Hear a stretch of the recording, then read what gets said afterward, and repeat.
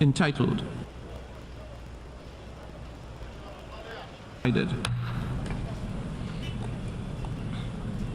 The General Assembly will now resume its consideration of Agenda Item 5, entitled Illegal Israeli Actions in Occupied East Jerusalem and the Rest of the Occupied Palestinian Territory.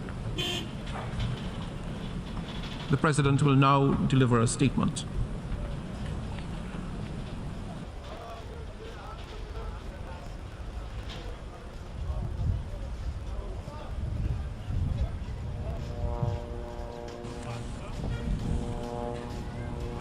Honorable Ministers, Excellencies, dear colleagues, distinguished delegates, I come before you this morning deeply disturbed and distraught.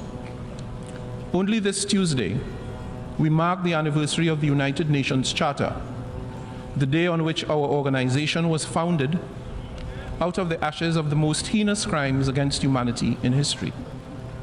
While there is little to incline us to celebration, we nevertheless honored the values and principles that have anchored our organization these last 75 years. Yet again, we gather amidst the gravest escalation of violence and hostility in the Middle East in decades. Perhaps the most dramatic and difficult to countenance was the Al-Ahi Baptist Hospital attack that killed several hundred people in a single incident. It is an unthinkable crime that must offend our human sensibilities. The worsening tension, the unspeakable violence, the harrowing suffering must end now. I once again condemn the attack on Israel by Hamas on the 7th of October and reject the killings and the taking of civilian hostages, including women, children, and the elderly. The brutality of the Hamas assaults is shocking and unacceptable and has no place, I repeat, has no place in our world. Similarly, I condemn and reject the indiscriminate targeting of innocent civilians in the Gaza Strip and the scale of destruction of critical infrastructure by Israel. The ceaseless bombardment of the Gaza Strip by Israel and its consequences are deeply alarming. The right of self-defense does not and cannot lawfully give license to undertake indiscriminate and disproportionate reprisal. Thousands, especially children, women, and the elderly, are being killed, injured, maimed, and forcefully displaced, and hospitals are running tragically low on basic medical supplies. The rules of war dictate that on the ground, civilians and civilian installations must always be protected, at all costs.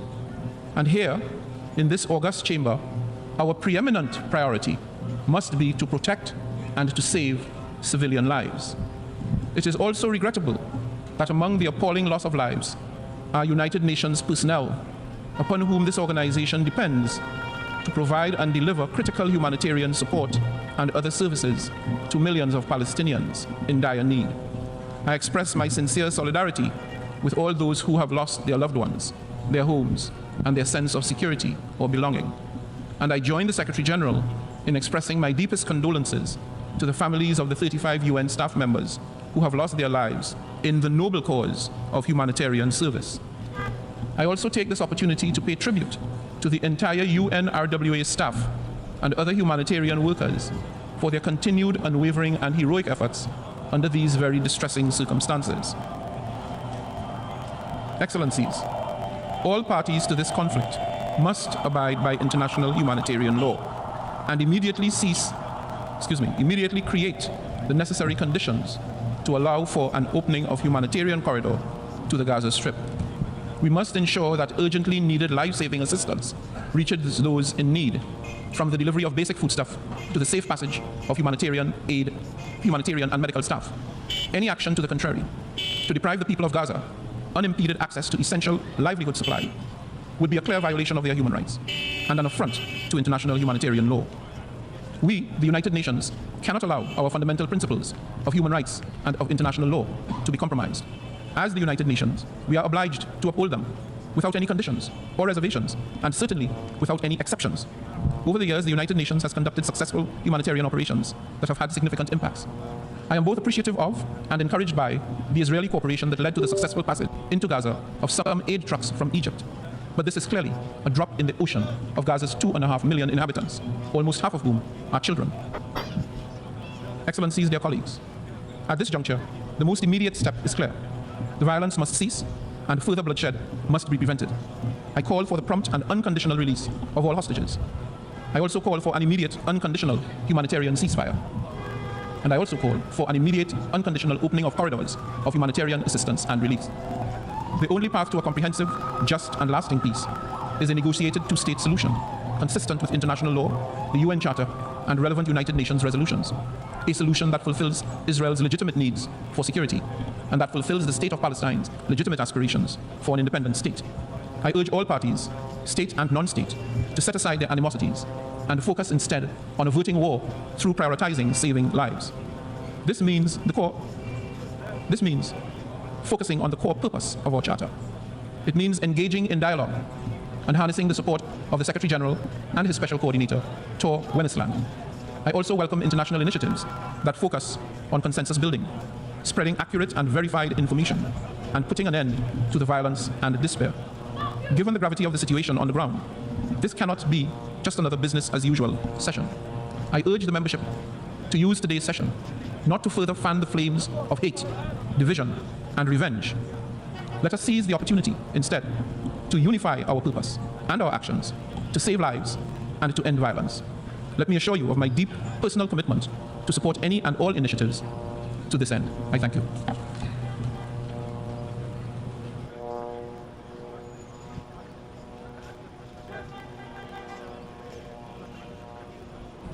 I now give the floor to the distinguished representative of the observer state of Palestine.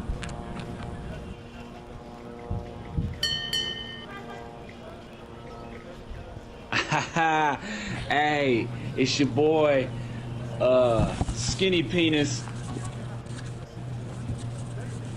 Mr. President, colleagues, let us all remember we are meeting here while Palestinians in Gaza are under the bombs. Remember that you are speaking while families are being killed, while hospitals are coming to a halt, while neighborhoods are being destroyed, while people are fleeing from one place to another with nowhere safe to go. I urge you to choose your words carefully and to act accordingly.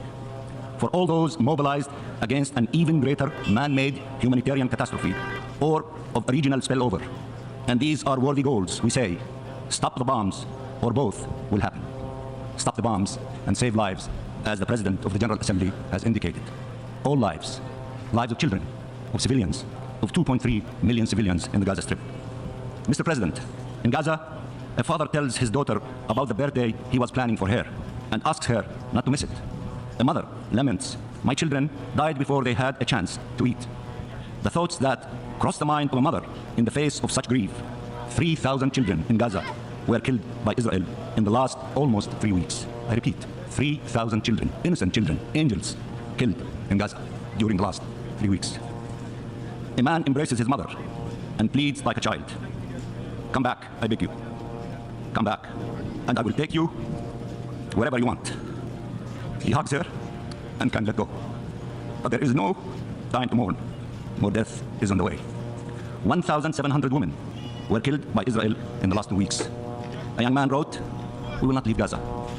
We will only leave Gaza to join the heavens." A few days later, he did. 7,000 Palestinians have been killed by Israel in the last almost 3 weeks. 70% of all those killed are women and children. Almost all killed are civilians. Is this the war some of you are defending? Let me repeat, is this the war that some of you are defending? Can this war be defended? These are crimes. This is barbarism. If you do not stop it for all those who were killed, stop it for all those whose lives we can still save. Jinan, a little girl under the rubble, shouts at the people coming to rescue her. "What took you so long?" There are 900 Palestinian children under the rubble, alive or dead, wondering what is taking so long, wondering if any help is on the way. Anas, a little boy who is known as Anus, crawled from under the rubble, not to find light, but more darkness, devastations and death all around him. His ordeal has only started, not ended. 1,600 Palestinians are under the rubble, and no one can reach them to save them or bury them. A doctor speaks of a term coined during this war: wounded child with no surviving family. 80 Palestinian families have lost 10 or more of their members. Sometimes up to 45 members of the same family were killed. 18,000 people are wounded, many treated in hospital hallways, if at all, with no anesthesia. Paramedics who have seen death time and time again break down and cry. This time is just too much. UN staff, humanitarian personnel, and doctors are standing their ground and paying the ultimate price for it. This memory is honored by some as if a natural disaster had killed them, not a UN member staff.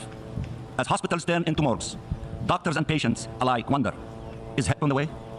Is help on the way? They are not listening to the explanations of some leaders on why the war has to go on. They just hear the bombs. They just feel the blast. They just face all this death trying to survive or to honor the pledge they took to save lives with no means to do so. People are ordered to evacuate. They look at their children. Should we head south? Will we be bombed on the way or once there? Should we go to a hospital courtyard, a UN school, a church, a mosque, sleep in our car in the streets? But bombs are everywhere. What choices do you make as a parent when there are only impossible choices? When death is everywhere, devastation is everywhere. A man stands in front of his house, turned into rubble yet another time. After a long pause, he asks, how do you bury a house? Israel has destroyed over 40% of all homes, making an entire population homeless and displaced. 1.4 million people, in the hope to forcibly transfer them outside the territory. The Israeli foreign minister came to the Security Council and said, this meeting should conclude with a clear message: bring them home. For millions of Palestinians, there is no home to go back to. For thousands, there is no family left to embrace.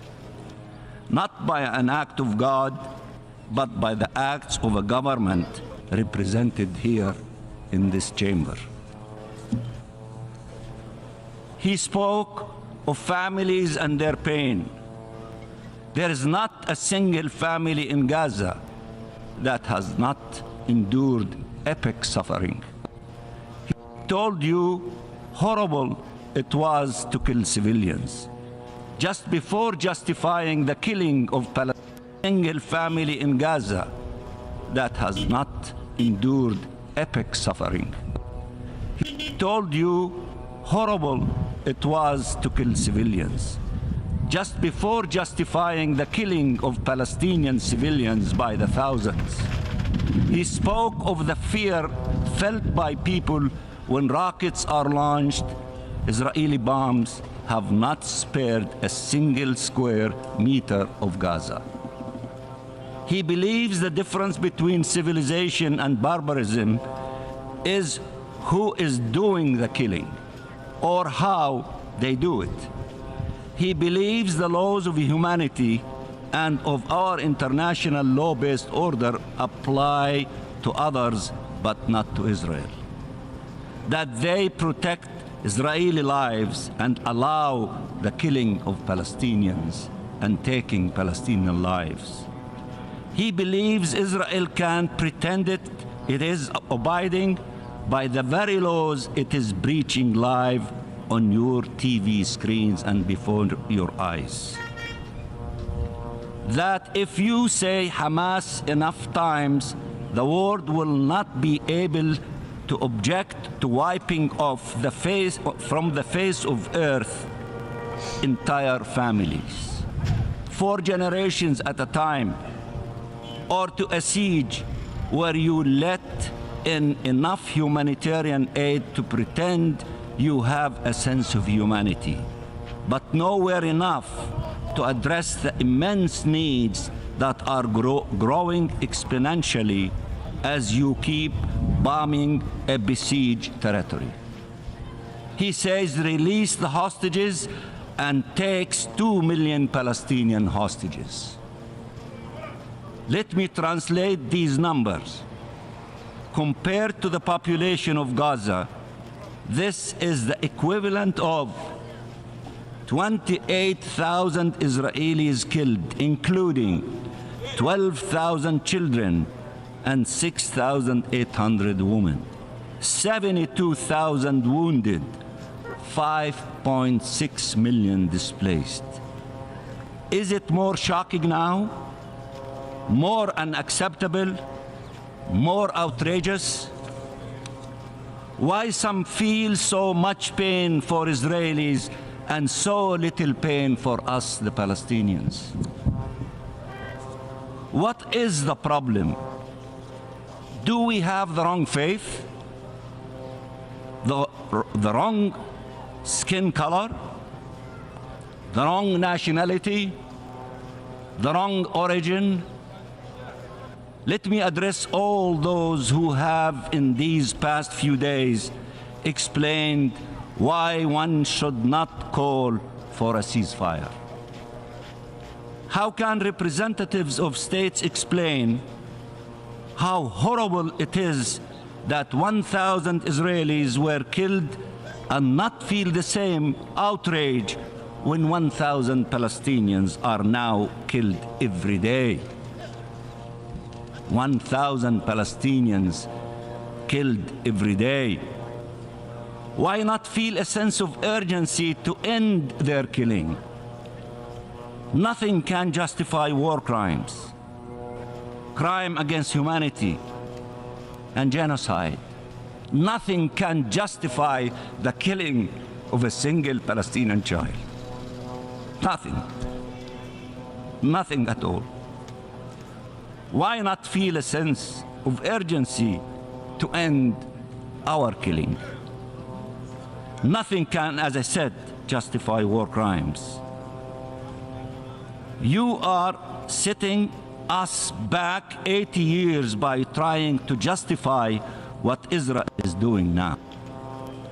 How naive one has to be, or how hypocritical to pretend they don't know Israel is voluntarily killing Palestinian civilians. Who can believe that those killed by Israel are for 70% children and women, and that entire families were killed while Israel is trying to minimize civilian death? They kill all of us, they kill thousands of us, and they say they are trying to minimize killing civilians. How will it look like if they were trying to maximize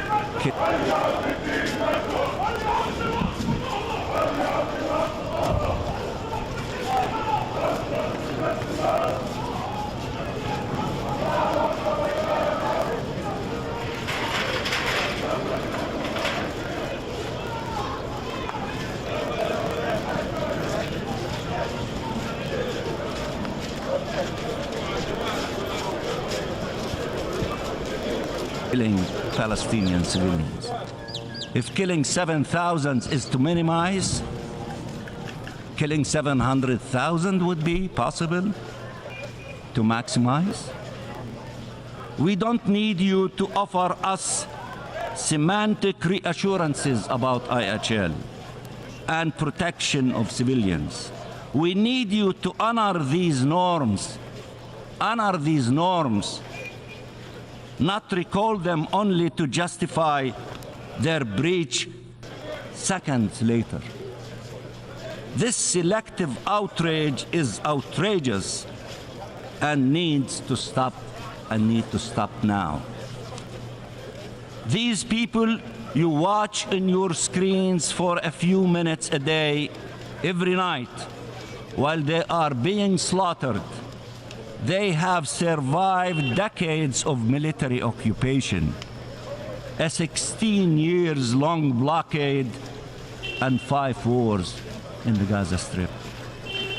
They built and rebuilt their lives and their homes again and again against all odds, despite tremendous suffering. They are walking miracles. How could you leave them to be killed once again? The answer to the killing of Palestinian civilians is not the killing of Israeli civilians.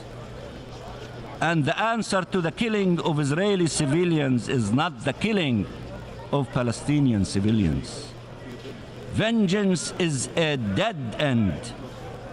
The only path forward is justice. The only path forward is justice. Justice for the Palestinian people. Don't distort the law. Don't bend it. Don't break it. Don't betray it to accommodate Israel. Uphold it, and uphold it high. This is what we are here for as a United Nations, to save future generations from the scourge of war. Uphold it for the sake of all nations, for the credibility of these United Nations. Mr. President, Wael al-Dahduh was reporting on the massacres in Gaza. For those of you who do not, who is Wael al-Dahduh? He is the field correspondent of Al Jazeera in the Gaza Strip. As he's been doing relentlessly for days now, when he received the news of an Israeli airstrike that killed his wife, his son, and his daughter, he did something many parents do in these circumstances. He spoke to his son, waiting for an answer that never came. He told him, "Didn't you tell me you wanted to be a journalist?"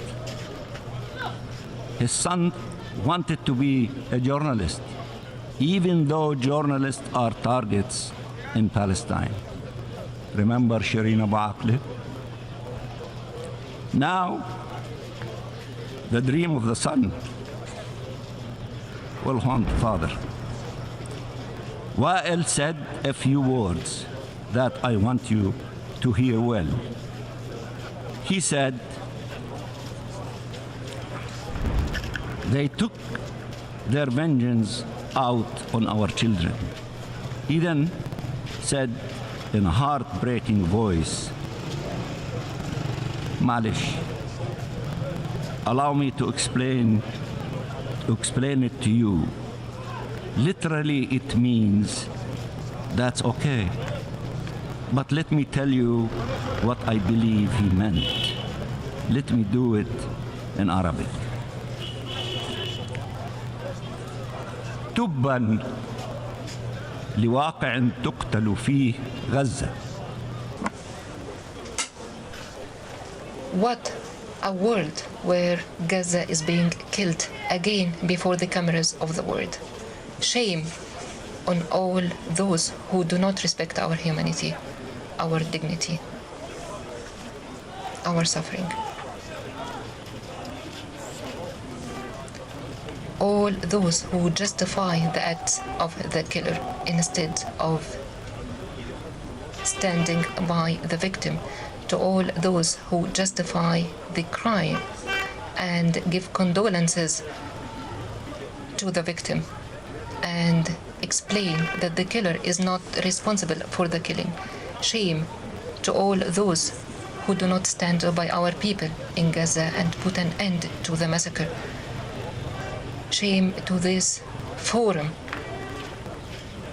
if a word of truth is not pronounced on it. Shame to the one who will speak after me to defend the wrong and justify the killing of innocent people. There is no justice on this earth. We have God. We have only God to go to.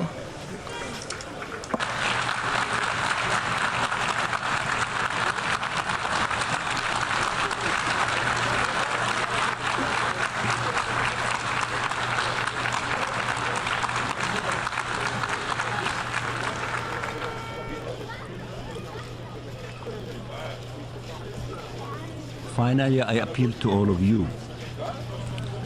Vote to stop the killing. Vote for humanitarian aid to reach those whose very survival depends on it. Vote to stop this madness. You have a chance to do something, to give an important signal. Choose justice, not vengeance. Choose to defend the law, not justify its breach. Choose peace, not more wars. Vote to put an end to almost 3 weeks of the worst double standards we have seen in decades. To restore some credibility of this place and the rules it is supposed to embody. Do not miss this chance. Lives are hanging in the balance, and every life is sacred. Please save lives, save lives, save lives. Vote for our draft resolution, and I thank you.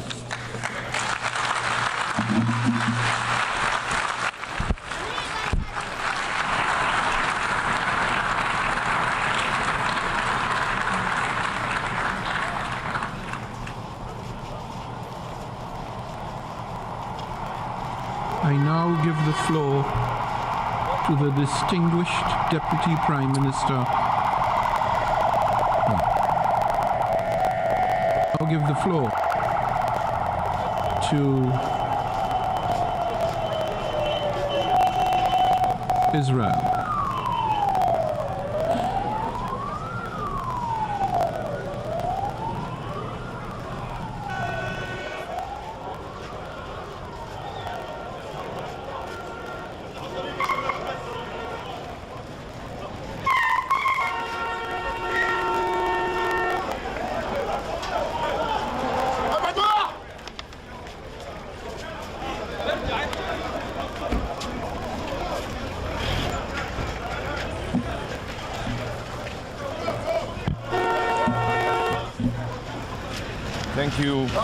Thank you, Mr. President. Distinguished colleagues, we are gathered here in this hall today as a result of a resolution called Uniting for Peace. Sadly, this emergency session has nothing to do with peace.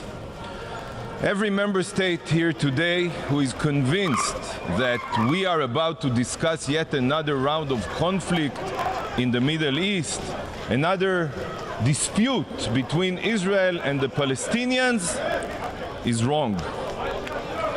The October 7th massacre and what ensued has nothing to do with the Palestinians. Nothing.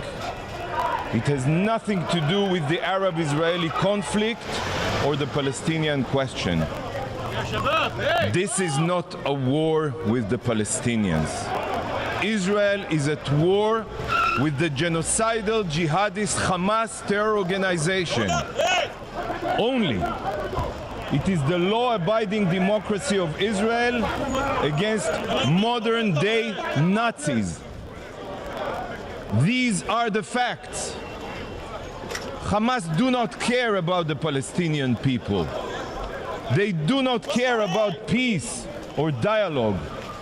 Hamas has only one goal: to annihilate Israel and murder every single Jew on the face of the earth.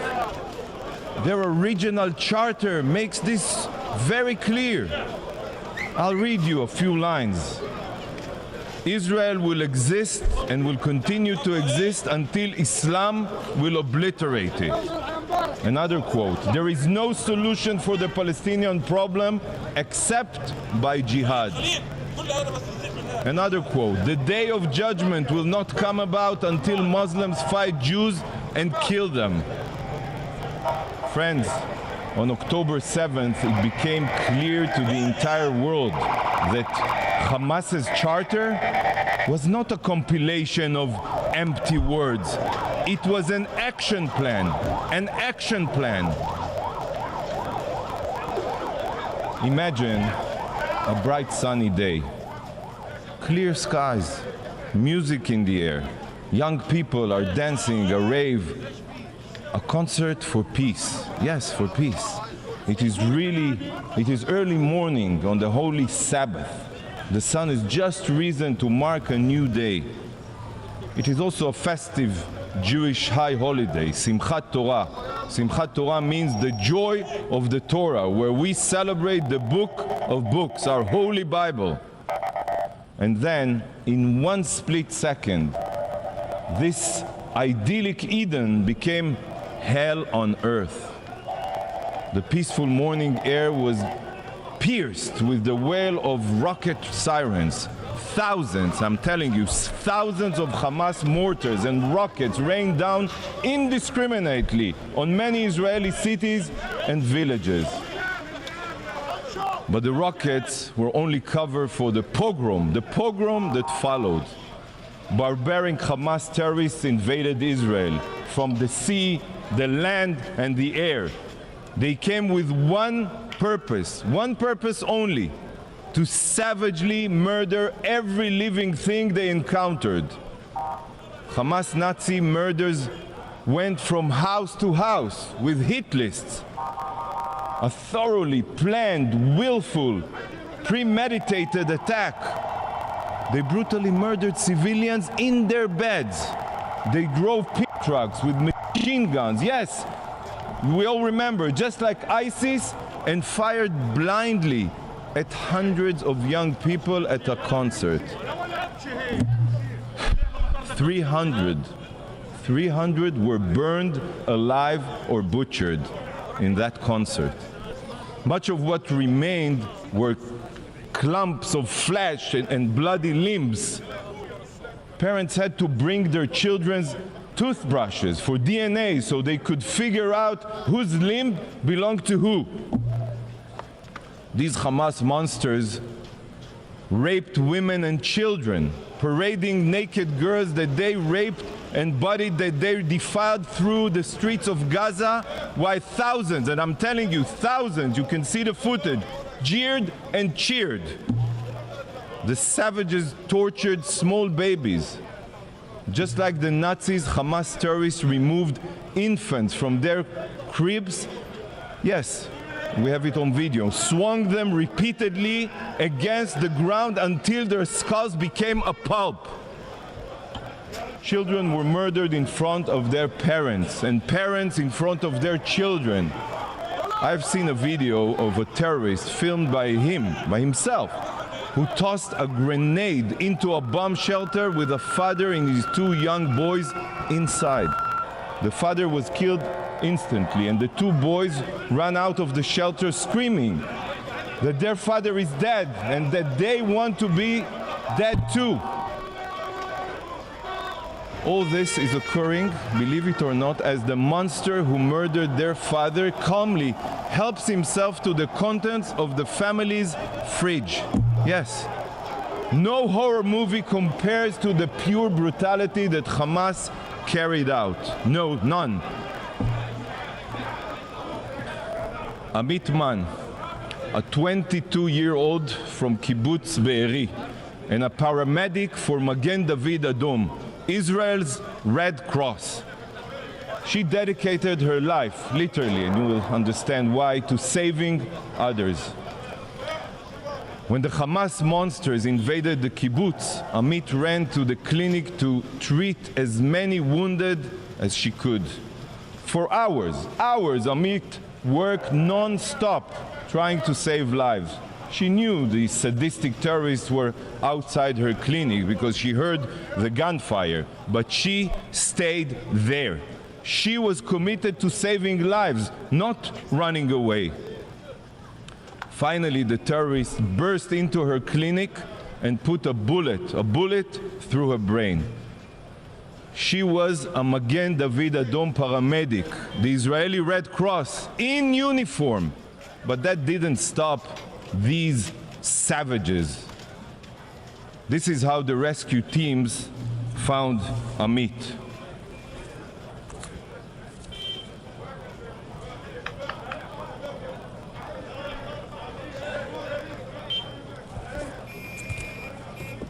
Ambulances were set on fire.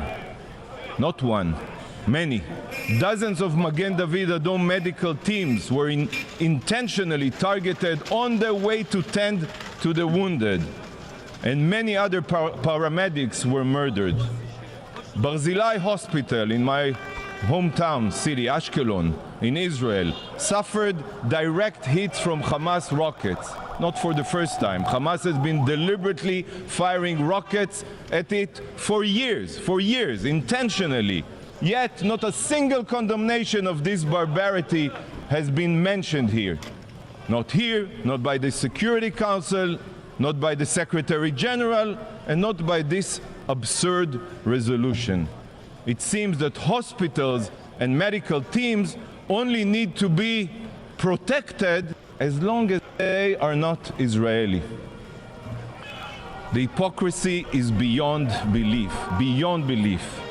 The brutal ISIS-like monsters abducted over 220 hostages from Israel and dozens of other countries, including babies, children, persons with disabilities, the elderly, and Holocaust survivors. Kfir Bibas is 9 months old. 9 months old, and he is being held right now in Gaza as a hostage. 9 months old. What barbaric terrorist can do such a thing? And together with him, 30 other children. 30 other children. We saw Hamas's brutality in Israel. I cannot begin to fathom what horrors the hostages are enduring right now, as we speak here. 20 days have gone by, and Israel is still counting her dead. It took weeks to collect all of the bodies. Some bodies are burnt like pieces of coal. It is almost impossible to identify them. Countless burned bodies have been found with ash in their throats, meaning they were still alive when lit on fire, intentionally, by the Hamas terrorists. A clump of charred human remains that was burned beyond recognition was found. At first, the medical personnel couldn't figure out what they were looking at. Yet, after a CT scan, it became clear that they were 2 spines, not one, 2 spines bound together with wire. One belonging to an adult, and the other, the small spine, of a child. So just try to imagine that parents feeling as they and their child were burning alive. The painful screaming of the love of their life was the last thing they heard, the last thing. Do you not think it's unbelievable that this resolution here today and this session are not solely focused on Hamas's atrocities? When reading this resolution, Hamas seems to be missing in action. The drafters of the resolution claim to be concerned about peace, yet the depraved murderers who initiated this war are not even mentioned in the resolution, not even mentioned. They see each one of you as puppet. They write a resolution completely devoid of any content related to the situation. They assume that you have already forgotten who it is that is responsible for the inhumane violence, and they just expect you to support it automatically. This resolution is a disgrace to your intelligence, a disgrace. It is unfathomable that such a resolution, one that doesn't even mention Hamas, could possibly be voted upon here. Let that sink in, please. Distinguished representatives, Hamas carried out atrocities, the likes of which we have not seen since the Holocaust. Yet, unlike the Holocaust, where the evidence we have is mostly black and white photographs and soundless footage, here the proof is in high definition. Because some of it is from, yes, security footage, but much of it is from the cell phones and GoPro cameras belonging to the Hamas Nazis themselves. Many may be asking, why did they film their sadistic violence? Well, I'll tell you why. Very simple. They filmed it in order to terrorize the Israeli public, to release these videos and put fear in the hearts of the citizens of Israel. By the way, this is what terrorists do. They terrorize. I have seen much footage over the past weeks that will be seared into my mind forever. But there is one sight that I keep on seeing when I try to... I'm getting tired of them bringing up the fucking Holocaust, dude. A little bit. You know what I mean? You know why? Because this is in no way related to the fucking Holocaust. Germans haven't been fighting with Jews for millennia. You know what I mean? You know what I mean, dude? Y'all, you fucking Jew people, you should be used to this shit by now. What the fuck are you talking about? To sleep. This one's been going on for a while. The German thing, now that came out of left field for me. I was like, I don't think they were expecting the German one to happen the way it did. But this one, it's been ongoing for a while now. It's like it never stopped. So it's not like it was a fucking Holocaust, dude, at all. And there wasn't nearly as many people. It was like, come on, bro, fuck out of here with that. If anything, Israel looks at these 1,000 people that died as martyrs because they're helping to push forward their agenda. That's what I see. Both sides enjoy their martyrs, dude. Oop. What? The video's unavailable. What the fuck just happened? They just took it down? No way. It's unavailable in private now. What the fuck?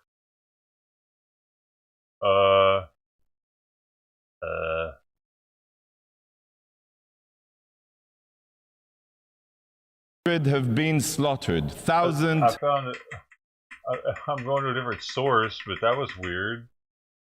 I don't know where I'm at now. Shit. What is happening right now? Oh my god.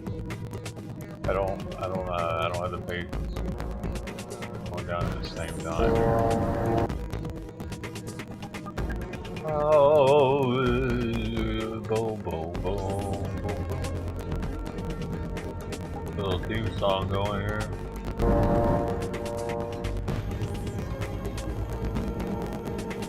Many may be asking, why did they film their sadistic violence? I just gotta fast forward a little bit. I'll tell you why. Very simple. They filmed it in order to terrorize the Israeli public, to release these videos and put fear in the hearts of the citizens of Israel forever. But there is one sight that I keep on seeing when I try to sleep. In the video, one can see a terrible injured civilian, bloodied yet alive, laying on the ground as a Hamas savage screaming, Allahu Akbar, repeatedly pummels the man's neck with a garden hoe in order to decapitate him. The man on the ground is an agricultural worker from Thailand. He's not Israeli, he's not Jewish, he was merely alive trying to make a living for his family. But he was decapitated with a blunt gardening tool. Horrifying. Israel is not at war with human beings. We are at war with monsters. Here's the video.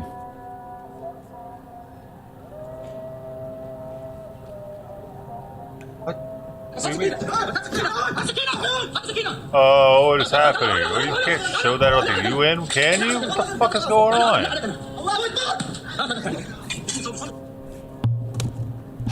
My mission distributed and will continue to distribute QR codes with a direct link to files where you can see this horror and many other Hamas atrocities. What you see here are not pictures from Auschwitz, but Israelis raped, butchered, and burned alive.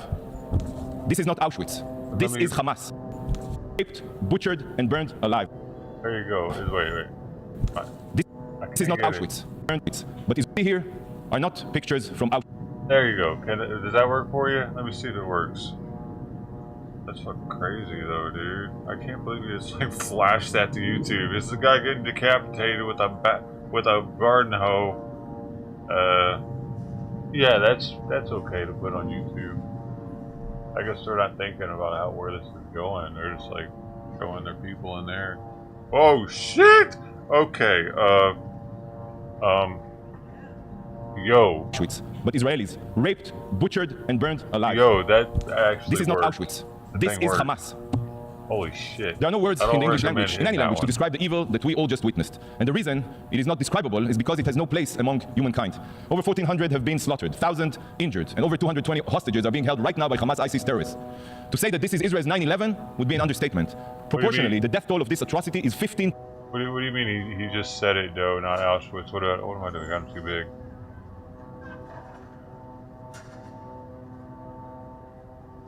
Oh shit, the hospital's back. Why is everything happening at once? Bro, what is this shit?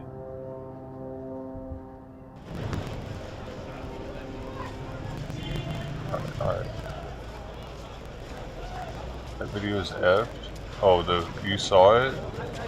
But apparently there's a bunch on that QR code, and that's crazy. That's like some, like that website from back in the day where you want to throw up after watching it. I just glanced at it and I was like, nope, I don't need to see that. I've seen enough of that type of shit Times before. bigger than 9/11. By the way, our enemies are not 7,000 miles away, they are 7,000 feet away in our own backyard. So for this reason, Israel's mission is to eradicate this evil from the earth. Eradicate. That's ISIS was the Islamic State of Iraq and Syria, and Hamas is the Islamic State of Gaza. So just as was done with ISIS, Hamas must be no more. Our goal is to completely eradicate Hamas's capabilities, and we will use every means at our disposal to accomplish this. Not for revenge, no. Not for retaliation, no. But to ensure that such depravity, such atrocities never occurs again. Israel is at the forefront of the war on radical jihadist terror. And if Israel doesn't succeed in obliterating Hamas's terror capabilities, the whole world will pay the price. Hamas's genocidal ideology, just like ISIS, Al-Qaeda, or the Ayatollah regime in Tehran, of Iran, is not just about destroying Israel. You all know it. It is ultimately about world domination. It is about bringing the jihad war to the soil of each and every one of your countries. They will not stop until they murder all of the infidels, as they call us. Colleagues, for the past 16 years, the international community and the UN have been complacent to Hamas's terror buildup in Gaza. Complacent. The world has kept its head in the sand as Hamas embedded its missiles and rockets deep within and under the civilian population of Gaza. It accepted an absurd reality that a law-abiding democracy could live side by side with cancerous genocidal terrorists that fire tens of thousands of missiles indiscriminately at our civilians, unprovoked. We have seen that nothing can change Hamas's genocidal ideology. Sadly, not the rehabilitation of Gaza, not economic incentives, not any promise of a brighter future. The UN tried. Many of you tried. But everyone failed. Everyone failed. And you know why? Because nothing can change a genocidal ideology. Nothing. There's only one solution to curing a cancer. It is the evisceration of every cancerous cell. The international community has poured billions of dollars into Gaza. And it all went to Hamas's war machine. It went to its subterranean city of terror. It went to its missile manufacturing facilities. And you remember, 18 years ago, Israel unilaterally withdrew from all of Gaza. We withdrew from all of Gaza. Hamas could have invested the international funding it received into building power plants, water desalination plants, every other civil infrastructure. But no. Instead, Hamas exploited every inch of the Gaza Strip for their violent goals. Because to Hamas, Gazan civilians are nothing more than mere cannon fodder, human shields who in death become pawns for Hamas's libelous propaganda campaign. Hamas is counting on you. They are certain that despite the terror and massacre, the UN will still come to their rescue and prevent Israel from defending itself. Friends, Israel is on a rescue mission to save our hostages, to save our future, and to save the people of Gaza from their savage tyrants. A rescue mission. And colleagues, the rescue mission can end quickly. Now, it can end now. No need for complicated, empty resolutions. It can end now. Should Hamas put down their arms, return our hostages, and turn themselves in, this war will end without one more shot being fired. Not even one. Why do you not unite and call on Hamas to do this? If the drafters of this resolution truly want peace, if they truly want an immediate solution, then why do they not demand this of Hamas? Instead, this resolution does the exact opposite of finding a solution. The exact opposite. Rather than promoting peace, it only ensures more violence. It should be called uniting for terror, not uniting for peace. Israel has been attacked and continues to be attacked. This is a fact right now in the south from Hamas and in the north from Hezbollah. Meanwhile, the resolution calls for an immediate ceasefire. A ceasefire means giving Hamas time to rearm itself so they can massacre us again. This is not speculation. They will do so. You all know this. Any call for a ceasefire is not an attempt at peace. It is an attempt to tie Israel's hands, preventing us from eliminating a huge threat to our citizens. But the resolution's distortions go even deeper than that. Hamas, the terror group that started this war, I reiterate, is not even mentioned, not even once. In fact, the only hidden reference to these barbaric terrorists can be found in calls on both parties. Both parties? This is a false immoral comparison between the law-abiding democracy of Israel and genocidal jihadists. And the drafters are counting on the fact that each and every distinguished representative here will blindly go along with their ploy. This resolution is an insult to your intelligence, and the only place this resolution belongs is in the dustbin of history. The dustbin of history. But colleagues, this resolution is not the only thing here today that is detached from reality. In a short time, a representative of the evil regime that trained, funded, and armed Hamas for the October 7th massacre will address you. The Ayatollah regime of Iran has the blood of thousands of Israelis on its hands. It has the blood of hundreds of thousands of oppressed Iranians. of Ukrainians, of Americans, of Emiratis, and so many others on its hands. Iran is known as the world's #1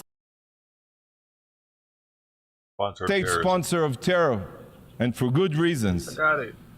It's completely natural that the foreign minister of this brutal regime should be the speaker following the resolution drafter. The country with a Nazi ideology of annihilating Israel publicly says, stands in solidarity with its proxy Hamas, which shares the same Nazi ideology and aims for our destruction. This is completely understandable. Indeed, mere days ago, he spoke with the leaders of Hamas and its twin terror group, Palestinian Islamic Jihad, praising them for the slaughter. And today he is here to fill your ears with poison. Indeed, uniting for peace, uniting to butcher every Israeli to pieces. This man, the mass murderer, or any other representatives of the terror regime in Iran has no place at the UN, let alone in the family of nations. It is a moral stain on the UN and the values it was founded upon. Distinguished colleagues, this week the UN celebrated its 78th birthday. Yet, looking at this resolution and the honorary guests hosted it today in these halls, this organization has shown that it is so broken, so morally corrupt, that I do not have high hopes that it will make it to 90, let alone 100. I'm just a realist. Today serves as the clearest proof that this body is bleeding its relevance, legitimacy, and justification. What we are witnessing today is a desecration of what the UN was meant to be. Following the horrors of the Holocaust, this institution was established to prevent atrocities from repeating themselves. Yet, in these very halls, we have perpetrators of the most grotesque human rights violations and crimes against humanity who also exploit their power and so-called members of the family of nations only to single out law-abiding democracies such as Israel. If this organization wants to maintain any shred of legitimacy, it is imperative that you please the family of nations only to single out law-abiding democracies such as Israel. If this organization wants to maintain any shred of legitimacy, it is imperative that you, please, distinguished representatives, no longer play along with this farce of anti-Israel double standards. Vote against this biased resolution. Stand on the right side of history. Don't stand with the genocidal jihadists committed to your destruction. Rise above internal political considerations and do what is moral and right. Mr. President, Israel will not stop fighting for the truth, even if we remain the sole voice of reason in these halls. Israel will continue combating the genocidal terrorists committed to our destruction. We will not rest until Hamas is obliterated and our hostages are returned home. And we will bring them home. I will conclude with a moment of silence for all the victims of Hamas's atrocity. If the supporters of this resolution choose to ignore the victims in their text, I will pay respect to their memory.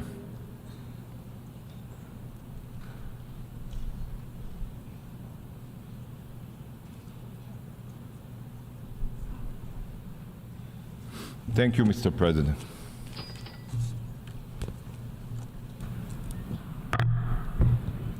I now give the floor to the distinguished Deputy Prime Minister and Minister of Foreign Affairs and Expatriates of the Kingdom of Jordan, His Excellency Ayman Safadi, on behalf of the Arab Group. Oh shit! Here we go. The Arab Group is about to get spicy.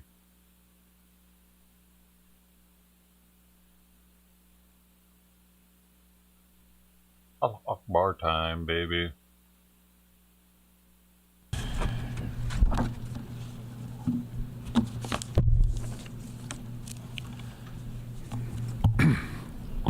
Bismillah ar-Rahman ar-Rahim. Mr. President, dear friends, it is at such times of cruelty, inhumanity, and total disregard for international law that we must speak out clearly and unequivocally. There is no room for gray areas here. We must stand for life, for justice, for peace.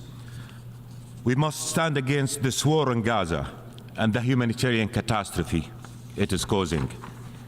We must stand on the side of our human values and for the charter of these United Nations. History will judge us. Let us not fail the Palestinian people, a besieged people, an occupied people whose days start with death and end with death, whose nights are engulfed by a total blackout, punctured only by the lightning of Israeli missiles, taking away their lives, shattering their dreams, killing their hope. Say no to war. Say no to the killing.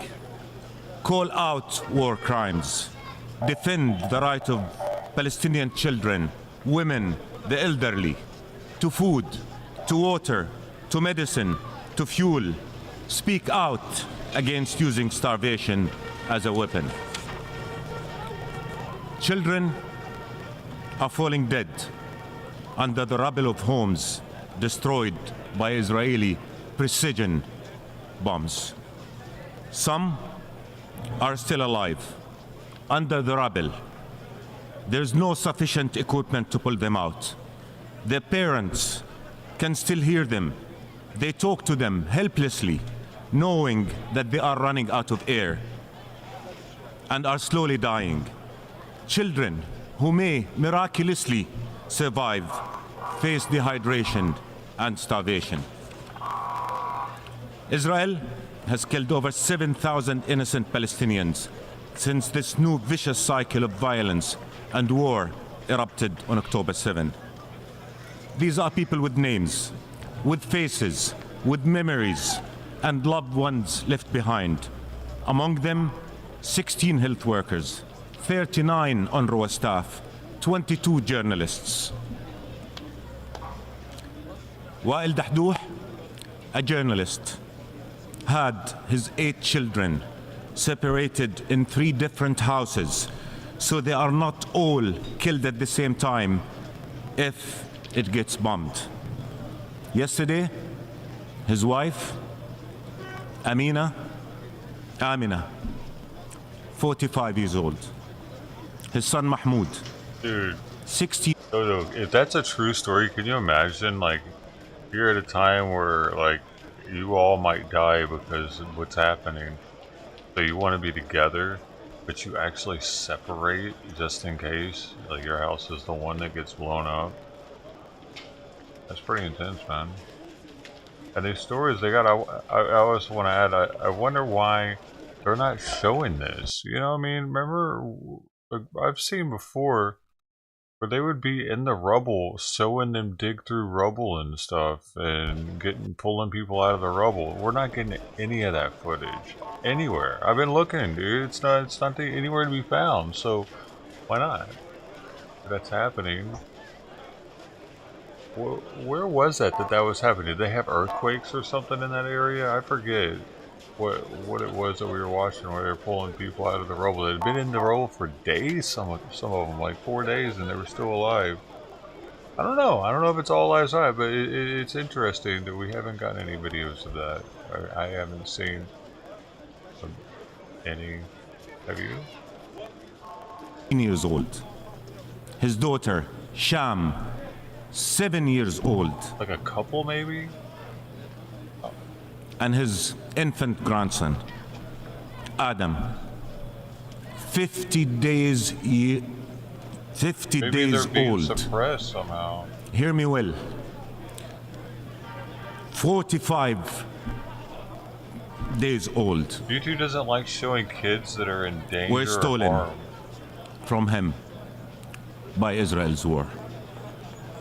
They are not soldiers. And yet, at the going down of the sun and in the morning, we will remember them. Israeli government who has cabinet members who openly, shamingly call for wiping out Palestinians from the face of this earth, call them animals unworthy of life, tells you this is not a war on the Palestinian people.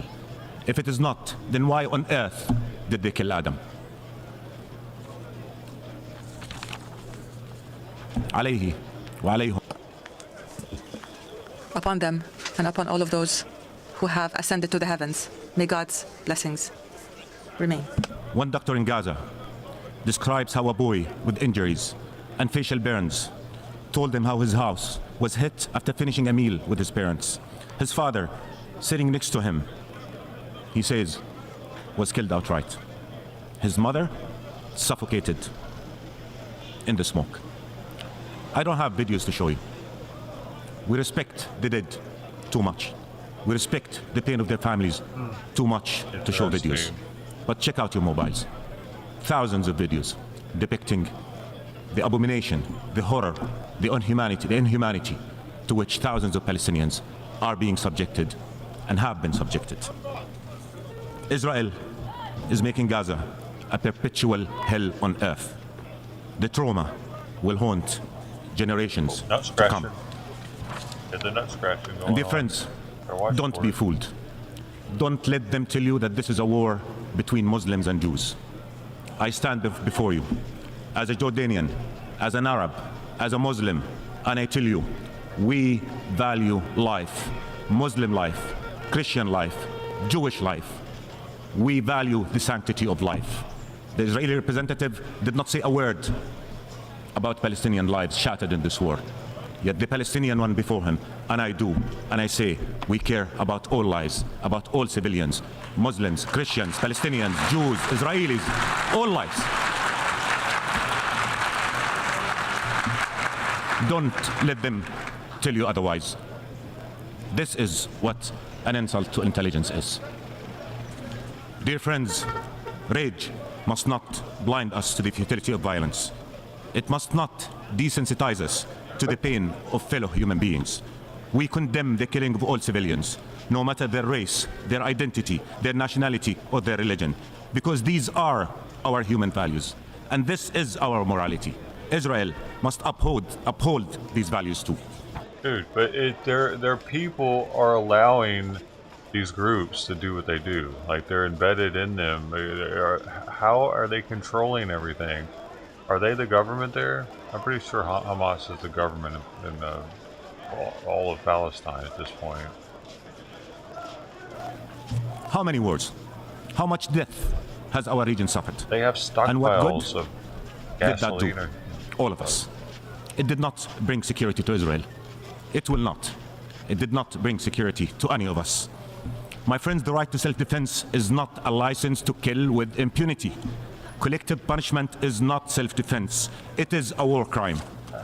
We must say it as it is. We must refuse the double standards and selective application of international law. Israel cannot remain above the law. Dear friends, a just and lasting peace is the best defense for all. Let the guns go silent, and let the will to live and let live prevail. Let's restore faith in the peace process as the only path to ending this conflict once and for all. Many among us believe that they are helping Israel by supporting its war. They are not. Instead of sending weapons to Israel, send delegations to open an immediate and viable path to peace. This is how they help Israel. And many among us too feel that they are doing their ethical and legal duty towards Palestinians by urging humanitarian supplies be sent to them and not urging an end of this war. They are not doing their duty towards Palestinians. The responsibility towards Palestinians demands that they work for their protection, for peace. Peace that will ensure a viable, independent, sovereign Palestinian state with occupied Jerusalem as its capital on June 4, 1967 lines, living side by side a secure Israel.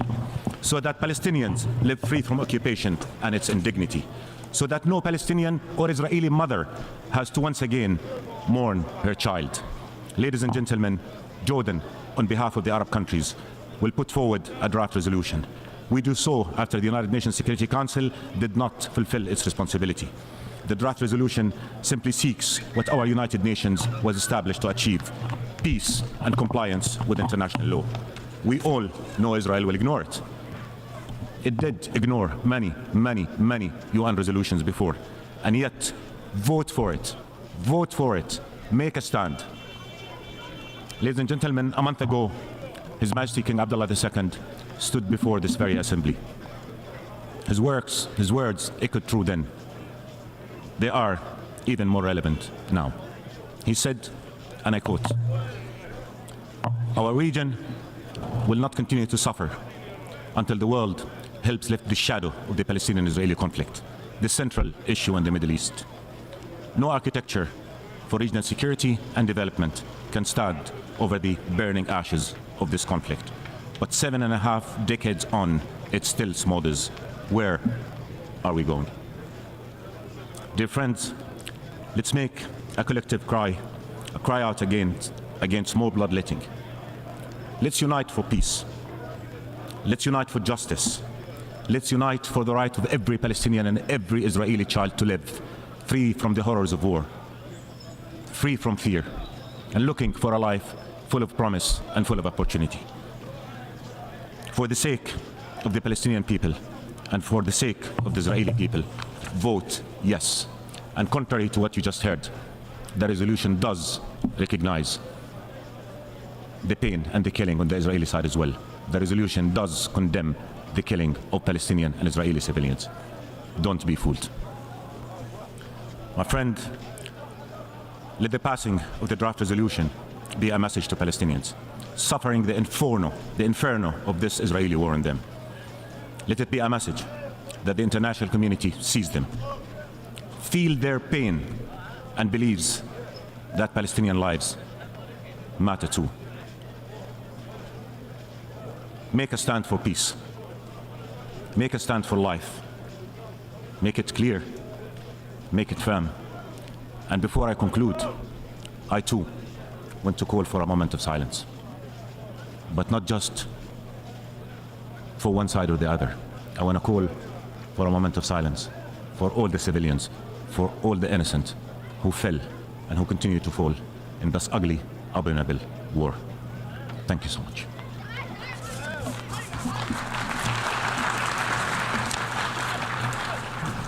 I thank the distinguished representative of the Kingdom of Jordan. He didn't do the moment of And I now silence, give though, the did floor to His Excellency Hussein Amir Abdullahian, the Minister of Foreign Affairs of the Islamic Republic of Iran. Oh man, have you seen these new combo washer dryer things? They do both. Wild, ain't it? We're in the future, man. In the name of God, Mr. President, ladies and gentlemen, I thank Your Excellency for holding this meeting. The world knows that the Islamic Republic of Iran plays the most constructive role in helping peace and security, as well as fighting terrorism and ISIS. Mr. President, it has been 3 weeks that we have been witness to the war crime and security, as well as fighting terrorism and ISIS. Mr. President, it has been 3 weeks that we have been witness to the war crimes and genocide of the occupying Israeli regime in Gaza and the West Bank of Palestine. The United States and several European countries have sided with the occupying regime of Israel without observing the UN Charter and international law. They call a Palestinian Liberation Movement a terrorist, which has the right to self-defense and self-determination. But they refer to the occupying and war criminal regime that is committing genocide in Gaza and having the right to self-defense. Unfortunately, this is the state of our world today. This is the situation of the Security Council, which was supposed to try to establish world peace and security. Today, United States and several European countries are watching and supporting the killing of about 7,000 civilians in less than 3 weeks by the Israeli regime in Gaza and West Bank of Palestine. And they help this regime militarily and financially. We recommend the United States to work for peace and security, not war against people, children, and women. Instead of sending rockets, tanks, and bombs to be used against Gaza, United States should stop supporting genocide in Gaza and Palestine. Mr. President, the history of Iranian civilization shows that we have always supported peace and security. But today in New York and the United Nations, I say frankly to the American statesmen who are now managing the genocide in Palestine that we do not welcome to expansion of the war in the region. But I warn, if the genocide in Gaza continues, they will not be spared from this fire. It is our home, and West Asia is our region. We do not compromise with any party and any side, and we have no reservation when it comes to our home's security. The genocide in Gaza must stop immediately. The forced displacement of the people of Gaza must be stopped immediately. Today, Gaza is waiting for urgent and vital humanitarian aid. According to international law, the Palestinian Liberation Movement, Hamas, is fighting the occupation and has a legitimate right. Mr. President, according to our negotiations, Hamas is ready to release civilian prisoners. On the other hand, the world should support the release of 6,000 Palestinians held in Israeli prisons. Now, allow me to continue the rest of my remark in the Persian language. Mr. President, according to history and based on documents of the United Nations, the Palestinian issue has a history of about 80 years. Therefore, trying to reduce its dimensions to just one attack and on a Palestinian liberation group is a big lie. According to the international law, as well as hundreds of resolutions of this very same assembly, the entire land of Palestine is an occupied land, and according to this, the Zionist regime is recognized as an aggressor and an occupier. The Palestinian nation, like any other nation under occupation, has the indisputable and inherent right of self-determination and has the right to directly and freely decide on its independence and to create an independent government to decide for itself according to international law, and as specified by Security Council resolutions number 309 and 323 of 1972, of the Security Council in the case of Namibia, the inalienable right to self-determination and independence is permanent and does not disappear with the passage of time. Therefore, just as the prolonged occupation of the land does not create any rights for the occupier, the passage of time does not diminish in the slightest way the right to determine the fate of the occupied nation. According to the principles and rules of the international law and hundreds of resolutions of this very same assembly, the Palestinian nation, as a nation under occupation, has the legitimate right to resist the occupation using all available methods, including armed struggle.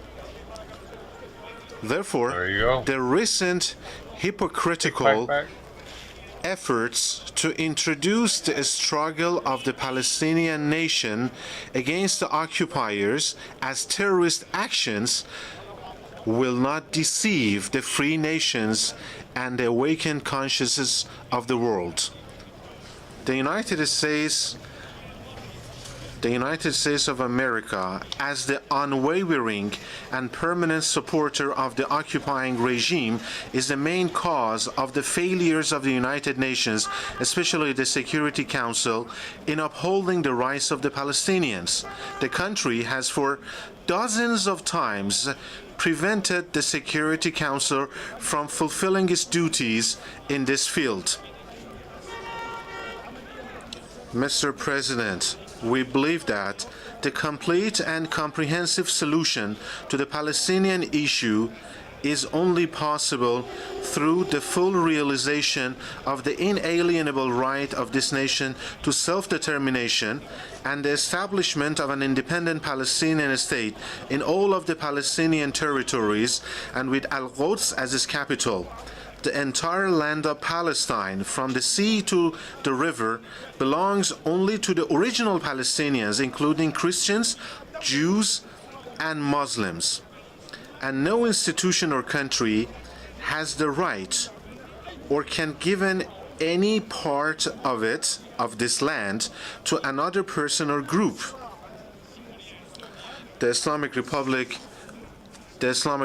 of Iran believes in the right of the Palestine to resist against occupation, has offered a political and democratic initiative which includes the holding of a referendum for self-determination amongst the original residents of Palestine, including Jews, Christians, and Muslims, which has been registered by the UN as well. The essence and nature of the Zionist regime is based on aggression, occupation, crime, lies, and deception. So far, this regime has launched more than 20 wars in the region, invaded, without any exception, all its neighbors, attacked a number of countries outside its immediate region and neighborhood, and it still occupies the territory of some other Arab countries, in addition to Palestine. It has committed all the four main international crimes, namely aggression, war crimes, crimes against humanity, and genocide. Not once, but many times, and in some cases, all four crimes simultaneously. And to advance his illegitimate goals, it has failed to adhere to any humane principles or legal rules. Ladies and gentlemen, we must see reality as it is. And the reality is that brutal occupation has transformed into brutal and deep apartheid. It is this terrible combination of chronic occupation and deep apartheid that gives the occupying regime the psychological permission to butcher and mass kill the people under occupation. Therefore, now is the time to consider the real face of this regime and see it as it is, as the General Assembly did in 1975 through resolution number 3379 by identifying Zionism as apartheid and racism. Mr. President, I would like to emphasize that the recent action of the Palestinian nation as well as the action of the Liberation Organization of Hamas against the occupiers, according to the applicable rules of the international law, is completely legitimate and inherent right, and attributing any other title to it is absolutely illegal and unacceptable. Claims such as the right of the so-called legitimate defense should be granted to an occupying regime is also a very ridiculous joke. It is certainly not possible to change the places of the killer and the victim by misusing some expressions. The Al-Aqsa storm operation is just a reaction to the continuation of occupation and the aggressions against the Palestinians, and in response to the widespread crimes of the Zionist regime in recent months. In fact, this operation was the volcanic eruption of the concentrated anger of the entire Palestinian nation against 75 years of continuous and widespread crimes by the Zionist regime, especially in recent months by the Netanyahu government. According to international law, resisting aggression and occupation, including by armed means, is the inherent and legitimate right of the Palestinian of any nation, including the Palestinian nation, and it does not require the permission or order of any country or institution to exercise it. The place and how to exercise this right is based on the recognized international law.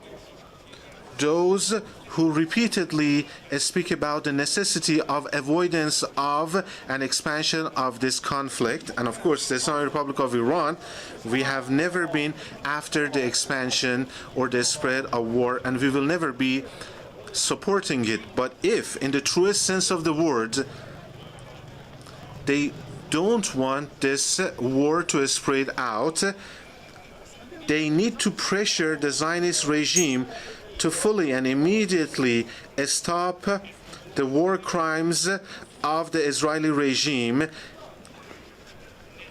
if they don't want the conflict to spread out. The recent statements of the official and military authorities of the Zionist regime and its actions in Gaza prove that the killing of more than 7,000 civilians, of which more than 62% are children and women, and the wounding and maiming of more than 17,000 civilians, completely cutting off water, electricity, fuel, food and medicine to a population of several million, and preventing any effective assistance to them, and brutally and extensively destroying residential places, mosques, churches, hospitals, and infrastructure facilities, have been carried out completely, deliberately, and with an intent of revenge and collective punishment, which are explicitly prohibited under international law, and leave no room for doubt that these actions are a clear violation of international law and a clear example of the crime of aggression and war crimes, and also crime against humanity and genocide. Mr. President, ladies and gentlemen, the actions of the United States to which directly participates in this battle through financial and armed support, as well as direct military action and effective political support, are a clear violation of the Charter and international legal obligations of that country, and as a result, hold it internationally responsible. In addition, why the United States itself is actually and in practice and directly involved in committing crimes against Palestinians, it is not in a position to invite others to exercise self-restraint and refrain from spreading the war. Therefore, we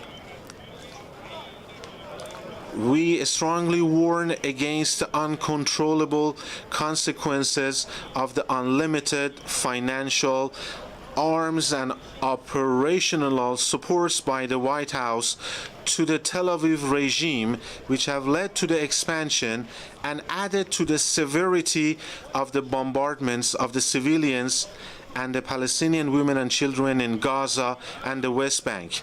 The current developments in Palestine also clearly prove that the only result of any normalization of relations with Tel Aviv is tantamount to ignoring the legitimate and historical rights of the Palestinian nation,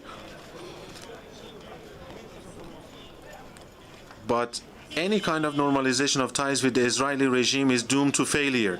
Preventing the escalation of the Palestinian situation, especially considering the current turbulent and tumultuous conditions in different regions of the world, is a global and collective responsibility. We, on our part, are ready to play a more serious role in this field in line with our recent efforts in order to restore peace and security in the west of Asia. In this line, the leaders of the Hamas Liberation Palestinian movement have voiced their readiness to release the non-military prisoners to us, and the Islamic Republic of Iran stands ready to play its part in this very important humanitarian endeavor along with Qatar and Turkey. Naturally, the release of the 6,000 Palestinian prisoners is another necessity and responsibility of the global community. Mr. President, in conclusion, I would like to thank the positive and realistic positions of the UN Secretary General, His Excellency Antonio Guterres, and his efforts on the ground for sending humanitarian aid to Gaza and immediately stopping the war. I would like to emphasize that it is expected from the United Nations to employ a strong terminology and under the 7th chapter of the United Nations Charter force the Zionist regime to immediately stop its war crimes, genocide, and the mass killing of civilians, and provide other grounds for the full realization of the Palestinian nation's right to self-determination. This is, of course, the inherent duty and obligation of the United Nations, which has been delayed for decades for the aforesaid reasons. Now, we all expect the current meeting of the General Assembly that has been held to delve into the Gaza and Palestinian crisis. We expect it to pass a strong resolution which is effective and influential by the General Assembly of the UN that will lead to an immediate stop to war crimes against Gaza and the lifting of the human blockade and the extensive sending of the humanitarian aid and stopping to the forced displacement of the residents of Gaza. Thank you for your attention.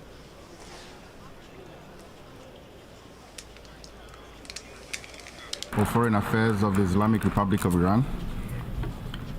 I now give the floor to His Excellency Jean Axelbern, Minister of Foreign Affairs for Luxembourg. Your Excellency.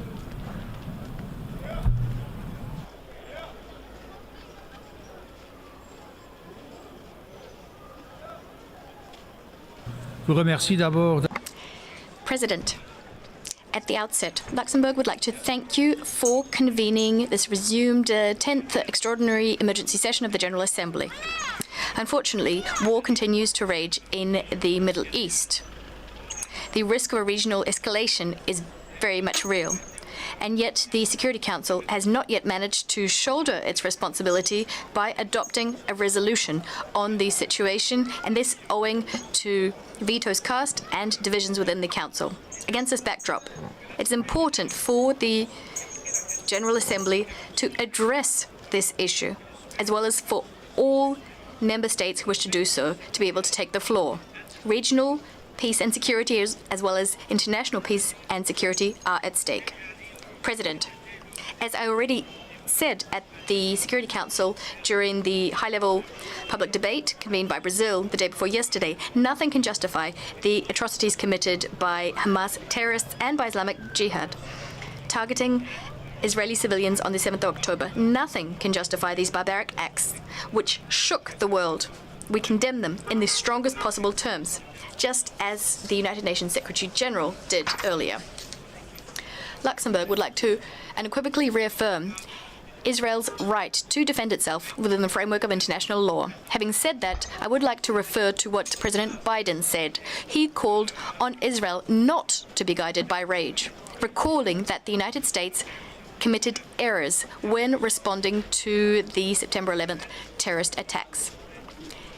Israel must act in keeping with international humanitarian law and must also ensure the protection of civilians. The people of Gaza are not Hamas. They should not be held responsible for crimes committed by terrorists. The people of Gaza should not be subjected to collective punishments. The UN Secretary General called for a de-escalation and for a humanitarian ceasefire. To begin with, humanitarian pauses should be established. These pauses could eventually lead to a ceasefire. This would allow for the delivery of emergency humanitarian assistance. It would also facilitate the immediate and unconditional release of hostages, and it would also help to ensure the safety of the civilian population in Gaza. This would save lives. Too many civilian lives have already been lost. Rapid and unfettered humanitarian access must be re-established without delay. We welcome the first deliveries of humanitarian assistance to the people living in the Gaza Strip over the last few days. We thank the Secretary General, Egypt and the United States for facilitating the secure passage of these goods. Nonetheless, the people of Gaza need lasting humanitarian assistance which would cover all the people in need.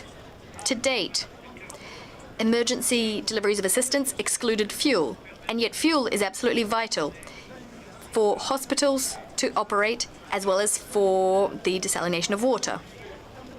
United Nations facilities and all hospitals, clinics, schools, all humanitarian personnel, none of the above, none of them should ever be targeted by parties to a conflict. UNRWA, which is currently providing shelter to 600,000 people in the Gaza Strip, as well as other humanitarian agencies in the field, urgently need to receive urgent support so as to discharge their mandate.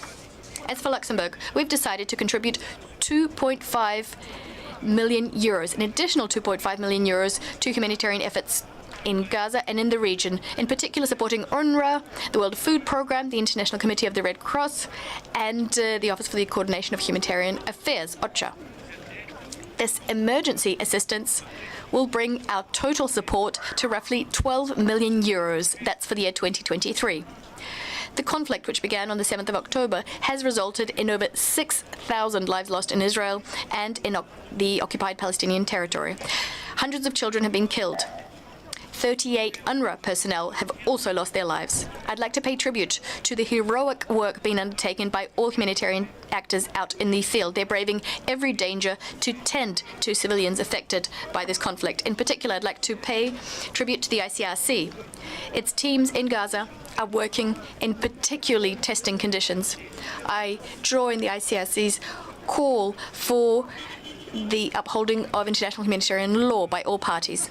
President, I've visited Gaza on a number of occasions since I became minister in 2004. For years now, Gaza has been an open-air prison. The living conditions there are extreme. Civilians in Gaza are suffering doubly. First of all, from the Israeli blockade, but also the bombing, and also because Hamas is using them as human shields. There is a serious risk of this conflict being transformed into a regional inferno.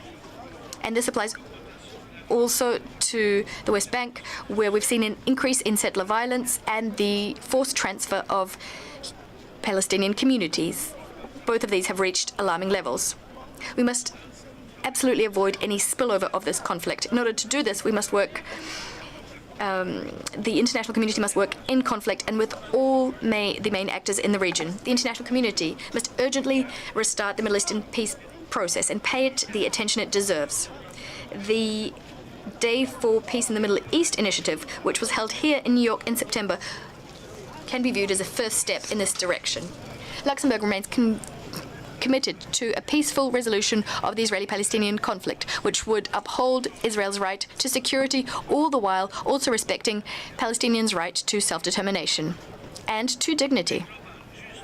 A just, lasting, and comprehensive peace based on the two-state solution within the 1967 borders, with two democratic states living side by side and maintaining the status quo in the holy sites in Jerusalem. This is the only viable path to breaking the cycle of violence. President, this is the path we must commit ourselves to in the name of our common humanity, the humanity which we share with Israelis and Palestinians, with Palestinians and Israelis. Thank you. I thank the Honorable Minister of Foreign Affairs of Luxembourg. I now give the floor to the Honorable Minister of Foreign Affairs for Guatemala, His Excellency Mario Adolfo Bucaro Flores. Your Excellency, the floor is yours. Did you know there are more black people in the world than anything else? Than any other color? Crazy. Señor Presidente. Mr. President, we are participating in the resumed emergency special session at a time of profound sadness and pain for humanity. And we would like to express our most sincere condolences to the many victims. We stand in solidarity with the families, and we demand the release of the hostages, amongst whom are babies, children, women, and people of advanced age. This General Assembly cannot forget that the crisis that we are currently facing is triggered by atrocious terrorist attacks brought on by the Hamas terrorist group on the 7th of October, which have impacted both Israelis and Palestinians and people of other nationalities. It's caused death, damage, suffering, and destruction. It has also created a humanitarian situation of enormous proportion. We would also express our solidarity with the humanitarian workers who attend this grave situation and present our condolences to those who have lost their lives in the exercise of this noble function. Guatemala reiterates its condemnation in the most energetic terms for the terrorist attacks committed by Hamas against the State of Israel and its civilian population. Hamas is confusing the Palestinian cause with justification of terrorism, and this is a very serious moral and strategic error, both for the Palestinian cause and the efforts that have been undertaken thus far in order to bring peace in the territory. We also condemn the attacks of the terrorist group Hezbollah on Israel in breach of the resolution that establishes the Blue Line, which is the border between Israel and Lebanon, and which has cost the lives of civilians, both Israeli and Palestinians. Today, more than ever, it's worthwhile to recall the words of Golda Meir, and she said, if the groups that are in favor of Palestine were to lay down their arms today, there would be no more violence, but if the Israelis were to lay down their arms today, there would be no state of Israel. End quote. Mr. President, it's necessary for this General Assembly to recognize that it is the right of the State of Israel to self-preservation and to defend its people given this terrifying context. The lack of this recognition will not contribute to seeking dialogue, peace, and security in the region, and especially for the world. To the contrary, it puts all of mankind and humanity at risk.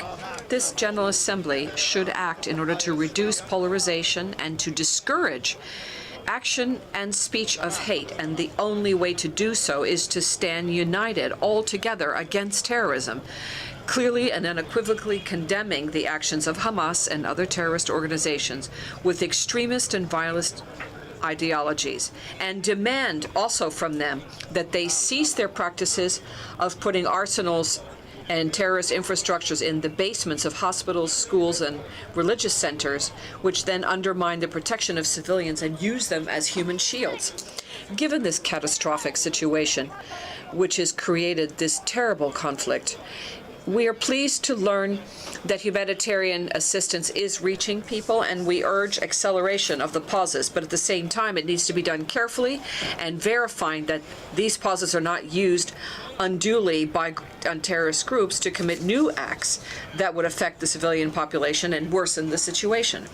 For the United Nations to effectively exercise its responsibility in the area of prevention and resolution of conflict that affect international peace and security, be it through the Security Council or the General Assembly, balanced resolutions need to be adopted that take into account all elements of the situation, and that would include, in this case, Israel's right to legitimate defense and safeguarding the peoples of Israel's right to self-preservation. We are in time to save lives and to promote dialogue and negotiation between the parties to achieve generalized peace based on the vision of two democratic states, Israel and Palestine, be able to live side by side in peace. It is vital to recall that the State of Israel has the sovereign right to protect its citizens and to guarantee its security, and that element is absent from the draft resolution presented before this General Assembly. And for that reason, Guatemala will vote against this resolution. We urge all member states present here to consider doing the same. Thank you. I thank the Honorable Minister of Foreign Affairs for Guatemala. I now give the floor to Her Excellency Redno Estrani Prausandri Masudi, Your Excellency, Minister of Foreign Affairs of Indonesia.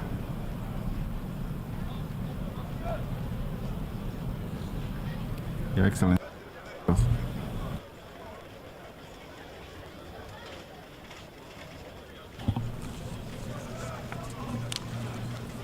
Bismillahirrahmanirrahim.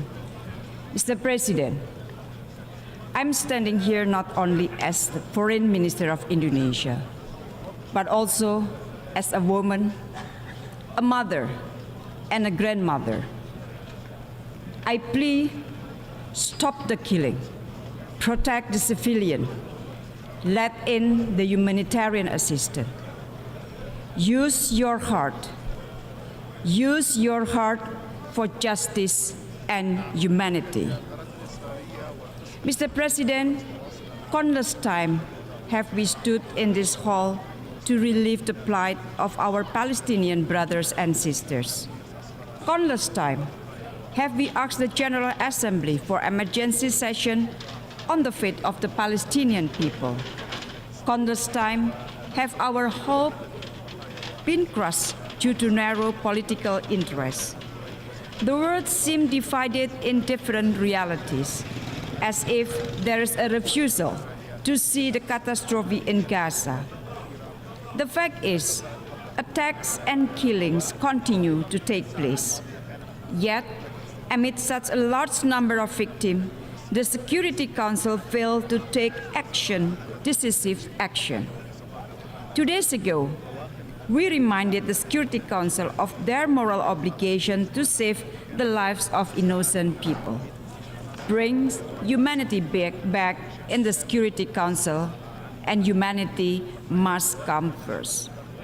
Mr. President, my presence here today is to defend justice and humanity.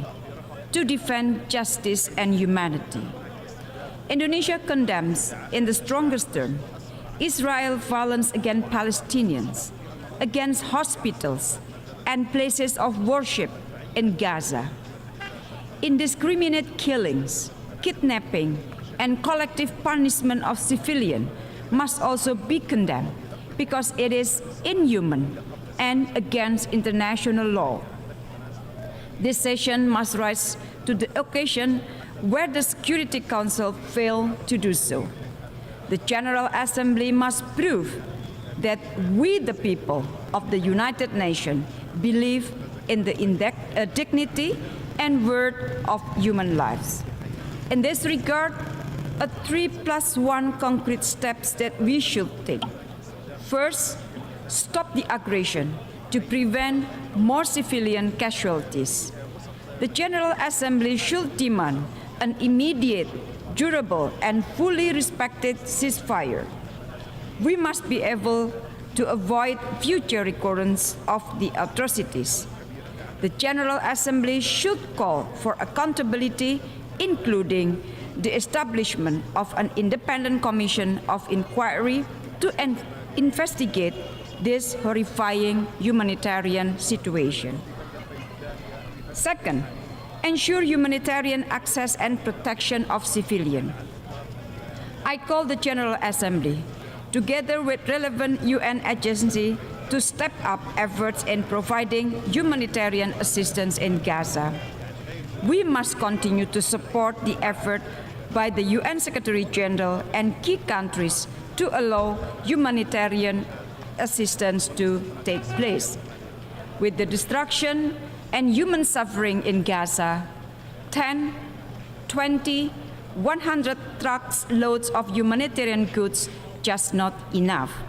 Therefore, the General Assembly must call for an immediate, unrestricted, and sustained learn how to make mosquito patties. For our part, we will triple our voluntary contribution to UNRWA and call on the international community to support the UNRWA. Indonesia is also committed to send humanitarian assistance. Third, reject the forced transfer of civilians in Gaza. Colleagues, people should not be forced to move against their will. The call to evacuate the areas of North Gaza adds to the devastation of continuous bombardment of homes, blockade of electricity, gas, fuel, water, and years of collective punishment. This is a crime against humanity. The General Assembly should call for the stop of these evacuation orders, protect civilians, and ensure their safety and well-being, in particular children, and allow their safe movement. Mr. President, my final point, there will be no peace until we solve the root causes of the conflict. There will be no peace until we solve the root causes of the conflict. Resumption of the peace process to realizing the two-state solution is a must. We must stop the systematic effort of the occupying power that may leave nothing left to be negotiated or no one left to negotiate with. We must not allow the Palestinians to have no other choice but to accept injustice for the rest of their lives. It is our duty to stop the injustice now. Enough is enough. To conclude, if you care about humanity, use your heart to vote yes to the resolution. Indonesia stands with the people of Palestine. I thank you very much, Mr. Chairman.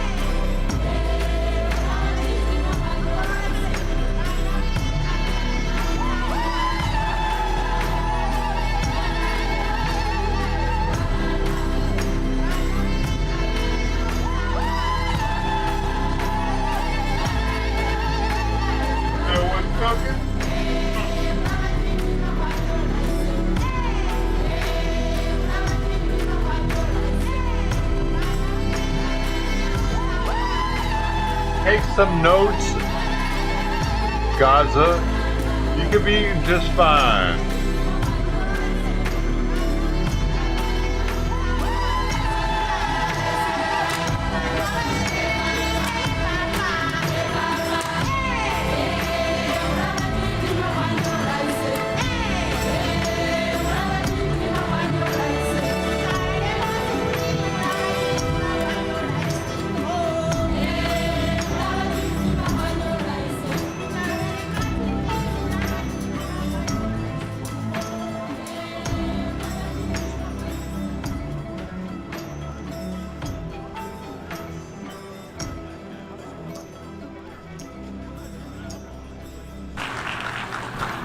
I thank the Honorable Minister of Foreign Affairs of Indonesia. I now give the floor to the Honorable Minister of Foreign Affairs and National Community Abroad of Algeria, His Excellency Ahmed Attaf. Your Excellency. Just like Jimmy Dean sausages.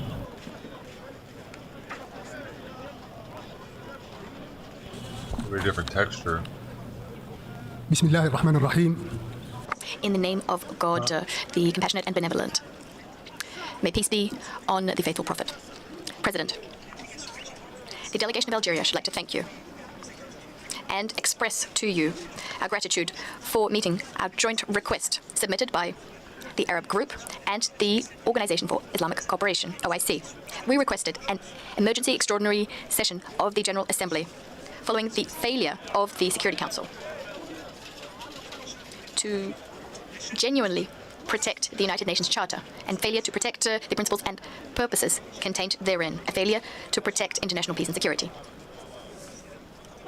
So, here we are, once again, speaking before this inclusive United Nations body to offset and compensate the Security Council's inability to afford the necessary protection to the Palestinian people and to confront all of the terrible things which are raining down on the Gaza Strip, which is mourning.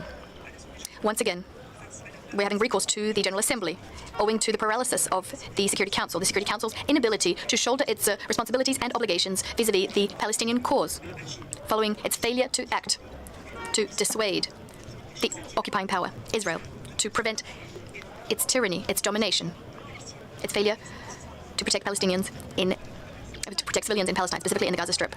Here we are, yet again, having recourse to the General Assembly in order to ensure justice is done for the Palestinian people, to ensure that their just cause is upheld. We're here to ensure respect for their legitimate aspirations to a national sovereign state. For those people, a people whose rights were stolen from them. A people who, nevertheless, have the resolve to resist. The land of these people was seized. Their property has been destroyed. And yet, they remain determined to impose their presence. This determination has not wavered. These people, their requests have been ignored. And yet they are tenacious and resilient. They will continue defending their rights. The Palestinian people has paid and continues to pay a very heavy price. And it can only be paid by those fighting for a noble, lofty cause, an inalienable cause, which is part and parcel of a national project. The complicity and the shirking of the responsibility of the Security Council, this is something we've said on numerous occasions over the last 70 years.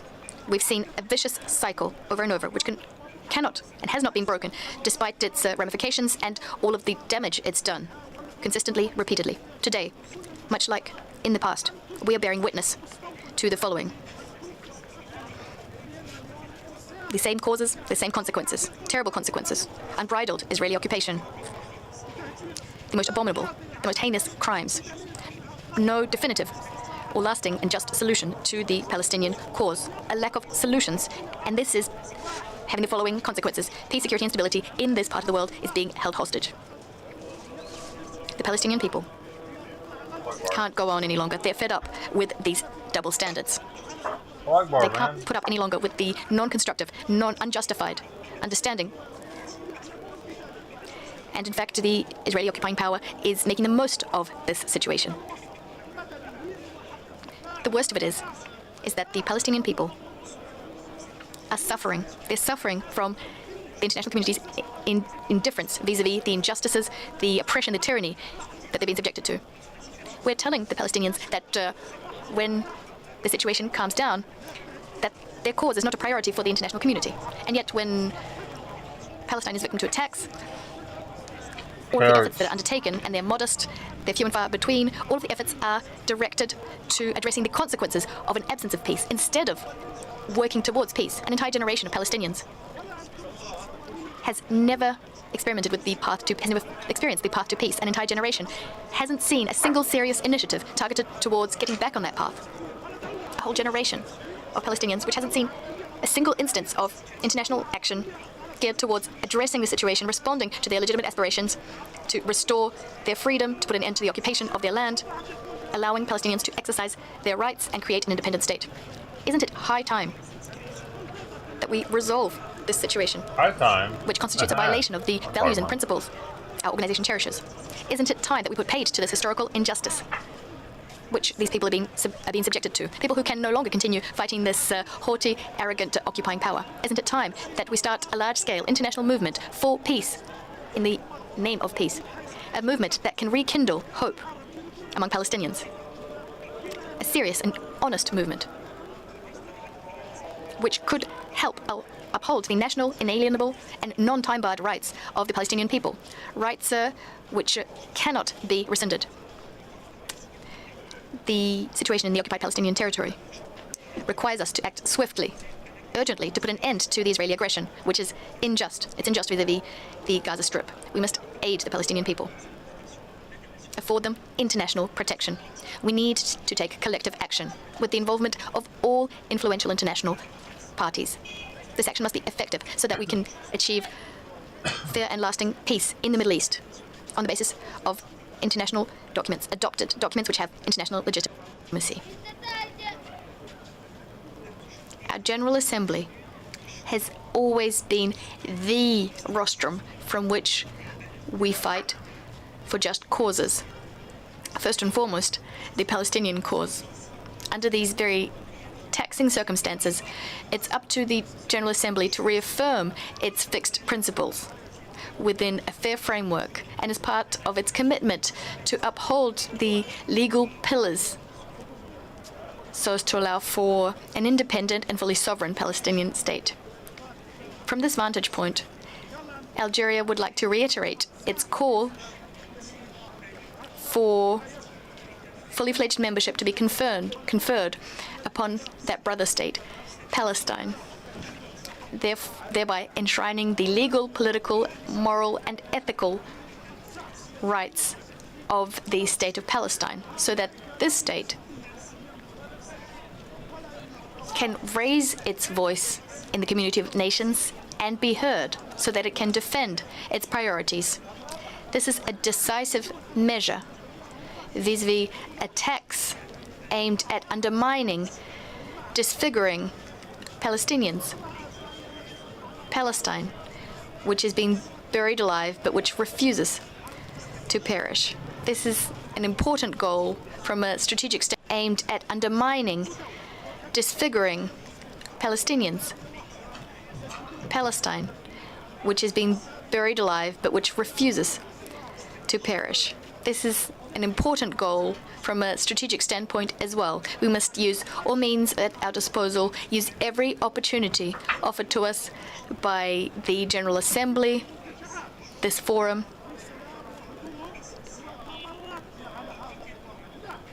The General Assembly can, in fact, play a key determining role so as to achieve this lofty objective.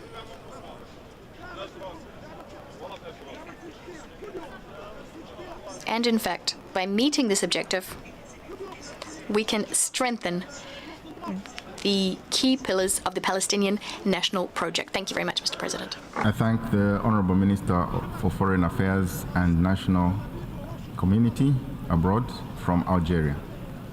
I now give the floor to the Vice Minister of Multilateral Affairs of Colombia, Her Excellency Elizabeth Taylor Jay. Your Excellency, the floor is yours.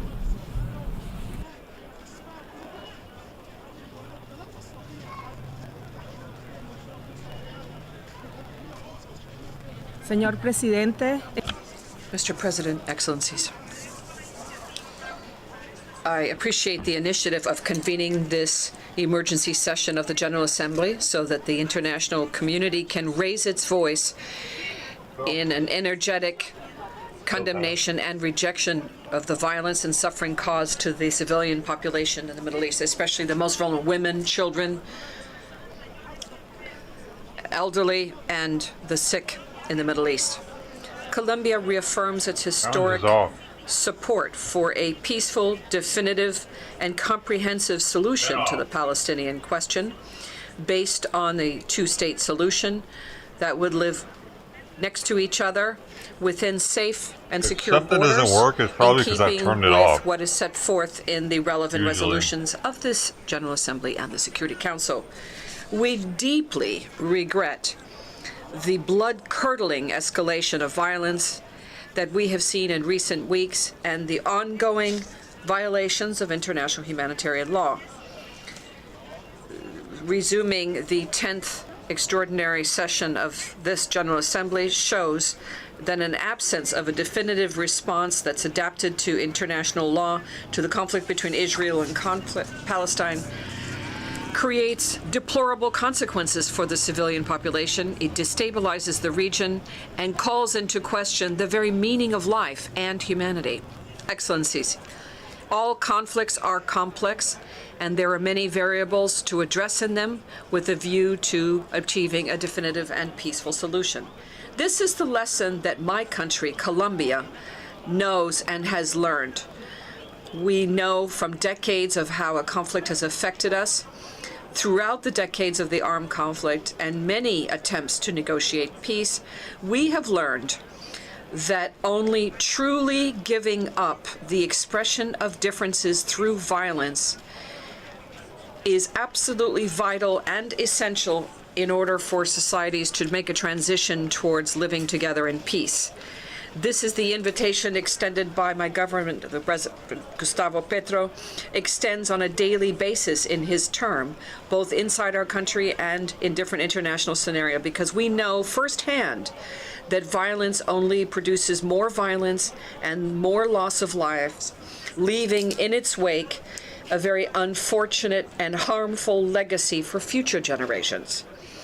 Colombia regrets the inability of the Security Council to unanimously and decisively condemn the violations of international humanitarian law that we continue to witness on a daily basis. And we energetically call on the international community to show unequivocally its determination and commitment to uphold the mandates of the organization expressed through the current normative instruments. We welcome with satisfaction the efforts of different countries to put a halt to the violence and guarantee access to humanitarian assistance to Gaza and other territories affected by the conflict. And we reiterate our call for an immediate cessation of hostilities.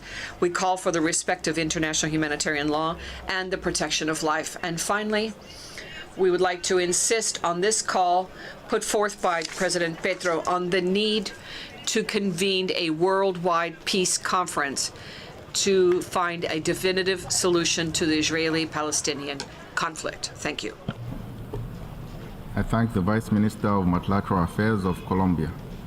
I now give the floor to State Secretary in the Ministry of Foreign Affairs and European Affairs of Slovenia, Her Excellency Sanja Stiglic. Your Excellency.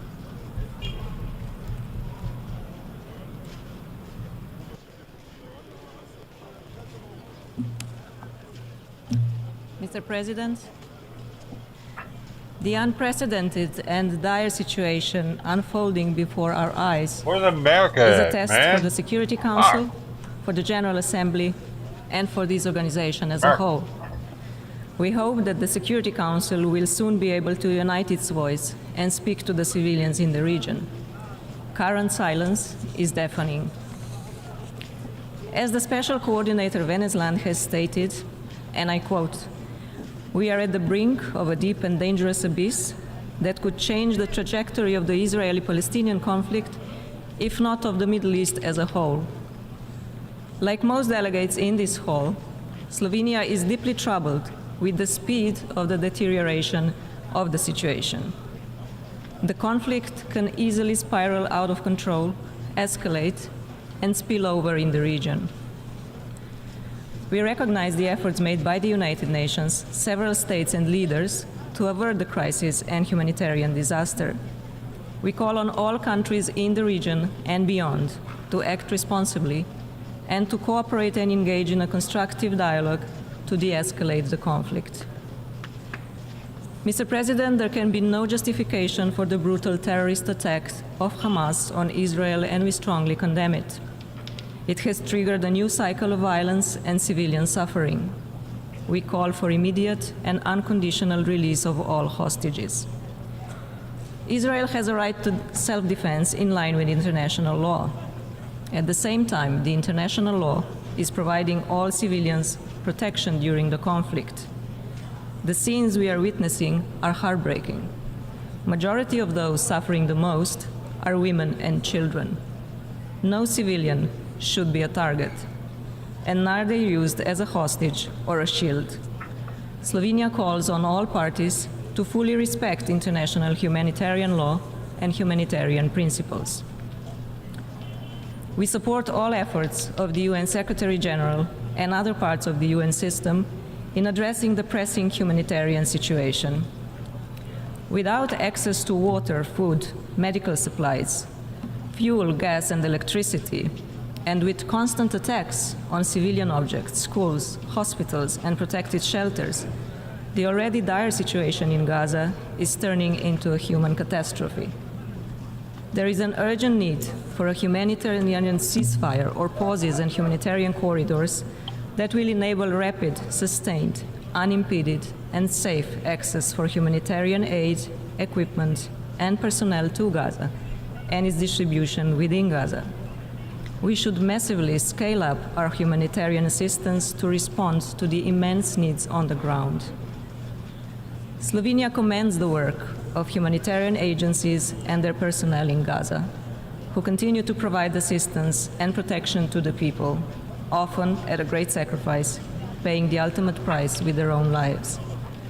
Recognizing the deteriorating humanitarian situation, Slovenia has recently substantially increased its funding to UNRWA and its activities in support of the Palestinian people.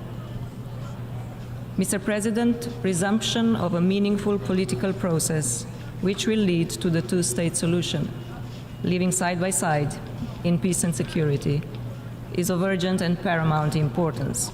Slovenia has and will continue to support initiatives that reinforce the Middle East peace process, including the Peace Day effort. The Palestinian question has been a testing ground for this organization for far too long. It is high time to turn to the UN Charter and what it mandated us to do, to save succeeding generations from the scourge of war. Let us make sure that humanity prevails. Thank you. I thank the State Secretary in the Ministry of Foreign and European Affairs of Slovenia. I now give the floor to His Excellency Peter Andres Steire, State Secretary for Security Policy of Hungary. Your Excellency.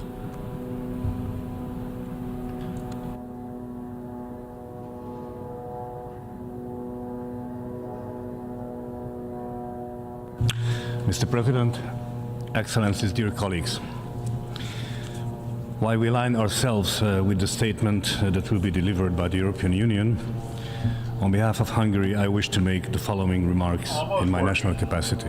We're close now.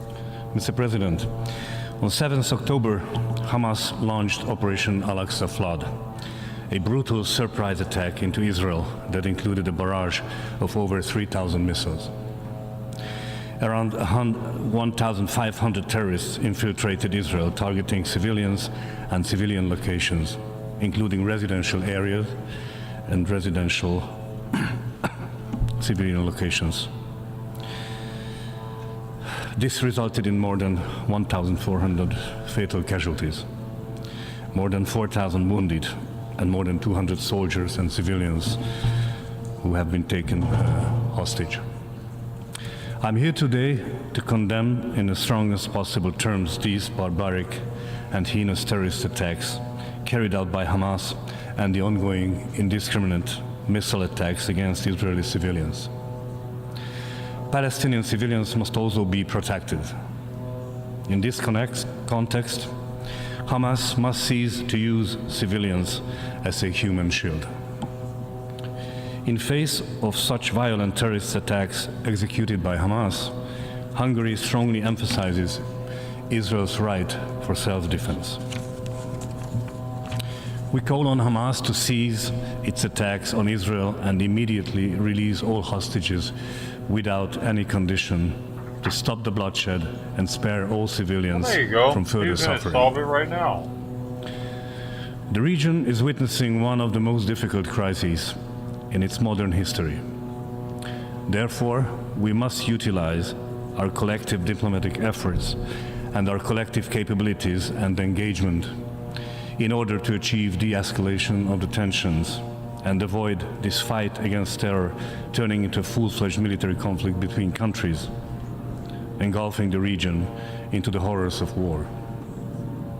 Make no mistake, armed and extremist groups operating in the region will make every effort to take advantage of this conflict to further their destructive agenda. Mr. President, immediate, safe, sustainable, and unhindered delivery of humanitarian aid should reach those vulnerable civilians that are in real need in Gaza, whilst ensuring that such aid is not abused by terrorist organizations.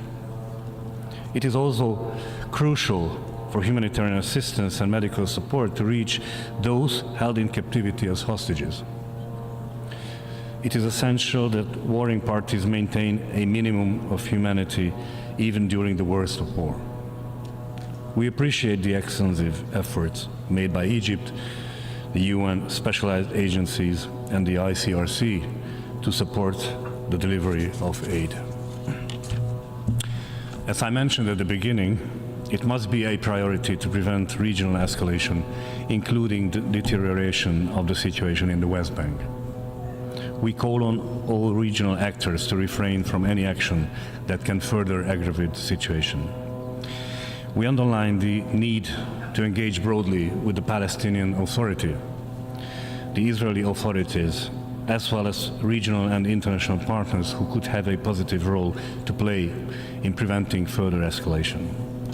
We remain committed to lasting and sustainable peace through reinvigorated efforts. Mr. President, We are at a global inflection point. International peace and security has not faced such a serious challenge since the Cold War. Yet, the international community and the UN, once again, has not been able to fulfill its mandate and stabilize conflicts and restore peace. While acknowledging that the situation in the Middle East in general is extremely complex and multifaceted, offering no easy solutions, we have to emphasize we must not let terrorists achieve their goal. We must not let these terrorist attacks jeopardize the hard-won recent achievements, including, in particular, the Abraham Accords. We should not let the darkness of terrorism extinguish the beacon of hope. Terrorist acts must never be condoned, as these will undermine the very fabric of the democratic and peaceful societies. Thank you for your attention. I thank the distinguished representative of Hungary, and I now give the floor to the distinguished representative of Cuba, His Excellency Gerardo Penalva Portal, First Deputy Minister of Foreign Affairs and Permanent Representative to the UN.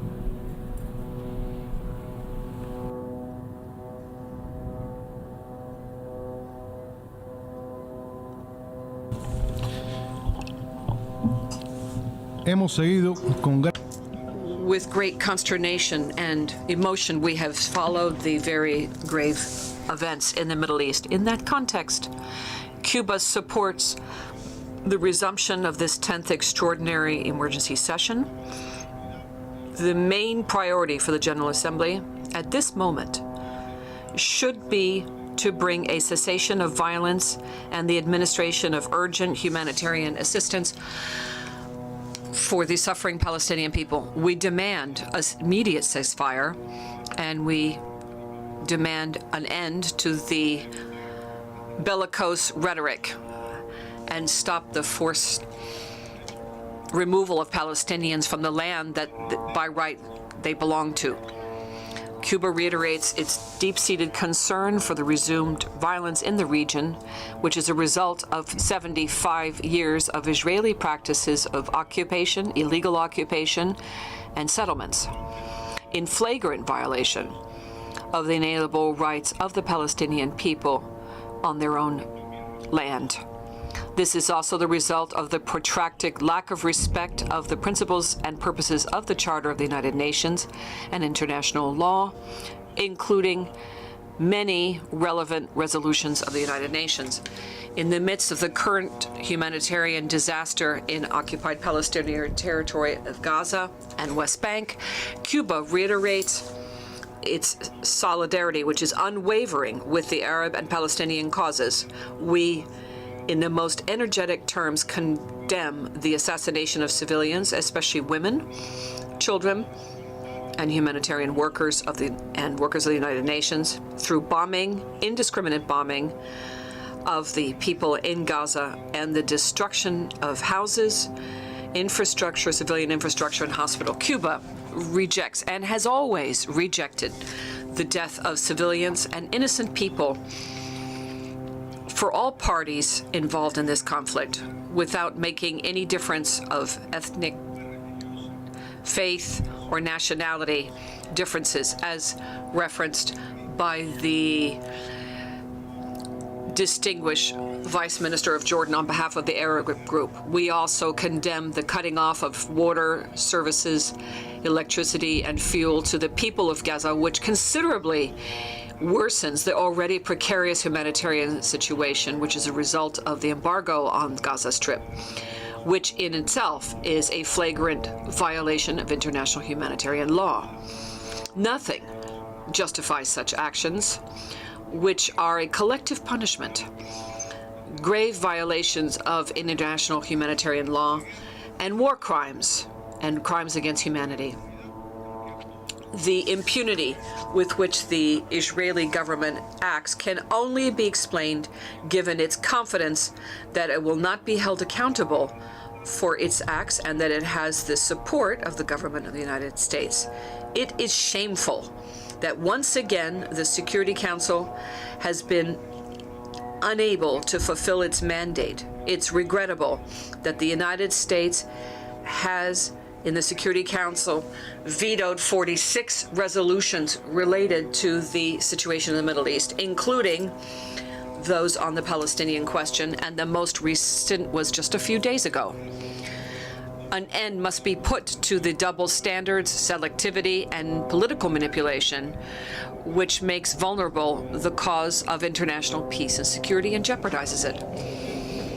We demand the government of the United States not continue paralyzing the Security Council, using the anti-democratic and obsolete power of veto in order to protect the occupying powers' actions. It's time for the Security Council to fulfill its functions and uphold its own resolutions on the Palestinian question. We reiterate once again our vigorous rejection of the Israeli occupation of the Palestinian territory, including East Jerusalem, along with the illegal policy of settlement of Israel and all of its settlement policies. We condemn the latent annexation plans of the Jordan Valley and other parts of the West Bank and Eastern Jerusalem annexation plans. We think it's urgent to mobilize, under the coordination of the United Nations, humanitarian emergency relief in order to attend to the catastrophic situation in Gaza, and we call upon all involved parties to facilitate the entry and distribution of this vital humanitarian aid. We call on member states to guaranteeing sufficient, predictable, and sustained funding for UNRWA. It is now more important than ever that we provide all possible support to UNRWA so it can fulfill its important work on the ground. We stress the unavoidable need for a broad, lasting, and fair solution to the conflict between Palestine and Israel based on two states which are independent and which allow the Palestinian people to exercise their right to free self-determination and to have an independent sovereign state within the pre-1967 borders with East Jerusalem as its capital, and to also guarantee the right of return of the refugees. Cuba supports and will contribute to the extent that it can to all international legitimate efforts to put an end to the massacre which has been taking place already for 20 days. Every moment of inaction will cost the lives of more innocent people. We must act immediately. Thank you.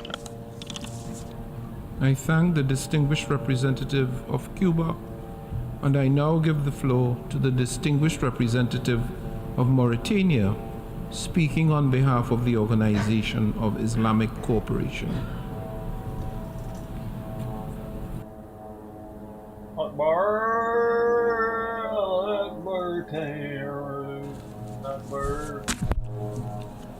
Bismillah ar-Rahman ar-Rahim. I have the honor to deliver this statement on behalf of member state of the Organization of Islamic Cooperation in my capacity as chair of OIC Group. Mr. President, we convene today in this 10th emergency special session of the General Assembly in the wake of Security Council failure due to the use of veto by a permanent member, once again furthering the Council's ability to uphold its charter duty to maintain international peace and security and to protect civilians in regard to the grave situation in Gaza Strip and the rest of occupied Palestinian territory, including East Jerusalem. Despite this Assembly's repeated affirmation that the United Nations has a permanent responsibility towards the question of Palestine until it is justly resolved in all its aspects in accordance with international law, the international community continues to fail the people of Palestinian their inalienable right, included to self-determination and to return, continue to be denied and to be systematically and grossly violated by Israel.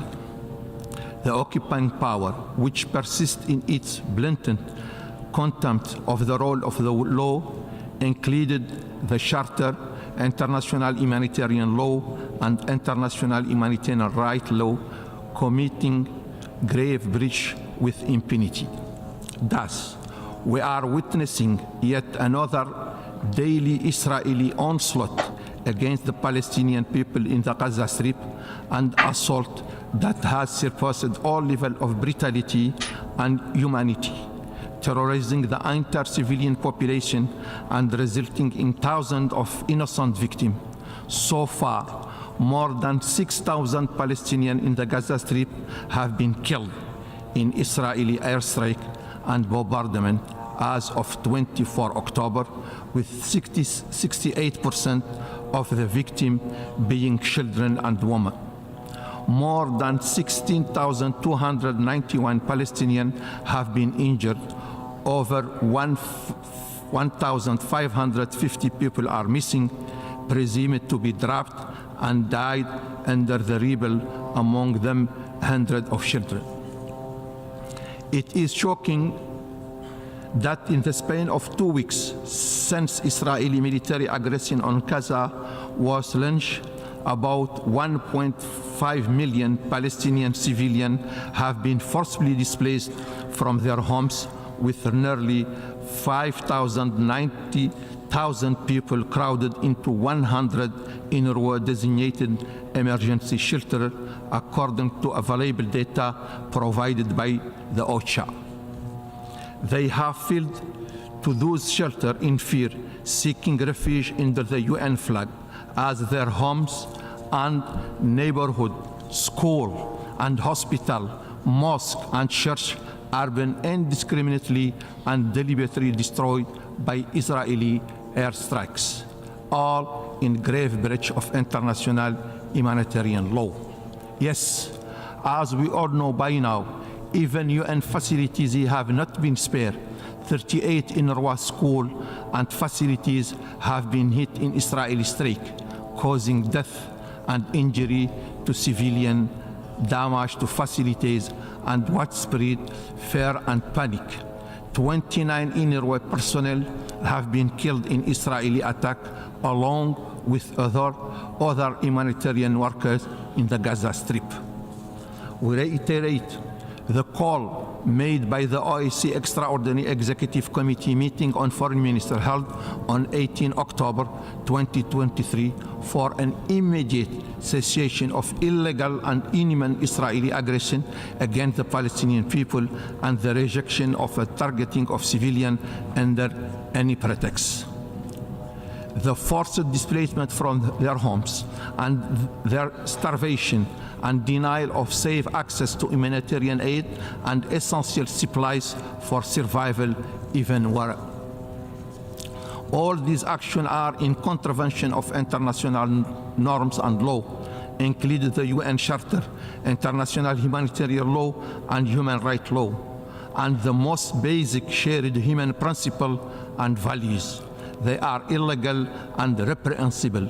They must be firmly condemned and cease forthwith, while Israel, the occupying power, must be compelled to apply with all of its obligations under international law without exception and be held accountable for its breach.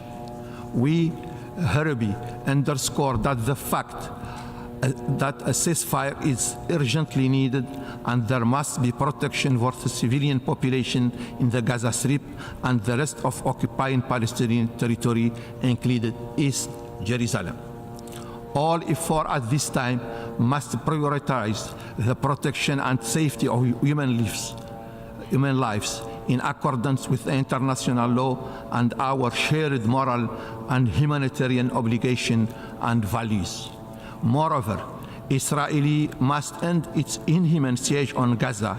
The OIC underlines in this regard the urgency to provide immediate and sustained humanitarian, medical and relief aid, including food, water, fuel, electricity, and non-food emergency items to the Gaza Strip, included through the UN institution and particularly the United Nations Relief and Work Agency for Palestinian Refugees in the Near East, UNRWA.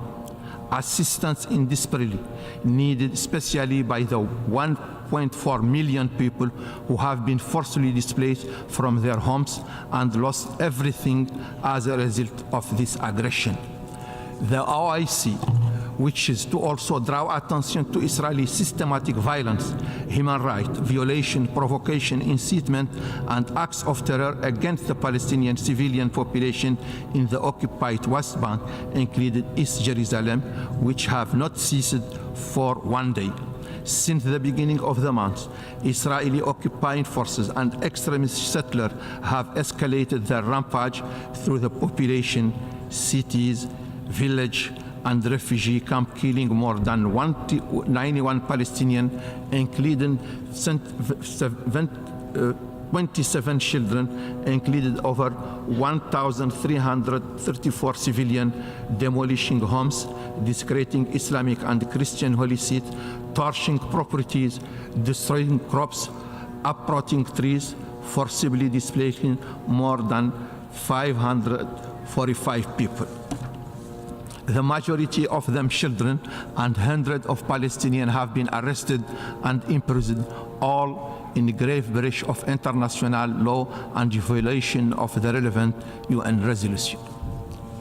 Mr. President, the General Assembly gathered in this session, uniting for peace, must address this grave situation and make its contribution to upholding international law, including humanitarian and human rights law, and it must continue to call on the Security Council to uphold its charter duty for the maintenance of international peace and security, which is being threatened by this ongoing injustice, and the fair-reaching consequences for a long and accountability and a just solution remain elusive.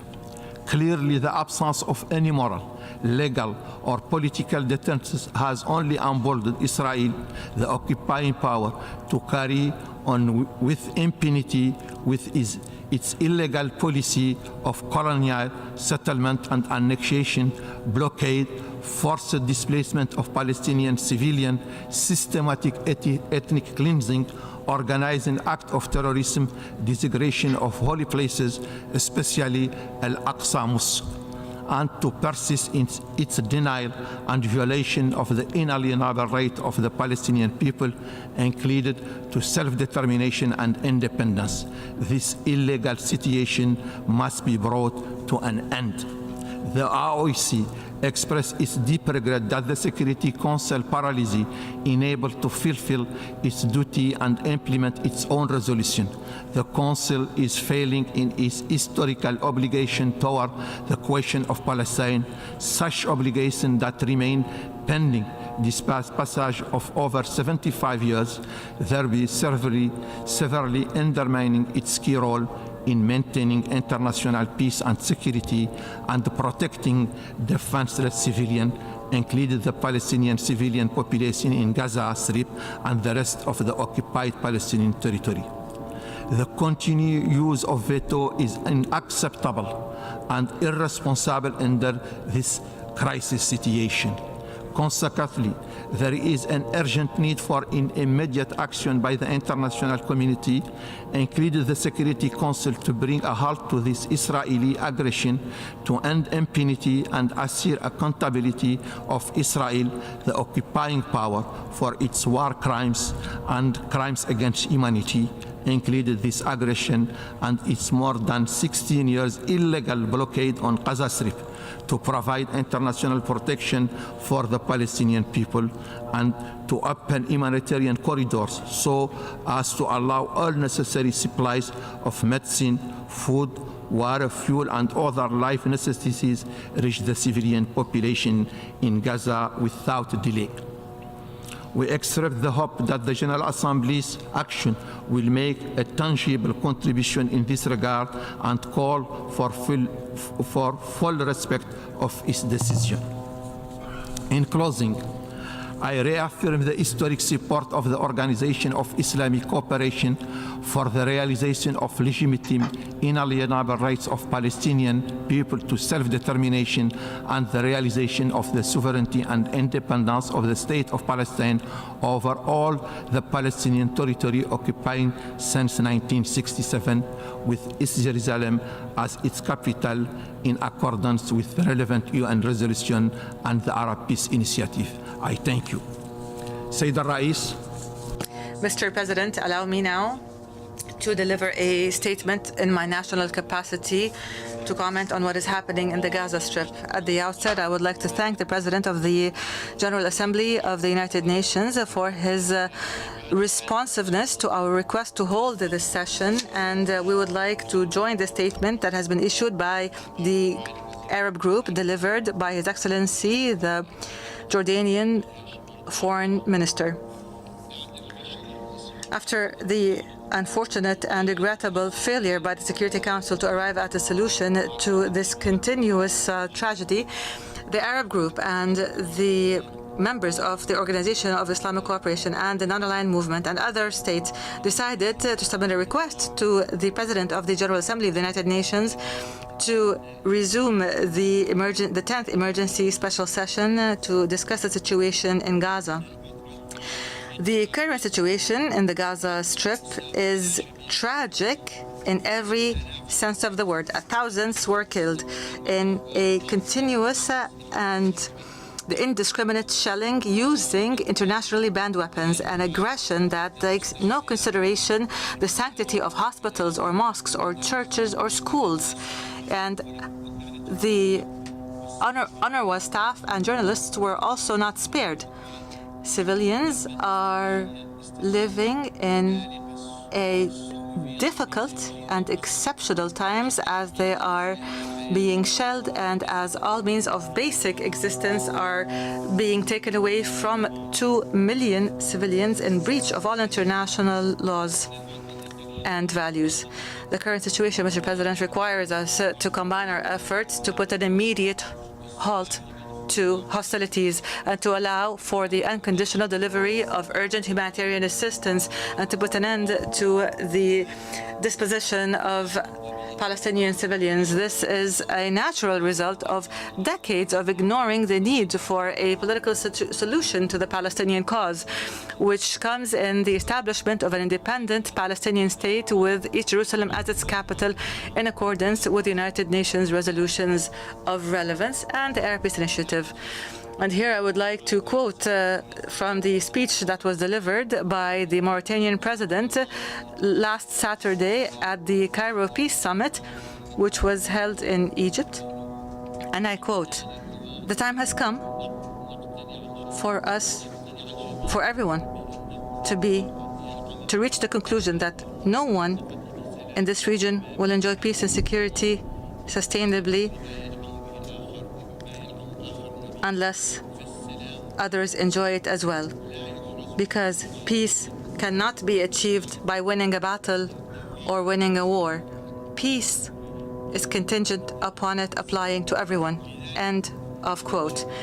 Therefore, the international community must stand united in demanding a negotiated political track where two states, a Palestinian one and an Israeli one, exist side by side, peacefully and securely.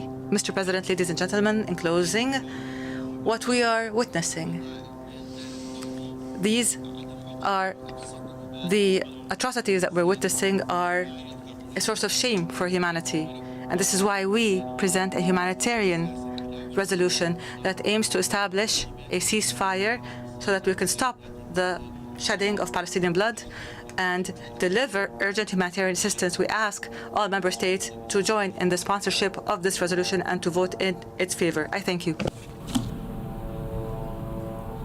I thank the distinguished representative of Mauritania.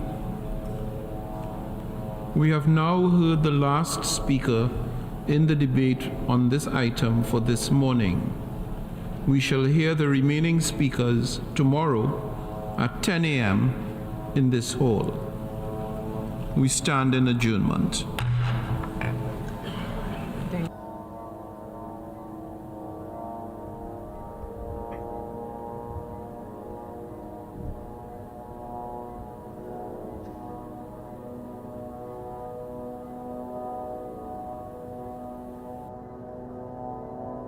Yes. Hey, hey, hey.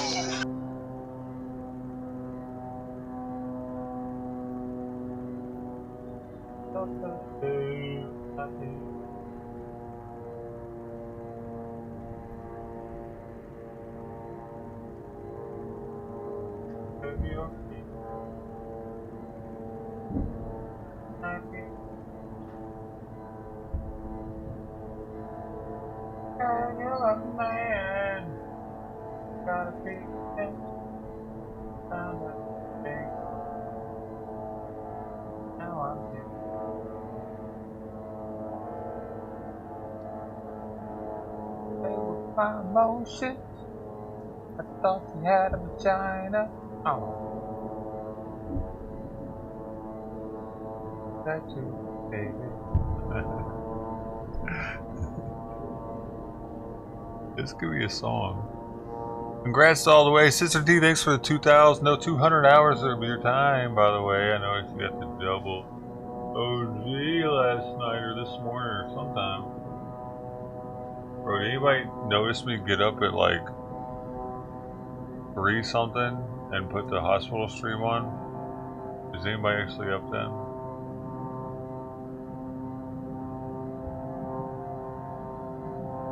There was nothing going on and I came in here and noticed.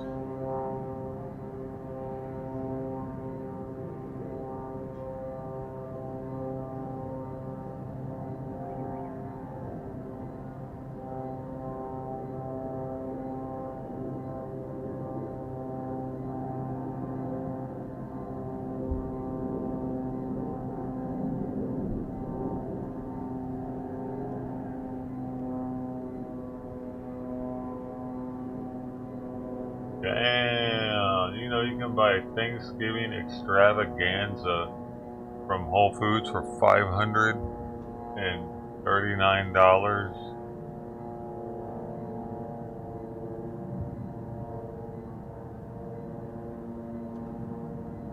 And alcohol too?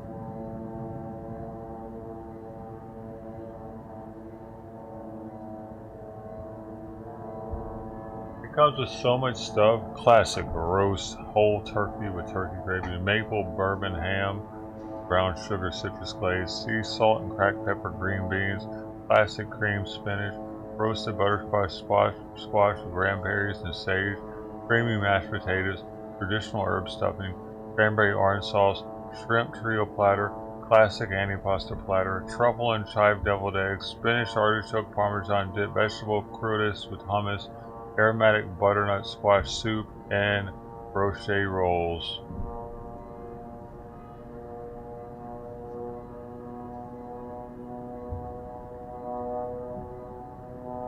I don't know why I said this thing about drinking. Please drink responsibly. Wait, everything our Thanksgiving feast for 12 plus an appetizer collection full of hits. Just add your favorite desserts and Thanksgiving set. Pair it with the mixed bundle. Oh, mixed bundle must be some drinking thing.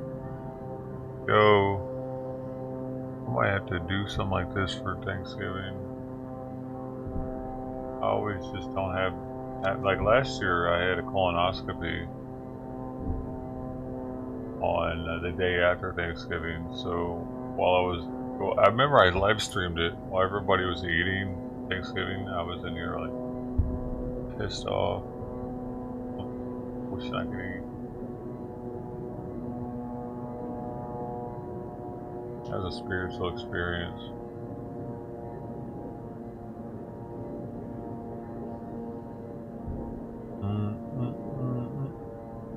There's so many different types of meals, dude.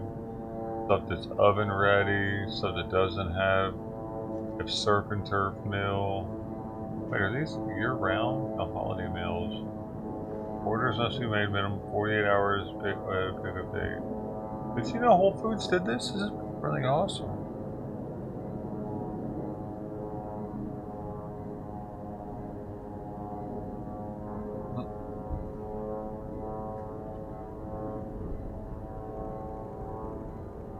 Wellington, braised lamb, apple glazed salmon, prime rib, surf and turf, vegan, lighter braised smoked whole turkeys, lighter brine, smoked turkey breast, oven ready turkey meal, egg.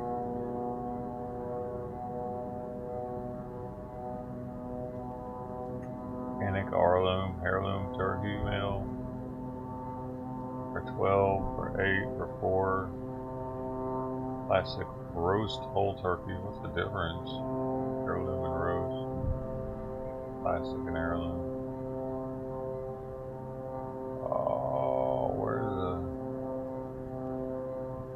adult beverages? What is this? Oh, you can actually get bundles of alcohol.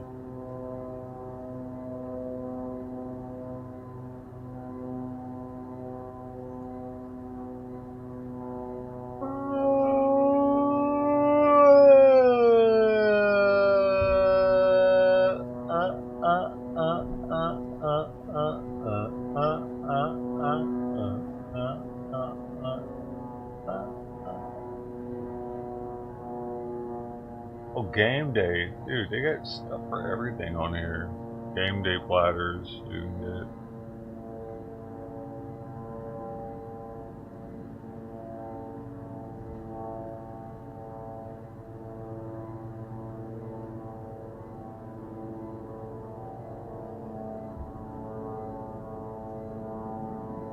Oh. Bakery is really on the next level.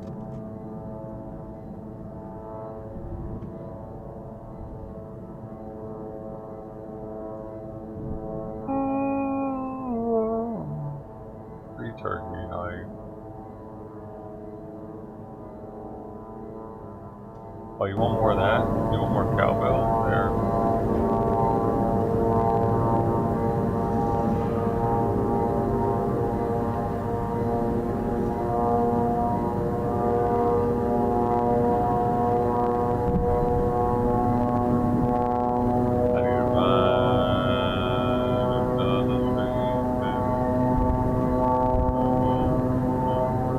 Still on the run or what? Federal delegation, local elected officials, and many others that are part of organizations or law enforcement agencies that truly wanted to join us today at this particular press event and wanted to speak on behalf of their communities. And as the governor had mentioned, and everybody else will reiterate, our reality for today is that this suspect is still at large. And we want to provide community support for the victims, for the families, and the communities across the state. But we also have an incredibly strong laser-like focus on bringing this suspect into custody and ultimately to justice.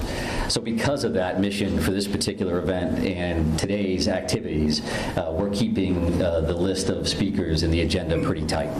And that will include next up at the podium would be Chief Dave St. Pierre from the city of Lewiston, and some other members of his command staff are present. What I will say to the city of Lewiston, and you know this because you feel it every day, but you're lucky to have a chief like Chief St. Pierre and his entire law enforcement agency. From every level, those officers put their heart and their soul on the line on behalf of their community last night and into today. And they're doing it for the right reasons. They do it because they care. So the city of Lewiston and truly our co-responder family across the state state of Maine is lucky to have Dave and his team in the mix with us. And we're also going to hear from Colonel William Ross from the Maine State Police. And Bill will highlight some of the timeline things that you're probably concerned about and certainly interested in from a story perspective. So the Colonel will come up and speak to that. And we'll also have Jody Cohen.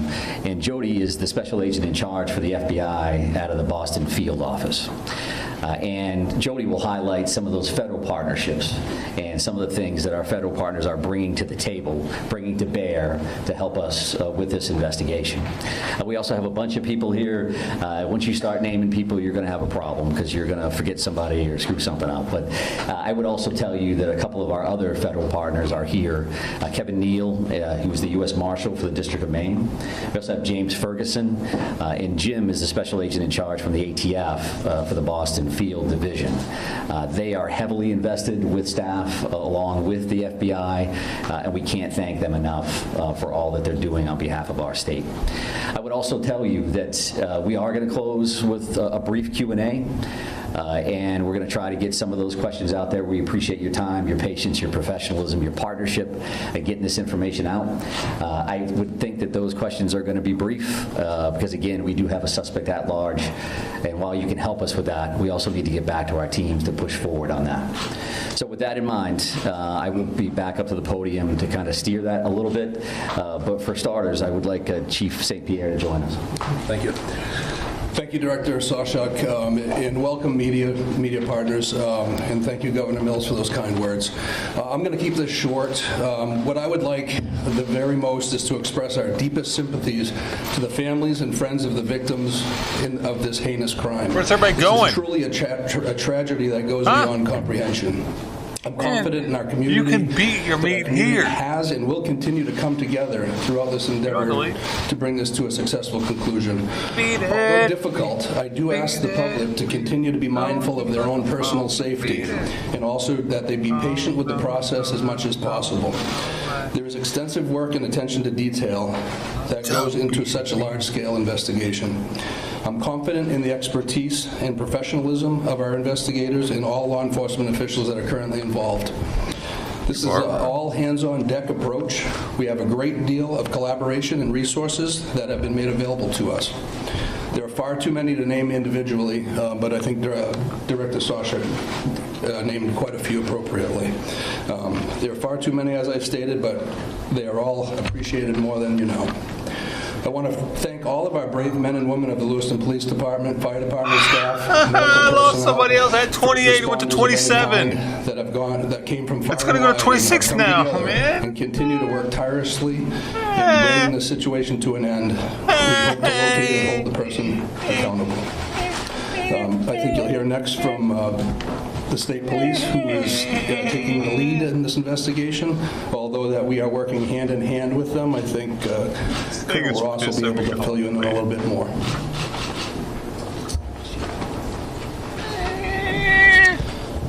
Thank you, Chief. First and foremost, this is an ongoing homicide investigation and search for the person that is responsible for it.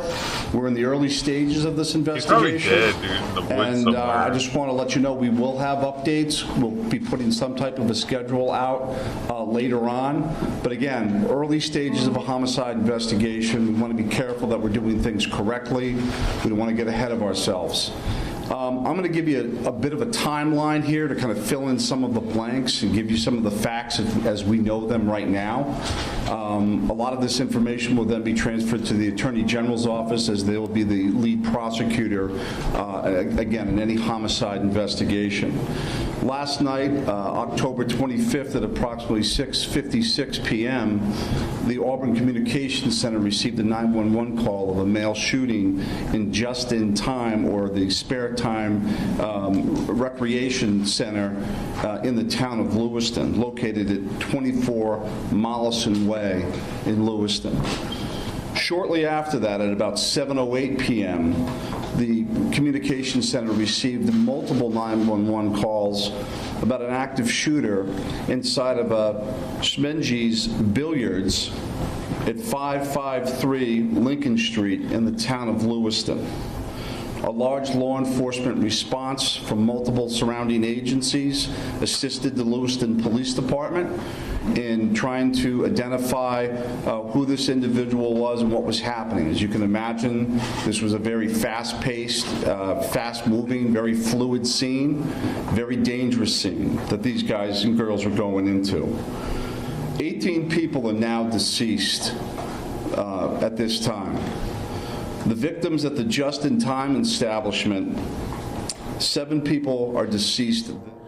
You are watching live now from Fox, everyone. We will be taking a 2-minute break here. Obviously, we are continuing to keep an eye on the White House briefing. It will be coming up shortly. We have been getting the latest updates from officials on the massacre in Maine. We will take a 2-minute break. When we come back, though, we will have the very latest on the Idaho college murder suspect, Brian Kohberger, back in court today. We'll be having the latest in just 2 minutes right here on Live Now from Fox.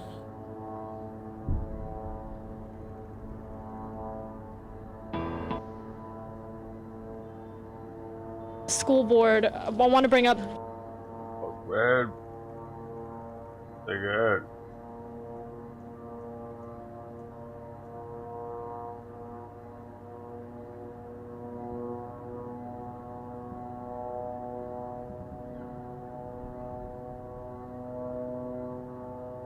Walking a lonely road and shouldering.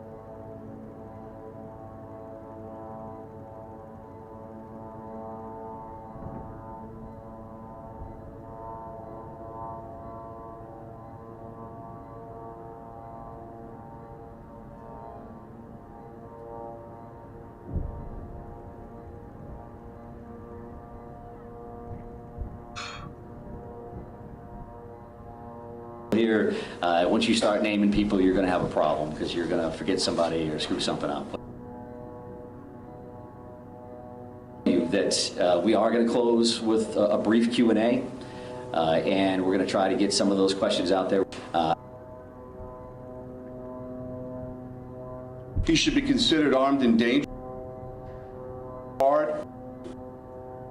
After that, at about 7:08 p.m., the communication center received multiple 911 calls at 553 Lincoln Street in the town of Lewiston. See who this individual was and what was happening. As you can imagine, this was a very fast-paced, fast-moving, very fluid scene, very dangerous scene that these guys and girls were going into. 18 people are now deceased at this time. The victims at the just-in-time establishment, 7 people are deceased there, 1 female and 6 males, all from an apparent gunshot wound. Victims at the Schmegley's Billiards, 8 are deceased. 7 males inside the establishment, 1 male outside of the establishment. Again, also apparent gunshot wounds.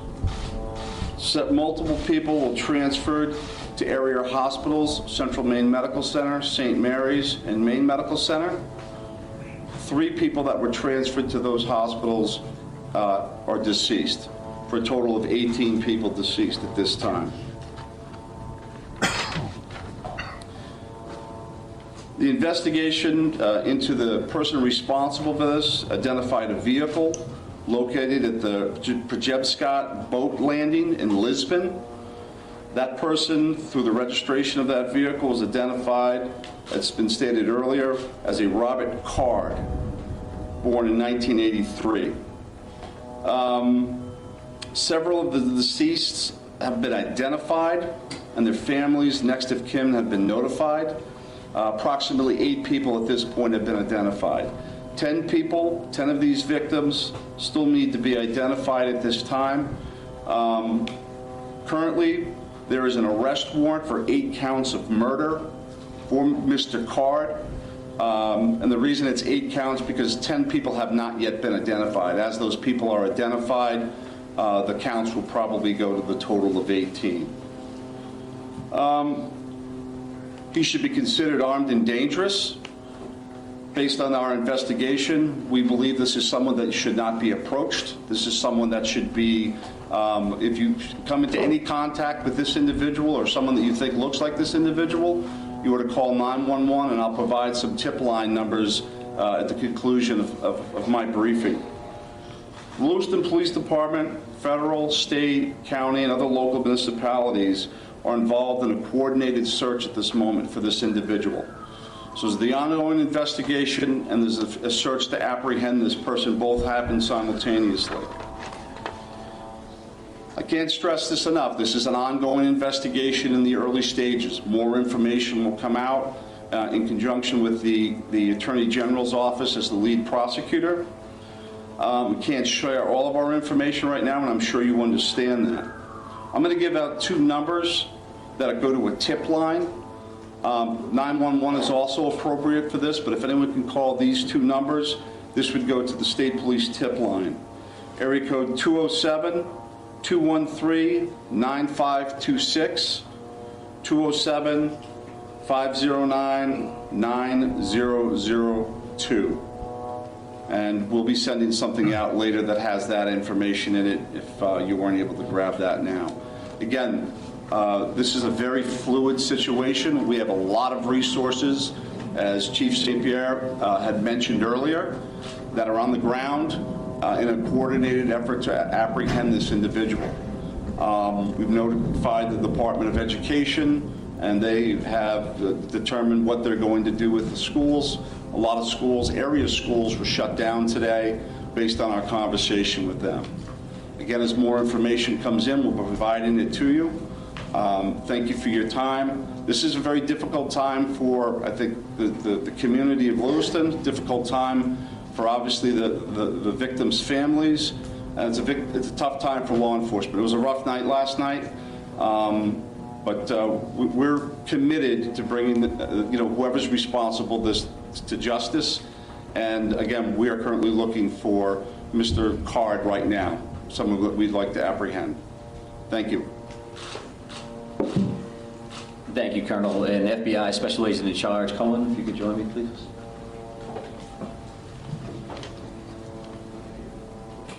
Thank you.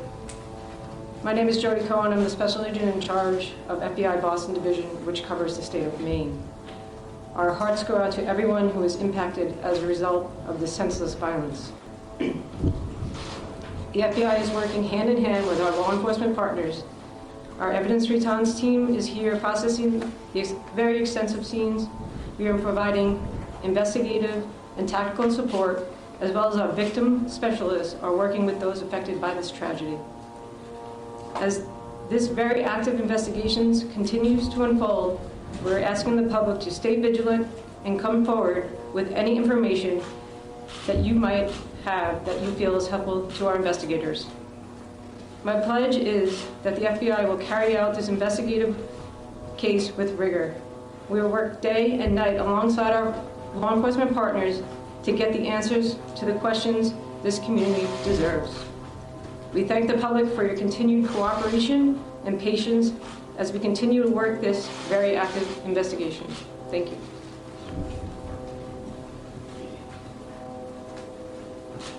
Appreciate that.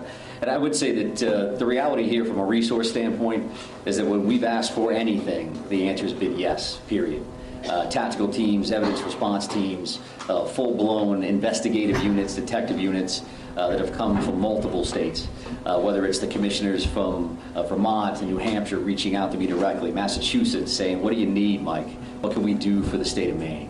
So we are now prepared to try to take a few questions and keep in mind again that we may not be able to answer as in depth as you would like, and we don't plan on taking a great deal of questions. I think follow-up press events will allow for that. Sir? So no one has really talked about the weapon that was used here, AR style, so someone can talk about that. But the other thing here is there are reports that this individual had mental health issues, that he made threats to shoot up the National Guard. So clearly there were some signs there that he was on someone's radar. The question becomes, why was he in possession of this weapon? And certainly, why wasn't he stopped sooner? Yeah, I think those are all valid questions, and certainly questions that we are looking into now, but not questions that we can answer today. Considering that this occurred last night, there's still an active search for the suspect in question, so I can appreciate those questions, but not something we're going to be able to answer right now. Is it something that you're investigating? It is certainly one of those things that we want to follow up on, all aspects of that. Go ahead, right here. Yes. Give us a sense of the ages of who has died, how many are under 18 and how many are over 18? I'm not sure we have that information with us today. We wanted to break it down by gender because that's something we had readily available. We did not break this down into age ranges at all. Sir, what can you tell us? What can you tell us about the background of the suspect in this case, or I should say the person of interest? Because I noticed the language is very clear. We're saying person of interest, not suspect. So why use that terminology? And what can you tell us about his background? Yeah, I think we used person of interest last night for half of the room that was here for that press event. As the Colonel had mentioned, there is now arrest warrants for murder for this particular individual, Mr. Card.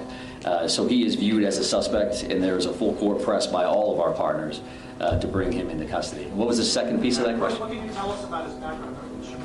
Someone asked a second ago about the idea that he had voiced concerns about his own mental health, right? Had been committed, according to language in the police bulletin, to a mental health facility for weeks. How could someone that fits that profile still be in possession of semi-automatic weapons? Well, I do think that the statutes around firearms and the possession of those are pretty complex. I know that we will be reviewing that information as we move forward, but that's not an answer that we're prepared to give today, because that leads to motive. You're talking about behavioral health issues and how that impacts this situation. I would expect you'll hear back from us on that in the future. Right here, sir. Yeah, I've got a question about, we've seen helicopters as far north as on the, can you tell us anything about what's leading you, that far north of the scene where you found the car? Yeah, sure. So we have law enforcement assets that are deployed over a number of communities doing follow-ups on a number of different things. So as you can imagine, there's a great deal of search warrants that we're following up on. We do have partners, that helicopters from the New Hampshire State Police. That copter was here last night to assist us as well.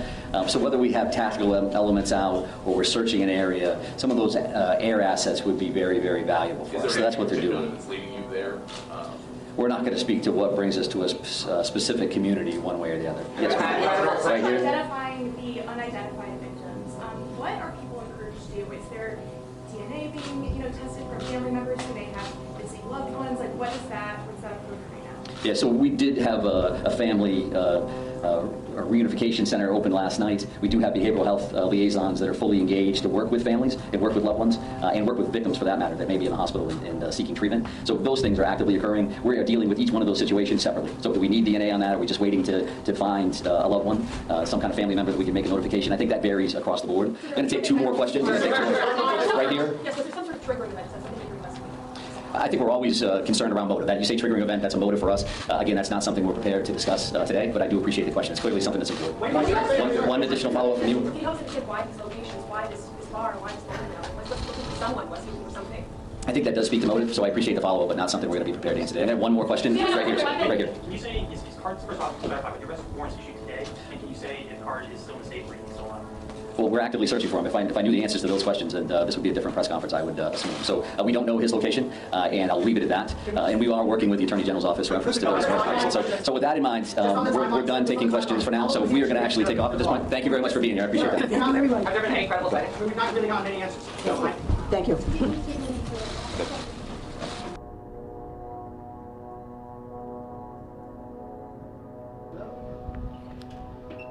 I wanted to start with a word about the horrific news out of Lewiston, Maine last night, where we saw another tragic shooting that has taken at least 18 lives, injured many others, and left countless people in grief, shock, and trauma.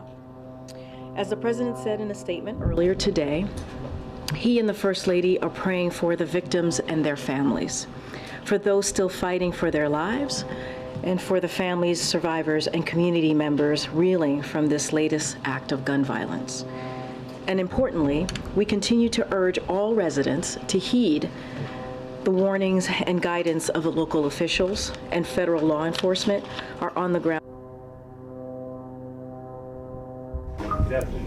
I'm not really sure where to start. I don't have any opening remarks, and Matt's not here.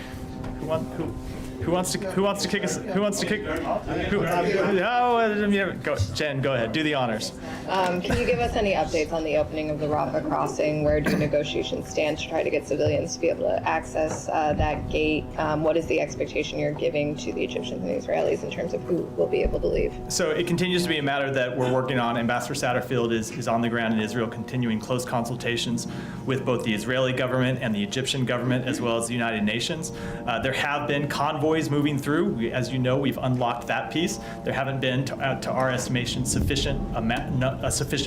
hasn't been a sufficient amount of aid getting through, but we're working on mechanisms to speed up the screening of that aid so more of it can move through the gate and make it to the innocent civilians in Gaza who need it. And we continue to work to unlock the very difficult kind of practical problem of getting American citizens out. I think it might be useful for me to talk a little bit about what the issues actually are in that. So if you've ever been to Rafah crossing, or if you know what it looks like, there is an Egyptian side that is controlled by Egyptian immigration authorities, and then there is a Gaza side that has been controlled by immigration authorities from Hamas. And in the middle, there is a no man's land. And so the Egyptian authorities are ready to process American citizens and other foreign nationals if they make it through the Gaza side of the border, through the no man's land to them. But the problem has been up until now, and it's the problem that we've been trying to unlock, is that at times on the Gaza side of the border, there has been no one there from Hamas to open the gates and process people and let them through. And at other times, there have been actually armed Hamas militants standing there, not even letting people approach the gate. And so we are continuing to work through with the United Nations, with the government of Egypt, the government of Israel, how to get this situation unlocked. We have been making progress. I can't get into the details of that progress because they're very sensitive negotiations, but it's something that we are focused on and hoping to get, hope to have American citizens and other foreign nationals able to move through in the coming days. What are you telling American citizens right now who are in Gaza who have asked for assistance getting out? So we have sent a number of messages to American citizens. As you know, there are a number who have registered with the Department of State to receive updates. We sent a message to them yesterday, just telling them that we were continuing to work on continue to work on a solution, and that we would provide them information as soon as we had an update. As you know, there have been times when we thought that the gates were going to open, and we sent messages to American citizens telling them that it was possible it was going to open, and so if they could make it safely there, they should consider doing so. And each of those times, we unfortunately weren't. The gate didn't actually open for the reasons I just articulated. So we are going to stay in touch with them and let them know we're working on it. And as soon as we have an update about them actually being able to make it through the crossing into Egypt, we will send them that update. And then last question, are there any U.S. officials at the Egyptian side of the Rafah crossing? There are American officials, consular officials, I don't want to give their exact location because it is somewhat of a volatile situation, who are on the ground in Egypt, who, without getting into too much detail from this podium, will be able to facilitate the onward journeys of American citizens when we are able to get them through the Rafah crossing. Shannon. Thank you. Just from my understanding, the rapid crossing, when aid convoys move in, is Hamas's presence not required there to open the gate to those trucks that are allowed to pass into Gaza? So there's there are gates for trucks to go in and out, and then there are gates for people to walk through. It's a different thing. The Egyptians are opening their side of the gate. I don't know actually if someone's who's opening the other side of the vehicle gate that these trucks are going through. I would assume it's Hamas, but I don't know that for a fact. But it's a different transit point for people to walk through, and there is no one there to open those gates and do the immigration processing that needs to happen for people to walk through and make it to the Egyptian side. And has the State Department explored using this other point of entry, possibly in these emergency situations, to move trucks out of the area and also perhaps American citizens? I will say that we have explored every opportunity, including some that we haven't discussed here, continue to explore every opportunity. We don't talk about them publicly because it's often not useful given the security situation on the ground, but we are pursuing every possible alternative available to get the American citizens out, and we'll continue to do that. Lastly, those American citizens, you still don't have any estimate you can give on how many Americans in Gaza the State Department is in contact with? I don't. It's in the several hundreds, but there's a number that we are in contact with, and as always in these situations, we don't know exactly how many of them will choose to leave. We provide information to all of them that have registered with our system. Like I said, it's several hundred, and on any given day, people will make their individual choices based on their situation, their family situation, whether they want to leave or not. Also on the border crossing, well, specifically on the issue of getting fuel into Gaza, where do we stand with trying to get an agreement on allowing fuel to go in? So we do think that it's important that fuel be able to make it into Gaza for humanitarian purposes. Obviously, the aid workers who are delivering humanitarian assistance through Rafah and then onward inside Gaza need to be able they need fuel to be able to advance those deliveries. Fuel is important for the provision of medical care. Fuel is important for desalinization. Israel has very real concerns about the diversion of fuel. Hamas continues to launch rockets. And so Israel has real concerns, and so we are trying to work through a mechanism to ensure that we can get fuel in a way that would not be diverted, so it could be used only for humanitarian purposes. It's one of the things that Ambassador Satterfield, who has a lot on his plate, is very much focused on. I don't have an update to give today, but it's something that we are trying very hard to effectuate. What kind of mechanism could there be that would at some point fuel is something that could be diverted once it's in there, right? Is there a third party who could somehow make sure that goes to hospitals or the places that you're saying it's needed? As with all of these details, because they're the subject of some very delicate ongoing discussions, I don't think it'd be appropriate for me to talk about the details from here. Okay, and just on the issue of, as you said, shipments have been going in, but it seems to be sort of happening very slowly. What is the, what is the holdup for? I think it's only less than 70 trucks that have been in the last 4 or 5 days. There are some practical considerations that we're trying to work through. Chief among them, but not only. Chief among them is we need to speed up the inspection regime, and we're working to do that. Yeah, Leon. Yeah, I would staying obviously in the region, but just on a slightly different issue. The president yesterday said that he had no confidence whatsoever in the numbers given by the number of Palestinians killed in Gaza. The Hamas is publishing today a list of names of 7,000, I think, people. That's the number that they're giving. What credibility at all do you give to that? And how can because obviously the president didn't get into numbers, and he said, innocent civilians will be killed, but he really said he had no confidence whatsoever in the numbers. Do you have any numbers from the Israeli side, or ways to compare? So I will note, just for the record, that the president also noted that we mourn the loss of every civilian life, and that includes innocent Palestinians who have had their lives taken over the course of this conflict, and something the secretary has made clear on a number of occasions. But it is true that all of the numbers that are provided publicly are provided ultimately by Hamas. And so given the way that Hamas has misled the public, most recently with respect to the explosion at the hospital last week that they claimed was an Israeli airstrike, when Our assessment is that is not accurate, and we have released information about that. The Israeli government has released information about that. We don't trust Hamas. Now, we don't have any way to make an accurate assessment of our own about the number of civilians who have died in Gaza. There's not an independent body that's operating in Gaza that can provide an accurate number. But we do have skepticism about everything that Hamas says. But that said, obviously a number of civilians have died, which is why we're working to do everything we can to minimize civilian harm and get humanitarian assistance into the civilians in Gaza. Go ahead, Saeed. Thank you. You said that given the fact on the ground, there are a number of Palestinians that have died. So what is that number in your view? So what is that number in your view? We don't, but the point I just said is we don't have a way of accurately assessing that number. Is it in the thousands?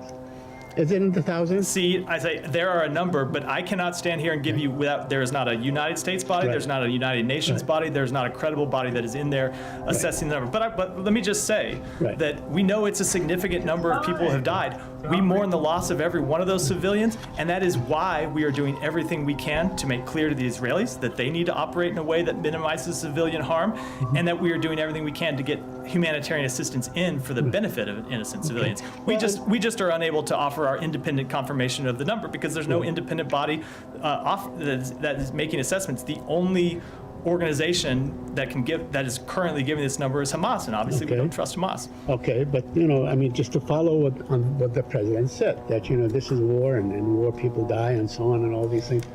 What would be acceptable for the United States? I mean, do you have a figure that can be acceptable that would push the government of the United States that has a great deal of leverage on Israel to say, okay, the time has come for a ceasefire? Saeed, I think you were conveniently leaving out a number of things that the president said yesterday. The president said, as he said repeatedly, as I just said, that we mourn the loss of every civilian life, and he's talked about how in direct conversations with Prime Minister Netanyahu, he has made clear that Israel needs to operate consistent with international humanitarian law. Let me put it this way. We do not want to see one innocent civilian die. We don't want to see an innocent civilian die in Israel. We don't want to see an innocent civilian die in Gaza. The fact is, Hamas continues to use innocent civilians as human shields. Israel is conducting what, in our assessment, are legitimate military operations to try to take out the terrorist group that attacked them on October 7th. They need to do so in a way that minimizes civilian harm, and at the same time, we need to do everything we can to get humanitarian assistance in. So do you believe that Israel is following the laws of war in this case? I mean, looking at that entire neighborhood were completely wiped out. Again, as I said, we talked about this the other day. I'm not able to sit up here and offer an assessment of individual strikes. I will say that our expectation is that they need to follow the laws of war and they need to follow international humanitarian law. And that means not deliberately targeting civilians, which we do not believe they are doing. It means operating in a way that minimizes civilian harm when they are trying to take out legitimate terrorist organizations. Okay, one more question, and that would be it for me.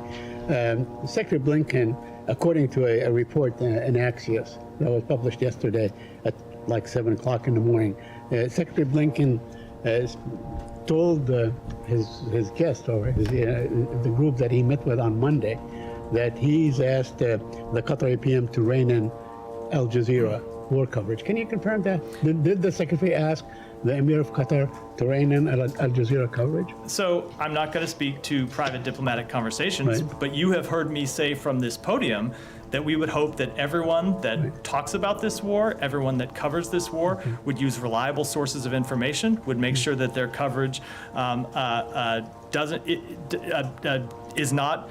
does not rely on sources of information that are incorrect. Again, I want to go back to the hospital explosion last week when you saw reports in the Western press and in the press in the Arab world that immediately attributed that to the government of Israel. Let me finish. Just based solely on Hamas's claim, and continued to report it as an Israeli strike, even after Israel had offered an assessment to the contrary, we had offered an assessment to the contrary, and Hamas had offered no information. So I will say that we continue to hope that everyone will treat claims from Hamas skeptically. Okay, this is not a claim from Hamas. This is a published article by a well-known Israeli newspaperman.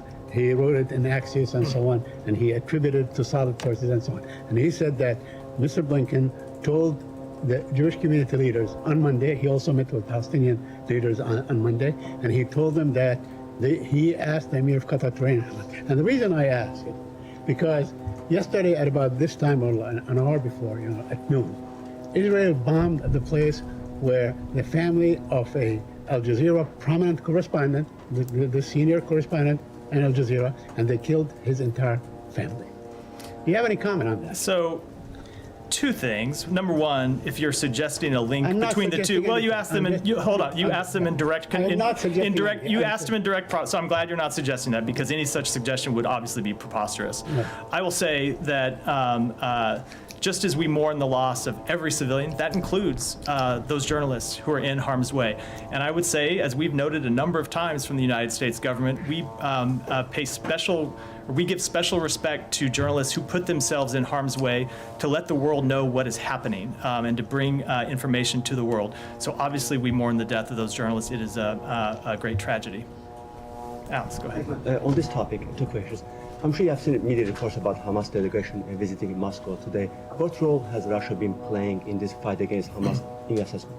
We haven't seen them play any productive role. The only thing that we've seen them do was exercise a veto in the United Nations yesterday on our resolution, which achieved majority vote inside the Security Council, but was vetoed by Russia and, of course, by China. But in terms of the work that we have been trying to do to keep the region calm, where we have had conversations not just with leaders in the region, but the Secretary had a conversation with Wang Yi while he was in the region, we have seen Russia play no productive role at all.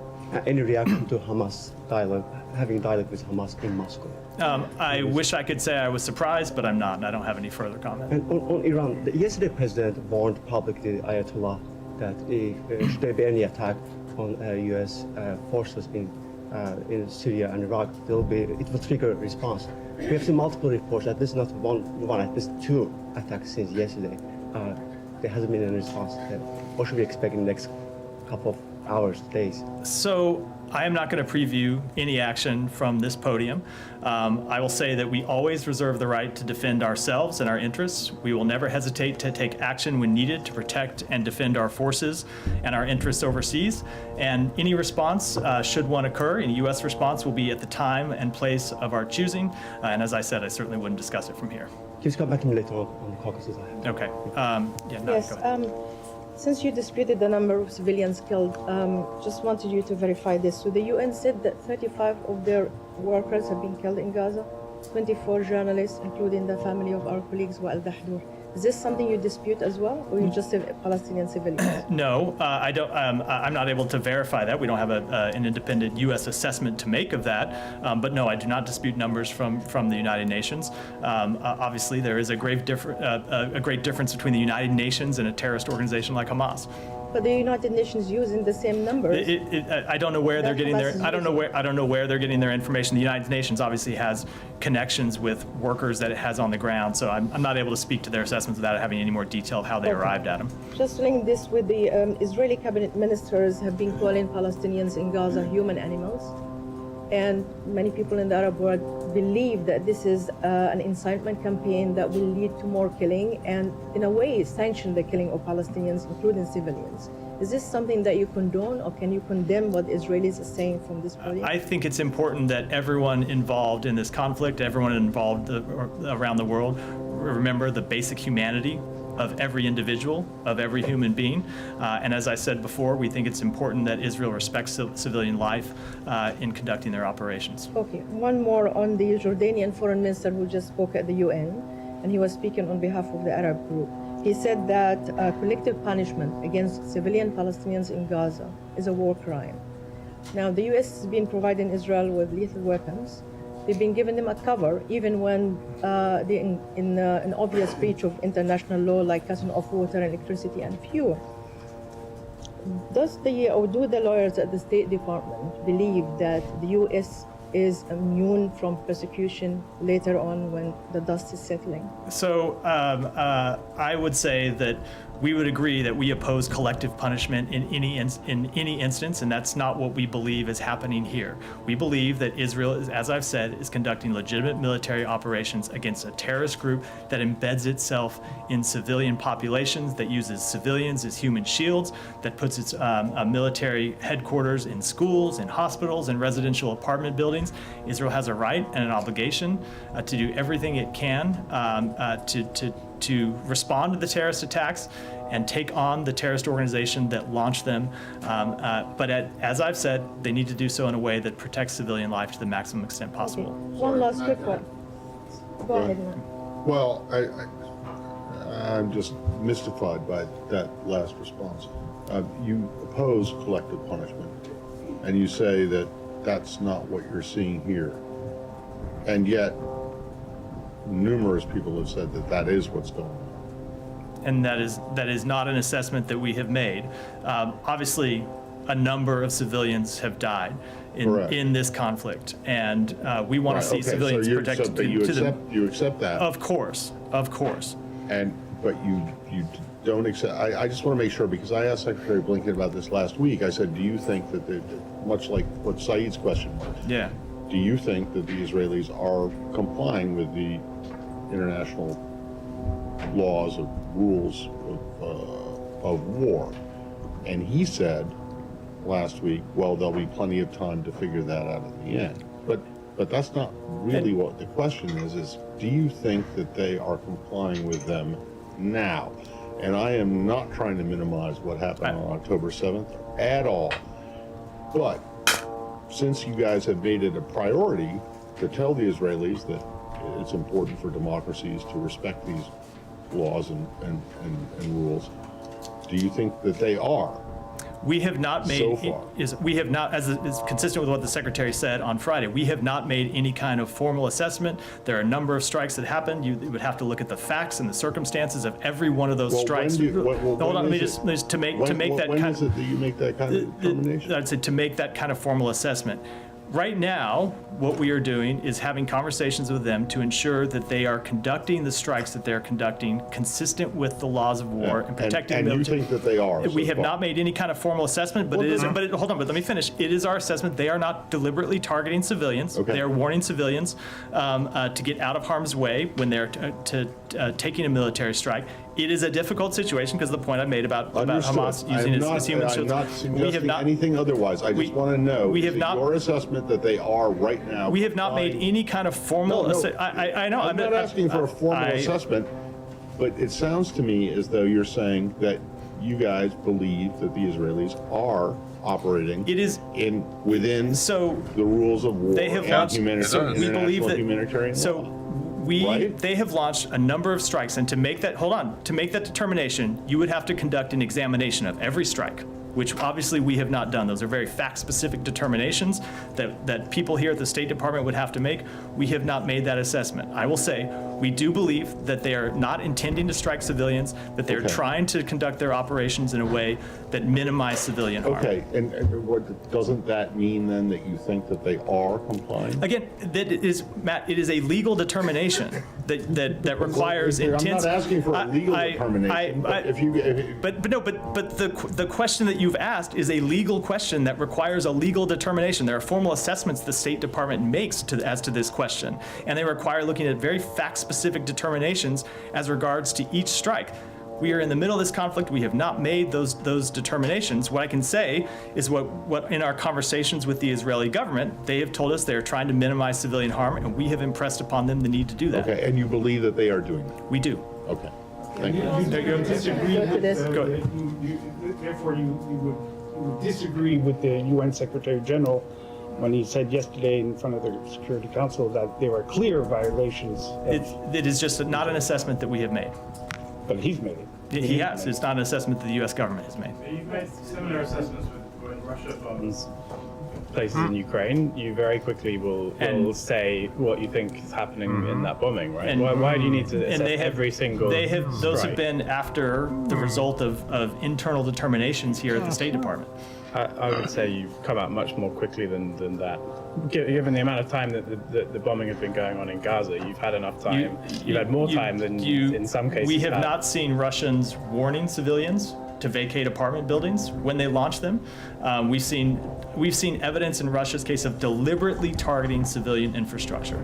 So you have made some kind of assessment. I'm saying that's the difference in the situation and facts that we haven't seen here. But the fact that you have made a determination, because what you just said to Simon is that you made a determination that Russia deliberately targeted civilian, and you have made a determination in this case that Israel is not deliberately doing that. I'm sorry, I don't see there's no other way to read what you. We were able to show and make the determination in the case of Russia that they were intentionally targeting civilian infrastructure. We have not come to that conclusion here. With Israel. With Israel, yeah. Okay, so that means that you have thus far determined that Israel is complying with the laws of war. It does not mean that. It means that we have not conducted. Again, Matt, I know you want me to make a claim that usually is at the end of a formal legal process, and I'm not able to do that. I don't think that's correct at all. And in fact, it's exactly as Simon said. You guys are very quick off the bat to accuse Russia of, and probably correctly, of committing war crimes and doing that kind of thing. But in this case, and it's now 2.5 weeks in, they don't want to even look into it. You guys are saying you guys won't say whether you will make a determination, even though many others have. Or many others have weighed in, either on the yes they are complying or no they are not complying. I'm saying and so I think that what the world is looking for is a clear statement from you guys whether you think that they are heeding your advice, and it sounds to me as though you're saying yes they are. But you then, when you're pressed on that, you won't give an answer. Again, we believe they are listening to our advice, but I cannot make the formal. I just cannot make the formal determination when it comes to every one of the strikes that's been launched. Go ahead, Saeed. Go ahead. And then just very quickly. So you're saying, I do want to give other people a chance. Go ahead. You're saying that dropping leaflets on people. I'm sorry. Dropping leaflets on people, telling them that we're going to bomb this site, like 3 or 5 minutes before, is actually complying with the laws of war. Is that what you said? Saeed, I am not able to sit here at this podium and talk about the specifics of every. Saeed, I'd let you finish the question, let me finish the answer. Sure. Of every individual strike. To make a determination of a war crime, you need to be able to do these very fact-specific determinations and compare them about what international law requires and see if the international law has been violated. I'm not able to make that assessment, certainly not as with facts that you were giving to me about whatever strike. They're sick, correct, bedridden, or whatever. Do you think that absolves Israel from committing war crimes, or does it show that they are complying with the laws of war? That is not what I said. It is a holistic determination that we would have to make, looking at all the circumstances.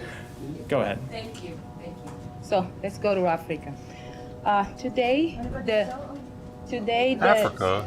Go ahead, and we'll come back. Okay. So Lady, today the Africa. group of ambassadors had a meeting, and during this meeting, the ambassador of Angola in the United States once again highlighted President Lourenço's willingness to lead an effort to ensure that the sanctions on Zimbabwe be lifted.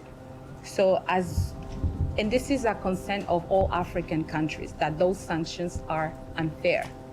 The sanctions. So what is Biden's administration doing in order to lift the sanctions on Zimbabwe? I will unfortunately have to take that one back and get you an answer. Go ahead. I'll come to you next. Oh, shit about Zimbabwe, lady? So, Matt, thank you.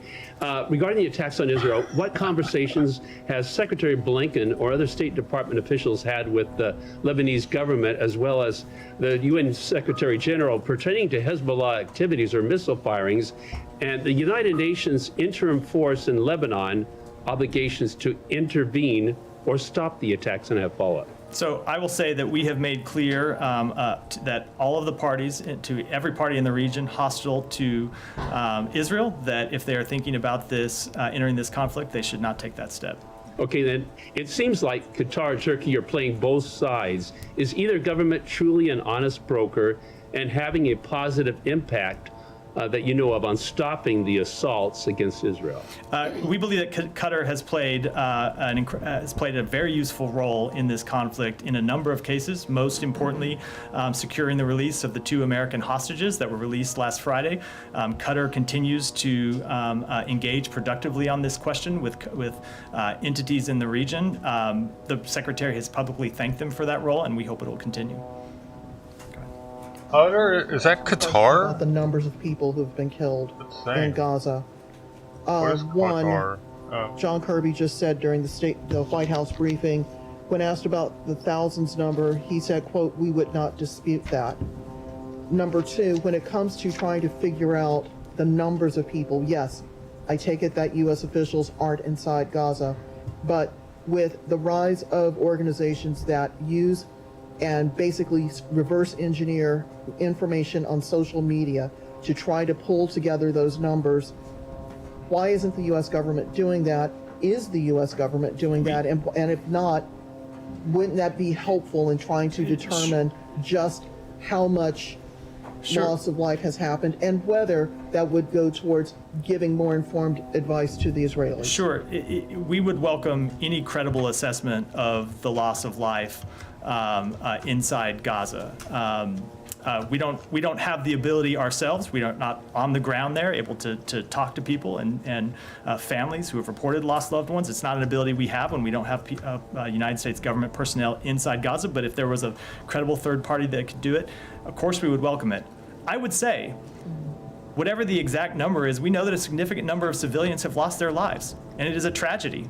Every one of those losses is a tragedy, and that is why we have been working so hard to get humanitarian assistance in, to establish areas where civilians could be safe from harm, to communicate directly to the Israeli government that they need to act consistent with the laws of war, and it's why we'll keep at those efforts. So I understand the importance of the numbers, and it is important to know, and we would obviously like to have an accurate assessment that we could rely on.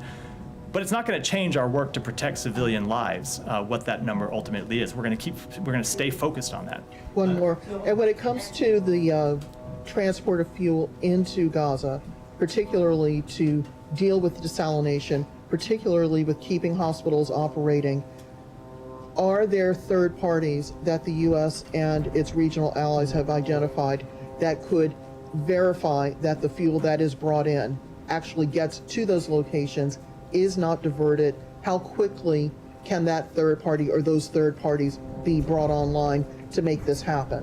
That is one of the issues that is under discussion, but I don't think I should get into any of the details before we're able to come to some kind of ultimate agreement. Is it imminent? Are you able to say whether it's imminent? We're working on it. We hope to have an agreement soon, but I wouldn't want to put a timetable on it. Go ahead. Thank you. There has been a deep frustration in the Muslim world against the US's approach to the Israeli-Hamas war. Most recently, leaders and foreign ministers of Turkey, Qatar, and Queen of Jordan criticized the quote-unquote double standards of the West in the Gaza conflict.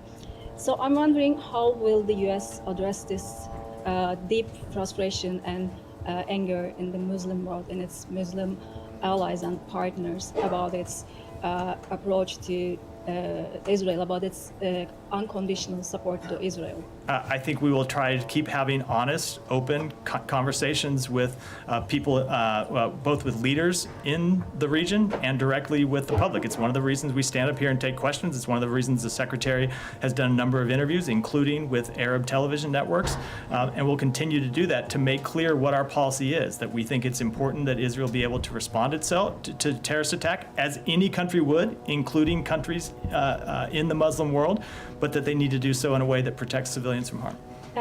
One follow-up, please.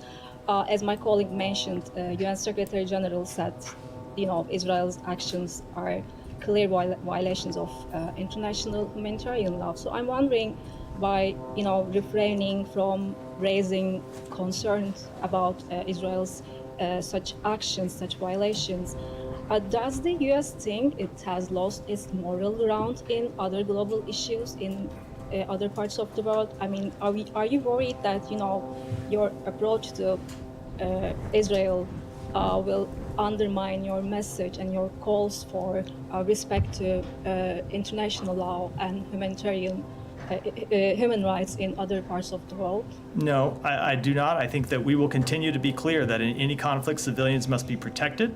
They should have a real opportunity to voluntarily get to safety, to access food, water, shelter. That's what we're working hard to achieve for civilians in Gaza.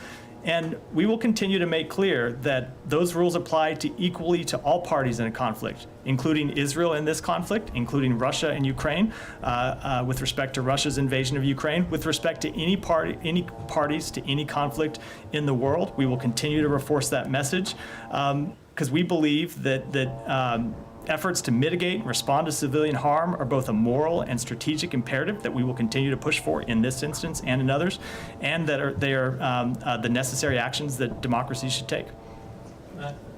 Go ahead. Can we move on to China? All right, I'll come to you next, but we'll let Nike go ahead with it. Sure. Some congressional leaders have urged administration officials in their meetings with Chinese Foreign Minister Wang Yi to raise directly the questions on Americans wrongfully detained by China and other political prisoners. Would Secretary Blinken press China on this issue? What outcome would the United States like to see? Can you say their names? So I am not going to speak to the meeting before it happens. The Secretary will meet with Wang Yi later today and again tomorrow.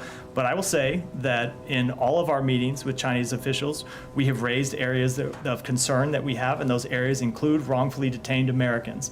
And you should expect that U.S. government officials will continue to do that in their meetings with Chinese government officials. And when the meetings are over, we'll be happy to talk to you about exactly what we did. I will say that with respect to wrongfully detained Americans, a number of times it's actually not helpful for us to raise their names publicly. There are a number of places where they don't want us to, where there are privacy objections.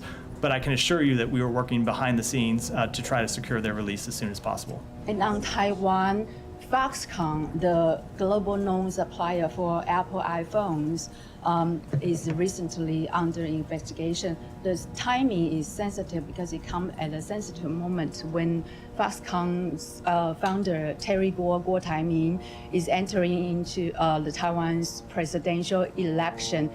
Does the U.S. share with many analysts' view that this is an attempt to intervene and intimidate Taiwan's presidential election? Does the U.S.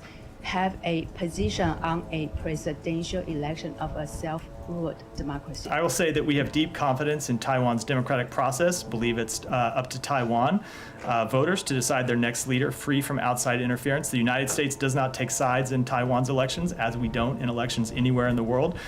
We are committed to the fair treatment of all candidates, and our policy with respect to Taiwan will remain the same regardless of whichever party is in power. Go ahead. Thank you, Matt. On Bangladesh opposition leader Khaleda Zia, whether U.S. would call on Bangladesh authorities to allow her getting medical treatment abroad, since the State Department's annual reports describe her trial did not meet required fairness, and it is a political ploy to remove her from the political process. According to media reports, 3 members, medical doctors from the Johns Hopkins in Bangladesh, and checking her medical condition. As the Voice of America English service reported, the country's first female prime minister, high risk of dying under these current government restrictions. So what is your comment? I will say that we are monitoring reports about former Prime Minister Zia's deteriorating health. We have encouraged the Bangladeshi government to ensure a fair and transparent legal process for her, and I don't have anything to add to an internal legal process. One more on Bangladesh. Hold on. One more on Bangladesh. Ahead of Grand Rally 28th of October, government is very much attacking on opposition and arresting every day, and they are trying to control by any means to obstruct the Grand Rally. And you are urging many times, Ambassador Peter Hush also urging many times to ensure fundamental rights and to reflect the will of the people of Bangladesh. So what is your comment? Our comment is, as it has been, that we believe the upcoming elections need to be free, fair, and peaceful, and I don't have any further comment. Nick, go ahead. Thank you so much. I know that. I was calling on Nick, but go ahead. Yeah, Nick thank you. next. That's why I said Nick. It's but Bangladesh. Yeah, U.S. Assistant Undersecretary Afrin Akhtar recently paid a visit to Dhaka. Pro-opposition speaker in different talk shows claiming that U.S. issued a deadline to Bangladesh Prime Minister Sheikh Hasina to resign by November 3rd or face the music.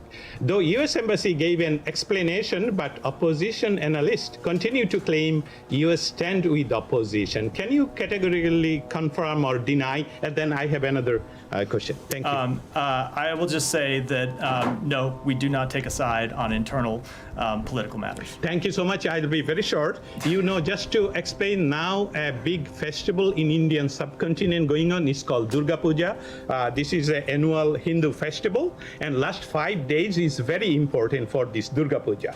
And all the opposition party, the acting chief of BNP, Tariq Rahman, who is convicted and a fugitive, described by former U.S. diplomat as a symbol of violent politician in Bangladesh, and they are asking to come, their violent supporter, to Dhaka to seize the Dhaka on the date of 28th, this day after tomorrow. It is the biggest end of this biggest festival Hindu community, and they have track record for communal violation and attacking Hindu population with arson and burning the bus and families, and also making kidnap. So what is your concern on that? Thank you. I will take that back and get your comment. Nick, go ahead, and then Janie will come to you next. Back to the Chinese foreign minister visit here. I know you don't want to get ahead of the meetings, but at the UN, Secretary Blinken said he's going to be speaking with the foreign minister on ways to prevent the conflict in the Mideast from spreading.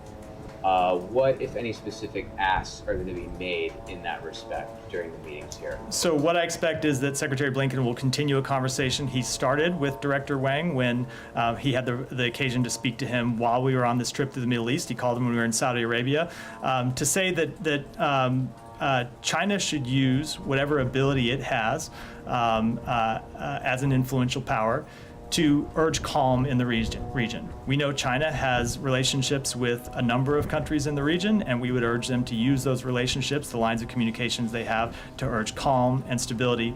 We don't think that increased stability benefits the United States. It doesn't benefit China. It certainly doesn't benefit the people of the region. Janie, go ahead. I have a question on the Russia, North Korea, and China.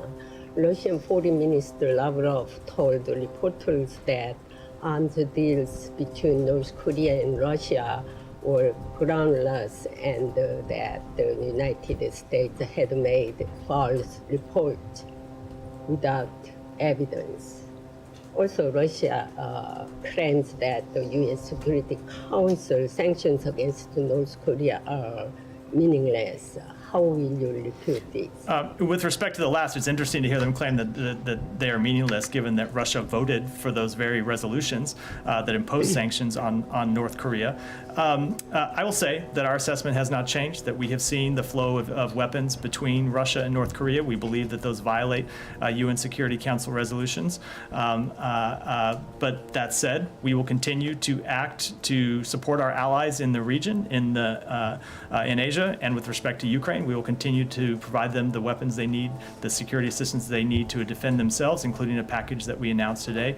Abby and then Michelle, come to you next. Will the Secretary Blinken raise the issue of China's role in the UN Security Council sanctions against North Korea at the meeting with Wang Yi? I am sure that North Korea will be on the agenda, and I wouldn't want to comment any more specifically in advance. Abby, go ahead.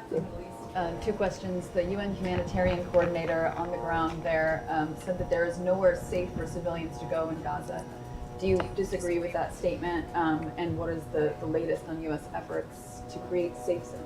I will say that we are working very hard with our partners in the region. It's one of the things that Ambassador Satterfield is working on to ensure that civilians can be protected from harm. It's the subject of ongoing discussions. I don't have any updates to offer other than to say it's something that he continues to work on. And there were reports today that the U.S. and Qatar have reached an agreement for Qatar to revisit their relationship with Hamas after this is all over. Do you have any comment on that? I saw the report. I can't comment on a private diplomatic negotiation. I will note two things. When the secretary was in Qatar, he said publicly that ultimately no country can continue to carry on as with business as usual with Qatar as they did before the business as usual with Hamas as they did before the October 7th attacks. That's a message he delivered in all of his travels through the region. That said, we are very appreciative of the role that Qatar has played in helping secure the release of hostages, in work to continue to secure the release of hostages, and we are very appreciative for their work in that regard. And Michelle, and we'll wrap it up there. I have two questions. Or Alex, I'll come back to you. I forgot a problem. Yeah, go ahead. Sorry, First, Michelle. does the U.S. support the French president's proposal to form an international coalition similar to the de-ISIS coalition to fight Hamas and other extremist groups in the region? That's an issue that we will discuss directly with the French government, but certainly we welcome the work of any government to try and ensure that Hamas cannot continue to operate and carry out terrorist attacks the way it did on October 7th.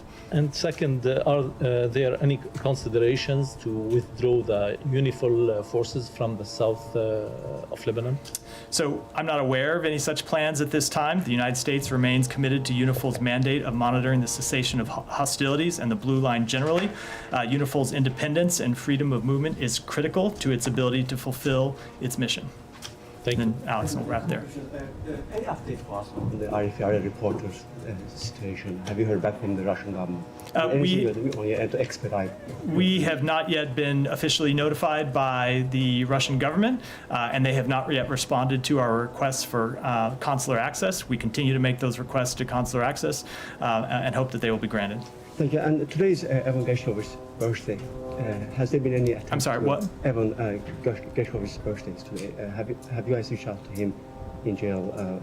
I know Ambassador met with him last week. Yeah, the ambassador met with him, and we will continue to have conversations with him when we do have consular visits, and we continue to press for his release. And finally, on Karabakh, you know that the meeting between Azerbaijan and Armenian leaders was supposed to take place in Brussels, got cancelled. Second time, actually, this got cancelled.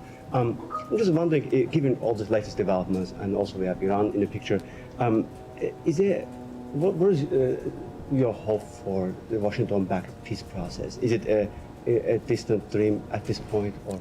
We continue to think that it is in the interests of the two parties. It is interest in the region. It is in the interest of the region, and it is in the interest of the broader world that those two parties reach a peace agreement, and we'll continue to push it. I'll leave it there. Thanks, everyone.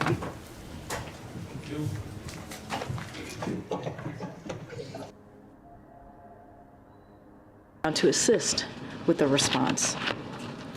During the state dinner last night, the president was informed and stepped out to receive an initial briefing of the shooting. Later, he stepped out to speak with Maine Governor Janet Mills, as well as Senators Collins and King, and Congressman Jared Golden. He pledged full federal support in the wake of this horrific tragedy. This morning, the president received another briefing on the shooting from senior advisors, and he ordered that the U.S. flag be flown half-staff at the White House and upon all public buildings and grounds out of respect for all the victims as well. So I want to echo the president's sentiments on this tragedy and the epidemic of gun violence in general. This is not normal. We cannot accept this.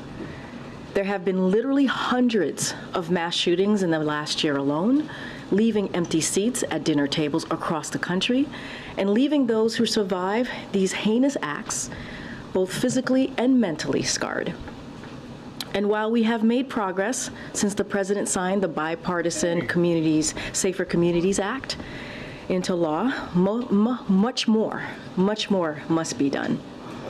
And the president has been clear that executive action alone is just not enough. As the vice president who oversees the newly established Office of Gun Violence and Prevention, stated during today's state luncheon, I know many of you watched very closely as well, and she said, it doesn't have to be this way. As our friends in Australia have demonstrated, again, it does not have to be this way. It's within Congress's power to pass legislation that will make our streets safer, that will make our communities safer, that will make our schools safer. The House has a new speaker who he said he's ready to get to work and to find common ground. Now is the time. Now is the time to find common ground.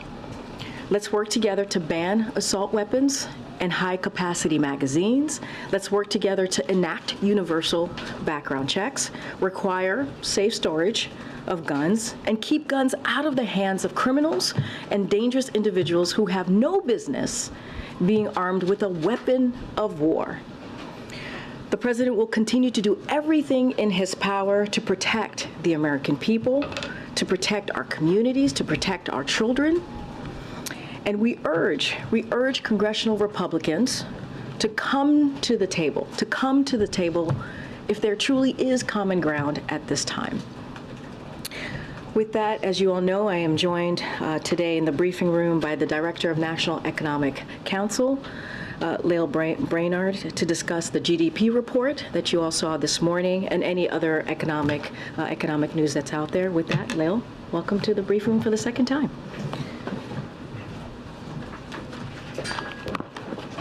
Well, we thought this might be a good moment to look back to this time last year and recall what the experts were saying about the U.S. economy.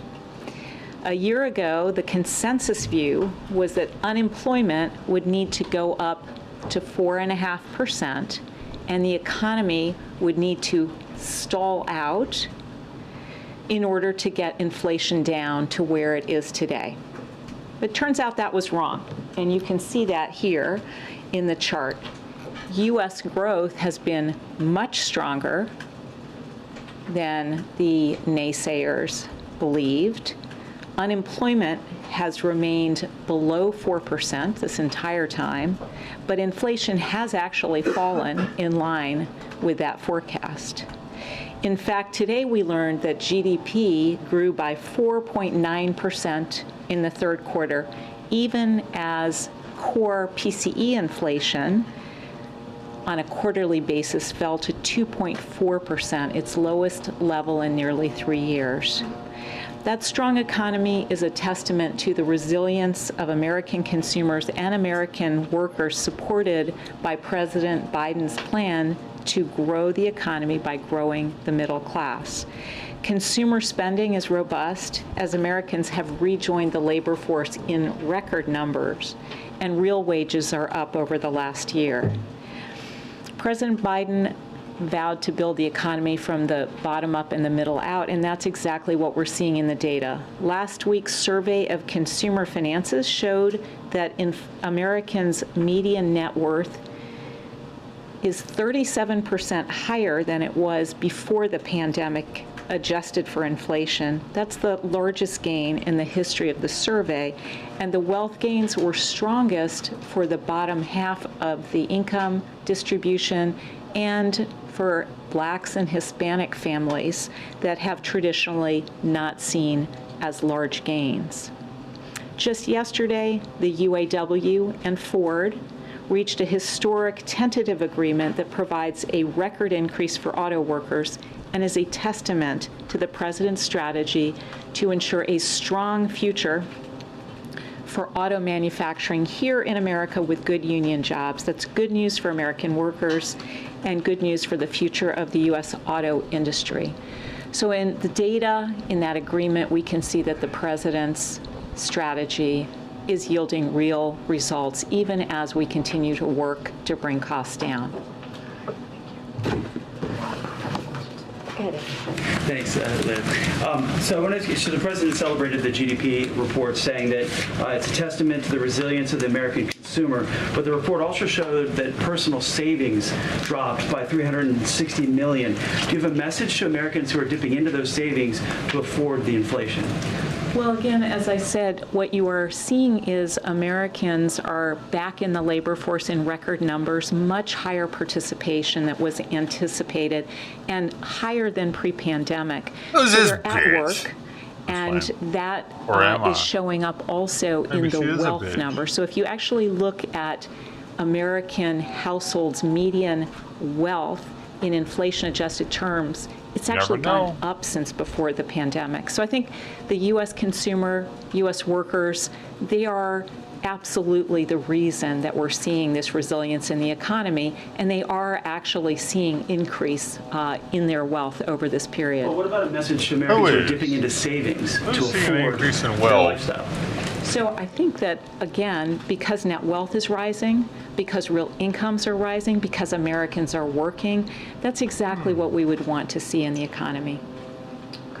Are you no longer worried about a recession in the near term?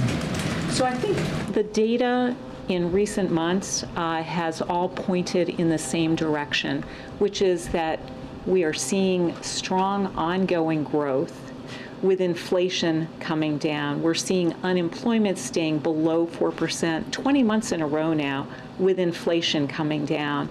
And so those data, which have been sustained now for a relatively long period of time, suggest that there's ongoing resilience there.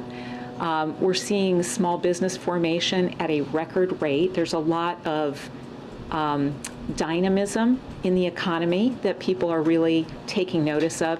And you know that the president has historic legislation that is leading to historically high amounts of construction in the manufacturing sector. It's really leveraging private sector investment. So for all those reasons, the ability to see the economy continue growing with inflation down, strongest growth, lowest inflation among the G7. Gotcha. Thanks a lot. Since this GDP number was released, student loan repayments have begun for tens of millions of Americans. Is this a headwind that you see in the U.S. economy for Q4? What I'd like to see student debt relief go forward. He's continuing to look to find avenues to do that in the wake of the Supreme Court decision. We've already announced a number of programs that have led to large and significant relief for a large number of Americans, but he's going to continue working to make sure that the full amount of student debt relief is available over time. Hey, you know, hold on. Yo, if you want your fucking student debt relieved, you need to work that shit off, like with community service or something, you know what I mean? They just want to go to college for free, have it all fucking paid off, and then get a better paying job than a blue collar worker that is now paying off their fucking college education. Y'all are on one for that shit, dude. Or the fourth quarter? So right now, what we see going into the fourth quarter is continued ongoing investment on the basis of the clean energy tax credits and the CHIPS program, the infrastructure law. So there should continue to be a lot of private sector interest. We certainly see it in the numbers, $614 billion worth of private sector investment on the basis of those laws. So those things I think will continue to provide uplift. The global economy, there's some soft spots there, so perhaps a little headwind there. Last question, go ahead. To follow on the consumer spending side, do you expect the pace of consumer spending to ease in the coming months? And a follow-up on that if I can. You know, there is the possibility that from quarter to quarter, you see some variation. So it's hard to know right now what retail spending and consumer spending more broadly is going to look like. Again, consumers have good sources of income, real wages rising, strong employment, strong participation in the labor force. But from quarter to quarter, we could certainly see variations in the relative contribution of consumers relative to business investment, for instance. And how do you see the recent spike in borrowing cost affecting consumer spending? So certainly consumers and businesses are taking into account the cost of credit, and that is, I think, a headwind on the economy. Despite that, we've seen really strong GDP, 4.9% in the third quarter, and we think that's because there is strong support from the policy on the investment side of the economy, the president's historic legislation there, and his broader plan to grow the economy from the middle out. Okay, thank you so much. Thanks, you. Leo. Thank you for coming back. Okay, we're moving on. Okay, yes. As you know, Admiral John Kirby is here I think you have something to share at the top and also take any of your foreign policy questions. Admiral? Thanks, Kareem.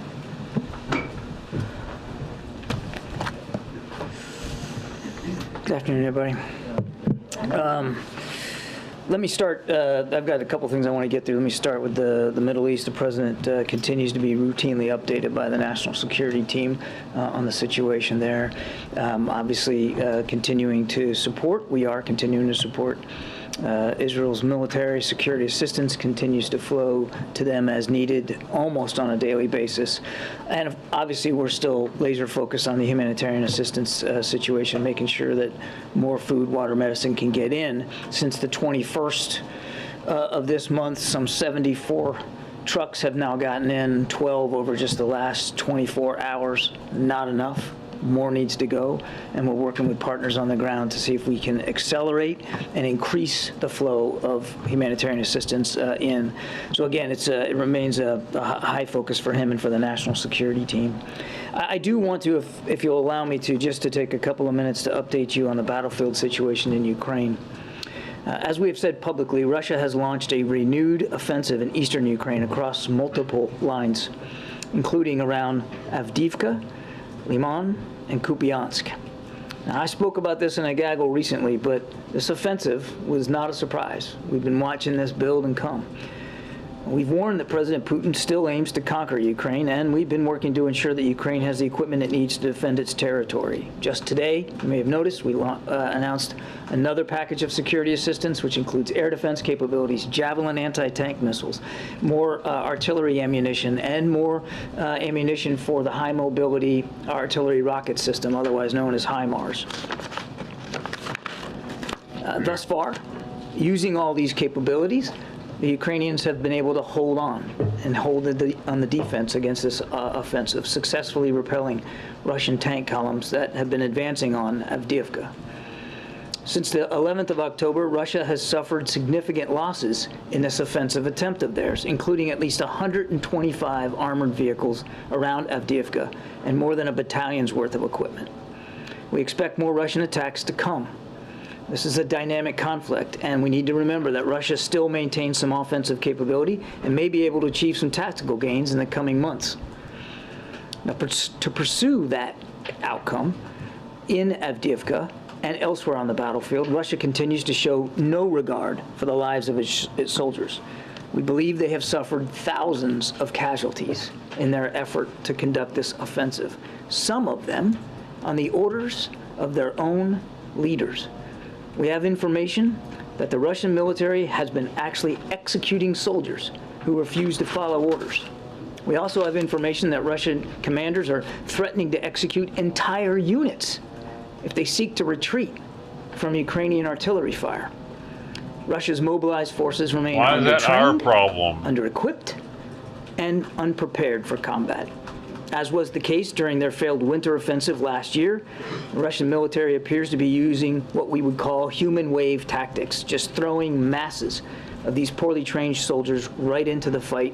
No proper equipment, no leadership, no resourcing, no support. Russia being Russia. It is unsurprising that Russian forces are suffering from poor morale, given all these conditions.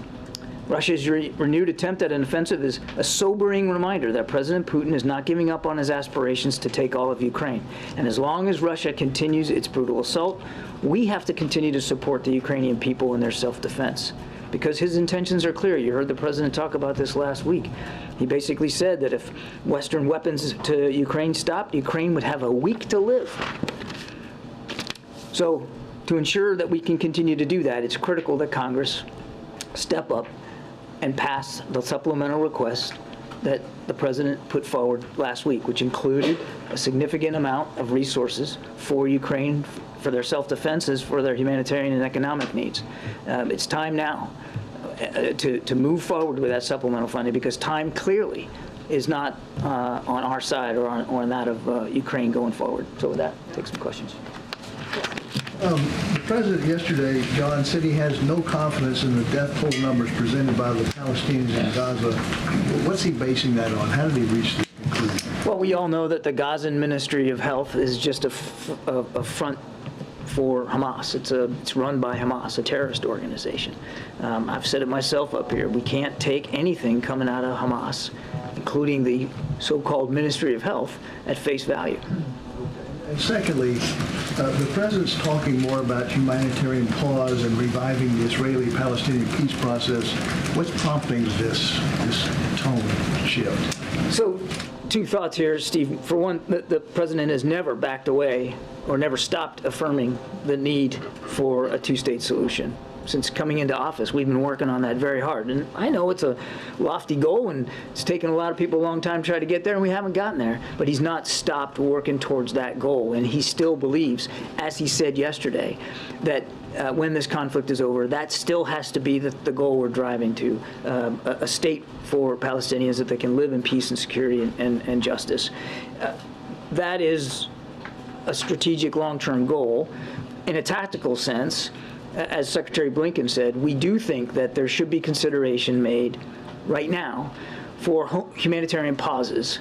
These are localized, temporary, specific pauses on the battlefield so that humanitarian assistance can get in to people that need it, or the people can get out of that area in relative safety. That's what a humanitarian pause is, and we think it's an idea worth exploring. Just to follow up on the first thing that Steve asked you quickly about the president's lack of confidence in the numbers that we're getting out of Gaza right now. As you noted, the Gaza Health Ministry is run by Hamas. But to be clear, the president and the White House, you don't dispute that thousands of Palestinians, many of them innocent civilians, have been killed by Israeli strikes so far, do you? Of course not. We absolutely know that the death toll continues to rise in Gaza. Of course we know that. But what we're saying is that we shouldn't rely on numbers put forth by Hamas and the Ministry of Health. So they say it's more than 7,000. Is there any way to assess how many it is? Or I mean, the president said it was a pretty dramatic moment when he said, "Yeah, we don't have any confidence that." We respect that you can't take Hamas at its word, but it does appear by all independent journalism, including that by a lot of people in the room, that thousands of Palestinians have been killed. We would not dispute that. Okay, now let me ask you, if I can, very quickly. Is the White House satisfied that Israel, to this point, has obeyed the laws of war, the rules of the war, as the president has indicated, and is Israel, in the White House's view, doing enough to this point to protect innocent lives? Again, we're not going to react in real time to events unfolding on the battlefield and every allegation and every strike. We're just not going to do that. But that means it's not until the war is completed that you guys can have an assessment of whether I didn't say that either. I just said we're not going to react in real time here, Peter. We have been in constant touch with our Israeli counterparts since the very early hours of this conflict to make sure we're asking them the hard questions that we want them to ask themselves, and to reiterate, as the president said yesterday, to reiterate that there is an added burden here on Israel to make sure that they are doing everything they can to minimize civilian casualties, and we're in constant communication with them about that. Thanks, Corinne. John, to follow up on my colleagues' questions, does the president have faith in the numbers released by the West Bank Ministry of Health, which is run by Palestinian authorities, that says there's been more than 100 West Bank Palestinians killed by what the president called extremist settlers? I know of no dispute with the rough numbers coming out of there either. We know that there's been quite a bit of violence in the West Bank as well. Obviously, the casualties are nowhere near the numbers that we're seeing coming out of Gaza. Okay, can I just follow up on the meeting between Jake Sullivan and Wang Yi tomorrow? What are the expectations? Will the president join the meeting? What are the key focus? And what kind of role can the U.S. expect from China on the war in Gaza? That wasn't one more question. That was like 7 more questions. Mr. Sullivan's looking forward to this discussion with Wang Yi. I think he's going to be starting out with meeting Secretary Blinken later this afternoon, and then tomorrow with Jake here at the White House. And it's a chance to continue the conversation that Jake himself has had with our PRC counterparts now for many, many months. It's another it's another milestone in that effort to keep the lines of communication open with the PRC. Now, it'll be an opportunity for Mr. Sullivan to obviously address areas of concern that we continue to have with some of the PRC behavior, particularly in the South China Sea. But it'll also be an opportunity to explore ways in which we can continue to keep these channels open and to try to get open the military-to-military channel communication, which is still closed. On the Gaza? I'm sorry? China's role in the conflict. I'm sorry. Yeah, I have no doubt that part of this discussion and the agenda will be what's going on in the Middle East and getting the Chinese perspective and certainly looking for ways to encourage them to be helpful. Go ahead, Michael.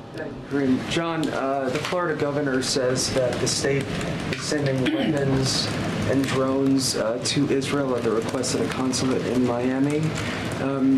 Have you been coordinating with the Florida government on this, and can states just send weapons and other material to foreign states? I would certainly let the governor speak to what Florida is doing. It is not illegal for the governor of a state to offer a measure of foreign assistance to another country. There are laws and regulations which govern how the export process is handled. And that's all done through commerce. I couldn't speak with authority today about whether the governor is checked all those boxes or not. You really should talk to him and his staff. But it's not illegal for a state governor to do that kind of thing. Just one quick follow-up on all of the questions regarding the death toll coming out of the Hamas-run health ministry in Gaza. Do you have any sense, you acknowledge that thousands have died in Gaza, do you have any sense of the percentage of those that are Hamas militants versus civilians? I do not. Thank you, Admiral. More than 30 U.S. service members have been killed in attacks on U.S. troops in Iraq and Syria. Will the U.S. respond militarily, and is the U.S. prepared to lead another war in the Middle East? I don't know. I don't think. Did you say 30 have been killed? I don't. Have been injured. Yeah, I'll let the Pentagon speak to the number of injuries that they've had. My understanding is that almost all the troops that have been injured are back on duty, and that there are some that have suffered what we call traumatic brain injury. That's from the concussive effect when these rockets land close by, and sometimes it takes a while for those symptoms to manifest themselves. So the numbers, again, I refer you to the Pentagon because I suspect they could change over time. As the president said yesterday, we've got troops in Iraq and Syria that are there on a very important mission, going after ISIS. Still viable mission, because it's still a group that poses a threat. And they have in the past come under attack by some of these militia groups. And you might recall back in March, we responded and retaliated pretty aggressively. And as the president also said, we're going to do what we have to do to protect those troops in our facilities. Now, what we decide to do as Commander-in-Chief, that's his decision to make, and he'll make it in a time and a manner of his own choosing. And the U.S. and Israel have said that Hamas is using Palestinians as human shields. Is it acceptable that Israelis are attacking places even though they know that civilians would likely be killed? And are these strikes strategic or targeted enough? I will let the Israeli Defense Forces speak to their operations and their targeting procedures. We're not involved in that. They have a right and a responsibility to go after Hamas after what happened on October 7th.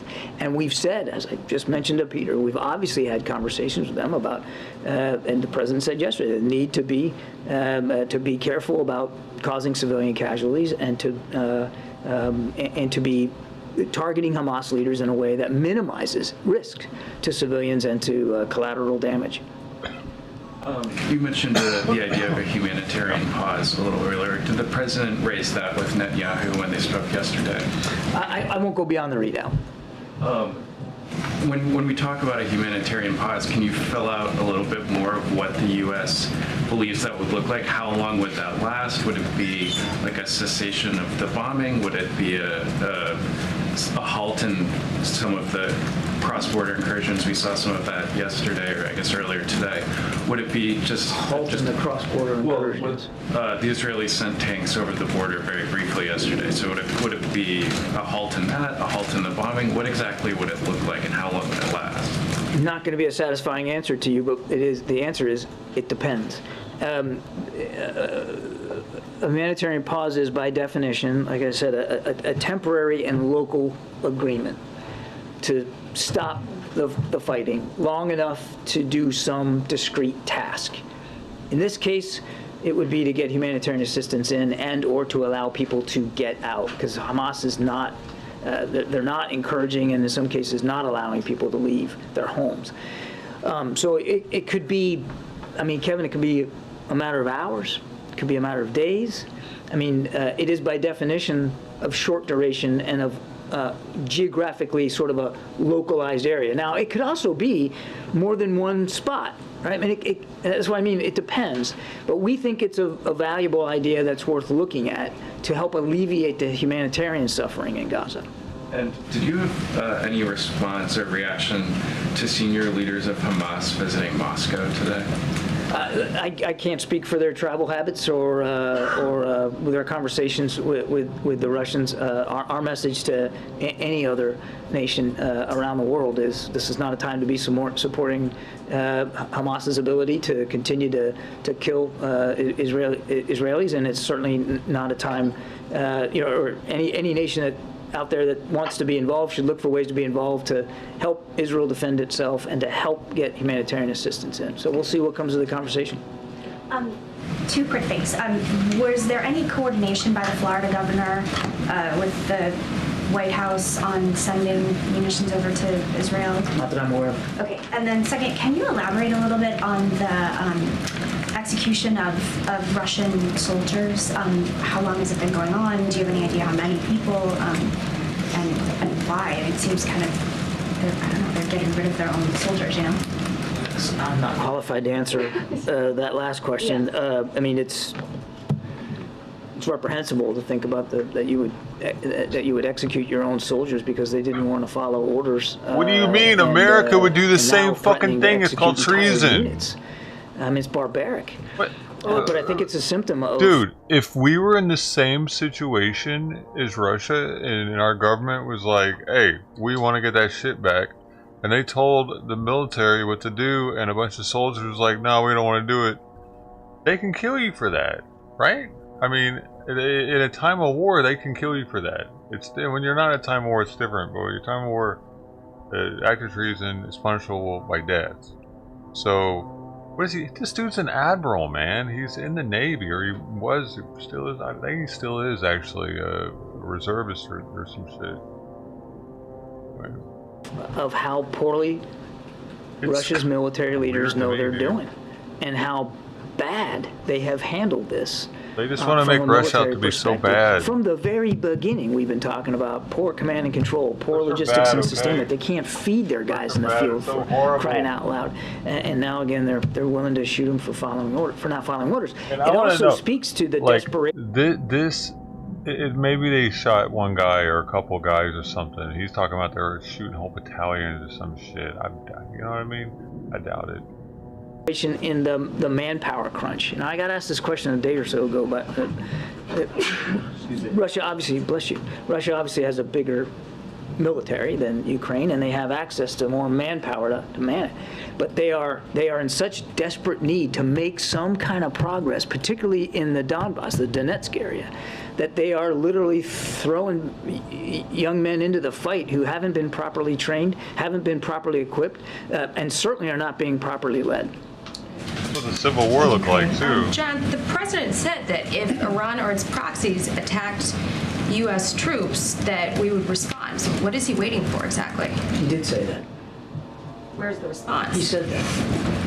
And he said that we will... Repeating the warning is the response? Jackie, come on now. It's not his question. I'm not going to telegraph punches here from the podium. We have responded and retaliated in the past, quite aggressively, in fact, back in March. And as the president said, we will not hesitate to protect our troops and our facilities, but we're going to do it at a time of our choosing, in a manner of our choosing. And the decision to do it, if we do it, is his as commander-in-chief and his alone. He said that he issued a warning to the Ayatollah, this warning he talked about yesterday. How was that warning delivered? I'm not going to get into that. Can you say if there was a phone call or if there was a third party? Was there a message that was relayed after U.S. troops were injured? There was a direct message relayed. That's as far as I'm going to go. And then why were the injuries not disclosed until Tuesday? I'd have to refer you to the Pentagon on that. And can you also say why the U.S. approved a visa for Iran's foreign minister who's in New York this week? The Wall Street Journal reported that he partook in at least 2 planning meetings in Lebanon with Hezbollah, the Islamic Jihad, and Hamas leading up to the October 7th attack. The Secretary General called a meeting at the foreign ministerial level. He's the foreign minister of Iran. We are the host of the UN. We take that responsibility seriously. Do we particularly like the fact that he's on U.S. soil? No. But unlike a lot of other countries around the world, we take those responsibilities, those rules seriously, and so we allowed him to come in to attend these meetings. And we hope, quite frankly, we're certainly going to take advantage of the opportunity. We hope others at the UN take advantage of the opportunity to ask tough questions of him and what his country's doing to support these militia groups and what his country's doing to support Hamas and Hezbollah. This is an opportunity for world leaders up there in New York to make their perspectives and their concerns known directly to the Iranian foreign minister. There's a Pentagon official, Ariane Tabatabai, I believe I'm saying her last name correctly. She was alleged to be involved in an Iranian government influence operation. There was some discussion about whether she should keep her security clearance. She did. But she's now the chief of staff for the office that's overseeing hostage negotiations. Is it appropriate for someone with these connections to the Iranian regime to be overseeing rescue operations for Americans that are being held by Iran-backed proxies? I'd have to refer you to the Defense Department to speak to that, Jackie. Go ahead, Jenny. Hey, Kirby, thanks. Back on the Wang Yi meeting, you said that you would encourage China to be helpful in the Middle East. Can you elaborate on what you would like to see out of it? Do you want them to condemn Hamas? Do you want them to use their influence with Tehran behind the scenes? And then separately, you have also called out Beijing in the past for providing support for Putin's war effort in Ukraine. What's your current assessment on whether that support is ongoing, whether that's reaching the level of a red line? You sort of didn't want to get into it, but it was non-lethal aid that was provided a couple months ago. So where does that stand now? Obviously, Putin went to China a couple weeks ago, so their alliance seems to be strong. We still haven't seen any indication that China is willing to provide lethal capabilities to the Russian military. We just haven't seen that. And as for them being helpful, they are able to have conversations in some places, like Tehran, that we aren't. So we'll see what Mr. What Wang Yi says when he gets here tomorrow or this afternoon. But there's I think it would be irresponsible if we didn't try to explore this issue with them and see what their thoughts and perspectives are. Thanks, John. Back to the numbers, aid groups, including the United Nations, that are working in Gaza, cite those numbers of the health ministry. Are they wrong to do that? They can make their own decisions about what numbers they want to cite. We're not going to cite them. The State Department is also using these numbers internally. Sorry. I was going to actually mention that. Thank you, Raquel. I mean, the State Department has cited those numbers. Has cited them in the past, but what we've seen is the administration's position that it is now Hamas is now manipulating the numbers now, but not before. Well, do you remember that attack on the hospital? And what did the Gaza Ministry of Health put out? Something like 500. They slapped the number 500 on it, within the hour of that attack. And of course, the same Ministry of Health said it was an Israeli airstrike. So we know that's not true. And we've now since found out that the numbers aren't that high either. They never got up to 500. Now, it was at least a couple of hundred, and that's terrible, and that's atrocious, and that's sad. And we all obviously grieve with the families and loved ones who are affected by that. But the numbers are not reliable. They're just not reliable. And I don't need to tell you how to do your jobs, but if you're going to report casualty figures out of Gaza, I would frankly frankly recommend you don't choose numbers put out by an organization that's run by a terrorist organization. Go ahead, Raquel. Okay, thank you so much, Karine and John. So besides saying that he doesn't have confidence in these numbers, the president went further to say that innocents will die and that this is the price of the war. You also said that. I have indeed. Yeah, don't you think this is insensitive? There being very harsh criticism about it. For example, the Council of American Islamic Relations said it was deeply disturbed and called on the president to apologize. Would the president apologize, and does he regret saying something like that? About What's harsh is the way Hamas is using people as human shields. What's harsh is taking a couple of hundred hostages and leaving families anxious, waiting and worrying to figure out where their loved ones are. What's harsh is dropping in on a music festival and slaughtering a bunch of young people just trying to enjoy an afternoon. I could go on and on. That's what's harsh. That is what's harsh. And being honest about the fact that there have been civilian casualties and that there likely will be more is being honest, because that's what war is. It's brutal, it's ugly, it's messy. I've said that before. The president also said that yesterday. Doesn't mean we have to like it, and it doesn't mean that we're dismissing any one of those casualties. Each and every one is a tragedy in its own right, and each and every one we should try to prevent. And that is why we're in close contact with our Israeli counterparts, to do everything we can to help them minimize the risk to civilians that are in harm's way. It would be helpful if Hamas would let them leave their homes, leave areas, not shelter in tunnels underneath their houses and in hospitals, and let them get out. Let them get out of Gaza if they want to leave. We know that there are thousands waiting to leave Gaza writ large, and Hamas is preventing them from doing it. That is what is harsh. Just another question, if I may, because Israel has a dispute now with the UN Secretary General. I would like to know what is the White House position on that, because also he's revoking visas from UN representative in the middle of the war. So what is the position of this administration on Israeli? Can you repeat the first part of that? I missed it. Yeah, Israel dispute with Guterres, UN General Secretary. What is the... Oh, you mean his comments? Yes, exactly. And then he's revoking visa right now from UN representative in a time of war. What do you think about that? Yeah, we'll let the Secretary General speak for himself and speak for his words. I think President Biden has spoken repeatedly and consistently about where we are, including yesterday out there in the Rose Garden, and I'd leave it at that. Go ahead, Andrew. Can you be any more specific about how soon U.S. funding for Israel might lapse if Congress doesn't take action? I know you said it's difficult to estimate, but are we talking days, weeks, months? It's difficult to know because it's driven by the pace of operations and the security assistance that's flowing and their expenditure rate. I'd say the same thing about Ukraine. I just know that time's not on our side. The runway's getting shorter with every passing week. We need that supplemental funding. And just briefly, as you know, my colleague Evan Gershkovich turned 32 in prison today. Any update on his case? And is there any concern that the focus on American hostages in Gaza could distract from efforts to release him? There's not going to be any distraction about our efforts to get Evan or Paul home. I should say Evan and Paul home. That work continues. I wish I had an update for you. I don't, except to say that the team has not stopped working on both of them and trying to get them out. But we just don't have a negotiation to speak to and no progress to make. But it is very much an active effort. And again, our thoughts continue to be with both families. Admiral, as you know, Al Jazeera journalist Wael Dahdouh's family was killed by an Israeli airstrike yesterday. His family was told to take refuge at a camp where they'd be safe, and it happened while our bureau chief was reporting live on air.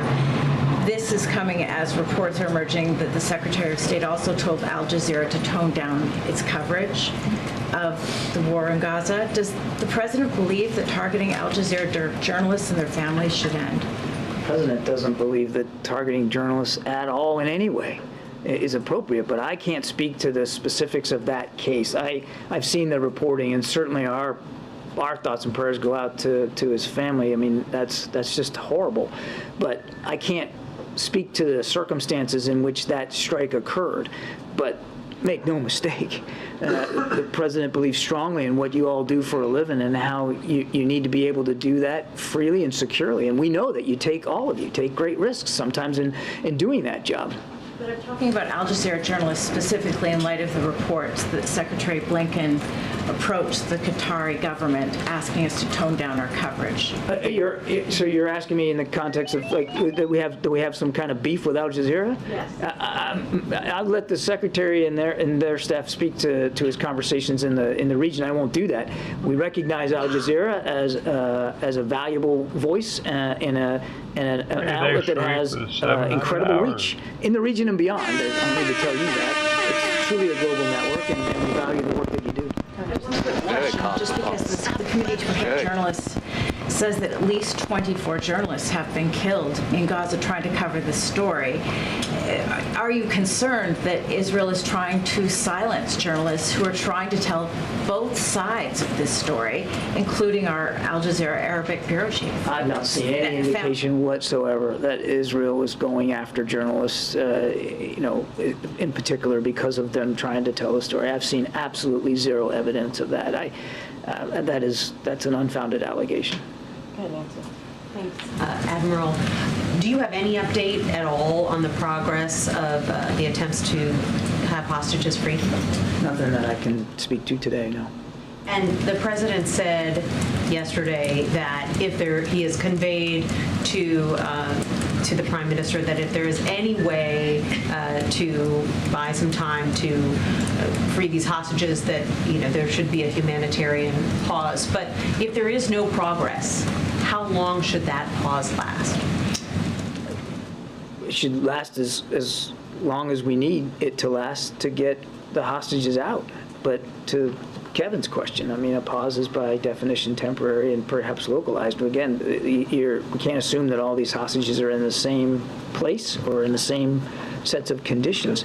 And while I don't have anything to specifically report out to you today, I can promise you, to your question of no progress, I can tell you that we're working on it very hard with our partners in the region. We want to see all those hostages released. Right. I guess what I'm saying is, does Hamas need to show some effort to release more of these hostages in order to justify a humanitarian pause? Well, again, that gets into negotiating tactics, and I'm not going to do that. It would be foolhardy for me and dangerous if we started negotiating here in public in the briefing room about how those hostages how we can work to get them out. We need to keep that in private diplomatic channels, but the work is ongoing and aggressively so. And Hamas recently said that 50 of the hostages have been killed in Israeli bombing raids since the conflict began. You talked a lot about the fact that the U.S. doesn't trust the numbers that are coming from Hamas, but do you have any way to independently verify whether that figure is correct or not? No. Good, Dan. Thanks, Green. Thank you, Admiral. On the visit of the Chinese foreign minister, sorry if I missed it, but did you say if we can expect the president to drop by on that meeting tomorrow? I don't have anything on the president's calendar to speak to. Go, Jake. Thank you, Corinne, and thank you, Admiral. I just want to start off by saying anyone who's got beef with Kimberly is going to have to deal with me first. I'm sorry? Anyone who's got beef with Kimberly is going to have to go through me first. Okay. That's why I consider myself fair warned then. Yeah. I've got one question and one follow-up regarding the two-state solution. What is the president's vision for what that would actually look like? And are there any preconditions or contingencies that would be in place? We're not there yet. Obviously, the idea of a two-state solution is not a new idea. And it's one that President Biden has believed in for a very, very long time through all his foreign policy experience. Getting there has proven difficult. I don't need to tell you that. And obviously, it's going to remain a difficult task. But what we hope is that it's not illusory, that it's not impossible. But what that could actually look like once we can get folks to the table, all of that would have to, that will come in the future. I couldn't possibly begin to describe exactly what the parameters would look like right now. Okay, so there's a Gallup poll that came out about a month ago that shows 72% of Palestinians are against a two-state solution, the highest it's been since they started polling this question, I believe. And furthermore, they showed 84% don't have confidence in this current administration's ability to bring about a peace agreement. How do you work with those kind of numbers? We just keep working towards the goal. I mean, recognize that there's different opinions out there, but we don't enact policy. We don't pursue the potential and the promise for peace and security in the Middle East based on opinion polls. Last question, Ali. Thank you. Why do the president believes that the recently announced India, Middle East, Europe economic corridor threatens some players in the Middle East? Say again. President has said last week twice that this is an instinct that the IMEC corridor announced with the G20 summit may have precipitated Hamas terrorist attack against Israel. So my question is... I think you misunderstood him. What he said was that he believed that the normalization process and the agreement that we were trying to reach between Israel and Saudi Arabia for normalization, which we believe is an important stepping stone to getting to a two-state solution, was what may have motivated Hamas to conduct those attacks. I think you misunderstood what he actually said. I have one more question. Thank you. Can I ask one more question? That's up to Kareem. Kareem says yes. Has Canada shared with you any evidence of its allegations against India? I won't talk about intelligence matters one way or the other. Certainly not from here. Thank you, everybody. Thanks, Admiral. Thanks, John. Thank you so much. Okay. All right, Colleen, good to see you. You too. Has the new speaker been invited to the White House? And is the president concerned about working with the new speaker given his track record on gun control, on abortion, on the 2020 election? So a couple of things. So upon the speaker's election, we invited him today, it's actually happening right now, to a bipartisan briefing with leadership and relevant committee chairs and ranking members and on the president's supplemental national security, obviously, package. And so that's happening right now, I think. It's still happening. And so the speaker is here, and he did join that briefing. And the other questions. So the president was asked yesterday about 2020, and the president, I think, answered it pretty straightforward. You heard him say that when it came to the 2020 election, we had more than 60 judges who basically threw those cases out of the court or proved it to not be true, right? When it came to the accusations that the elections were not, I guess, real, or whatever. However, they said it in 2020. But also, a Trump administration said the 2020 election was the safest, the safest election that we've ever had, right? And you heard that from the Trump administration. And the president also said that, he understands the Constitution. So the president answered that question. Look, more broadly, as it relates to the speaker, the president has said that once Congress, the House conference, was able to get their affairs in order after spending 22 days to pick a speaker in their chaos that we have seen them do the last 22 days, once they figured that out, he would be willing to work with them in good faith to get things done on behalf of the American people. We've been able to do really big things in a bipartisan way, whether it's the Chips and Science Act, whether it's the infrastructure law. We've been able to do that to deliver for the American people, and the president wants to do that. He wants to continue that progress.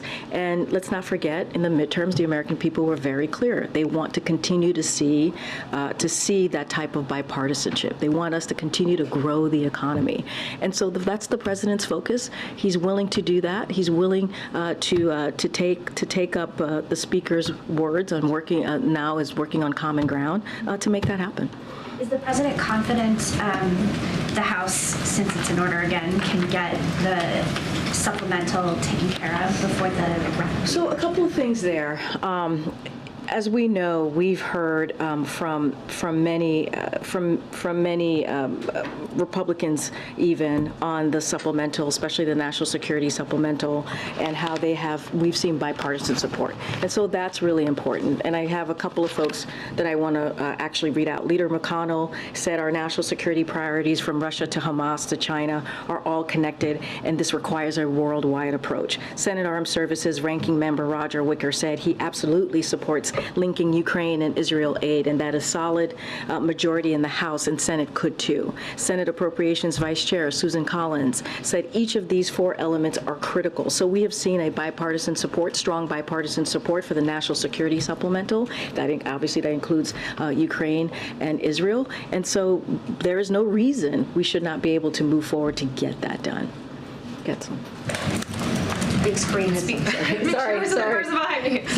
Sorry. So Speaker Johnson's voting record shows that he is strongly opposed to gun safety legislation. Even when Democrats controlled Congress, they could not pass the universal background checks or the assault weapons ban. So what realistically can get done with this speaker? How can a deal around this be cut? Look, I hear the question. I mean, look what just happened last night. Look what happened.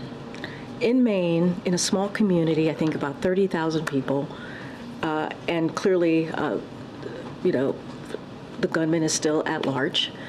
And so it's a dynamic situation on the ground. But as far as we know, 18 people were killed.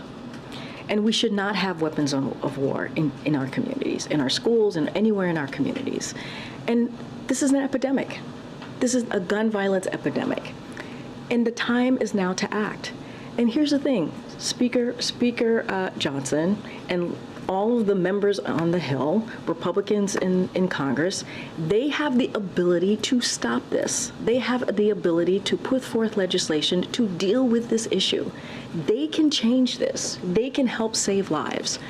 And we're just not going to take, it's great to hear thoughts and prayers. We obviously want to give the families who are dealing with this tragedy and the victims who are clearly dealing with this tragedy, obviously we want them to make sure that they know that they're in our thoughts and prayers. But that's not enough.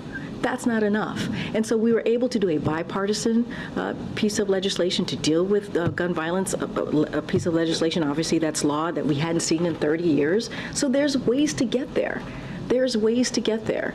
But executive actions is not enough. We got to do more. And just because, it may be difficult, it may be hard, doesn't mean that we stop. Doesn't mean that we stop fighting, and that doesn't mean that the president is going to stop saying over and over again that we have to stop this gun violence epidemic. Is there other executive action that the president plans to sign? I don't have anything to read out at this time. We don't have anything to read out at this time. As you know, there is a Office to Prevent Gun Violence, which is a historic office, which the president is very proud of. That's being led, as I said at the top, by the vice president, who's part of that, leading the efforts of that office. But look, we have to continue to do the work. We have to continue to do the work, and that has to be done legislatively. We can't just continue to do executive actions. As you know, the president has done more than 24 of them, signed 24 of them, but we need to do more. We need to sign legislation into law. We need to build on the bipartisan action that was taken last year. Go ahead, Kevin. Just to clarify, is the speaker meeting the president today? I don't have anything to read out on the president on a visit with the president. What I can say is that the speaker is indeed here. He was, when I walked out, getting a briefing with other members of Congress on obviously the national security supplemental funding package, which we believe is an important package to move forward and has has strong bipartisan support. And was yesterday the first time that President Biden has ever spoken to Mike Johnson, or do they have any relationship? So I don't have any engagement to list out. I can say that when there was the congressional picnic, Congressman Johnson was here, and then I believe there was an event, an LSU event here not too long ago that the president shouted out, then obviously Congressman Johnson, because he had attended. I just don't have any other specific engagement to call. And the Gun Violence Prevention Office that you just mentioned, are you able to give us any sort of brief? I know it's been in place for a little while now. What exactly has it been doing? Like, what are the meetings like? Are they talking about executive actions? Are they talking about potential new legislation? Are they soliciting recommendations? What exactly has it been up to? So one thing that I can say is Greg Jackson, who's one of the deputies of the office, he convened as it relates to what happened, the horrific actions of last night. He convened federal agencies. He did that this morning to discuss federal resources already deployed and ensure readiness to meet any additional community needs as people of Lewiston work through the unimaginable grief that they are that they may be experiencing. So we are in direct contact with folks on the ground there, and that is something that the office certainly is being part of. I don't have any other executive actions. I was just asked about that. But our focus right now is to continue to call on Congress to take action. We need to see legislation. We need to see, make sure that weapons of war are not in communities. That's what we're seeing right now. We need to make sure that weapons of wars are not in community. We need to take more action that are common sense gun laws that the American people want to see. Majority of Americans want to see this. And so, it is for House Republicans to listen to their constituents, to listen to Americans across the country. They can help stop what we're doing, what we're seeing here. They can help save lives, and it is their job to do that at the Capitol on the Hill. Do you anticipate the president going to Lewiston, Maine when things settle down? I don't have anything. I don't certainly want to get ahead of the president's schedule. Don't have anything to share. It is a dynamic situation on the ground. I think the priority, our focus, is to make sure that Maine and local enforcement has the resources that it needs. That's what the president wants to make sure happens. We got to catch this killer, right? Bring him to justice. That is incredibly important as well. And so we are with the community on the ground, clearly, and certainly are going. The president wants to make sure that they have the resources that they need in this really, really critical time. Okay, Nancy. Thanks, Kareem. What are some of the concrete goals of the Office of Gun Violence Reduction? So, look, I think having this historic office is incredibly important. Making sure it shows how critical we see this epidemic that's happening across, certainly across the country, and want to make sure that we do everything that we can to save lives.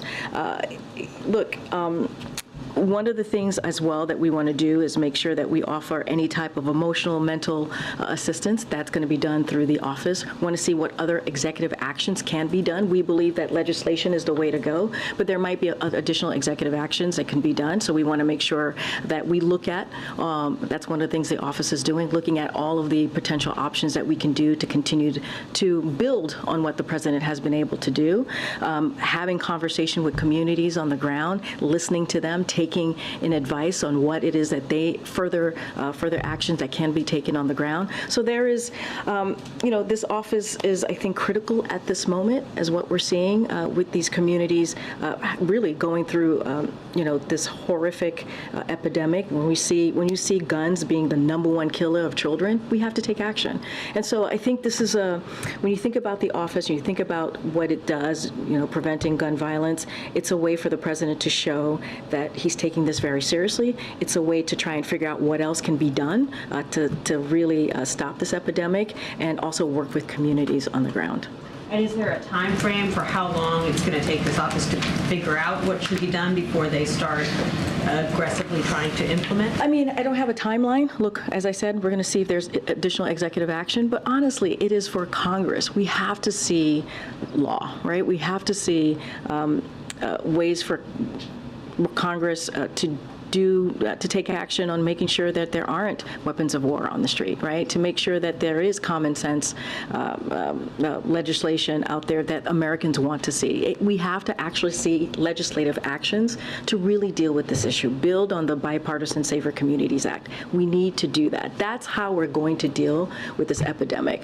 This office certainly is going to be there for communities. Certainly we're going to see what else we can be doing from certainly this side of Pennsylvania Avenue. We're going to do everything that we can from here, but really the answer is Congress has to act. They have to take action. Okay, go ahead, Peter. If I can ask you very quickly about the new House Speaker, who is apparently in the building as we speak right now. Does the President view Speaker Mike Johnson as a MAGA extremist? Look, I would have to let the Speaker speak for himself. Obviously, I think he has defined himself as that way, so he's going to have to answer that question for himself. What we can say is we want to move forward on making sure that we get the work done on behalf of the American people. The President is willing to do that in a good faith fashion, as we have been able to do that on many bipartisan laws now that the President was able to push through Congress with Democrats and Republicans. That's That's what we want to see. And just to be clear, I asked that because the president last month, when he was speaking at in Arizona in honoring his late friend John McCain, said their extreme agenda, referring to members of what he described the MAGA Republican extremists, their extreme agenda, if carried out, will fundamentally alter the institutions of American democracy as we know it. Does that concern apply to Speaker Mike Johnson, given the leading role he played in trying to overturn the election in 2020? So look, the Speaker has spoken to it himself publicly about where he sees his views ideologically. I'm not going to get ahead of that. And also, I'm not going to prejudge. I'm just not going to prejudge what the relationship is going to be like now that he's Speaker. I'm just not. So what he did in the past, you're willing to relieve that if he acts in good faith going forward? We want to make sure that the President wants to make sure that we get the business of the American people done. There is so much to get done. I was just asked about the National Security Supplemental. We need to get that done, right? We need to make sure in 21 days there is not a shutdown. And that is the job, right, of Congress to make sure that they get that done. Look, there is, the moment that we're in right now should not be about partisanship. The American people don't want to see that. They want to see us work in a bipartisan way. The President, as you know, is a president that believes in bipartisanship. He believes on bringing both sides together. He has done that in the last 2 years. And so he wants to continue that. But as far as the speakership, look, we're going to see how that goes. That is, I'm not going to prejudge what that relationship is going to look like moving forward. All right, go ahead, Kevin. You said you don't want to prejudge, but the Biden campaign put out a statement yesterday calling Johnson, MAGA, Mike Johnson, extreme, and a loyal foot soldier of President Trump. I mean, does that sort of break with your message here? Look, I'm not going to speak to what the campaign does. That's the campaign. I'm going to speak to here right now in this administration, speaking for the President in this administration. And what I can say is the President, and this is something that he has said himself, that he wants to work in good faith with whoever they had chose to be Speaker. It happens to be Speaker Johnson, and he wants to deliver for the American people. That is something that the President has said himself over the last couple of weeks as well. And so that is going to be our focus. That's what we want to get done. There is a lot of work to get done. We have two supplementals that are out there. One is the domestic one is the national security supplemental. They are urgent. We believe are urgent needs as we speak about our national security, as we talk about disaster relief, right, child care. All of these things are important to the American people, and that's what the President's going to focus on. Gosh, there's a lot of hands. Go ahead, John, in the back. As it relates to the new Speaker, is keeping the government funded a major test for this new Speaker? If there is a government shutdown, do you essentially say, well, it's all the new Speaker's fault? How do you view that? I'm not going to get into hypotheticals. We know that we have 21 days to make sure, and it's their job, right? We've been very clear. It is their job, Congress, to make sure the government stays open. They have 21 days to do that. Now they have a Speaker. Now they have to make sure that we do that continues, that the government stays open, that we don't have our military or federal employees not getting paid on critical programs that are out there that the American people need. That needs to continue. And so we'll see what happens. Again, 21 days to get that done. As it relates to other priorities that the President has that we believe are bipartisan priorities. I just talked about disaster relief. I talked about child care. All of those things are bipartisan support. So we believe those things can get done. I'm getting pulled by the team here. Okay, guys, we'll be back tomorrow. Okay, go ahead. You have the last question. Yeah. Nope, right here. Thank you. Yeah. California Governor Gavin Newsom is currently in China and met with President Xi yesterday. Has the White House coordinated with him at all on this visit, and did the White House sanction this trip? I just don't have anything to speak to on that trip. I would refer you to the State Department and also to the governor's office. I just don't have anything to share on that particular trip. Thank you. See you guys tomorrow. Thank you.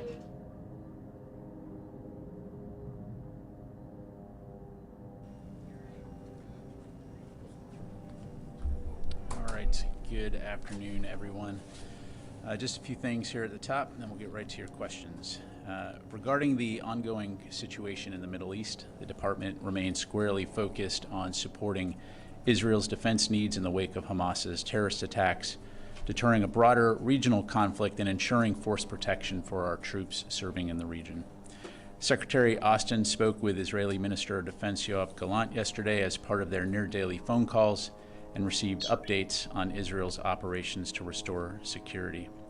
During the discussion, Secretary Austin reiterated the importance of ensuring humanitarian aid can be delivered into Gaza and repeated our calls for Israel to ensure the protection of civilians. A readout of the call has been posted to the DoD website.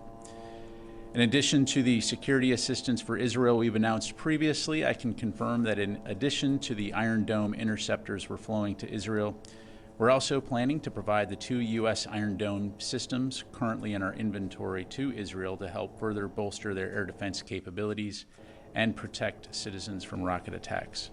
For operation security reasons, I'm not going to discuss shipment timelines or delivery dates, and will defer to Israel to make any announcements regarding future deployment and use of these systems. As part of our efforts to deter a broader conflict and further bolster U.S. force protection capabilities, I can confirm that since our initial force posture announcement, approximately 900 troops have subsequently deployed or are in the process of deploying to the U.S. Central Command area of responsibility. These include forces that have been on prepare to deploy orders and which are deploying from the continental United States. Deployed and deploying units include a terminal high-altitude area defense battery from Fort Bliss, Texas, Patriot batteries from Fort Sill, Oklahoma, Patriot and Avenger batteries from Fort Liberty, North Carolina, and associated air defense headquarters elements from Fort Bliss and Fort Cavados, Texas. While I won't talk specific deployment locations for these forces, I can confirm that they are not going to Israel, and that again, they are intended to support regional deterrence efforts and further bolster U.S. force protection capabilities. Shifting gears, the White House announced today a $150 million security assistance package for Ukraine to support Ukraine's urgent security needs. This marks the 49th provision of equipment from DoD inventories to Ukraine since August 2021. This crucial security assistance includes air defense capabilities, artillery, ammunition, anti-tank weapons, and other important aid to help Ukraine counter Russia's ongoing aggression and continue its fight for independence and freedom. As you've heard Secretary Austin and other senior leaders say, the United States will continue to stand firmly with Ukraine, and we will continue to have their backs. Finally, the department released its annual report on suicide in the military for calendar year 2022 today. This report serves as the official release authority for annual suicide data on service members and their families. The report also highlights current and ongoing department-wide efforts to reduce suicide risk among service members and their families. Although the department is cautiously encouraged by some of the information in this year's annual report, we remain deeply concerned about suicide in the military community. The health, safety, and well-being of our military community is essential to the readiness of our total force. Every death by suicide is a tragedy. As part of broader efforts to ensure we take care of our people, which includes Secretary Austin establishing the Suicide Prevention and Response Independent Review, implementing a campaign with 5 lines of effort and enabling tasks to augment our suicide prevention and response capabilities. Based on findings from this report, the department will continue its efforts aimed at effectively meeting the needs of our population at greatest risk of suicide and continue to support military families. The report is available online on the DoD website. And with that, I'll be happy to take your questions. We'll go to Lita, Associated Press. Thank you. 2 clarifications, if I can, and then a question. One, the THAAD and Patriots that you mentioned are not in addition to the ones you talked about the other day. Correct. They are the same ones, correct? Correct. Okay. Secondly, the 2 Iron Domes, has the U.S. been able to determine how legally and those particular systems can be delivered, because there are caps on some type of weapon systems and the amounts? So has all of that been settled? And then I have another question. So on that question, yes, we're working through that process. We are confident that we'll be able to provide those systems to Israel. I don't have any details to provide for you today. If and when we're able to, certainly we'll get that information out. But and that then process is ongoing, right? Or has it done? We are working through the final details of that process, but again, we're confident that we are going to be able to provide these systems to Israel. Okay. And then my question, on the attacks against the United States, bases and personnel in Syria and Iraq, exactly how many attacks does the Pentagon now assess have been actually done against the bases? And secondly, a number of groups have taken responsibility for these. What does the U.S. assess as the groups that are responsible for them? Sure. So on your first question, I would tell you that between October 17 and 26, U.S. and coalition forces have been attacked at least 12 separate times in Iraq, 4 separate times in Syria, by a mix of one-way attack drones and rockets. Again, we will continue to revise those numbers as new information comes in. In regards to your second question, I'm not going to have more specific information to provide to you from here in terms of specific groups that have claimed responsibility, other than to say we know that these groups are affiliated with Iran. Thanks. Jennifer. Were there 2 more attacks in the last 24 hours on U.S. bases? We understand that Deir el-Zor and Erbil were attacked. What happened? So, Jennifer, what I would tell you is we're continuing to refine information coming in from Central Command. I can tell you that we are aware of an attack today against U.S. forces at Erbil Air Base in Iraq. It was unsuccessful. No casualties, some minor damage to infrastructure. But again, we will make sure that we're able to update that information. I'm not tracking a second one at this point in time, but again, as that information comes in. You said that you assess that these are Iranian-backed groups. Will you hold Iran responsible, or are you holding the proxy groups responsible, and what is taking so long to respond? Look, I'm not going to get into telegraphing whether we are or not going to respond, other than to say we would do so at a time and place of our choosing. I think we've been crystal clear that we maintain the inherent right of defending our troops, and we will take all necessary measures to protect our forces and our interests overseas. As it relates to these groups, again, we know that these are Iranian-backed militia groups that are supported by Iran, and of course we hold Iran responsible for these groups. But how are you holding them responsible? Again, I'm not going to telegraph any potential actions. Lastly, you're sending some EOD explosive ordnance troops to the Middle East. Will they be helping in Gaza? Are they helping with booby traps in tunnels? Why send EOD personnel? Yeah, so to be clear, to my knowledge, we are not sending any EOD personnel at this time. Certainly we have EOD forces that are potentially tapped for a deployment, but none of those forces would be going to Israel. So again, I'm not going to get ahead of units that are on prepare to deploy orders, other than to say, you know, we will make sure we have the capabilities we need in theater to support both force protection and deterrence efforts. Pat. Thanks. On this idea of Iranian-backed groups and what they're doing, is DoD observing actual coordination between Iran and these groups and Hamas? Presently, one of the senior leaders of Hamas is in Moscow. Is DoD perceiving any coordination at this time between Moscow and Hamas or any of these groups?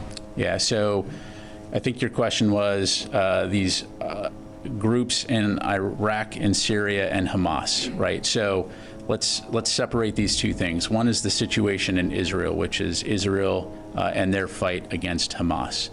What we're seeing here is in Iraq and Syria, where our forces are there as part of the Defeat ISIS mission. These groups, many of which are longstanding in that region, are conducting these attacks against U.S. forces. And so two separate issues that we're seeing here. That said, we do know Iran, of course, has a relationship with groups like Hamas, with Hezbollah, and with these militia groups that we see in Iraq and Syria. Yeah, but does that relationship mean daily tactical communications about possible strikes? So I'm not going to get into intelligence, but again, I would not necessarily try to connect dots that don't necessarily exist right now. Thanks, Fadi. Thank you. I just have a clarification about the attack in Erbil first. You described it as unsuccessful. What is the criteria that the DoD use in evaluating attacks, whether successful or unsuccessful? Whether or not there was any significant injuries or damage. So all of these attacks so far have been unsuccessful based on?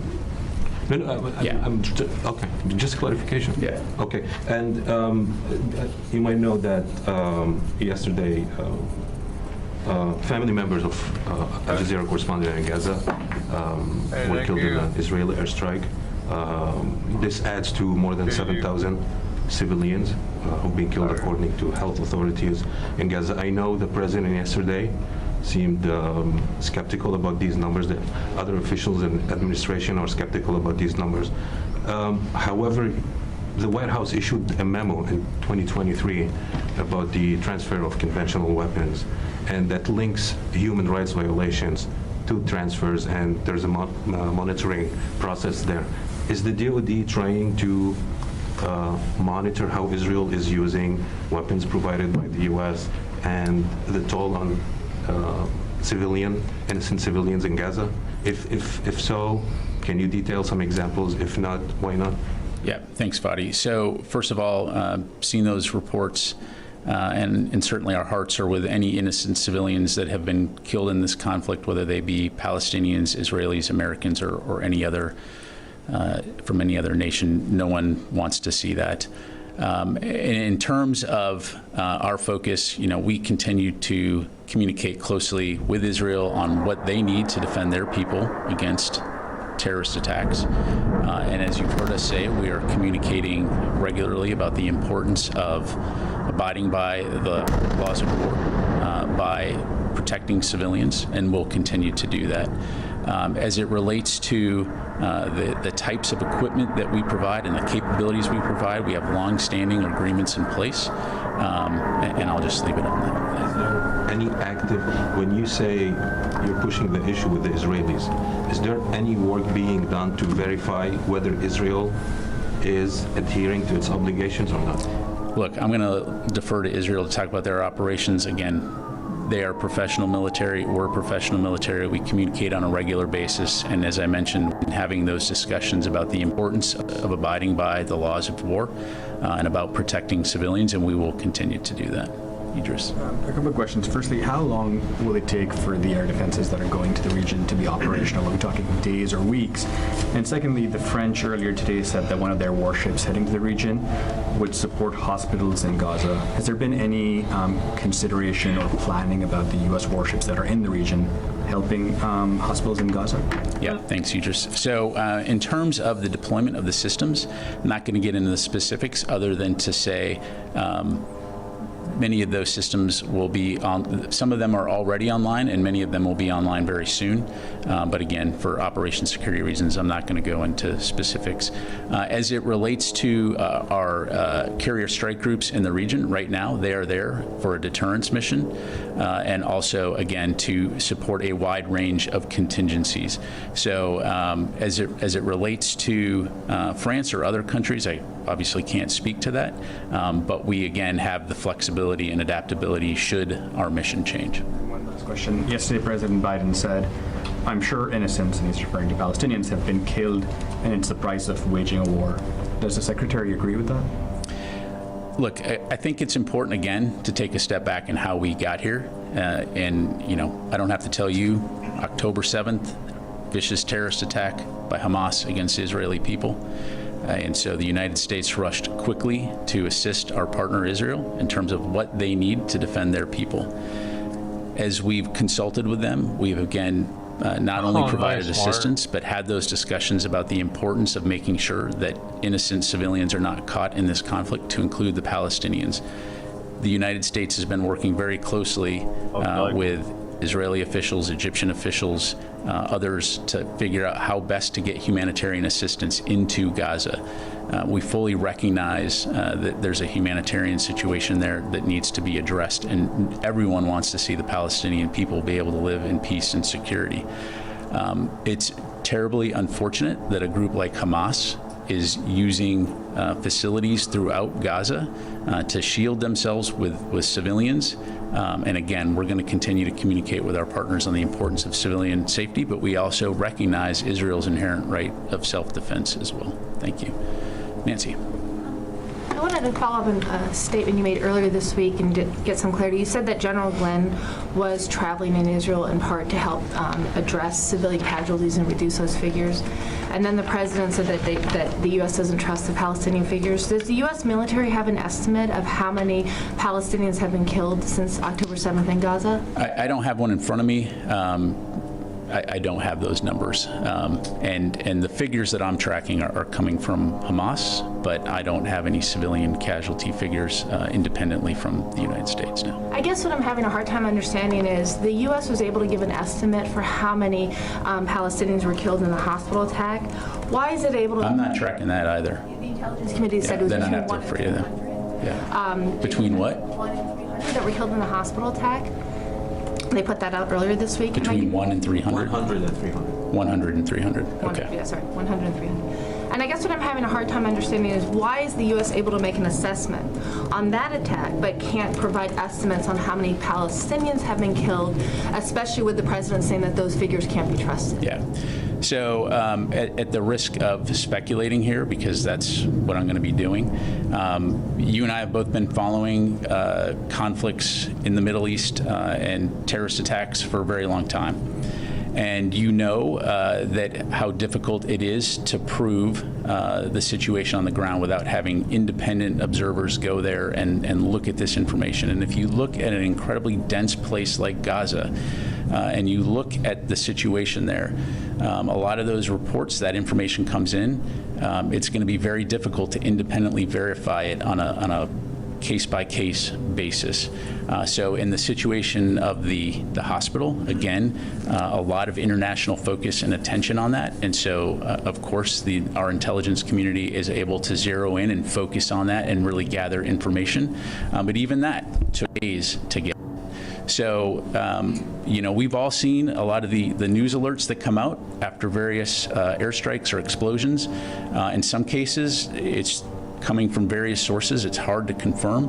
And so for me to stand here and say we have a accurate accounting of civilian casualties in Gaza, I just don't have that information. That's not to say that eventually that information won't be developed, but that's just where we're at right now. I appreciate the answer. I guess what I'm trying to understand, though, is when General Glenn and others are trying to advise ways to reduce civilian casualties, how are they making an assessment whether that advice is being taken, whether they need to adjust it, whether it's being used effectively? Or yeah, no, I understand, and it's a good point. And just to clarify, General Glenn is not there to direct the Israeli military. He's not there to tell them what to do. He is there as a subject matter expert on urban combat, among which the considerations are how do you account for the civilian population and trying to mitigate those casualties. Because again, at the end of the day, this is about saving lives. It's about trying to eliminate a terrorist threat. So yeah, thank you. Yes, sir. Thank you. I want to pick up on the air defense systems that have been shipped to the region. Yesterday, the Wall Street Journal reported that the U.S. had asked Israel to hold off on the ground offensive until those air defense systems could get to the region. Is there any truth to that report? Yeah, I've seen those reports. What I would tell you is I'd refer you to the Israelis to talk about their operations, their timelines. Our focus is really on ensuring that the Israeli Defense Forces have what they need to defend the Israeli people. And again, as I mentioned earlier, to send a clear deterrence message and to ensure we have capabilities in the theater for force protection. I would highlight that we already do have significant capabilities. Fadi asked earlier about unsuccessful attack. We have defensive systems on these facilities that are able to mitigate some of those attacks. And so, again, that's really what our focus continues to be. And just quickly as well, French President Emmanuel Macron floated the idea of a coalition that's similar to the one that was made to defeat ISIS. Has there been any further movement from the U.S.? I know that they were looking into that with the Elysee. Yeah, I don't have anything on that in particular. As you know, we cooperate with many nations on counterterrorism, but as it relates to that specifically, I don't have anything. Warren. Two questions, one Israel, one Ukraine. As we're asking some of these Israel questions, you referenced how we got here, the October 7th attack from Hamas. When we ask about Palestinian civilians killed as a result of Israeli strikes, does the U.S. hold Israel responsible for any civilian casualties in Gaza? Again, Oren, right now our focus is on helping Israel defend themselves from terrorist attacks, and also deterring a wider regional conflict. And on Ukraine, the package announced $150 million is one of the smallest we've seen, I think, since the start of the war. As the Pentagon says, we can support both Israel and Ukraine, and at a critical time. Why such a small package? Are you running out of money here? Because that's how it comes across. Yeah, well, Oren, you've been following this for a long time, and you know that those capabilities or the size of the packages will fluctuate based on what we see in terms of the needs on the ground. So same thing, you can expect to see those continuing to ebb and flow in terms of the size. That said, we have submitted a supplemental request for additional funding for Ukraine and Israel, as well as other national security requirements. And so we'll continue to work closely with Congress to seek that funding so that we can continue to provide support at a level that we think is important. Thank you. Laura? Thanks, Pat. 2 questions. First of all, can you just tell us the latest overall number of casualties from the attacks in Iraq and Syria, including the attacks today, and whether there were any TBIs reported among them? And then secondly, altogether, how many troops are either deployed or on prepare to deploy to CENTCOM as a response to these attacks? Between October 17 and 18 Eastern Time, 21 U.S. personnel received minor injuries due to drone attacks at Al-Assad Air Base, Iraq, and Al-Tanf Garrison, Syria. And as we've highlighted, all members returned to duty. At Al-Tanf Garrison, so during those 2 days, at Al-Tanf Garrison, there were 17 U.S. personnel who sustained minor injuries, 15 of whom were diagnosed with TBI, traumatic brain injury. At Al-Assad Air Base, 4 personnel were diagnosed with TBI, but no other injuries. And again, in all cases, members returned to duty. There have been no injuries or no reported cases of TBI since the 17th and 18th of October. But again, we'll continue to keep you updated. As I mentioned in the statement that I put out last night, as we've seen in the past, there are situations where several days after an attack, a member may self-report, ringing in the ears, headaches, and subsequently diagnosed as TBI. So those numbers can fluctuate. But as of 15:06 on the 26th of October, that's what I've got. Okay.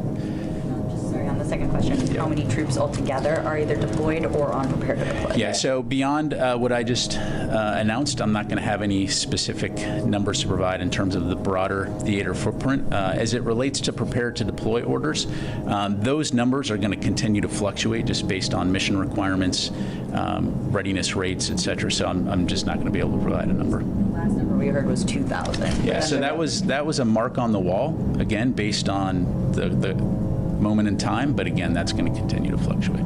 Thank you. Yes, ma'am. Thank you. So recently, Secretary Holstein traveled to Angola, and while there, he expressed the U.S. interest in deepening the cooperation with Angola. So since he returned, have the Secretary briefed President Biden? And can you give us an overview how things are progressing since Secretary's visit to Angola? Sure. So as it relates to the Secretary's conversations with the President, I don't have anything specific to read out. Clearly, Africa and our relationship with Angola continue to remain important. As you know from that trip, we announced a series of upcoming initiatives in terms of regular contact to look at ways that our two militaries can work together to enhance our security relationship. And so as there are additional developments, we will post information to make that available. Can you share a little bit your Secretary and all team experience while in Africa? How was it? Everything was? How the experience in Africa was? It was fantastic. I mean, we had the opportunity to see several important initiatives from Djibouti to Kenya to Angola. The visit to Angola, and I'm sure you saw the speech, the Secretary provided some very inspiring remarks about his views on the importance of Africa and the importance of democracies. And so, it was a great trip, and the Secretary really appreciated the opportunity to meet with all of our partners there. Let me, been remiss, let me go to the phones here. Tony Capaccio, Bloomberg. Hi, Pat. I have a quick question on inventory. There's a running narrative now in Washington that the United States might not be able to supply Ukraine, Taiwan, and Israel all kind of at the same time simultaneously. Can you run through a little bit, though, how much U.S. inventory has actually been sent to Israel? Maybe 155s, but the small diameter bombs and JDAMs are all on a Boeing contract and not really out of U.S. inventories. But can you address that a little bit? I mean, does Israel have a chance to, does that complicate U.S. inventory issues on top of Ukraine? Yeah, thanks, Tony. So, you know, the difference here is that Israel has a very advanced military, a very Western-style military already, so the needs writ large are different between what Israel is asking for and what Ukraine is asking for. And so we are confident that we will be able to support both, as you've heard Secretary Austin say in the past. And so obviously we continue to work closely with our defense industrial base and with our allies and partners around the world and their efforts with their industrial bases to ramp up production of things like 155. But again, we're confident that we can support both. Thank you. Let me go to Jeff Schogel, Task and Purpose. Thank you. First, just a quick clarification. I thought that the Patriot batteries and the THAAD battery were in addition to the troops that were placed on prepare to deploy orders. Are you saying that the 900 troops are that the 900 troops that are include troops that have been put on prepare to deploy orders? And the second thing is, if the United States has said that it does not want a water conflict in the Middle East, yet attacks on U.S. troops in Iraq and Syria continue, backed groups in Iran are just not getting the message. Yeah, thanks, Jeff. So as I mentioned at the top, some of those forces of the 900 are on the PTDO. I'm not going to get into the specifics of which were and which weren't, but you know, needless to say, we're going to deploy whatever capabilities we need to be overseas to support our force protection and deterrence efforts. As it relates to these groups and these attacks, again, I'll just emphasize what I said before, that we will always reserve the right to self-defense, that we will take all necessary actions to ensure that our forces are protected and that our interests overseas are protected. I'm not going to telegraph any response if and when we decide to respond, other than to say we would do so at a time and place of our choosing. Thank you very much. Time for a few more. Yes, ma'am. I wanted to ask about Robert Card, the suspect in the main shooting, enlisted in the U.S. Army Reserve, has an active military ID, giving access to any military base. Has that been suspended or revoked? And there are also reports he previously threatened to carry out a gun attack at a U.S. Army base. Can you talk about that? I really can't. I'd have to refer you to the Army. And then, of course, the main authorities I know are addressing this situation. So the Army should be able to provide you with additional information regarding this individual. Just to clarify, I know that they asked just in terms of the injuries, but then also the deaths. Is the only death in these attacks the U.S. contractor that had died of cardiac arrest? Is that the only death? That is correct. And just beyond that, as we're talking about, you said now 16 attacks over the last week or so. My question is U.S. deterrence working? Look, again, these attacks are concerning. They're certainly dangerous, and our forces are there to conduct the Defeat ISIS mission. So I would say that we are going to take any necessary measures to protect our troops. But again, as far as any actions we might take, I'm not going to telegraph that. We would do something at a time and place of our choosing, should we choose to do so. I'll just leave it at that. Will. Ask and answer.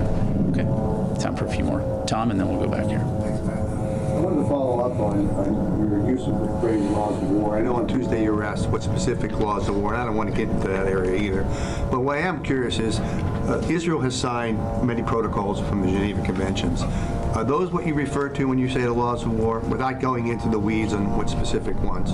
I'm just trying to really get a grasp of this, because that phrase has been used a lot by you and others. Yeah, again, Tom, you know, there's plenty of information online in terms of the judicial aspects of laws of war, but as you know, laws of armed conflict is a significant aspect in terms of what, you know, we in the Department of Defense abide by, but I'm not going to hold a lecture today on I want to be specific when I'm asking, and I'm not trying to get a lecture. Proportionality. Are the ones you're talking about the ones that Israel has ratified and signed, or the broader laws? I'd refer you to Israel to talk about what they've. You're the one using the phrase, not them. No, what you're asking me to do is give a class on the laws of war, and I'm going to not waste everybody's time, and we'll move on to other questions. Yes, ma'am. Just a follow-up on the civilian casualties in Gaza. You mentioned that independent observers are needed to verify those numbers. Which independent observers does the U.S. trust to verify the count? Yeah, that's beyond the scope of my responsibilities here at the Department of Defense. Again, our focus right now is on supporting Israel, deterring a wider regional conflict, and ensuring that force protection is taken into account across the AOR. Thank you. All right.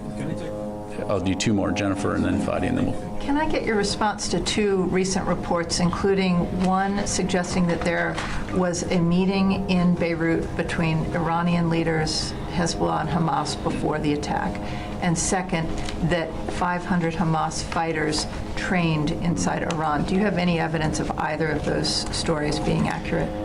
So as it relates to the meeting and as it relates to the training, I've seen press reports on that. I don't have any information to provide on those other than to say, again, we know that Iran and Hamas have a long-standing relationship. We know that Iran has trained, funded, resourced Hamas in the past. Going back to what we know about the October 7 attacks, we still have not seen that the Iranian government knew in advance that these attacks were going to occur. But again, that's something that we continue to look at closely. Thank you. Fadi, last question. Thanks for taking this question. I just want to sum up because you've been asked many questions on the same topic, and you maintain two things, that the department will support Israel's right to defend itself. It has a professional military. At the same time, you're not able to verify the number of civilians killed in Israeli operations. Let me put it this way. Is this support to Israel's right to defend itself is unconditional regardless of the toll that it exacts on civilians in Gaza? Yeah. So I understand what you're asking, Fadi, and I'm not going to turn it into that black and white of an issue. What we are trying to do here is a couple of things. Most importantly, to try to ensure the safety and security of not only the Israeli people, but people throughout the broader region, which is why we're working so hard to deter regional conflict. No one wants to see innocent Palestinian people in Gaza suffer, right? The United States has made very clear our policy on trying to find a two-state solution where Israelis and Palestinians can live together in peace. Unfortunately, you have a group like Hamas that has exploited this situation and exploited the Palestinian people. And so clearly a complex issue, not something that, we could of course stand here and have a long conversation and you would know infinitely more than I, the complexities of this. But the United States is focused on helping Israel defend itself against terrorism. And we're also focused on ensuring that this conflict does not widen so that more innocent people are killed. We will continue to have those important conversations with our Israeli partners about proportionality and civilian safety.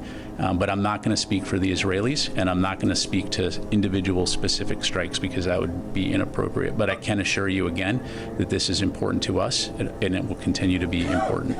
Thank you very much, ladies and gentlemen. I appreciate it.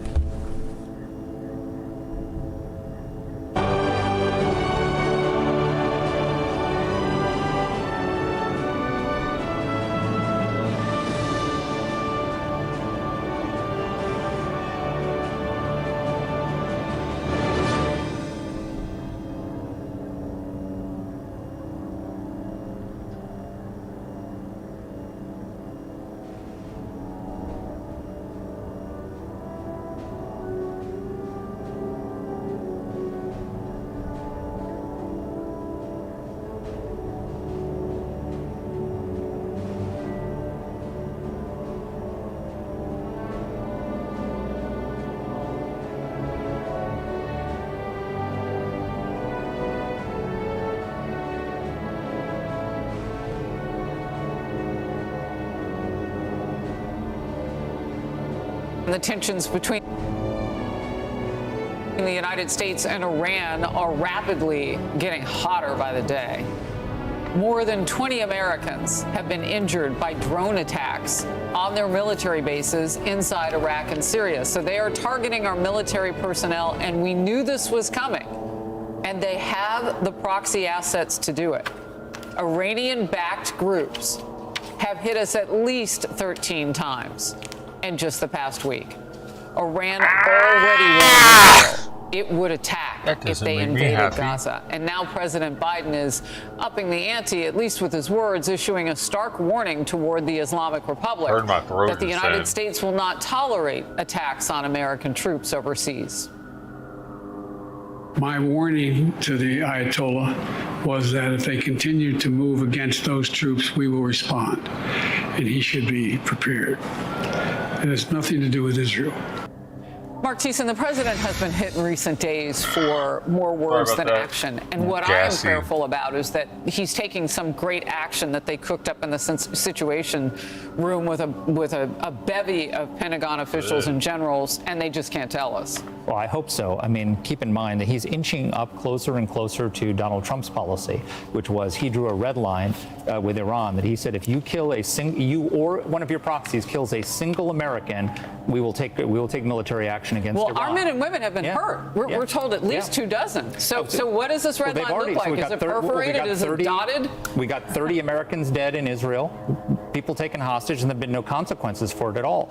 Trump, when Trump was president, he drew that red line. They were dual citizenship Americans. Kill an American, we're going to strike at you, and you're going to pay the That's price. same. They're and when pretty they much living crossed that red there. line, he killed Qasem Soleimani. And then he told the Iranians, and I have the tweet, he said, I've picked Kill a out military 52 member? targets in honor of the 52 hostages you go took in down, 1979, Iran. and if you We're gonna take you off the planet. I'm going to strike Iran proper. And we hit him hard, and I'm going to hit him fast. And they we're going to backed make down. you suck Not only did they back penises, down, because we know you peace hate broke that. out. He signed not Iran one, princes, not two, not three, but Iran 4 prince, Abraham stick the dick in Accords, your mouth. Right? So the lesson is when Guantanamo Bay wasn't shit. Welcome to America. And the reason why Iran is not backing down right it's a now is tranny. because It's they not think even that a Joe real Biden woman. is more fearful of escalation than they are. And so he needs to draw a serious, credible red line. He needs to reiterate the Trump red line and say, and if you touch a single hostage, if one of those the Hamas is holding hostages, we hold you, Ayatollah, responsible for their lives. If anything happens to them, you're going to pay the price, not Hamas. You know what I am concerned about, and I appreciate you so much taking us back through what we all lived through as Americans during the Trump administration, because he also holds the distinction in the open era and this current century of being the only president that Russia didn't go to war with one of its neighbors under. Kelly, what concerns me now, though, is with this president, if the expectation is to take action, what would that be after all of the death and carnage that we've already seen? This red line, I mean, his former boss, Obama, said it was a red line with Syria, and that turned out to be an invisible red line that maybe only Obama could see. Right. That was the cautionary tale of red lines. And Obama, 2012, you said it, he drew a red line on the use of chemical weapons in Syria, went unenforced. And what did Vladimir Putin do? Vladimir Putin went in support of Assad. Vladimir Putin then went into Crimea. Vladimir Putin then went into Ukraine. Didn't happen on Trump's watch for the reasons Mark laid out. But I love that you ask, is the red line perforated? Is it dotted? I mean, I think that's such a vivid way to describe what is happening here, because Blinken laid out that red line before the United Nations. Biden underscored it yesterday. But to your point, we've already had many service members injured from Iran. So where exactly is the red line? It seems pretty weak at this moment. And by the way, Trump enforced Obama's red line twice on chemical weapons. That was that if you use chemical weapons, we're going to strike you. Obama didn't do it. Trump did it twice. And then they kept using them. So it didn't deter them from using them in the future. They kept doing it. Red lines are an interesting communications tactic. They can often be a diplomatic and a military deterrence tactic. I think the conversation happening right now, look, Biden and Blinken have both been very clear that Iran should be on notice. The conversation I think they're having with the Israelis right now is how do we prevent Iran from encouraging Hezbollah to undertake sort of a full-scale attack on Israel on a second front, how to not get more Iranian proxies being more aggressive against Israel right now while Israel focuses on Gaza. Gaza. And that's a tough balance, right? And I can guarantee you that in the intelligence community, there's lots of covert ways to hold Iran accountable. I think those of us who've worked in government and who haven't are familiar with some of them. Some of them have been reported publicly. So I think that Iran right now is probably a little bit nervous because Israel, I think they probably are. I think the President of the United States has made clear this feels like a very different moment in the region. And there are a lot of people, a lot of countries, including some of those Abraham Accord countries who are also very focused on Iran, the Arab states, who have also made very clear that if Iran, gets more aggressive and gets their proxies to be more aggressive, they will also take steps as well. So it is a tinderbox, even more so than it was 2 weeks ago, 3 weeks ago. And I think our goal should be to tell Iran that we will hold them responsible, but to not ignite a further conflict that puts Israel at risk. So you're in favor with words over action? Because I got news for you. You know who decides if they make it wider? Iran. I mean, Hezbollah has more than 100,000 Every party gets a vote in this war. Let's get Emily in here. Every party gets a vote in this war, and I think that words actually do matter in conflict. Well, the people on the ground don't get a vote. I hear what you're saying, and I think I just wish that I felt more confidence in that. I feel like with this president right now, women arguing about war is weird. Be prepared. We haven't seen that. It's like women arguing about sports. I spoke about this yesterday. That I just haven't seen a demonstration by the United States to me, to little old me, that gives me faith and confidence that these warnings actually hold water. So I'm pretty confident that our enemies are laughing all the way to the bank too, and more insidiously, they're laughing all the way to their attacks. And I point to the fact that when we meld behavior with words as well, this president nominated Jack Lew to be ambassador to Israel 2 years after he assumed the commander-in-chief position. So if we want to talk about who is arguably an Iran apologist, they really care about that's who war, is in place barely. right now to be our ambassador between us and Israel. The Pentagon reports that 21 U.S. service members have been injured in attacks by Iranian proxies, including 19 diagnosed with traumatic brain injuries. How much is too much? How much is enough? Secretary Austin testified that we were attacked 83 times, responded 4 times, stupid, and now 13 times against U.S. soldiers in Syria and Iraq in the last week, and still. Fuck up, bitch. I don't want to hear about war from a woman. Call it what you will. Fucking weird. They're all 3 of them, not one dude in there, not fucking one dude. 3 women, but I was willing to let it slide if there would have been at least just, that's normally how it is. There'll be the one dude there to kind of keep everything. Come on, ladies, we're talking about war here. I have the guy here. Fuck, man.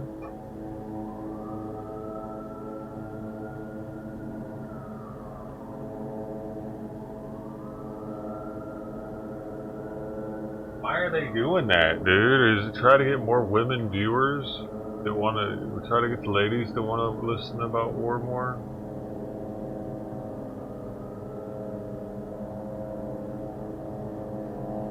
Sir, we don't have women aren't watching our war segments. Oh, man, if we had 3 women broadcasters, they'll watch it.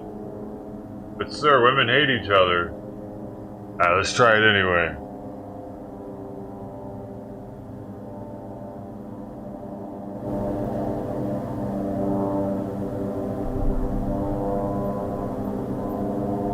So more dudes will watch? Oh yeah, women talking about war. That's my thing, bro. Gets me all turned on. It makes me pay attention more when I can look at titties. Listen about war. That's my kind of network. Why aren't they naked? Look at this bright ass light, man. No monitor going out.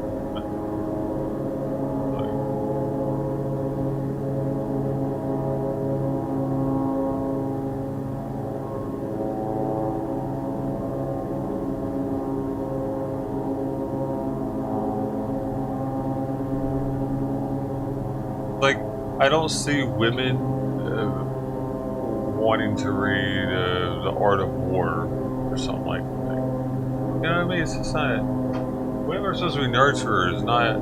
I mean, for instance, just yesterday the UN had some discussion about women in war and being used to help to pacify things.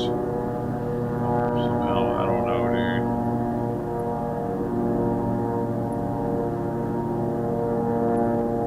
can't they just do that, like with their husbands that are like the generals and whatnot, specify it that way like they used to?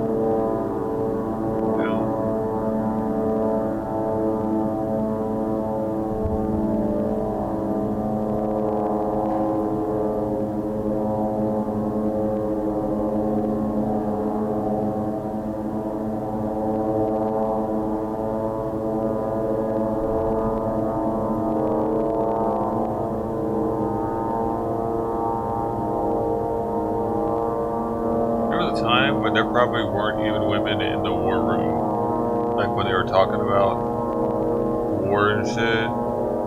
It wasn't like a thing where no women allowed. It's just like there was no reason to have a woman in there, but she's doing women stuff. It's just recently. Think about how recent. I mean, don't get me wrong. We've had like women rulers in the past. Centuries as women rulers that are in charge of everything in a kingdom. But did they have a bunch of women in their war room talking about battling other kingdoms? I doubt it. Everybody had men in there. Even the woman ruler knew better than that shit, probably. I bet they did.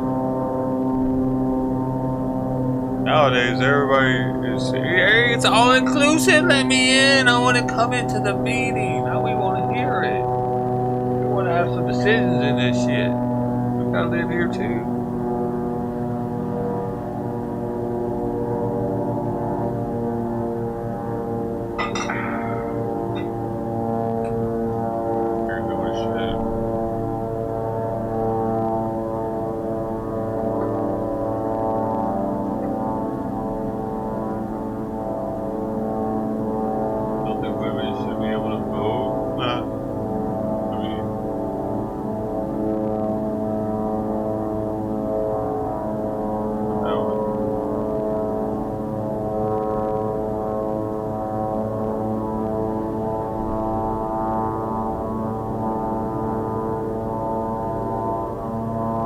Have you seen the new committee that they made for black people today?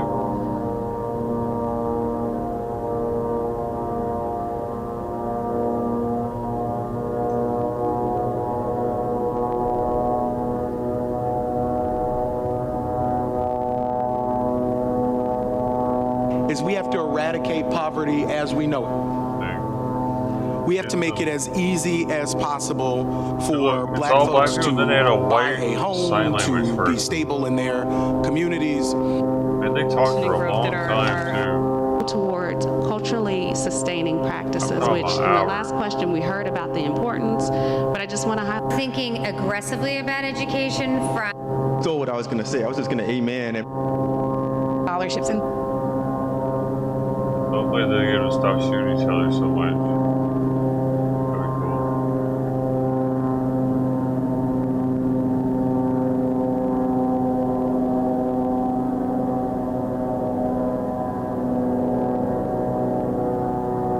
What show is that anyway that had 3 women? Oh, they did have the one dude there in the very beginning. Where did he go anyway? He just disappeared. One dude. Look, this is what it is. That's what it is, actually. Look at this stupid shit. One dude and 4 women. Every day, probably.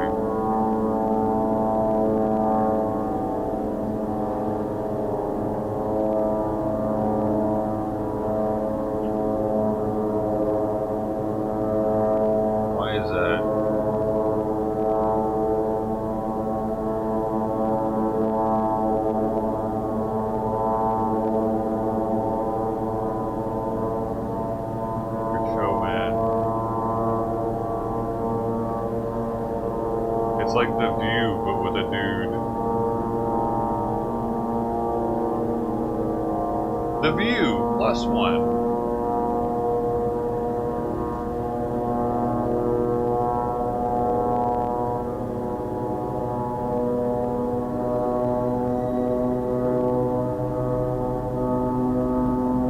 Gaza, hey man, welcome to the stream, dude. I don't think I've ever seen you before.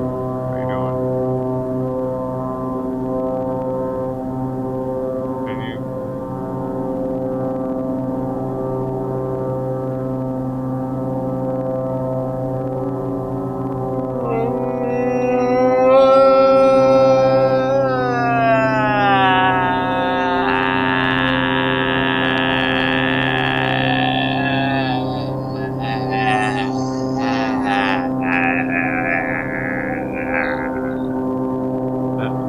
Jean-Claude Van Damme, 1996.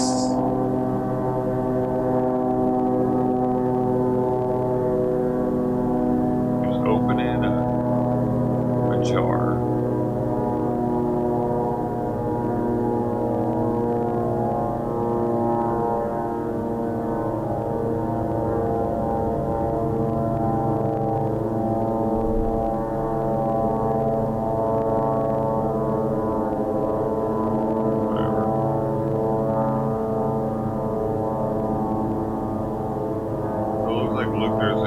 This guy's fucking manhunt until it's over with now.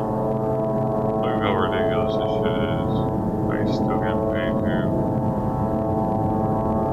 This is ridiculous, dude. In Bowdoin, Maine, says Fox. What could he possibly know that it's like special? He's like, hey guys, breaking news. The news says that they haven't found him yet. Oh. Now they have found him. Again, the messenger reports that he has a 15-foot boat that is missing, according to the Coast Guard. Oh, there's a boat that's missing now. Main mass shooting suspects Robert Card's boat is missing, according to the Coast Guard. It's unaccounted for. They are searching the Kennebec River for him. Why does he sound like he's on double That's the messenger speed, news. He's not, dude. According to a chief petty officer in the Coast Guard, a Coast Guard boat with a crew of 5 guardsmen was patrolling the waters of the Kennebec River in search of him. He's on amphetamines, dude. The officer said the Coast Guard crew is searching for a 15-foot bay liner boat that Card is believed to own, and which is unaccounted for. He likes them. I don't have a picture of the boat. I can Google 15-foot bay liner boat. Bay liner.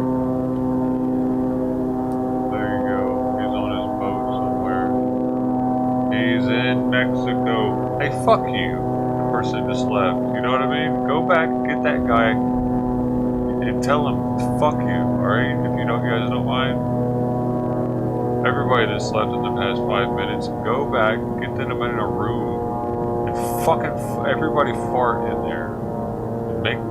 Shut the door, make sure that they have to huff it until they get high off of it.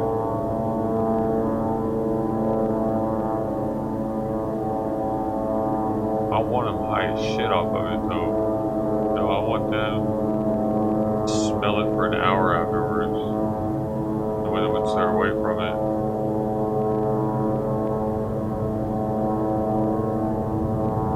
Yeah.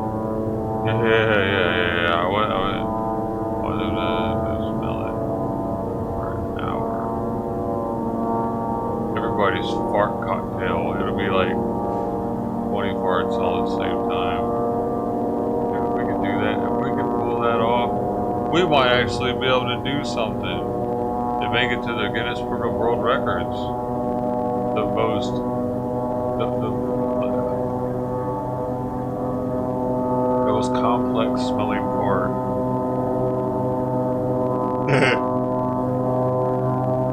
That's a good idea though. If we could, we're gonna have to get a lot of people if we want to make it nice and complex. See, you add your rose one in there, and that'll give it a little sweetness. Huh? Who's got a sour one? Who's got a sour one? That'll be very complimentary.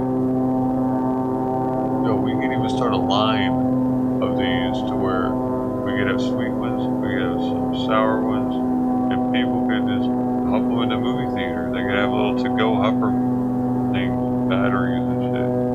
Somehow, we need to find a way to solidify this so it can actually be aerosol or atomized somehow. Oh, yeah, and then we can make room odorizers for people that don't want to ever live without that smell. And that's a good idea. A fart room odorizer that you could hide in someone's house as a prank. Like the oil things they like put off like nice smells. Like they find someone they might not notice it plugged it into their house and they plug it into one of their things.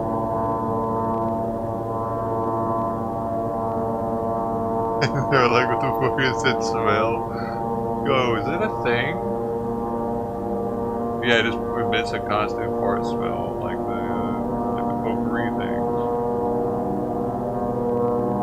But it'd be like a gag thing that you just, when we at a friend's house, you stick it in an outlet. I bet it exists already.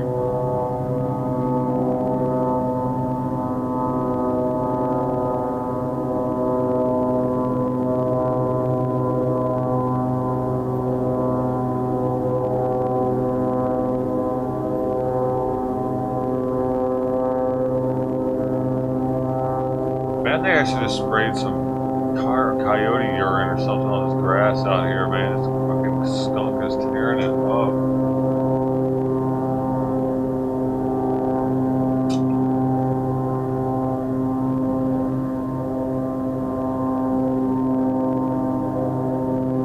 Really hoping it would stop eventually. It just kept on tearing.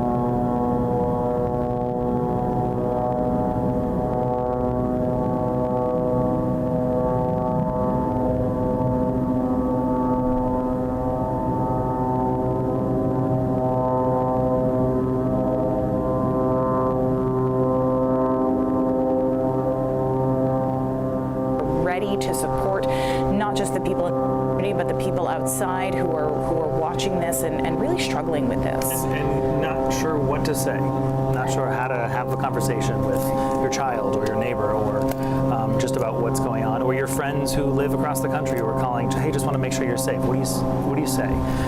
So those resources are there. And when we've been talking with them, the folks at those offices, they say they've already seen an increase. They're already seeing more people reaching out for help, more people who just need a shoulder to lean on. So I think it's a great message there from the mayor of Lewiston saying, we're all just.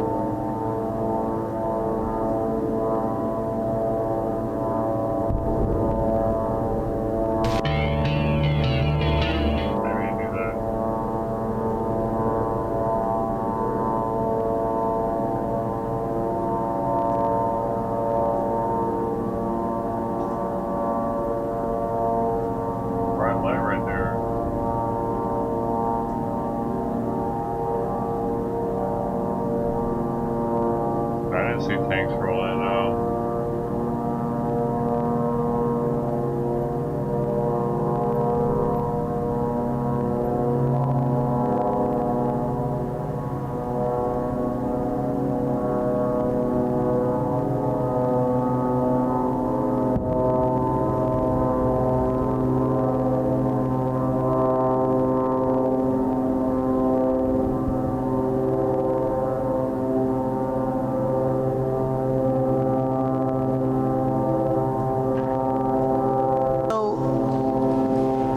Commissioner Johnson and I both were talking about what did we come here to do individually? Like, what did we want to see happen? And I appreciate the work when it comes to legacy. I think that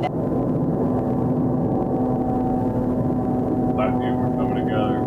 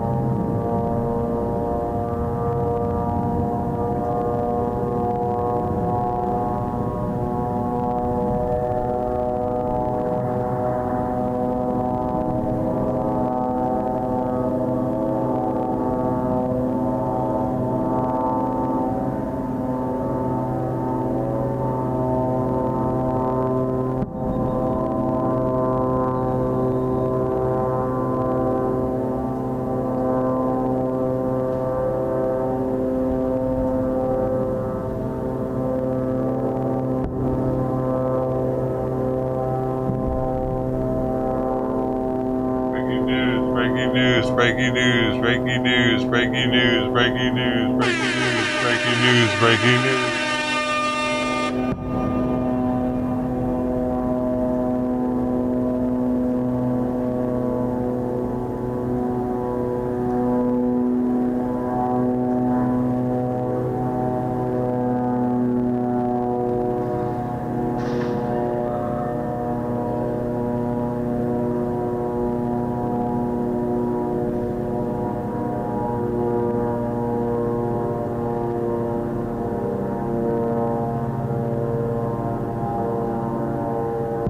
That's it, man. Game over, man. It's game over.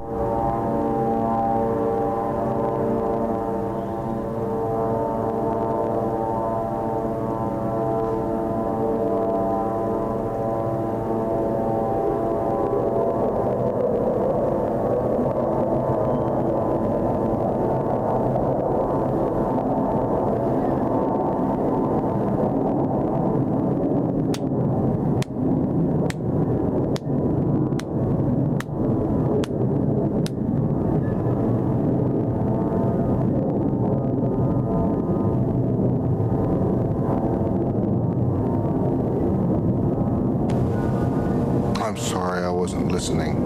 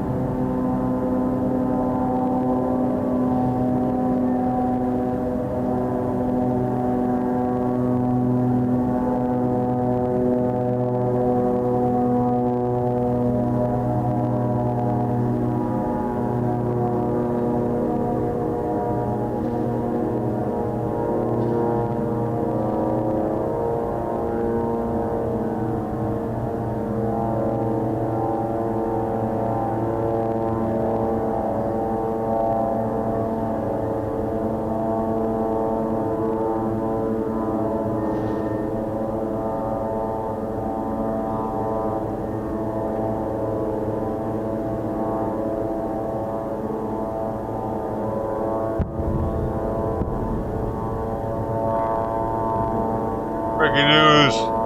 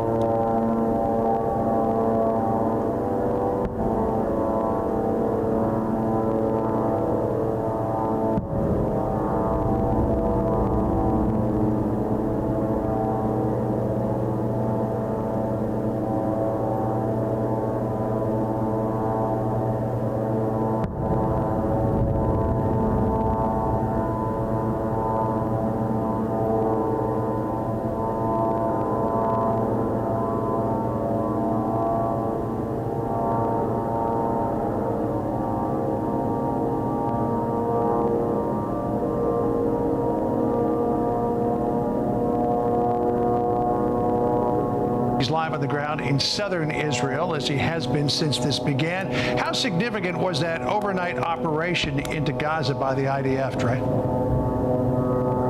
2 hours ago. Yeah, John, it was very significant. I want to start here with some breaking news, though. There appears to be some sort of firefight along the eastern border between Gaza and Israel. We've heard large bursts of gunfire, tracer rounds going through the air, an Israeli drone overhead, and a fighter jet targeting one specific position behind me. Right now, this does come after the Israelis conducted a surgical airstrike inside Gaza. We have some video of that. Shadi Baroud was the target, the deputy intelligence commander for the entirety of Hamas. We're also learning tonight that 3 other top Hamas officials were killed in Israeli airstrikes today. Tonight, Yoav Gallant, the country's defense minister, speaking about the Israeli efforts and what they're trying to do inside Gaza, making it very clear that the #1 enemy for Israel is Hamas, and the goal is to completely destroy the organization. Gallant describing this as us versus them. Also, we've got some video of inside Gaza last night as the Israelis conducted a raid in the nighttime hours. They used D9 bulldozers, tanks, and infantry troops from the Givati Brigade, and they entered the Gaza Strip with one thing in mind: to destroy many of the cells that are along the border. And we understand, according to the Israeli military, they were successful in doing that. They say they took out a number of Hamas cells and also anti-tank guided missile positions. You can see, though, inside the Gaza Strip, this video from the city of Khan Yunis shows the aftermath of the Israeli strikes that continue tonight. Over the past 24 hours, there's been 250 different strikes along Gaza, and we do expect that number to rise as we've been watching the flashes in the distance. The Israeli Air Force working overtime to try and clear a path for that eventual ground operation. John? Trey Yanks for us in the southern part of Israel as the action continues. Trey, thank you. I'm Steve Ducey. I'm Brian Kilmeade.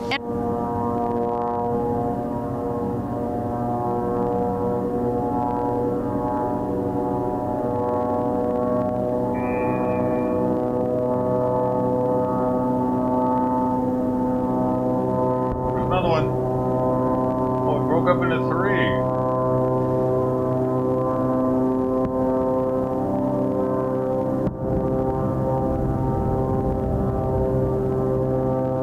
There's another one. And it broke up also. Dude, what is going on right now? What is that?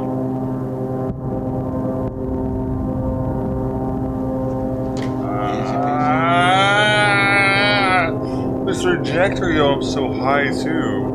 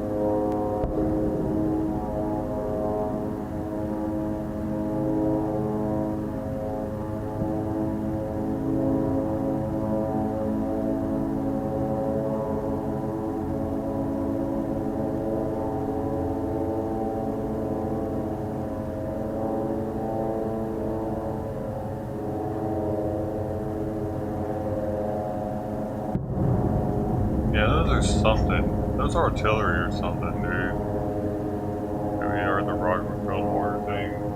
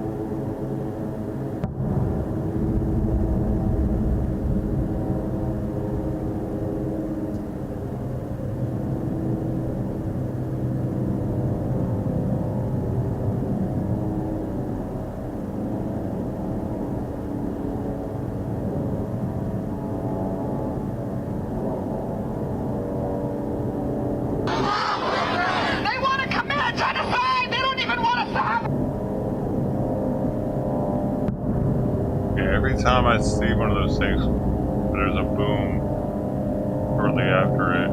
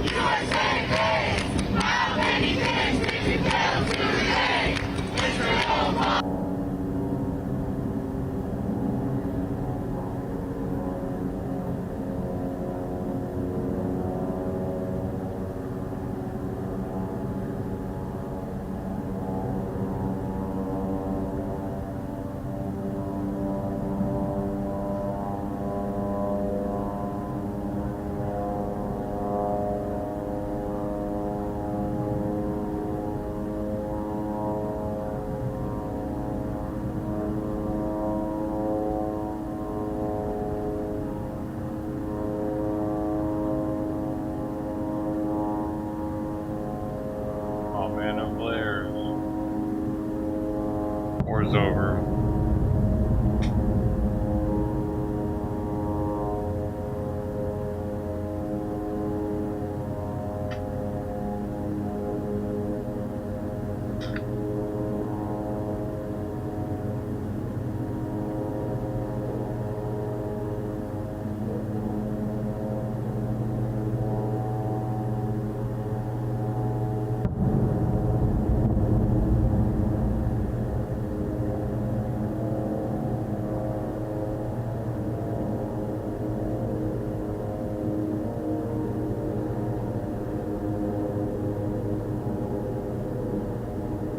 The video when they entered.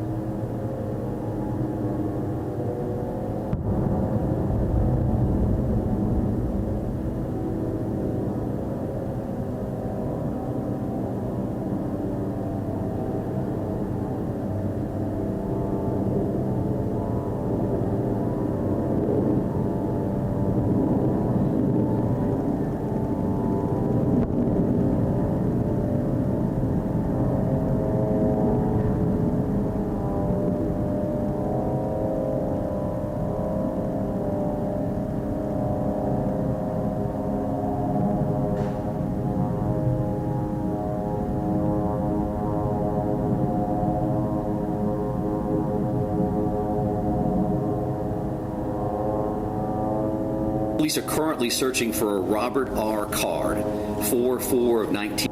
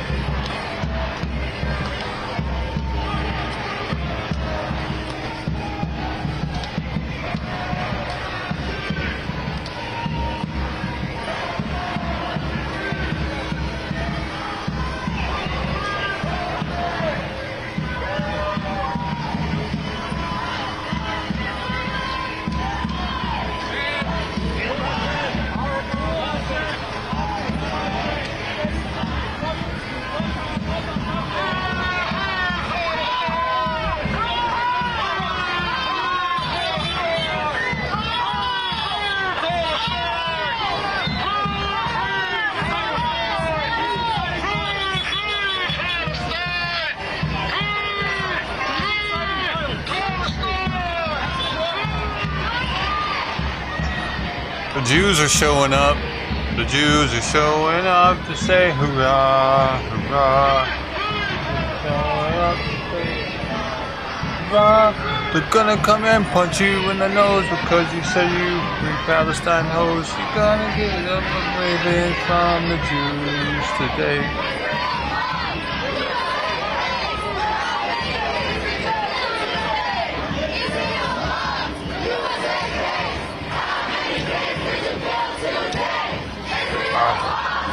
That wasn't a good song. Back to the drawing board.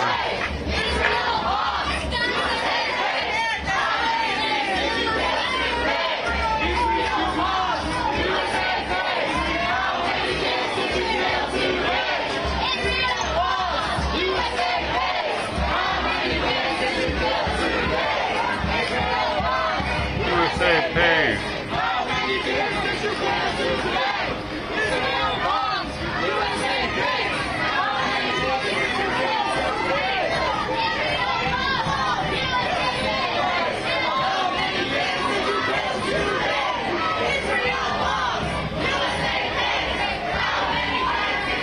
Dude, this is the first jar of this shit I've been looking forward to being done with.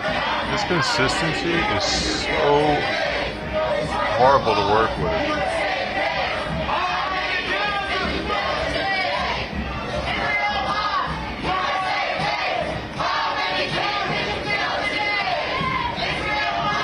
It'd be bad if I was dabbing on a nail.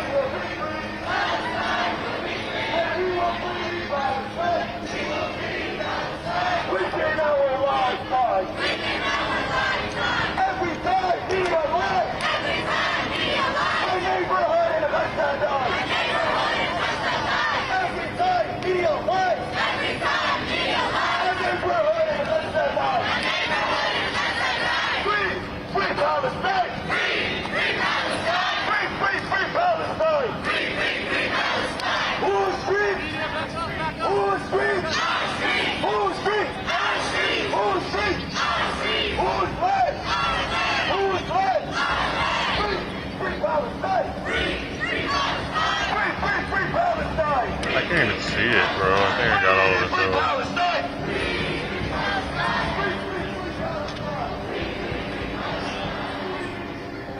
though. Live rosin sap. Worst consistency ever.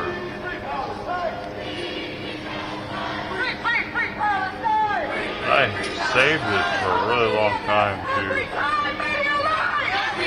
Because it was rare. Now I see why it was rare.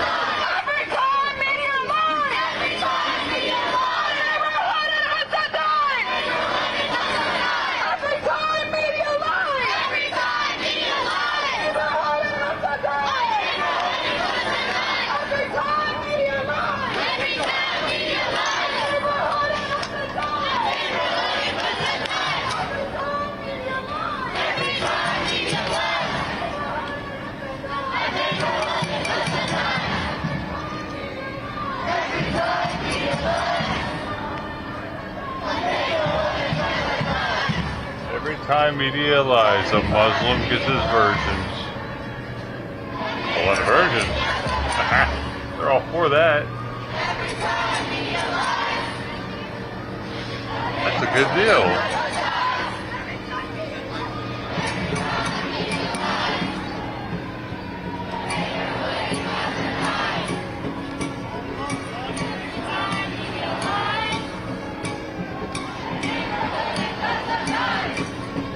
How many penises would you like, sir, for your appetizer? That's the real question that people want to know. 1 or 2, 3 or 4. You can have as many penises as more as you want tonight at the dojo. No, well, I mean, if you would like human, yes. Penis you choose. It's up to you.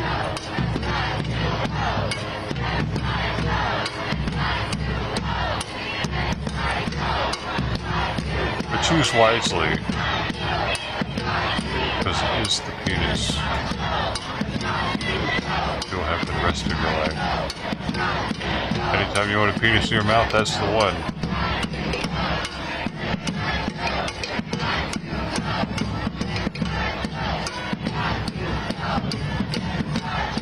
Eating or sucking, you can do whatever you want with it. If you prefer just to use it as some sort of oral fixation device, that's fine.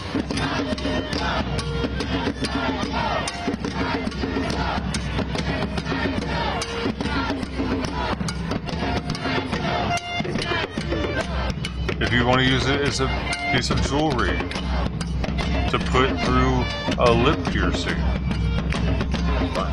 as long as it goes in your mouth. It has to go in your mouth at least once a day.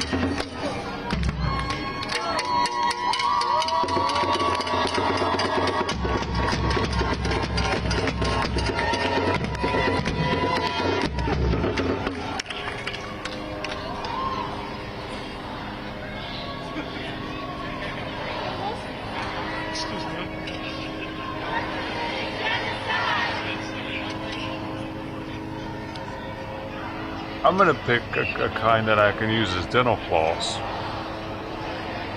Like a really small. It's got to be strong and small.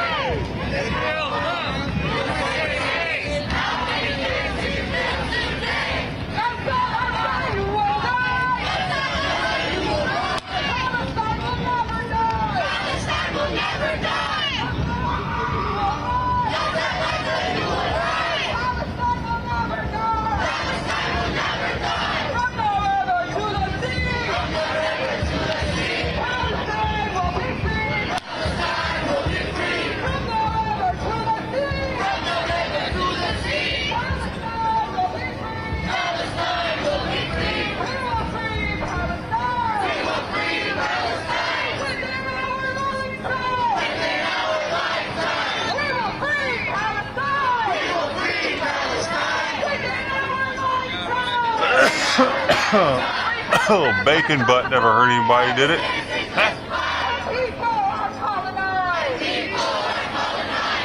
Won't you go ahead on and put a little bacon butt on my plate so I can get some dinner up in me before it's too late now. 'Cause I'm hungry.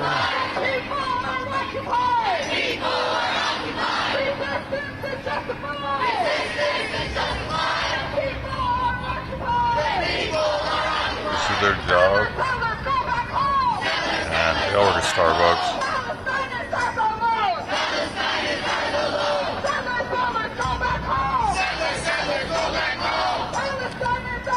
And IKEA. Yeah. And what about that guy? He's a professional Jew. Do you think he's got a regular job? Orthodox Jews, they're professional Jews, right? That's all they do is walk around looking like that? Talk about being Jewish? Or do they sell diamonds or something in New York?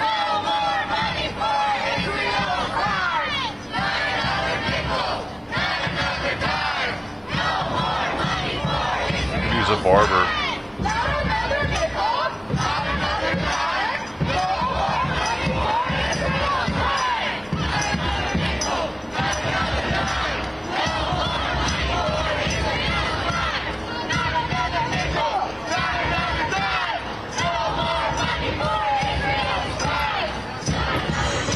Yeah, yo, the Jewish dude. I'm just like realizing there was two Jewish dudes in there.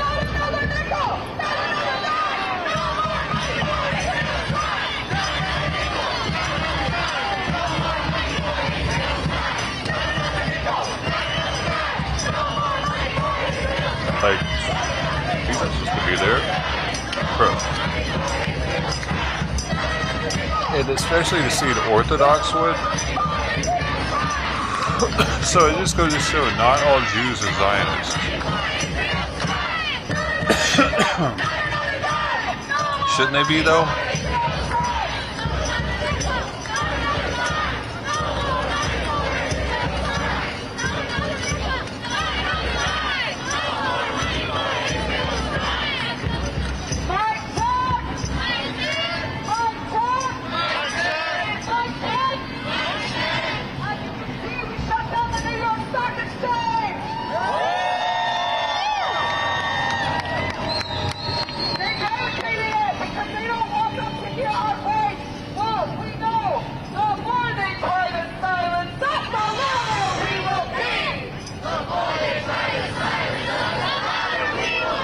They shut down the stock exchange because that's where they were outside of.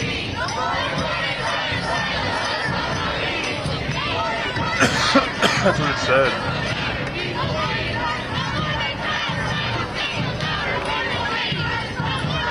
Where they marched.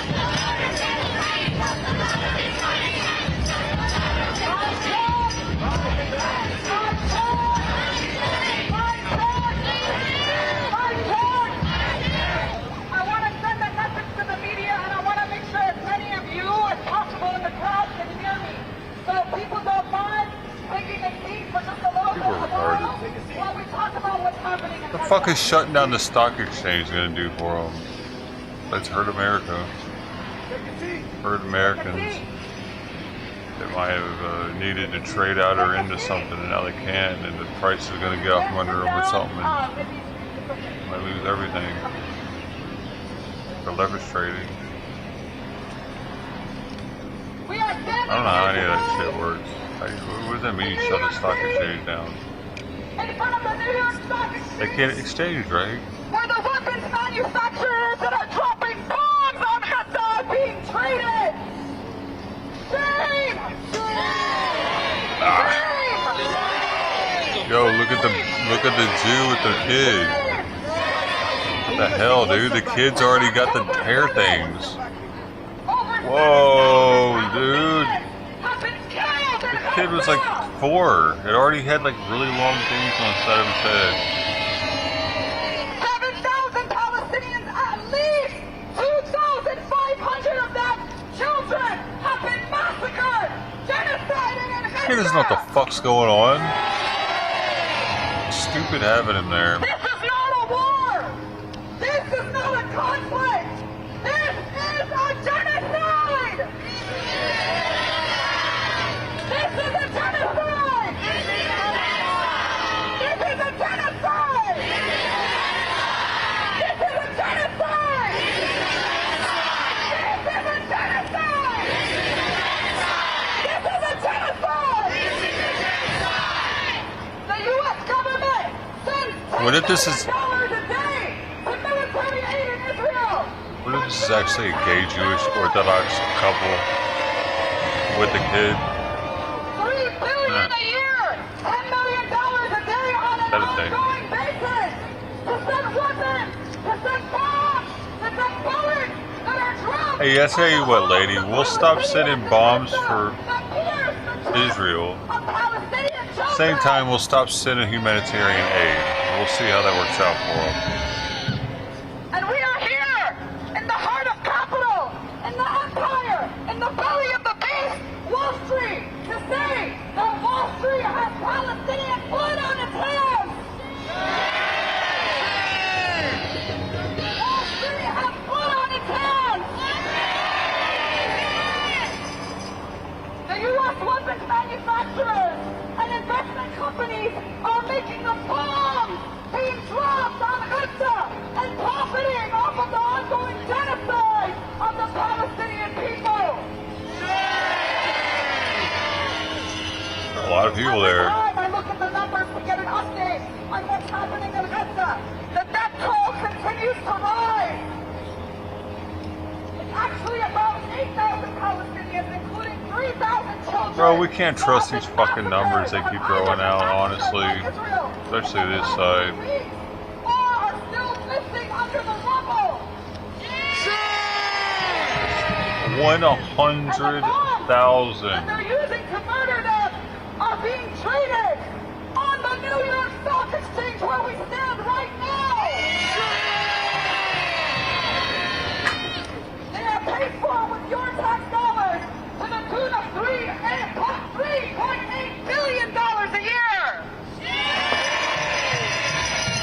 And on top of that, last week, President Mind called on Congress to pass an additional because it's closed right now. $14 billion in military aid to the occupation. This is U.S. tax dollars being used to fund death and destruction. That's funny. What time was the bell? 5? Weapons manufacturers. 5:30 or 5. They said that they closed it because of them, so they just closed because they closed. They took credit for it. Woodward! Lockheed Martin! Northrop Grumman! Alpha Systems! General Dynamics! That's something else, man. These companies' stocks went up! Their stocks went up when they started bombing Gaza! This is where they're making their money! Bombing Gaza makes them money! They don't care about the Palestinian lives that have been taken away! They don't care about the genocide! They care about lining their pockets with blood-soaked money! And to the media, you're all in front of me and I have a message for you too. Just like we saw CNN reporters get shot down for reporting the lie on Palestine. A lie that was used to manufacture genocide. You can hear us all over New York City and the U.S. chanting, every time media lies. Every time media lies. Neighborhood and Gaza dies. Neighborhood and Gaza dies. Every time media lies. Every time media lies. Neighborhood and Gaza dies. Neighborhood and Gaza dies. Every time media lies. Every time media lies. Neighborhood and Gaza dies. Neighborhood and Gaza dies. Every time media lies. Every time media lies. Neighborhood and Gaza dies. Neighborhood and Gaza dies. To all the cameramen, to all the journalists, to all the media here, do you even know what happened yesterday? Yesterday, the family of Al-Jazeera's Gaza bureau chief, Wael Mahdouf, was killed in an Israeli airstrike. His family was killed in an Israeli airstrike on Wednesday. Yesterday. Al Jazeera's Gaza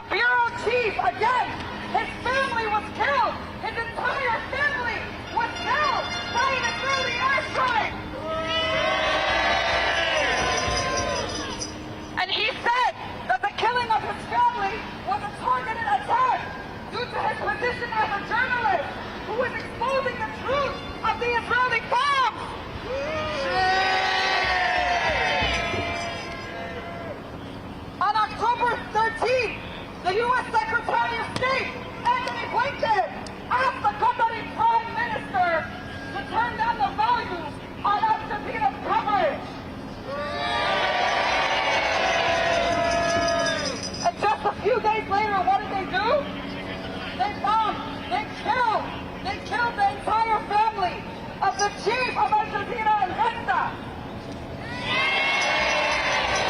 And now to you, the media. Guys, new pendants just dropped on the website. An airstrike comes and targets your family, kills every single one of your family members. That's what they're doing to us. That's what they're doing to us. We are not here to make your newspapers more money. We are not here to provide a photo op for your newspapers to talk about the latest and the crisis in the Middle East. This is not a random crisis. This did not start on October 7th. This started before 1948.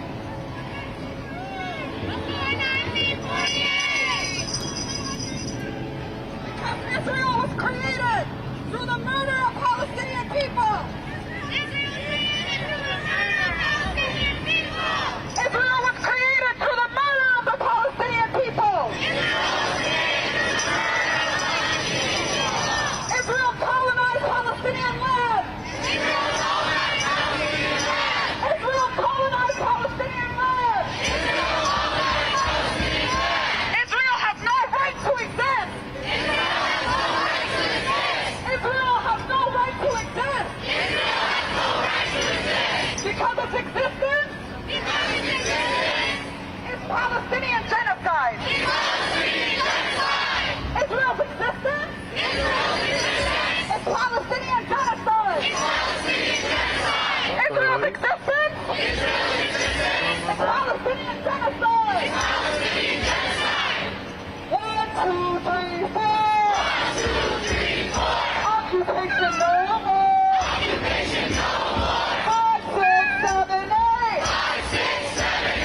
Israel is a terrorist state. 1, 2, 3, 4. Occupation no more. 5, 6, 7, 8. Israel is a terrorist state.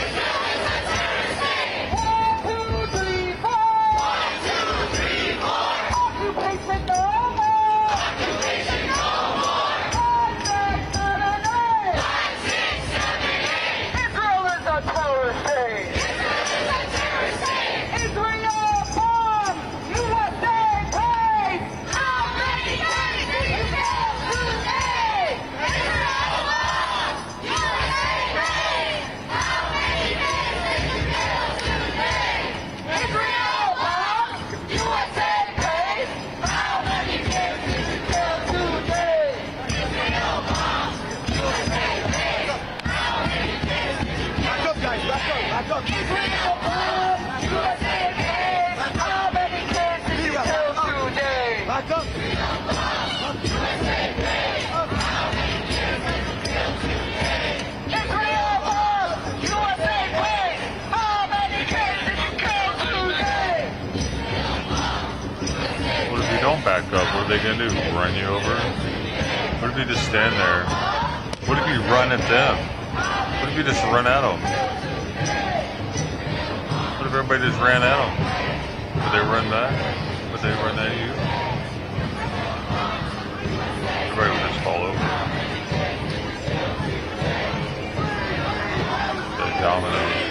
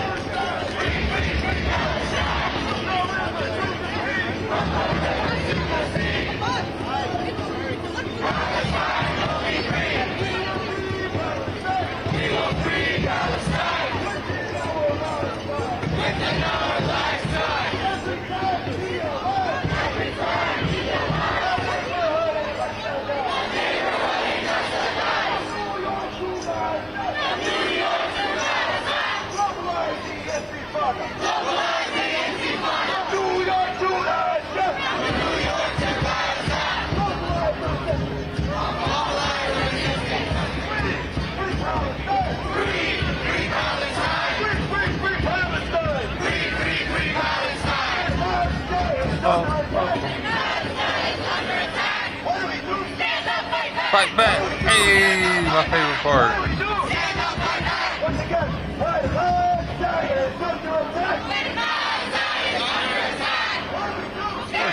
favorite part. Stand up, fight back! What do you do? Stand up, fight back! Fight back! Fight back! Fight back! Fight back! Fight back! Fight back! Fight back! Fight back! Fight back! Fight back! Fight back! Fight back! Fight back! Fight back! Fight back! Fight back! I got like a scab in the back of my head and find it.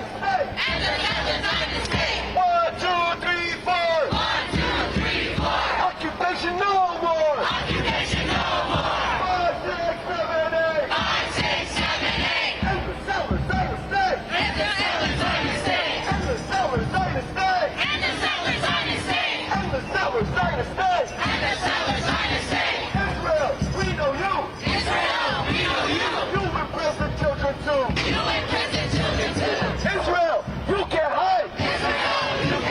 You're committing genocide! You're committing genocide! You're committing genocide! You're committing genocide! You're committing genocide! Free! Free Palestine! Free Palestine! I need you to the sea! Palestine will be free! We will free Palestine! Within our lifetime! From the river to the sea! Palestine will be free! We will free Palestine! Within our lifetime! Resistance is justified! People are occupied! Resistance is justified! People are occupied! There is only one solution! Intifada revolution! There is only one solution!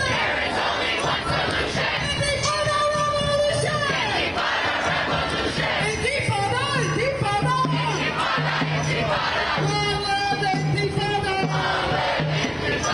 Intifada! One love intifada! New York to Gaza! Globalize the intifada! New York to Gaza! Globalize the intifada! Just as you will rise! Palestine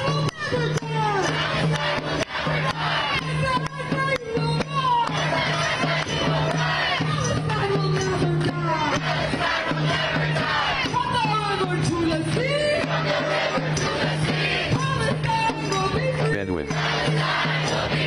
From the river to the sea!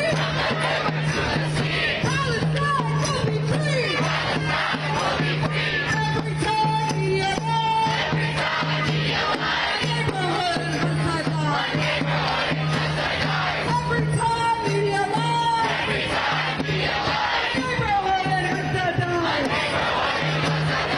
Every time we align! Neighborhood in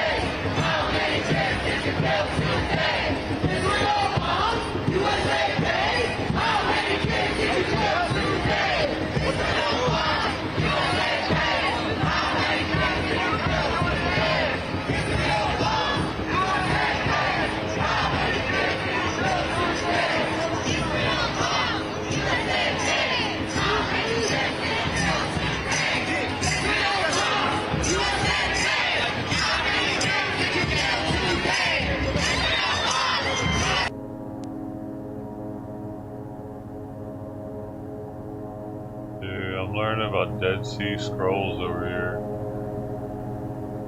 Did you know the boys accidentally stumbled across them inside of a cave and happened in the West Bank?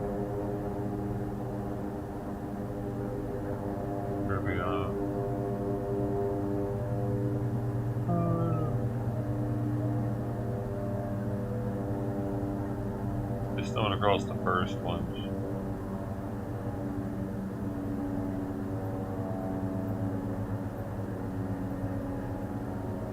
No one's there, Dino. Are you still there? I can tell if you're still there.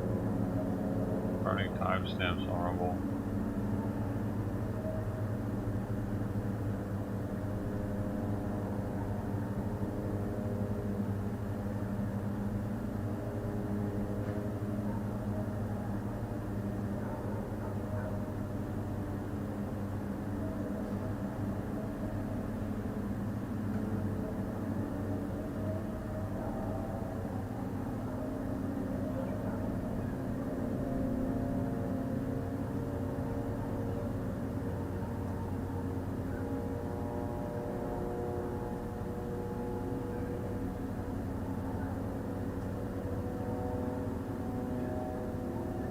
Look at Times Square right now. There's a giant flag of Israel over it, multiple places.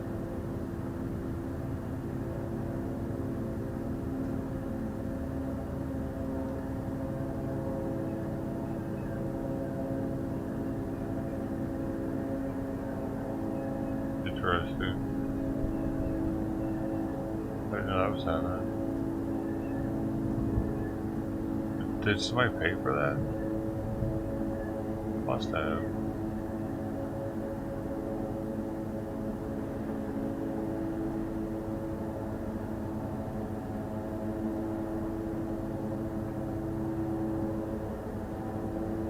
By the way, it switches like that and everything too. It's like the building was pissing them off because they knew all Jewish people.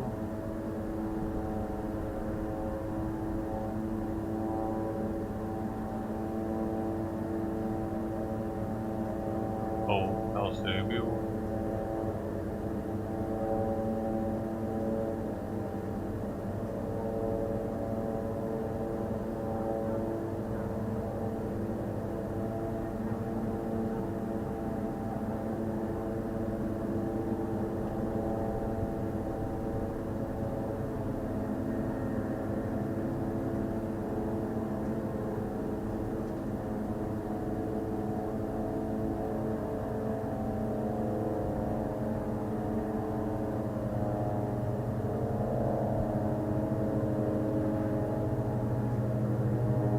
Oh wow, no more streams on that one. They're doing a briefing on this main shooter in a minute.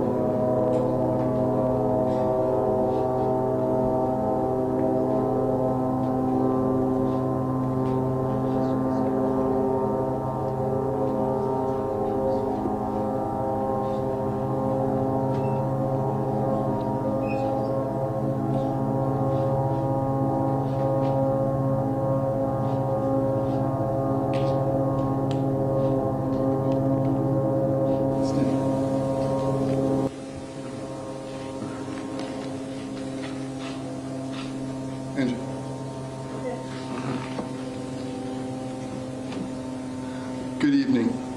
I'm Carl Schleen, Mayor of Lewiston. In the wake of the tragic and horrifying incident that occurred in Lewiston, our hearts are heavy with grief, and we extend our deepest sympathies to the victims and their families. This is a time for action, solidarity, and support. Please take note, the shelter-in-place order issued by the Lewiston Police Department remains in effect. Please stay at home and be safe. The City of Lewiston is grateful for the support and outpouring from state authorities, the community, and of course, our elected officials. Speaking tonight will be U.S. Senator Susan Collins, U.S. Representative Jared Golden, and Steve Littleson, President and CEO of Central Maine Medical Center. And now Senator Collins.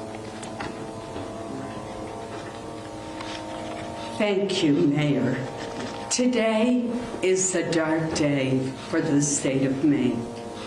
As the mayor said, our hearts are heavy with grief. This heinous attack, which has robbed the lives of at least 18 Mainers and injured so many more, is the worst mass shooting that the state of Maine has ever experienced and could ever imagine. Today, I looked out my window in Washington and I saw that the flags had been lowered. And I realized that it had been done to honor the victims of this horrific attack. I'm grateful for the leadership of Lewiston Police Chief St. Pierre and for the bravery of the hundreds of state, local, and federal law enforcement officers who are leading the search for the killer.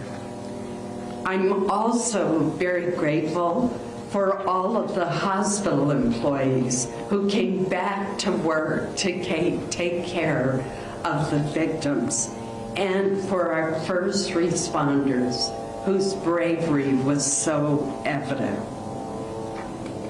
Last night, the president called me. He stepped out at the state dinner with the Australian Prime Minister to offer any help that the federal government could provide the city of Lewiston, Androscoggin County, and the state of Maine. I also, at midnight, talked to Governor Mills, who has been a pillar of strength for our state. Tom Perez, who is a special advisor to the president throughout the night, texted me back and forth, "What do you need?" And I would tell him based on conversations that I had as he coordinated the federal response.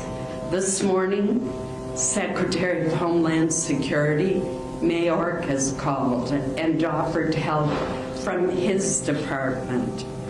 The Attorney General also called, along with Maine's own U.S. Attorney, to offer their help.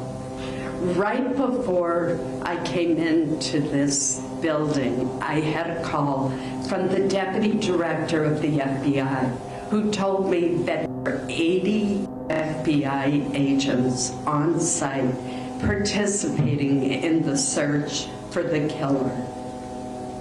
80.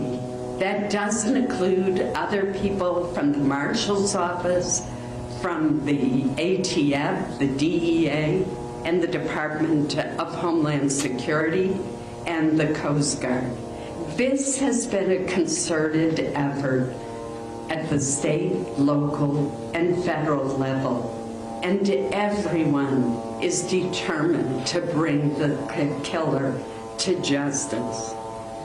To the families of those who have been injured or killed, I know that no words can fully ease the shock, the pain, and the justifiable anger that you are feeling. My hope is that you will feel the solace and strength in knowing that you are in the hearts of the people of Maine and of people throughout our nation. Thank you. I'd now like to introduce the Congressman Jared Golden, who represents this area of Maine. Thank you, Senator. Thank you to Mayor Shalene as well. My name is Congressman Jared Golden from the town of Lewiston, represent Maine's 2nd Congressional District. Some of you might not recognize me because Congress has been so crazy lately. I haven't gotten a haircut in months. So sometimes things happen that bring your worst nightmares to life. Yesterday, this is what happened in Lewiston. At a time like this, a leader is forced to grapple with things that are far greater than his or herself. Humility is called for as accountability is sought by the victims of a tragedy such as this one. Out of fear of this dangerous world that we live in and my determination to protect my own daughter and wife in our home and in our community, because of a false confidence that our community was above this and that we could be in full control, among many other misjudgments, I have opposed efforts to ban deadly weapons of war like the assault rifle used to carry out this crime. The time has now come for me to take responsibility for this failure, which is why I now call on the United States Congress to ban assault rifles like the one used by the sick perpetrator of this mass killing in my hometown of Lewiston, Maine. For the good of my community, I will work with any colleague to get this done in the time that I have left in Congress. To the people of Lewiston, my constituents throughout the 2nd District, to the families who lost loved ones, and to those who have been harmed, I ask for forgiveness and support as I seek to put an end to these terrible shootings. In the days to come, I will give everything I have to support this community. Congress, the lady was the mayor.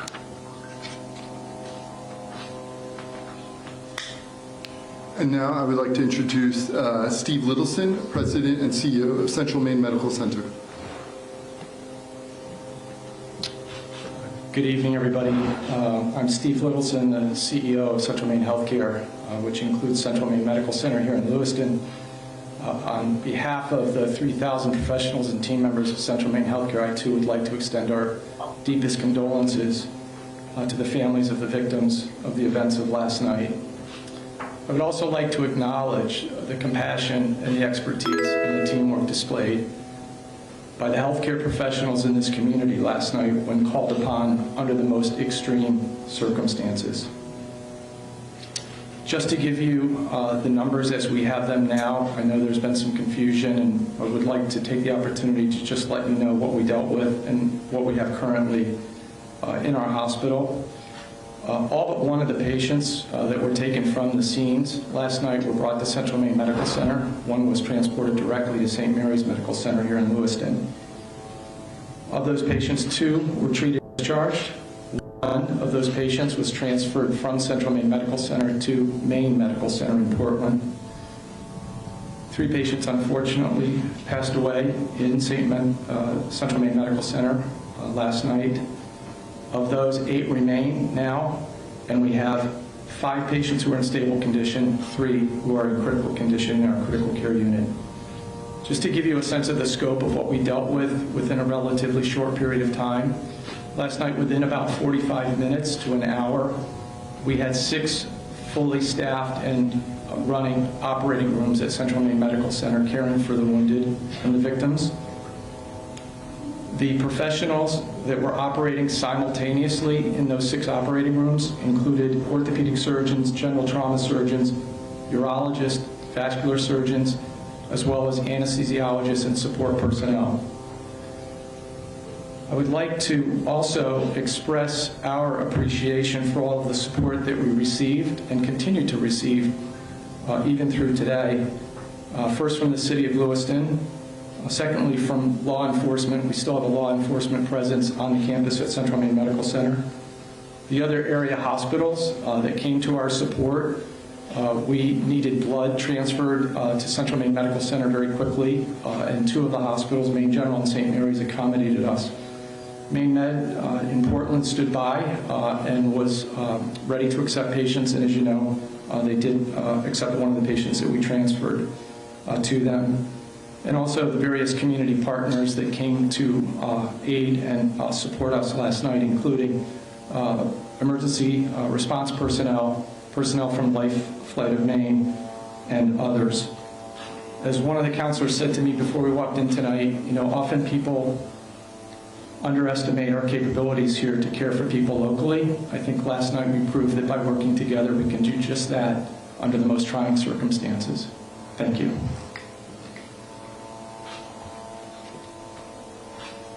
We'll take a few questions.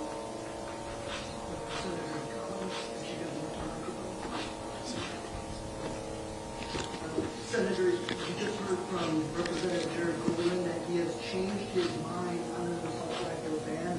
Would you do the same? Well, first of all, let me say that I think it is more important that we ban very high capacity magazines. I think that would have more input and more effectiveness. We had an assault weapon ban, which I supported, that was in effect for 10 years. It applied to, I believe, 17 or 19 styles of weapons. Later, the late Senator Dianne Feinstein proposed an expansion that would have covered 157 weapons. And it was based not on functionality, but on cosmetic features. So there's always more that we can do. I was a co-author of the bipartisan Safer Communities Act, which provided funding, for example, for red and yellow flag laws and for mental health clinics, which I think is important as well. So certainly there's always more that can be done. Senator, a decade ago, though, you opposed legislation that limited access to expanded, stocks and firearms capacity. Are you suggesting that you would do something different now? I don't believe you're correct. For example, I was the lead Republican sponsor of a bill that would ban bump stocks, which have the ability to turn a semi-automatic into a fully automatic machine gun. And that legislation has not been enacted into law. There was an attempt to do it by regulation, but it was struck down by the courts. I still support the bump stock legislation. The other thing that I think we can look at is, and I advocated, was to increase the age at which you could purchase a high-capacity rifle from 18 to 21, the way it is for a handgun. Senator Collins, you mentioned there are a lot of questions about the whereabouts of Robert Card. Oh, she's a senator too? And a mayor? Can you offer any more details regarding the whereabouts? I knew I'd seen her somewhere. How close we're getting to finding him? I cannot, because I don't want to jeopardize the search for him in any way. I have talked extensively to law enforcement, and as I said just very recently with the FBI Deputy Director, but I certainly don't want to jeopardize the search in any way. We get a find law of youth in this case. You are a big advocate of them. Do you know if they were used in this case? I'm sorry, I couldn't. We get a find law of youth in this case. To my, I don't know. That's a very good question. You said that Maine got it right when it came to yellow flag. Maine does have a good yellow flag. If it's true, as we are hearing, that Robert Card had mental health issues and he was, the police put him forward for evaluation, you got it wrong. No, I don't know whether there was a report to trigger the yellow flag law. It's certainly on the face of the facts that we have. It seems, could you let me finish, please?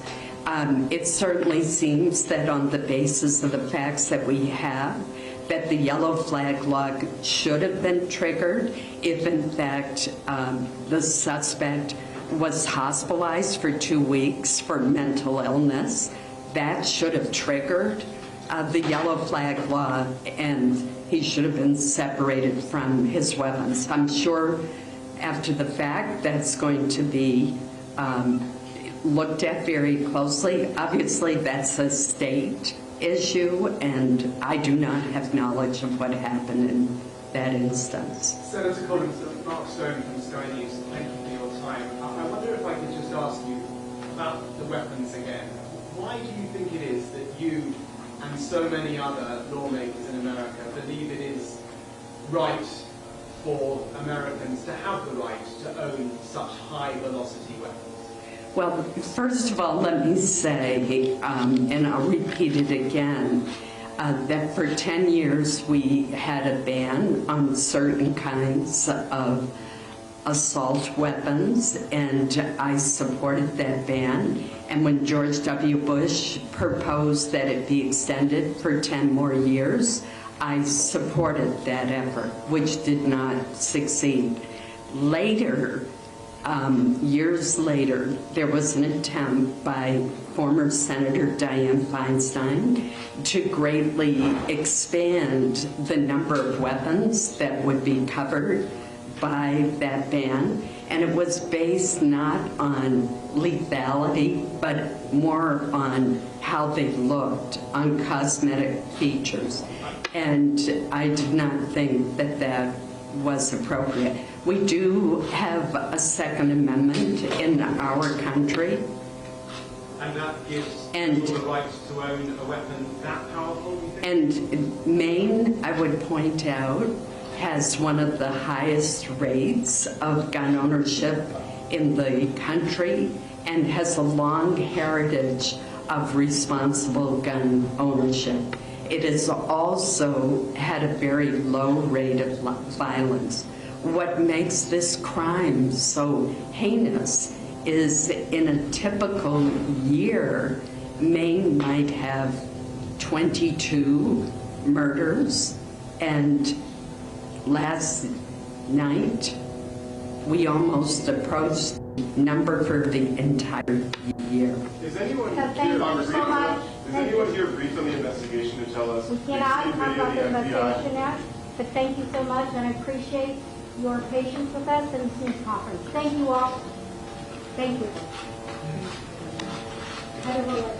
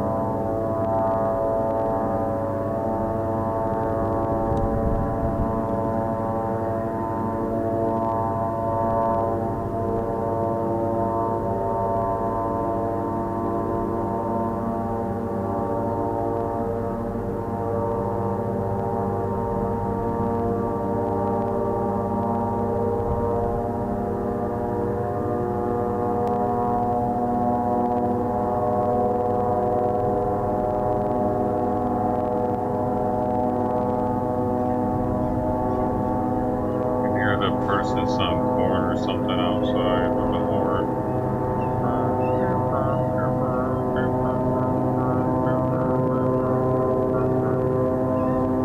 Come on, get my corn now. I got some corn for you to put in your mouth. Don't you want some?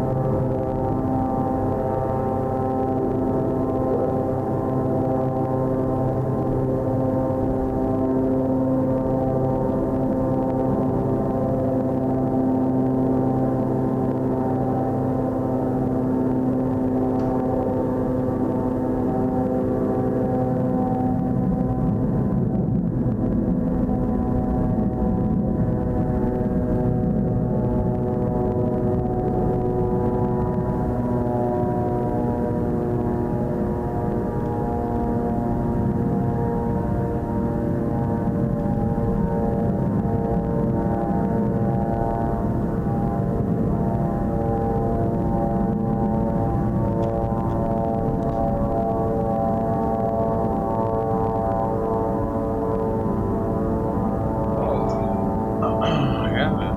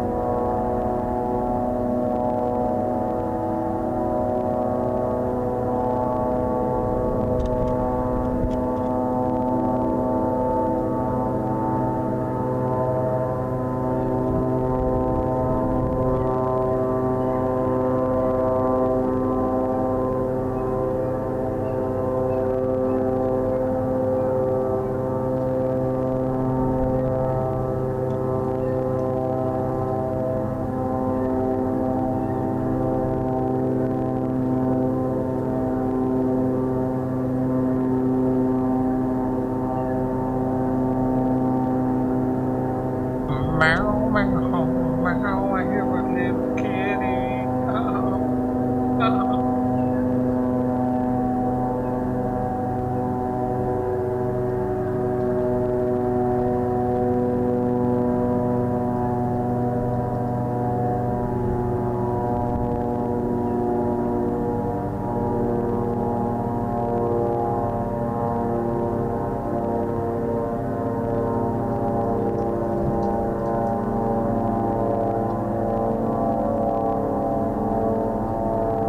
Am I okay? What do you mean?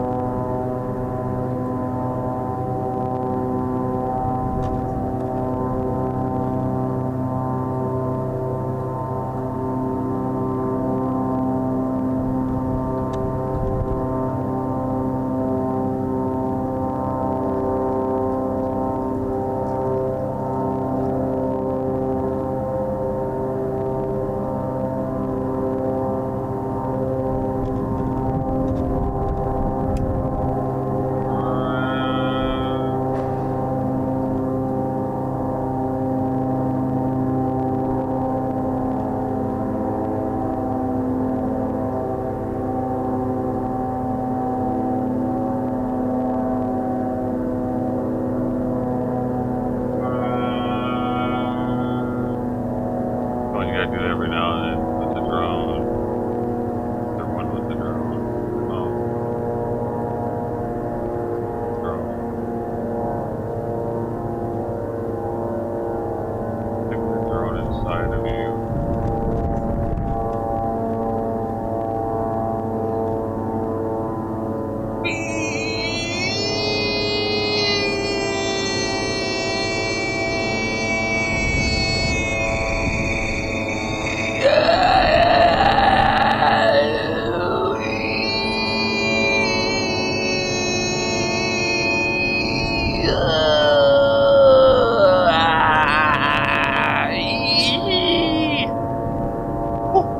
Just gotta keep it in there as long as possible. And then release! Oh, you just let it out. Just let the drone out of you. Oh. But there will always be a part of it with you. Remember that. Alright, kid. Makes it all worth it.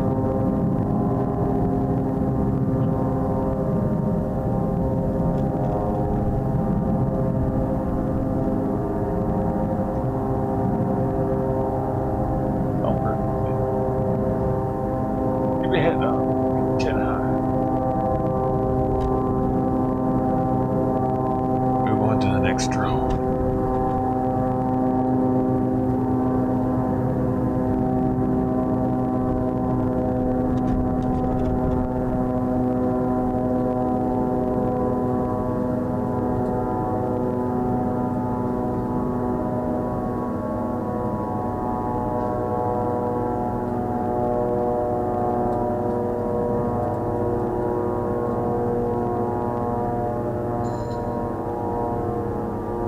I need more volume. What? No, I don't. The drone? I don't give a shit. It's okay. It's okay, man. Drone me out. I'm not saying it's like I'm fucking giving some sort of speech here.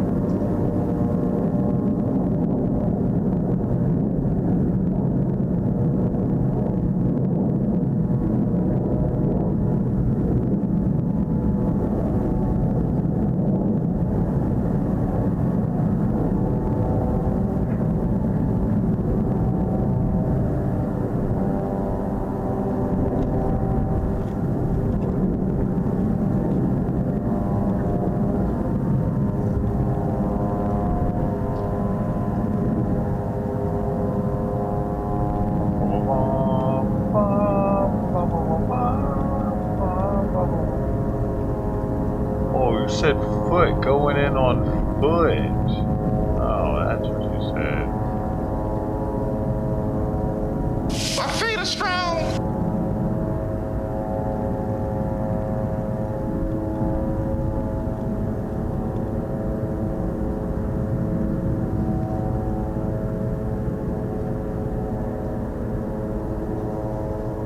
What is foot? Foot's actually 1, 2? Hey, it's your boy, Skinny Penis. Now, why don't you go bust some pot-smoking teenagers before I give you a good adult-sized kick in the ass? That doesn't really fit.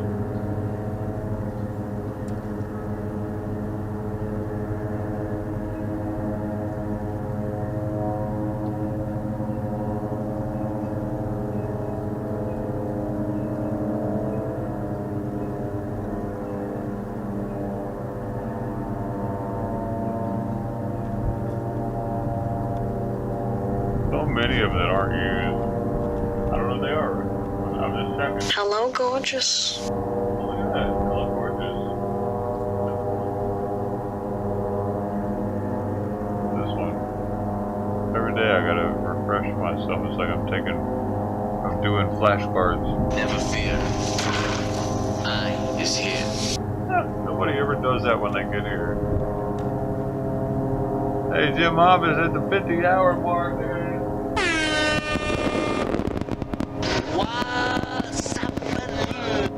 Very cosmopolitan. Penis.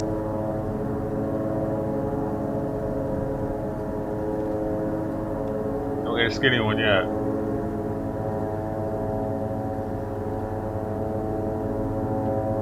Hello, dude. Hello, gorgeous is hello, G, but what is hello, dude?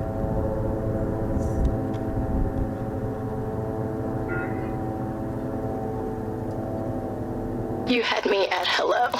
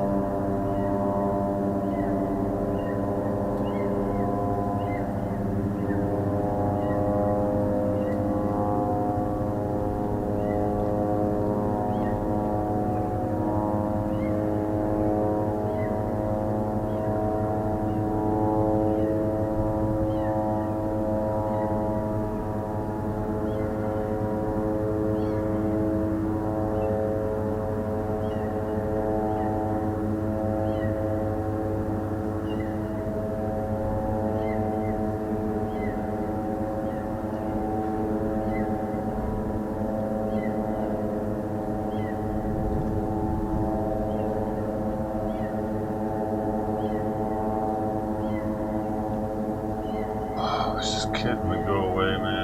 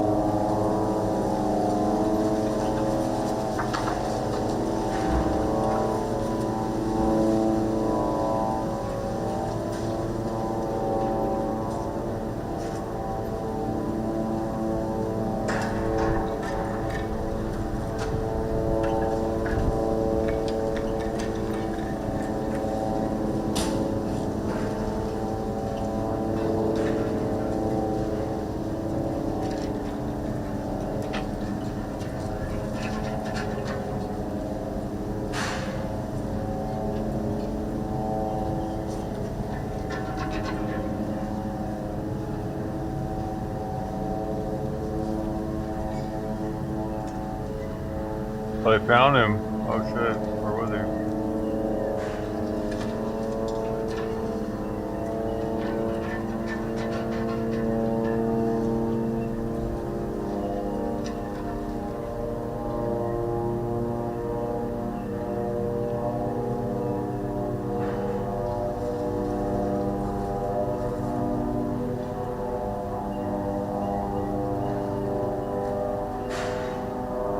Oh. There's household line.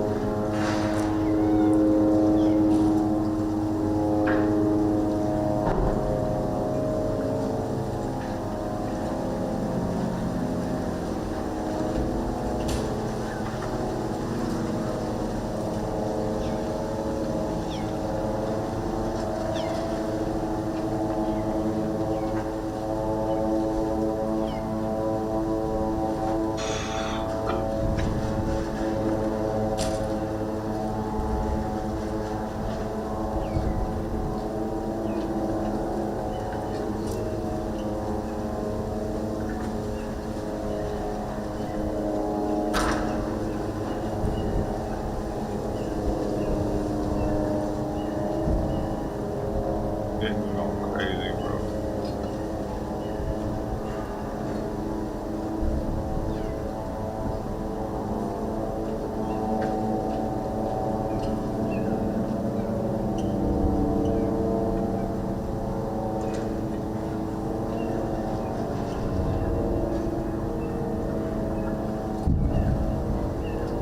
Could probably get any food. I don't know, man.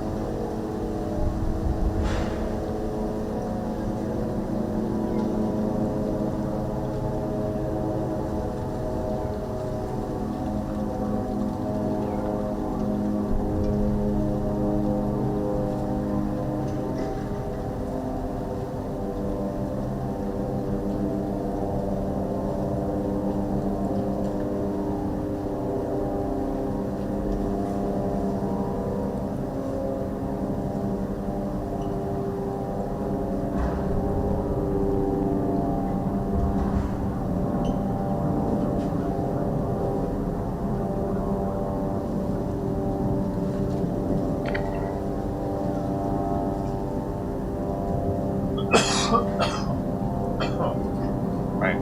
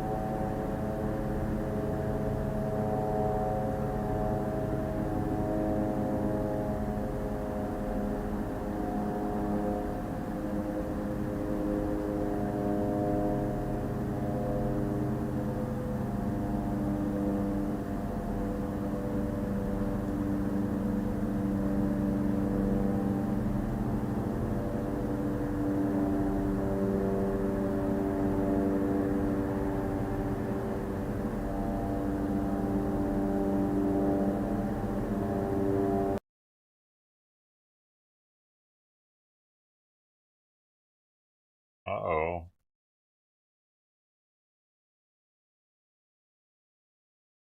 Not the last one.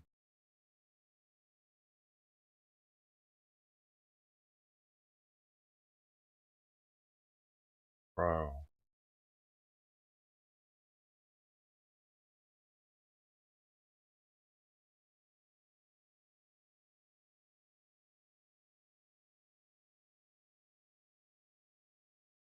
Bullet. Made him quit.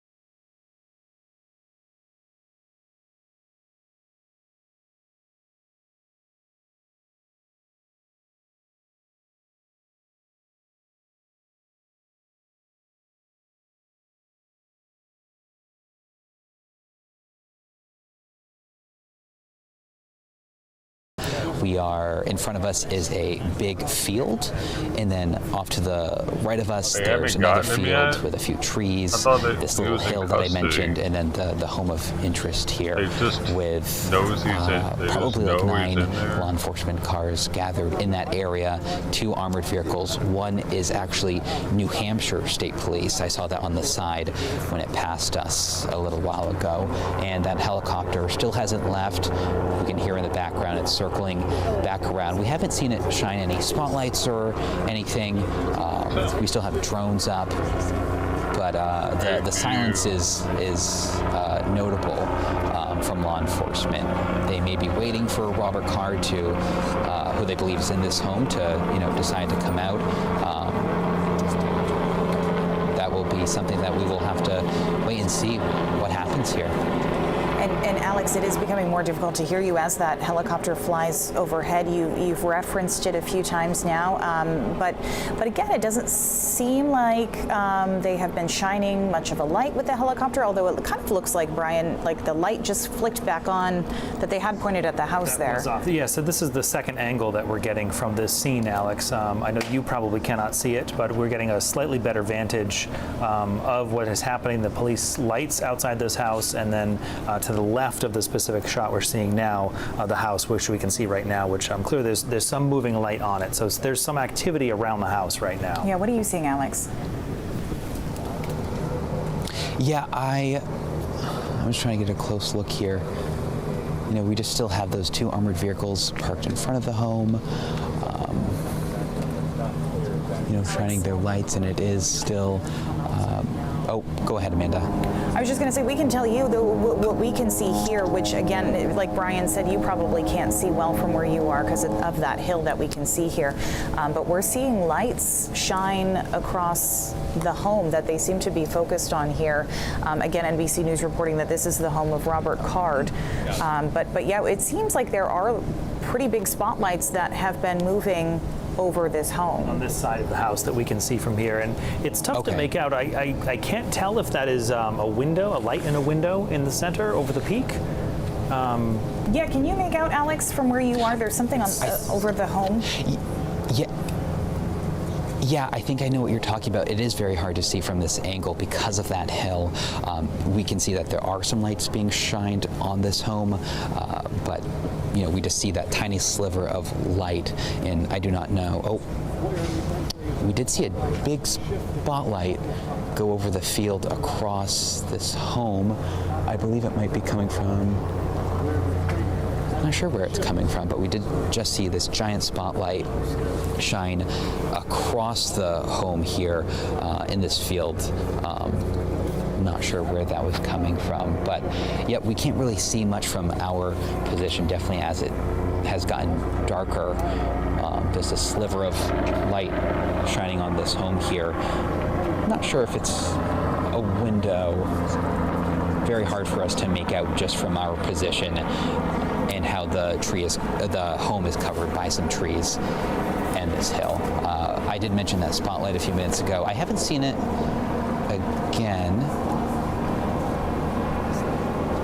And just to explain, and so you know, Alex, what we are all looking at on the screen right now is the picture of the scene in Bowdoin. We're seeing a few more, presumably spotlights moving around as police are outside a house in Bowdoin that they believe Robert Card is in.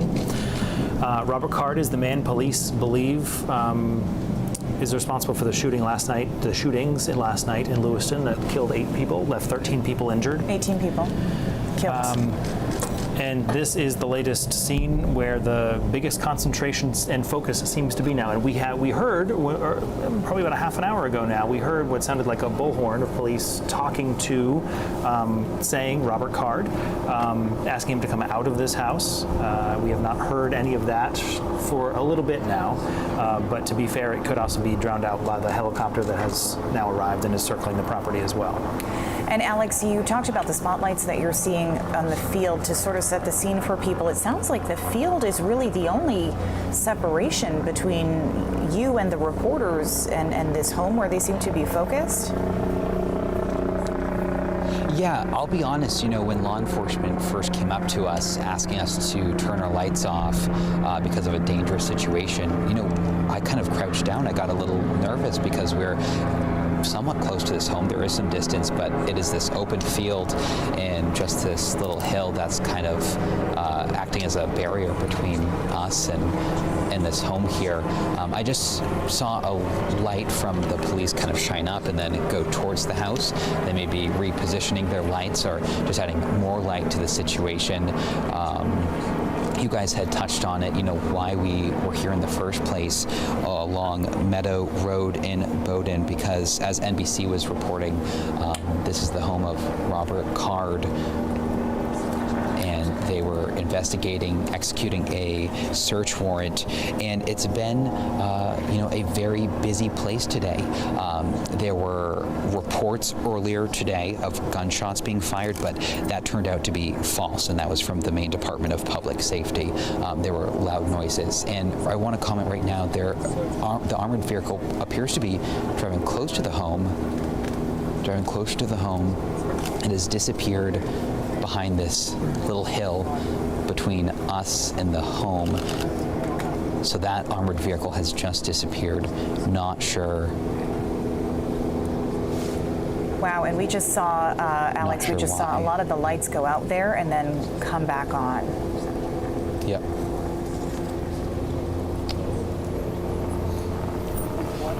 We had that armored vehicle drive closer to the home, and then we still have an armored vehicle positioned across the street from the home, shining some lights. We do see some lights moving around. I'm just trying to look to see. We can see a window that's being lit up. No lights on inside from what we can see, but we can see a window, a chimney, just bits and pieces of this home and that helicopter. Oh, there's a light being shined, as you can see, pointed right at us. I'm not quite sure if that is from a drone. It does almost look like a but we are definitely seeing law enforcement. Yeah, I think so. And we see another drone to the left. It might not be in the frame right now, but is kind of we can see at that. the back. What would be the back of the house? Yep, okay. Yeah, and then this light that's shining right at us, and it just repositioned or went out. And Alex, we're sticking with you here and at again, I want to mention it. Oh, go ahead, please. No, just wanted to mention that, you know, it has been quiet for a while. We heard police, you know, trying to communicate with who they were saying is Robert Card. They were asking him to come out of this home with his hands up, nothing in them, and they said that they could guarantee his safety. And right now we're seeing an armored vehicle backing away from the home now, pulling out of the driveway completely back onto the road, this armored vehicle. We saw 2 here. One of them is from New Hampshire State Police, so that car is completely pulled out of the driveway, and it is actually behind another armored vehicle, so just trying to see what they're doing. It looks looks like the other armored vehicle right now with its red lights on is repositioning. That's going into the driveway now. So we're seeing a little switch up here with the armored vehicles. One was in the driveway, one backed out, and now we see this other one driving back into this driveway here. And then we're seeing some lights being just moved around, shined on this home here, where they, again, law enforcement say Robert Card is. And Alex, please feel free to interrupt us when you see something important that you think we need to know. And we're going to stick with this image here, but Chris Costa has now joined us on the desk as well. And Chris, you've been talking with other law enforcement. It seems like you have a little bit more information to add in here as well. Just a little, not much, but here's what we can tell you. There are public documents that help us understand why police may be focused on this home. There are town of Bowdoin tax records that show that there is a property on the road where Alex is that belongs to someone by the name of Robert Card Sr. And it matches one of the addresses that we've been informed of that we might send a crew to. We believe Alex is at that home right now. Mm-hmm. We believe that's the reason the police have gone to this house, is they're maybe trying to draw a connection between who owns that home and potentially the suspect they are looking for being inside. Now, throughout this process, I've been trying to talk to law enforcement sources to get a better understanding of what exactly they're doing. The reason we can't tell you that is because they are concerned that if Robert Card is watching television right now, explaining what they are doing would give away their tactics, jeopardize the investigation, jeopardize the lives of the officers and the first responders trying to bring this situation to a peaceful end. Right. We certainly don't want to do that. No, obviously not. But it is helpful to understand that in these moments where it feels so tense, why there is a lack of information. Right. There's clearly a plan set in place that they are putting in motion here that none of us know about, but that's probably also, Alex, why it's been so quiet where you are. Exactly, yeah, and I had that thought. I'm glad Chris mentioned it. You know, we also want to not give away law enforcement position, anything like that, for their safety in case Robert Card is watching TV. I want to remind people, that are watching, we are in this driveway at a neighbor's near this road, and there are just dozens of reporters, photographers here, so that's why you might hear some other noises. Other crews are working here delivering this news to folks. You might hear the noise of a helicopter that's been circling around. And we actually see, reporters just changing up positions, next to us to the left across the street. There's another field. We have a field in front of us, and then we have a field to our left. And, everyone's just trying to get the best positioned where you're not able to see too much because, again, we have this little hill in front of this home here that's kind of blocking our view. But we do have an armored vehicle in the driveway of this home, shining some light on this home where they believe Robert Card is. But other than that, we don't have much light here. We had that law enforcement officer come up to all us reporters earlier. I'm trying to check the time here. It might have been an hour ago. Brian, Amanda, if you know, correct me. It's kind of gone by fast here. But, they came up to us a while ago, asked us all to turn our lights off because of a dangerous situation.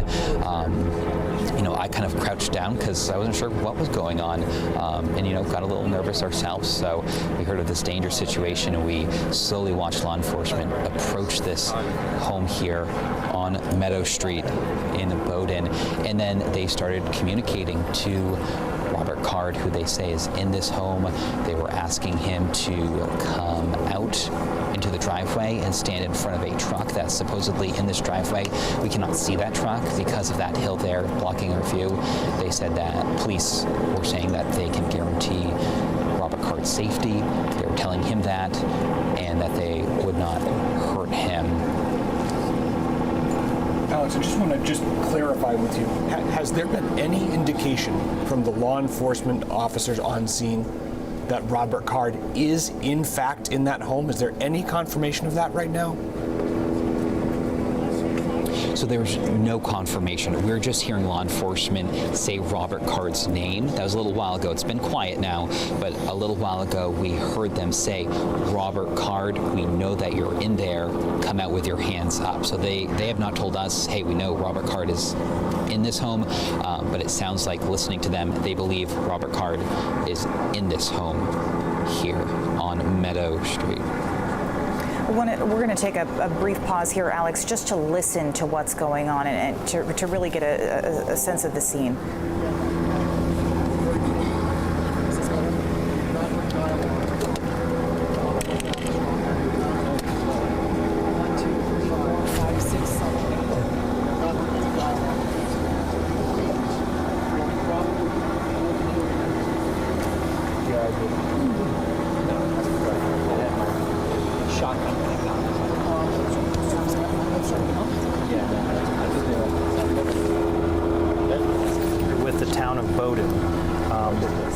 This is happening is about a 25-minute drive from Lewiston, where these double shootings happened last night. These two shootings on different locations happened last night.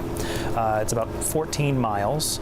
And this is obviously where police are concentrating their efforts tonight, 25 hours now after the first 911 call about the shots fired at the bowling alley in Lewiston.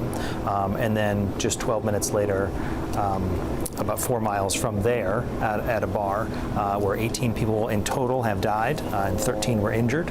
And to bring up to speed, Alex Haskell is on this scene, and we're looking at video right now of where police have essentially surrounded a house in Bowdoin right now, which again is just about 25 minutes from Lewiston, where these just horrible scenes unfolded last night. And Brian, it was just 1 minute ago we got an email from Shannon Moss. She is the Public Information Officer for the Maine Department of Public Safety, and she did confirm that law enforcement officials are on the scene here on Meadow Road, executing several search warrants. Now, she said what we're hearing over that loudspeaker, that's standard search warrant announcements when executing a warrant to ensure safety of all persons involved in this scene right now. They are not sure, from what she's saying, whether Robert Card is in any of the homes that law enforcement do plan on searching, but they're simply doing their due diligence by. And good to hear that this is standard. This is what they do. They show up and they make that announcement, which is what we were listening to a while ago, about a half an hour ago now. I mean, for just a tiny bit of context, one thing that's difficult about this, it could be frustrating, right, is the fact that it really is unknown whether or not Robert Card is inside that home. Right. I will say, from covering other situations of manhunts, particularly ones that have been mass shooting events, there have been times when federal law enforcement officials and regional, state, local, all surrounded the home, made these exact same calls, but there's been nobody inside the home. So this is not uncommon, just so our viewers understand. This is not a pinpoint, oh, yes, the suspect they're looking for is in this home. And that's what Shannon is reminding us to convey to the viewers here, that just because these announcements are being made does not necessarily mean that this person is inside that home. And just to reiterate, the level of where all of these scenes have been all day, the fact that we have reporters in all these different scenes that have been very, very active throughout the day in Lisbon, in Lewiston, here in Bowdoin. And we heard Alex tell us earlier that police came to both he and the line of reporters there to say, this is a very dangerous situation. Shut your lights off, please. He's been very quiet in his reporting. He's been whispering. We are hoping that we keep him safe here, and I know we're giving him kind of a break here and letting he and his photographer sort of reassess what's going on. But very active scenes here that we're seeing. Yes, and all day, Sam Rogers was outside the bowling alley for a lot of the day and was telling us that there were periods of time that all of a sudden several police cruisers would go past.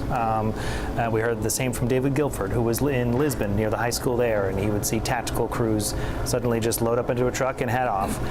So all day for the last 24 hours, we've been hearing those calls, if you will, for a response. Yeah, and we continue to see some movement here at the Bowden home. Again, you can hear that helicopter. We have seen what appears to be drones flying around this home. Earlier tonight, if you're just tuning in, earlier tonight we could actually hear police speaking over a loudspeaker, which again, Shannon Moss with the Maine Department of Public Safety says that is standard search warrant announcement, that they do that for the safety of all involved. And some of what we heard was, we don't want anyone else hurt. Right. Yeah, and they did. They kept reiterating Yeah, that. and I want to... Oh, Alex is back with us. Alex, thank you. Yeah. Sorry to interrupt, Brian. Yeah, just wanted to add to that. We heard them saying a bunch of things to who they believe is Robert Card in this home, telling him to come out with his hands up, with nothing in them. They were asking him to come out and stand in front of a truck, which is apparently in this driveway. We can't see it because of a hill we've mentioned. We just want to keep reminding you, our view here is limited and we're just going off of what we can hear. And they said that they could help. They said that they could guarantee Robert Card's safety if he is in this home, and they don't want to do anyone harm. We still have this helicopter circling around us. That hasn't changed. And kind of want to give folks an idea of where we are, what the scene kind of looks like. We are in a neighbor's driveway, and across the way here, we are obviously pointing at this home of interest. We have a field here, and then a tree line off to the right, some trees off to the left of us, and then a field.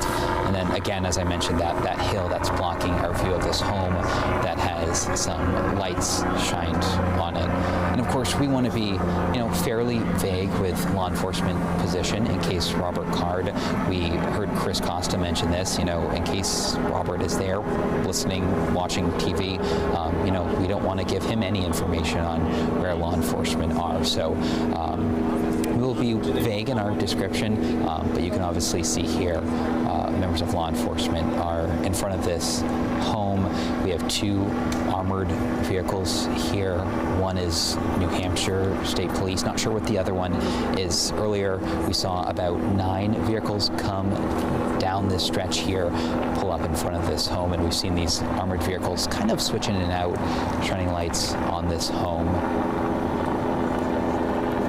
And we still have this helicopter that is circling around. Go ahead, Amanda. No, I was just going to help you out if you were running out of things to say. We certainly do hope that this does come to a peaceful resolution. I know of the 350 plus law enforcement officials who have been involved in this search for now more than 24 hours for Robert Card. We do hope this does come to a peaceful resolution. Again, you're watching live images of a home in Bowden right now. And it was 9.5 hours ago now that we last heard directly from police when they held a briefing at Lewiston City Hall. The head of the state police saying that there was an arrest warrant out for Robert Card for 8 counts of murder. So, as we were just hearing from the public information officer for the Department of Public Safety, Shannon Moss, that they're executing a search warrant, and these are kind of standard procedures they do to alert people in the area to what is going on, because again, 8 counts of murder. And police had said at the time that number was likely going to go up as more victims were identified, and that was the only reason that it was only 8, even though 18 people were killed last night. That number, they do anticipate going up. You've got to imagine that for, Alex, I meant to ask you, are there lots of homes nearby? Is this a dense neighborhood, or are they pretty spread out? That's right. Yeah, good question, Chris. So they are pretty spread out. This is rural Maine. Many of us from here can kind of picture that. We have our fields, but we also have homes kind of spread out here. We are at a neighbor's home, and the only home that I can see is one directly in front of us, on the same side of the road as we are. You can't see it just because it's too dark. And then we have this home here to our left, which is where police believe Robert Card is. So everything is pretty spread out here. Homes nearby to have the activity that's going on around this home. the helicopters, the bullhorn.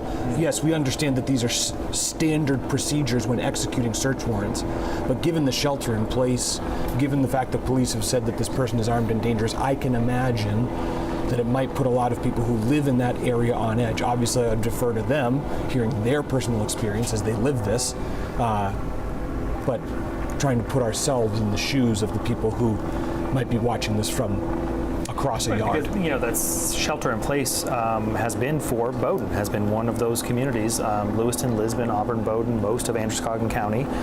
So these very neighborhoods are what have been under that. Have been told to just stay inside, don't open your doors, lock your cars. That has been the ongoing message from law enforcement.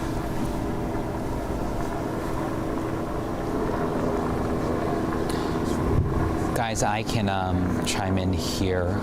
We haven't seen too much of a scene change here, but I can kind of bring you back to kind of what brought us here and how this all began. Law enforcement came here investigating a home NBC News was reporting in connection to Robert Card. They were executing a search warrant, and that is where they found a note at this home. Not sure if it's the one they are at right now, but it was a home along this road. They found this note, and they were trying to determine the meaning of this note and how it could potentially guide their investigation. Also earlier today, there were reports of gunshots being fired. This was way earlier, and the Maine Department of Public Safety told us that that was not true. There were no gunshots fired earlier. We arrived on scene, and there were just law enforcement blocking off this road. We chatted with a few neighbors who said that they couldn't drive up the road here, Meadow Road, to get to their homes because police had blocked them off. Then we saw law enforcement leave the area. Some were still here. The road was still blocked off, but we saw some law enforcement vehicles leave, and then they came back. And then that's when a member of law enforcement came up to us and asked us to turn off our lights. He said because of a dangerous situation. So because of a potential dangerous situation, all reporters here were asked to turn off their lights. And it's quite the scene here. I know you guys obviously can't see it, but there has to be at least maybe 100 photographers, reporters here. That's why you might hear some noise in the background. They're all here with their eyes hooked on this scene, this home where members of law enforcement believe Robert Card possibly is. We heard them a while ago trying to speak to Robert Card, who could be in this home. They mentioned him by name, asking him to come out of this home. They said, "We know that you're in there. Come out with your hands up, with nothing in them."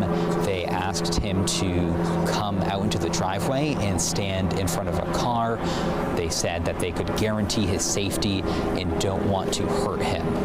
That is what we heard law enforcement communicate to possibly Robert Card, who could be in this home here in Bowdoin. And Alex, you mentioned this is an interesting scene. It's not something we personally have seen before. I honestly can't tell you the last time we took a standoff live on television. Yeah, well, it's been years since we've seen a manhunt of this size. I think the last time we've seen anything of this scale with the sheer number of police from all over New England was Corporal Cole's murder back in April of 2018. In fact, I spoke to Cheryl Cole, Corporal Cole's wife, who says she has been watching this coverage constantly, and it is, of course, bringing up horrible memories for her during that difficult time. I want to read what she wrote to me. She said, "The news of what's happening in Lewiston sent me back 5.5 years. Granted, my situation was nothing compared to this one, but the massive manhunt in the aftermath of my husband's murder put this community in such a state of shock and horror. My heart breaks for the Lewiston community." And a lot of hearts breaking tonight for the community. We actually learned from the Boston Bruins. We know their goalie, Jeremy Swayman, went to the University of Maine. He's from Alaska, but he's He has a lot of Maine in him. He talks about it a lot. And the Bruins, in response to the tragic events in Lewiston, say the Boston Bruins Foundation has created a fund to benefit the families of those affected. And they have actually pledged a minimum of $100,000. They're hoping more people will donate to that fund to help these families affected. I believe that if I caught it correctly, they're auctioning off some sticks tonight. They're also wearing special decals on their helmets with the outline of the state of Maine with a little heart over where Lewiston is. And then actually Jeremy Swayman was the one who hung up that custom Bruins jersey over the back of the glass there over the bench. Its number is 207, says Lewiston Strong. So it is very, a lot of people in Maine were responding to that on social media, saying how heartfelt that was for them. Right. Well, and it speaks to that so many communities, this resonates for a terrible reason. They've been through it. They know what we are going through. They know what is going on in your home tonight with concerns and fears and the unsettling feeling that this has happened. So increasingly it seems that people are reaching out with just support, have your back. And to your point, Brian, we know that the shelter-in-place orders are for a very specific area of what is a geographically large state. But there are, like, for example, school districts all over the state. In southern Maine, relative to Lewiston, that's close, right? But 45 minutes away, there are school districts that are saying, because of the ongoing situation, we are canceling school. There are bigger issues at play than getting people to work and to school. So absolutely, but at the core of all of this, state police train for this kind of thing. They do respond to other standoffs in the state, perhaps not at this scale, but it's something they train for. Their negotiators, their crisis response team. Let us not lose sight of the mental health aspect at play here. Family telling NBC News that Robert Card was experiencing some kind of acute mental episode just before this shooting and had a history of mental illness.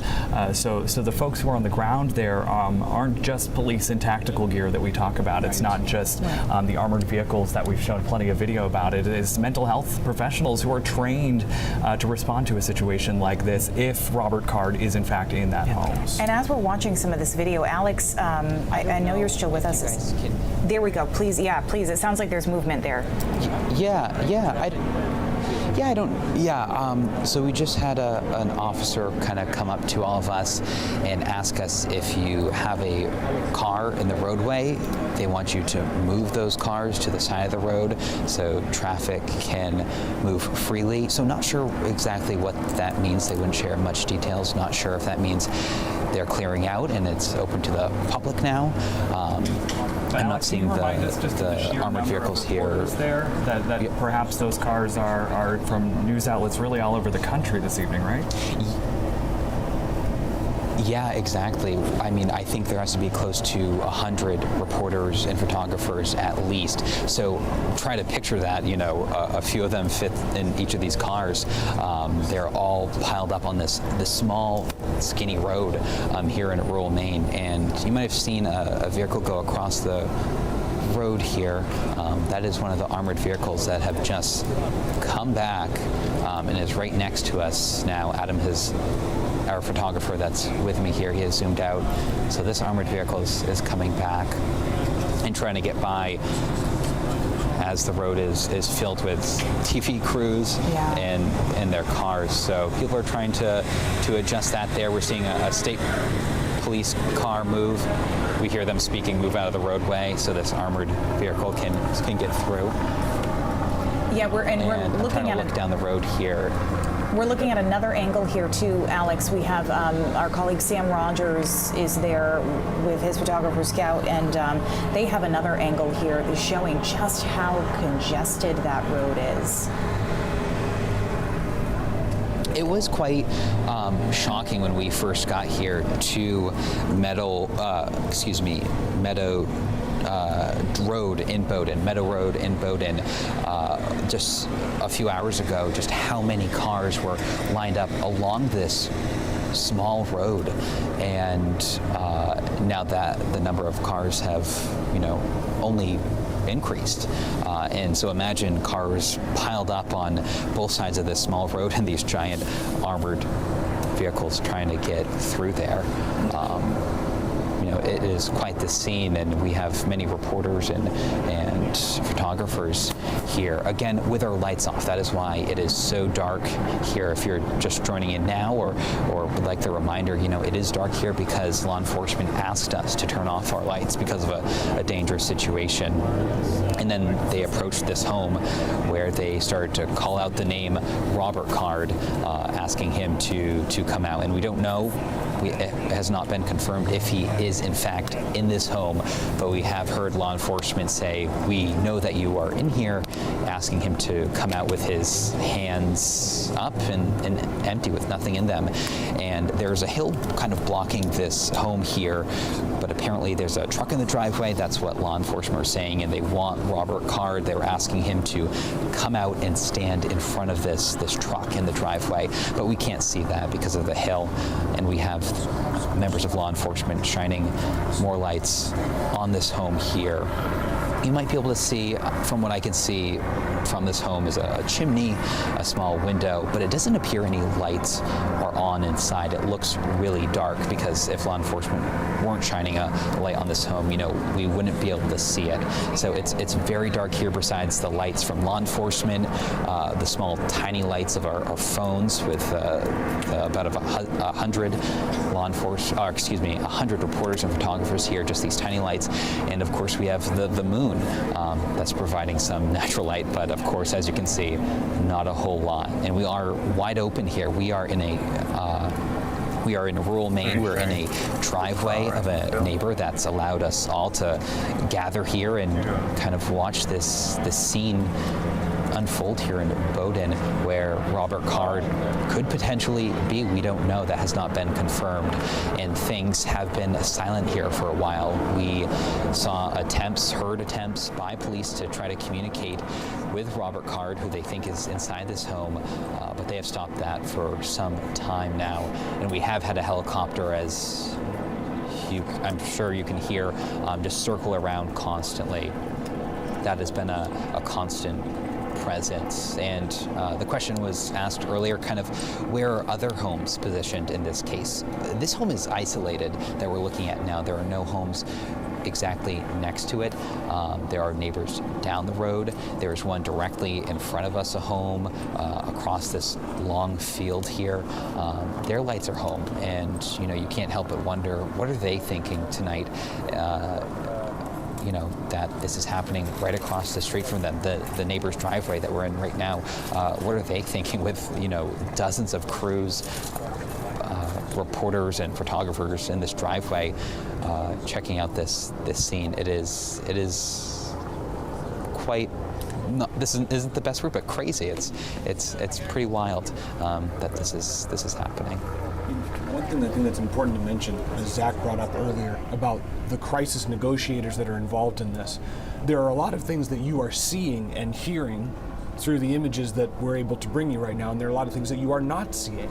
One of those is the crisis negotiators that Zach talked about. What they are trying to do, from my experience of interviewing some of them in the past, is develop a connection with a person who may or may not be inside that home. They have a variety of ways that they can do that in terms of the technology, right, but also in their delivery. The difficulty with all of this is, imagine the heightened stress for everybody involved. There are, helicopters overhead, there are flashing lights, there are armored vehicles, there are weapons present, because the law enforcement officers, right? This is already a baseline level of stress that is elevated. So the job that these crisis negotiators have to maintain calm and try to create a connection and a dialogue between somebody who might be in that house in hopes of coming to a peaceful resolution potentially could be a very tall task. What they are asked to do is not an easy feat. And that is the question. Alex was mentioning it again there, that we don't know if he's in there. Right. We don't. There is no indication he is or he isn't. Alex was telling us before he has not personally seen any movement, any indication, the lights on or off, but we don't know. That is the question. Yeah. And I also want to point out that, to step back a little bit, that this is kind of a traditional rural Maine town. Alex was painting the picture earlier of fields and homes. From just searching some property records, it appears a number of those homes are owned by the Card family, property in the Card family that they've had for decades, which is not uncommon in Maine, to have multiple properties under the same family. And speaking of the family, Katie Card, who is married to Robert Card's brother, spoke to NBC News, saying that Robert Card, who was a longtime member of the Army Reserve, started to hear voices that were saying, quote, horrible things about him a couple of months ago. When he was fitted for, I guess, some high-powered hearing aids. And I want to just read this quote from her. He was picking up the voices that he had never heard. His mind was twisting them around. He was humiliated by the things that he thought were being said. And of course, she says that they tried to act, they tried to get help, and obviously were unsuccessful. Well, can you imagine, right, as we just talked about the task of these crisis negotiators, if you were dealing with somebody who was not experiencing this acute or severe mental health issue, right, is already a difficult task. And then to try to overcome some of those other obstacles is just another barrier in the way. Right, and we did mention that our Sam Rogers is also on scene. We'll give Alex a break for a moment, but we did see some shots from Sam Rogers and their camera there. And Sam, we could just see the sheer number of reporters that are there. Yeah, Amanda, just to give everyone a little bit of context back home. So we're looking at a group of reporters on that driveway that Alex has been talking about for the last several minutes here. We are up on a different hill, not across this rural street, this driveway. The amount of people that you can see there, I don't know how many people Alex has estimated from down here. Up here on the field where we are, there's got to be at least 30 folks, reporters, photographers, everybody. And just to give a little bit more context, because we are a little bit farther back and farther away from the home, this is more of a farm. This is many acres of land. I see some hay bales right behind me, and it is a very kind of rural area like we've been describing. And just when we were able to see a cruiser and that tactical truck come out, again, no idea who was involved or inside, excuse me, or what was going on, but no one has left despite those two vehicles slowly passing through. No one has left, and I guess just to get a good comparison, I don't know if you can see a few of these cars on the road. Picture going to your local county fair. This is exactly what it looks like in one of those grass parking lots, just cars packed on the side. A lot of reporters from all over the country, a lot of freelance photographers, and just people in the area that have heard about this. So we were with our Jack Moment back in Lewiston at the second shooting location from last night, and then we heard about this development going on. So we came over here, as Brian said, about 30 minutes ago. It's about a 25-ish minute drive, 15 miles from the scene to get here. And in our way over here, we were in line with other news outlets, everyone hearing about the news from Lewiston, coming over here, trying to see some more lights coming down the road, but nothing we can make out clearly. Again, we did see those two vehicles leave. Helicopter still flying ahead. It just kind of went out of our camera shot. It's going to be pretty tough to get the helicopter in frame with how dark it is. And as you've been hearing, another reminder, if you're just joining us, law enforcement told our Alex Haskell and all these other reporters to shut their lights off. No one has turned the light back on. A couple of reporters are using cell phone lights if they're doing some different live shots, but none of those big camera lights that you're used to seeing and have seen for really the past 25 hours or so.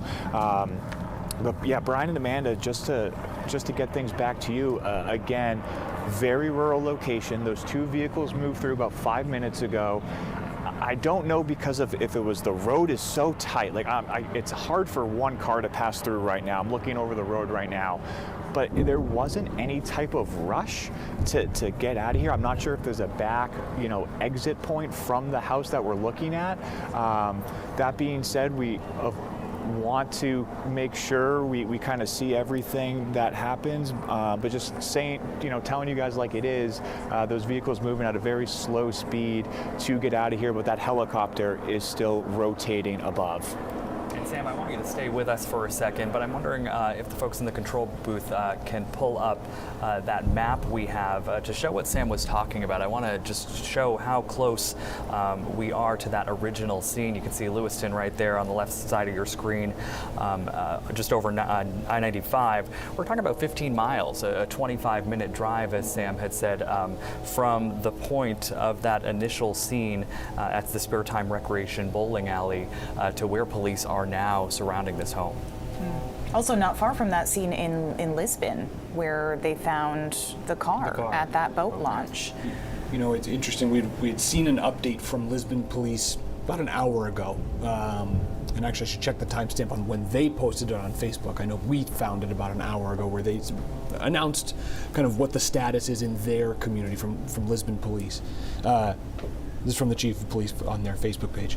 The bottom line is really the only change is that there have been some road closures and detours that have been lifted on Route 196. That's Lisbon Street, is it not, in Lewiston? Yes. It continues, Correct. right? So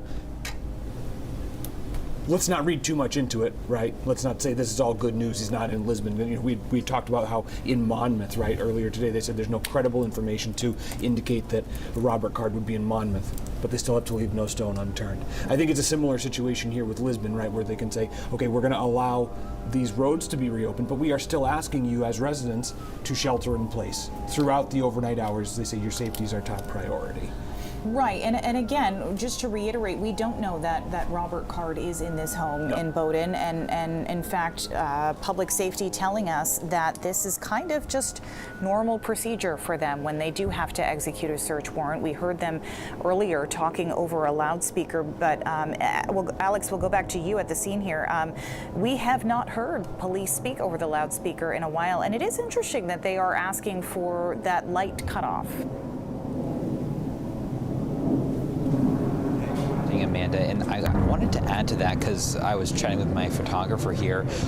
It also was interesting. I don't know if it's notable or not, but we did see a little while ago some law enforcement vehicles leave the area. They were asking folks to move their cars because, as Sam Rogers mentioned, there's just Simon's dinner here. time. It is kind of like your local fair. All these cars lined up along the road. That is the perfect way to describe this situation. So it is interesting that some vehicles left, and it's been quiet.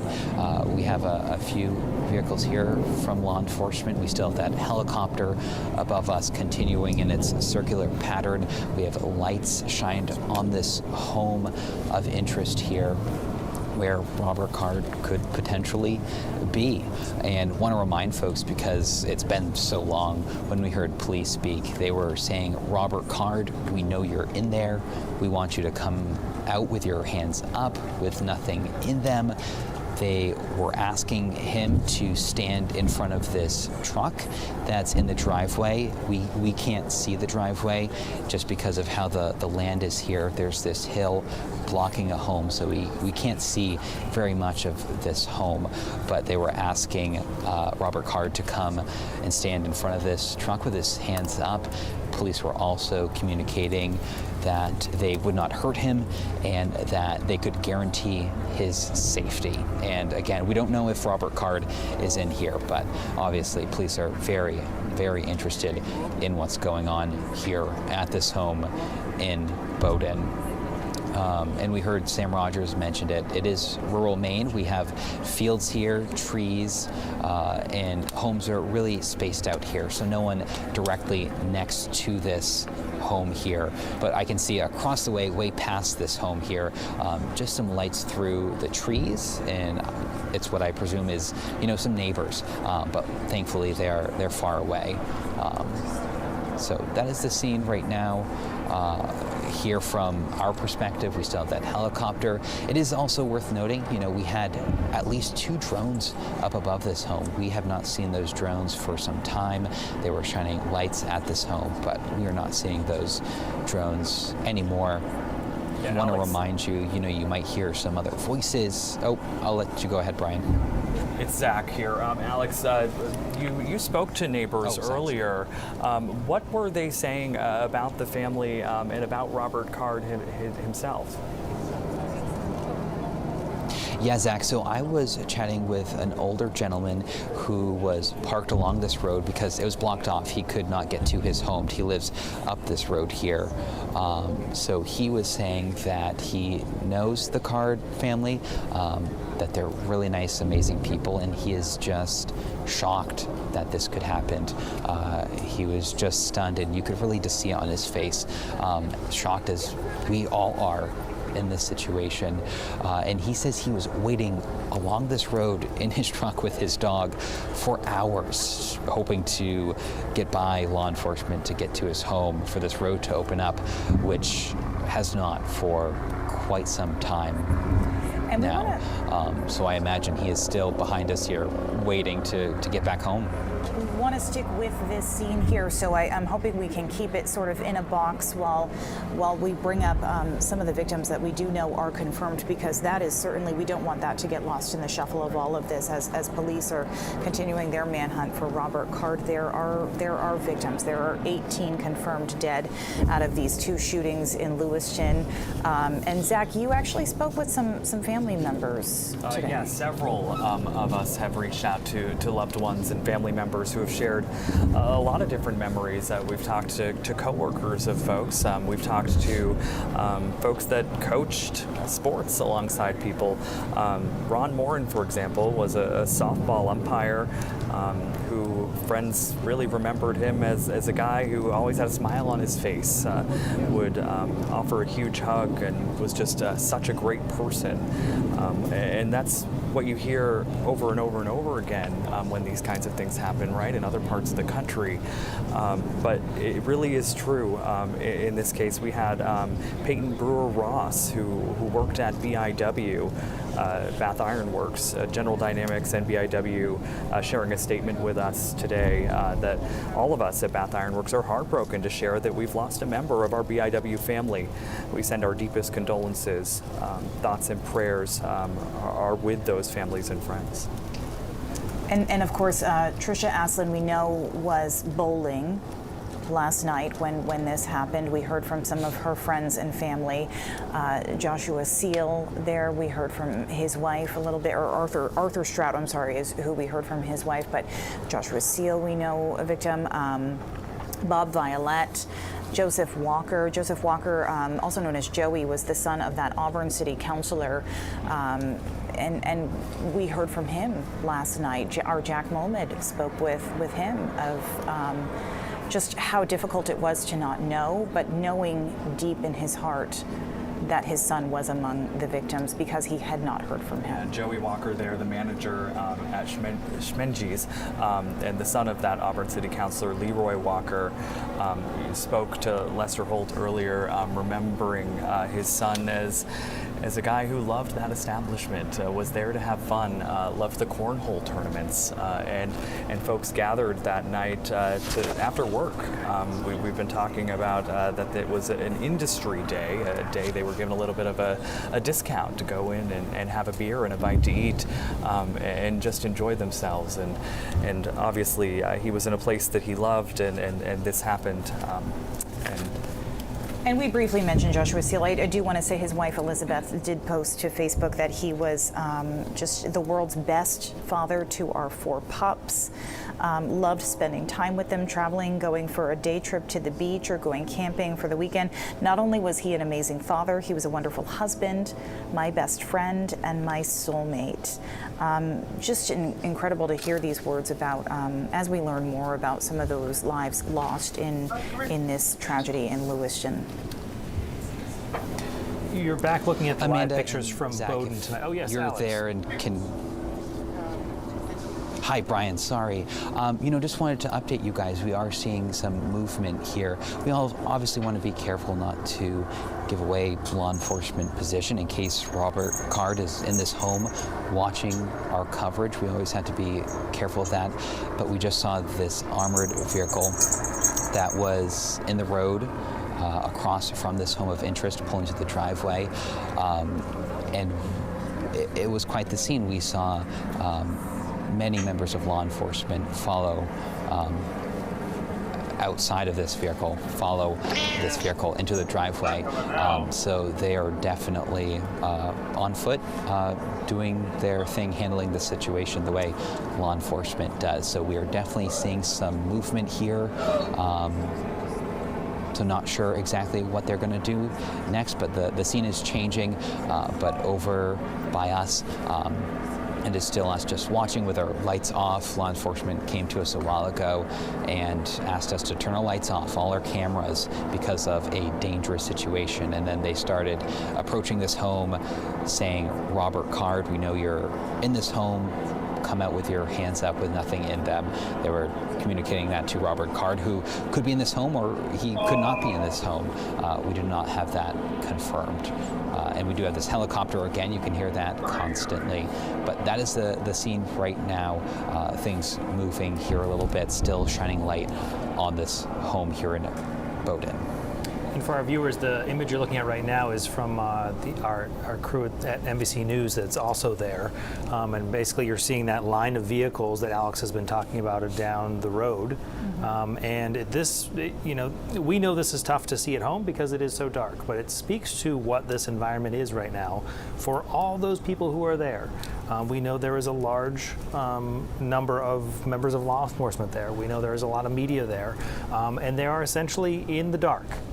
At the request of law enforcement that those lights go off, and really all we're seeing is the flickering of those police lights and then an occasional light on the house where they're concentrating their attention. That's what you see right now. And the trees. And Alex has been describing what this area looks like, that they're kind of looking across a field. There are some trees. There's a tree line to the right as well, and then more fields in the distance. And as Zach was telling us, public records show that the Cards are a known family there. They own a number of properties, and not uncommon in Maine for, once upon a time the family owned a farm and it was broken up and there were houses built on it. So, this is certainly a neighborhood that anybody who grew up in the rural part of the state, as we did, we are familiar with what this looks like, even though it is very difficult to see tonight. As a matter of fact, Brian, you talk about a family farm. I'm going to double check myself here, but I believe they did own some farm equipment, crop equipment. Just give me 1 second. Yeah, field crop equipment is one of the category breakdowns here in the tax logs here at that particular property. I don't know. I am by no means a law enforcement officer. I have no real, deep knowledge of tactics and skills. I would hope that having wide open space surrounding this home would give them better visual advantages to being able to see if there is any movement. There have been times where police have been called to homes that are, as we know in Maine, right, set back on long driveways, back, behind trees, where it can be very difficult to see unless you are in front of the home. Or in crowded neighborhoods where the houses are right on top of each other and you're evacuating other homes. This is unique in that it's so concentrated on a house. And Bowdoin is one of those communities that was told yesterday, shelter in place. They do not leave your home. I want to check back in with Alex because you can kind of hear people talking. Alex, is that just the reporters or are you hearing any sort of police chatter?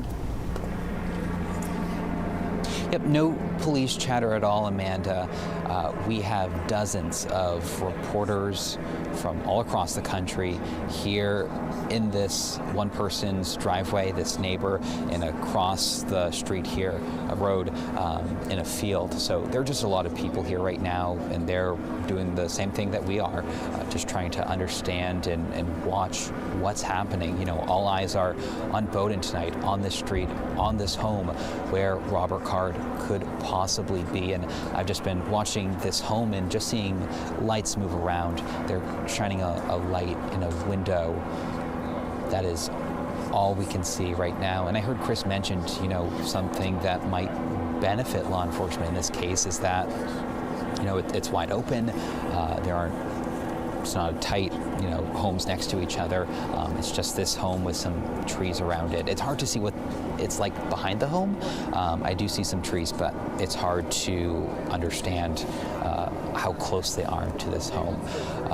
But we haven't seen much change except law enforcement get closer, shining that spotlight in that one window from what we can see.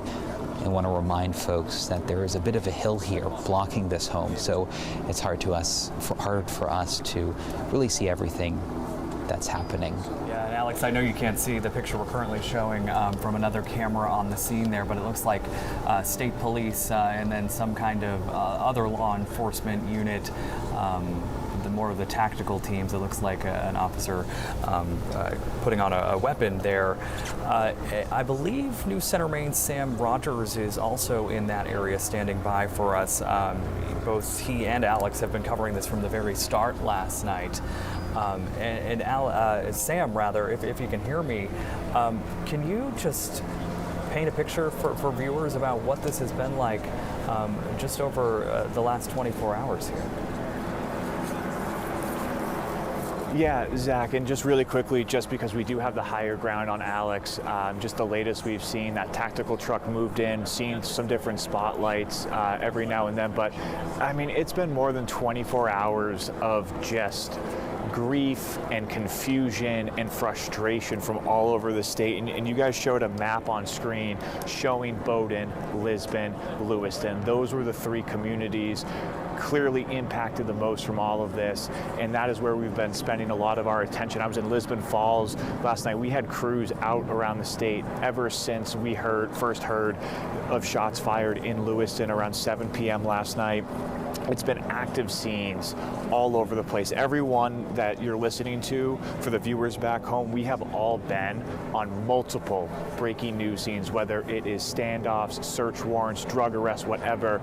It has had a lot more intensity turned up a little bit, because we know that there was this active shooter, there was this manhunt. So instead of sitting by, and we're just seeing some more shots coming in here. Scout Fishman is going to back up the camera as some more movement is coming in, but there was just that added intensity. And again today, throughout the evening, I was telling folks that when you just looked into people from Lewiston in their eyes, you could just feel that sadness. And these are people who were safe, family safe, friends safe. Maybe once we start to learn more of the victims, may have a better connection, but just so hurt and crushed by this entire process. And just to kind of rewind things here from the scene in Bowdoin, I want to say it was about 10-ish minutes ago when those two law enforcement vehicles, a state police cruiser and a tactical truck, again slowly made their way through a very narrow road all the way back to get closer to a main road here in town. And then about 5 minutes after that, we saw another truck move closer to the home. Scout was able to look through the viewfinder. I don't know if we had that shot up on air, but from our camera viewfinder, we did see armed law enforcement officers walking towards the area of the house. Some more lights coming on. The helicopter still in that similar loop. And none of the reporters here, again, the dozens of reporters and cameras and photographers here, no one has left. If anything, it actually just in the past 10 seconds, everyone's really kind of stopped talking as we're starting to see more lights. And they're all staring at turn me. The camera around. I would just jump in here, Sam, really quickly and tell you that there are certain things that we are not showing specifically because we don't want to jeopardize what police are doing on scene. Just want to clarify that with you, that we are not on your camera right now just because we don't want to jeopardize what's going on there. But what we are seeing are cars moving in and out. We don't want to, yeah, there is a big procession here. I count 1, 2, 3, 4, 5, 6, 7 cruisers. Scout's gonna get a better angle here, and then Alex and Adam, if you guys want to turn your camera to your left, everyone's kind of getting down on the road. It looks like this first vehicle is a tactical truck. They're about to rip the front of this house off, probably. Once they get closer to the camera, you'll be able to see how tight of a road this is and how many reporters are truly here. We'll let the helicopter sound we'll take a pause here and just kind of see what happens.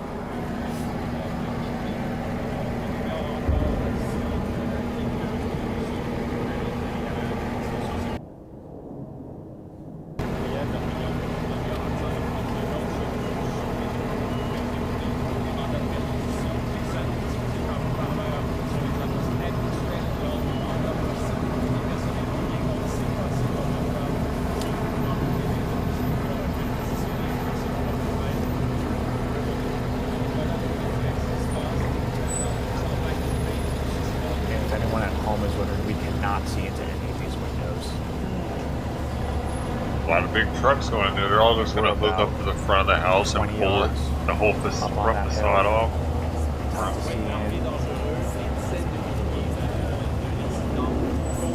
As you can tell, these are vehicles that are leaving the scene as far as you can tell, Sam? Oh, they're leaving. Yes, Amanda. We were able... Go ahead. Oh, can you guys hear me? Yeah, go ahead. Sorry about that. Yeah, we just saw a bunch of lights and floodlights pop up behind the home, and then we started to see this procession. This is the road that we came up. So yes, in theory, these cars are making their way out. Again, I'm whispering right now. It's very quiet. Again, we don't know if any suspect is inside any of these vehicles. Don't know which one it would be. Again, we can't see inside. There's some cruisers in the back that it's just law enforcement officers bringing up the rear of this procession. Not there, bro. As they move through the Bowdoin home. They're slow. Again, you can see now how tight the cars are on both sides. It goes this way for probably almost a quarter of a mile. So this is going to take a while for all these vehicles and law enforcement officers to get back onto a main road here in Bowdoin. And we are continuing to wait word from public safety officials about why they may be clearing this scene here in Bowdoin. I know it's been a few hours now, right, that they have been at this scene, or it was a little after 7 o'clock that they had told our reporter Alex Haskell to turn the lights off. So interesting to see things moving out now. Yeah, and you can see the sheer number of reporters there, but let's also not lose sight of the number of law enforcement personnel that have been brought into the state. We were told earlier by Michael Soschuk, the Commissioner of the Department of Public Safety, that over 350 law enforcement personnel are on this case, taking part in this manhunt. I spoke earlier in the day to Congresswoman Shelley Pingree, who was in touch with the U.S. Attorney General Merrick Garland, who told her that the FBI, of course, is involved in this, including the same teams that were responsible for catching the Tsarnaev brothers after the Boston bombing incident. So all resources being brought to bear here tonight, and right now it's obviously unclear whether or not they were successful in apprehending anyone from that house tonight. And a few comments today, actually, from viewers that there was a feeling of that manhunt in this last 24 hours from the Tsarnaev brothers, the Boston Marathon bomb. That there was just such a concentration of, we need to find these people, we need to understand what's going on. Don't leave your homes. And that was the closest thing that some people could relate it to. That was the closest feeling that we have experienced necessarily of that, and just a very different experience. But we're still looking at this property in Bowdoin right now, where there are clearly at least some officers there. We see their lights on. We see the lights on the house there as well. But the mystery question tonight remains: was he in there? Right. Is he in there? And I apologize. I was corresponding with somebody else by phone. Do we understand? Did that kind of caravan of vehicles leave the scene? Yes, they were leaving. More or less leaving. Yeah, it appears that that's way, the road that Sam said they came in on. Whether they are leaving, we don't know. Sure. Okay. And we don't know how many more are still there. Are still there. Right. I think we should check in with our reporters on scene there again. And Alex, can you kind of set the stage for us on what the scene is like now? Now that so many vehicles have cleared out. Yeah, I would say the scene is kind of the same from what we can see. The road is still dark. They're still shining some lights on this home. I want to mention when we saw all those law enforcement vehicles leave, Sam Rogers was speaking with you, but I joined a group of reporters and photographers who ran up along the road, and other reporters and photographers were shining lights into these law enforcement vehicles, trying to see through the windows if we could see Robert Card. I was looking as other folks were shining their lights, and this does not mean that he's not in those vehicles or was, but I just could not make out any faces. So that was the scene. We're kind of getting ourselves collected again, all focused on this home where things are quiet and still once again on Meadow Drive. Hey, thanks, Maz. Here in You're awesome. Bowdoin. We still have some cop lights up the road here, and then just the armored vehicle and possibly another one in the driveway of this home here. And we do have, I want to remind folks, we just have dozens of reporters and photographers gathered in a neighbor's driveway, right where I am on the right side of the road, and on the left where Sam Rogers is. That is a part of the many large fields here along this stretch of road. Have a stream from the inside of the house yet? With some tree lines off in the distance. We have that helicopter that's above us, and it's really interesting just standing here, being in the dark with all this equipment. It's normally all lit up. We have lights on so that you can see us reporters and make out some of the landscape while we're doing our reports, but that is not the case in this situation. As we were told, it's a dangerous situation. That's what law enforcement told us. Right? Isn't that weird that none of the bowlers weren't like the dude from Big Lebowski? Lights on our vehicles. They're we about just to have enter a world of pain. Our phones, and I'm looking at all the people here, and all their faces are kind of glowed up as we're looking at our phones here. It's an interesting scene here. But looking at this house, not much has changed. We still have just some lights shined on it, and that's about it right now. Not sure if it's worth mentioning, but kind of want to remind folks what brought us here in the first place. Law enforcement earlier in the day were executing a search warrant of a home. They believe, we were told by NBC News, that was somewhat related to Robert Card, and this is where we are now. We saw law enforcement come and leave. They arrived to this home and started saying things like, Robert Card, we know you're in there. Again, we don't know. That's the big question here tonight in Bowdoin. Is Robert Card in this home? Was he in this home? Did police, law enforcement get him? That is the big question tonight. But they were trying to communicate with someone maybe inside who they said is Robert Card. They were saying that they know that you're in there, come out with your hands up with nothing in them. They wanted him to come out into the driveway with his hands up. They were also saying that we can guarantee your safety. We don't want to hurt you. So those were some of the things that we were hearing from law enforcement, but that was some time ago. We have not heard law enforcement speak again for some time. And of course, we saw many vehicles here clear out. And the big question is, another big question is why they were clearing out. Well, that's a great question, Alex, because as you mentioned, it was a little after 7 o'clock that police had come up to you and the other reporters and said, this is a dangerous situation. Please turn your lights off. At this point, we have no reason to believe it's not still a dangerous situation. Yeah, exactly. So we're all kind of back here letting law enforcement do their job. I'm looking at the house. They are moving a light around on the home, still shining a light in windows. So that is some movement and activity that we haven't seen for a little bit. So they are moving a light around on this home. And I have to wonder, what neighbors are thinking. We've mentioned it, that it's rural Maine. There are some fields here, so there aren't many homes in this area, but there are some homes. We are in a neighbor's driveway. It was an older couple that we spoke with earlier. We were just asking if we could stand in this driveway. They didn't want to share anything else with us about what they thought about the situation. But there was an elderly couple that lived here, and their lights are off right now, so they're likely asleep. And I'm looking at another neighbor's home in front of us on the same side of the road that we're on, a little past this home of interest. They have their lights on, so you can help but wonder kind of what's going through their minds. Right. But luckily we have no homes located near this one home of interest here.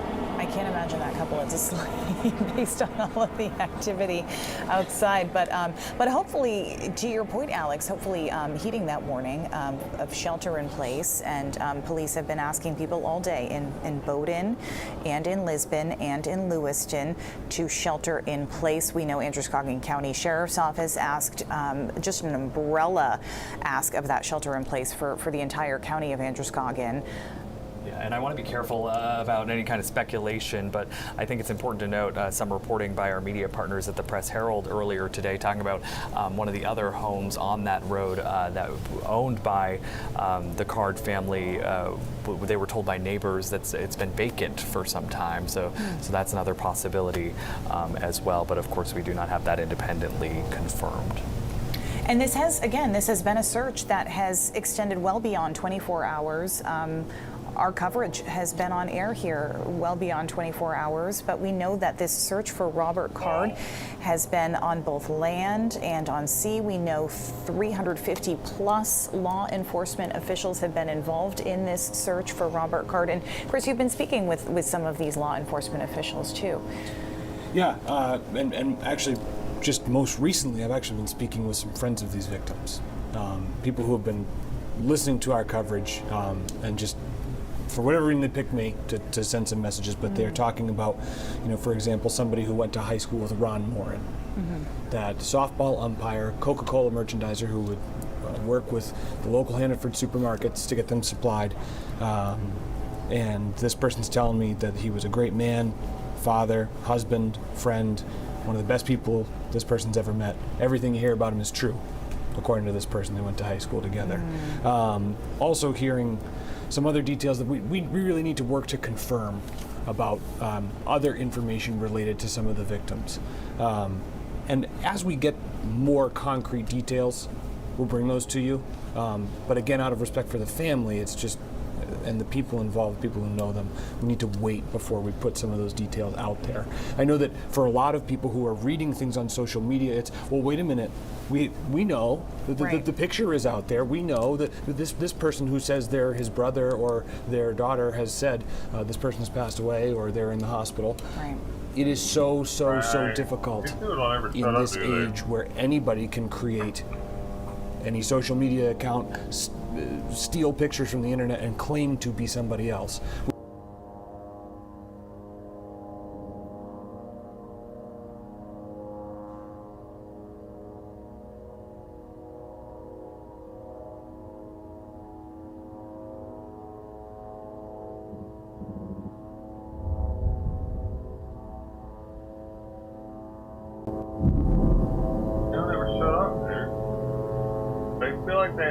Have they been talking for 24 hours straight?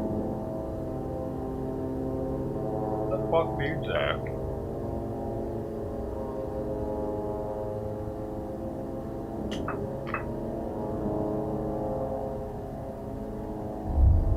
I don't even say anything. I don't know shit.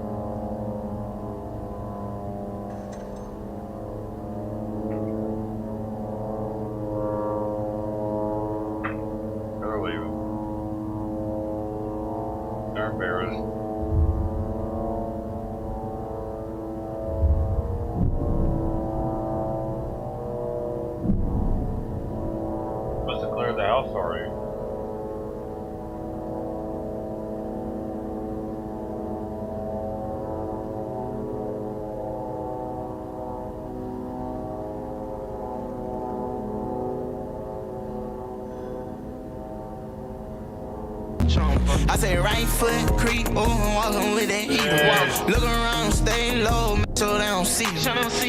Dude, fucking YouTube shorts are bogus as shit. Just go away. Please.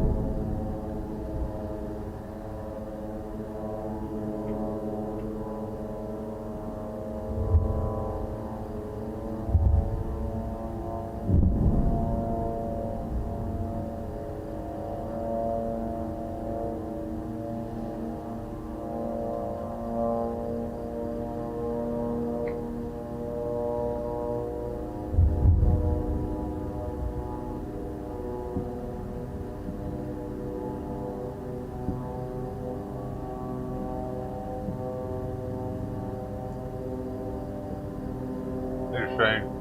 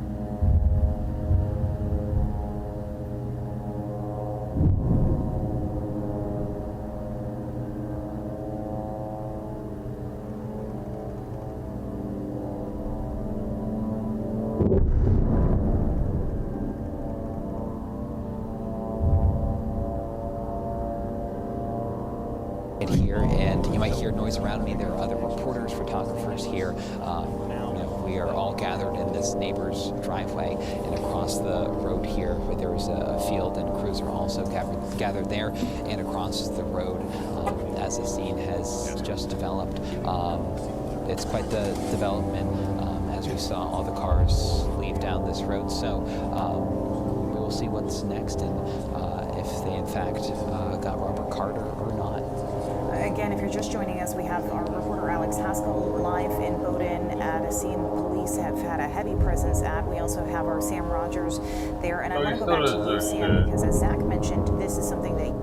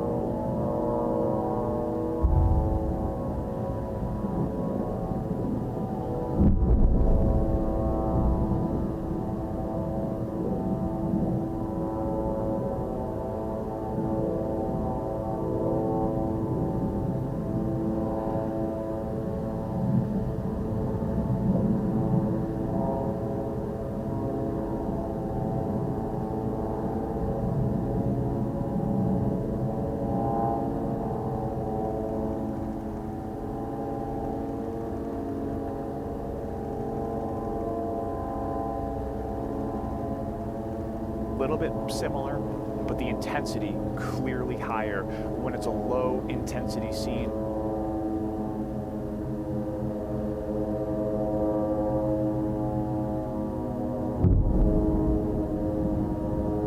Hey, who are you? This guy don't know. Who are you?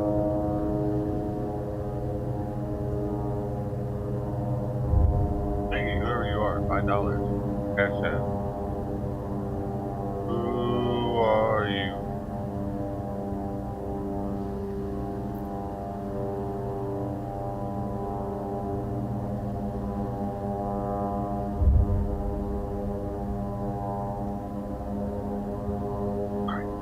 Where are you?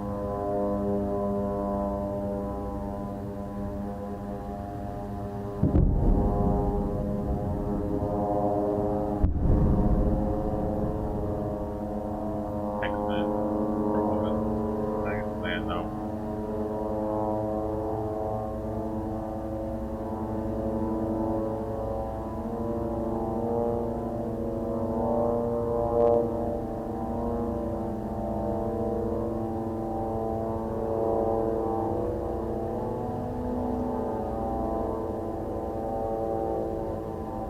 That'd be 10,000 dough when I get around to giving out the dough for the month.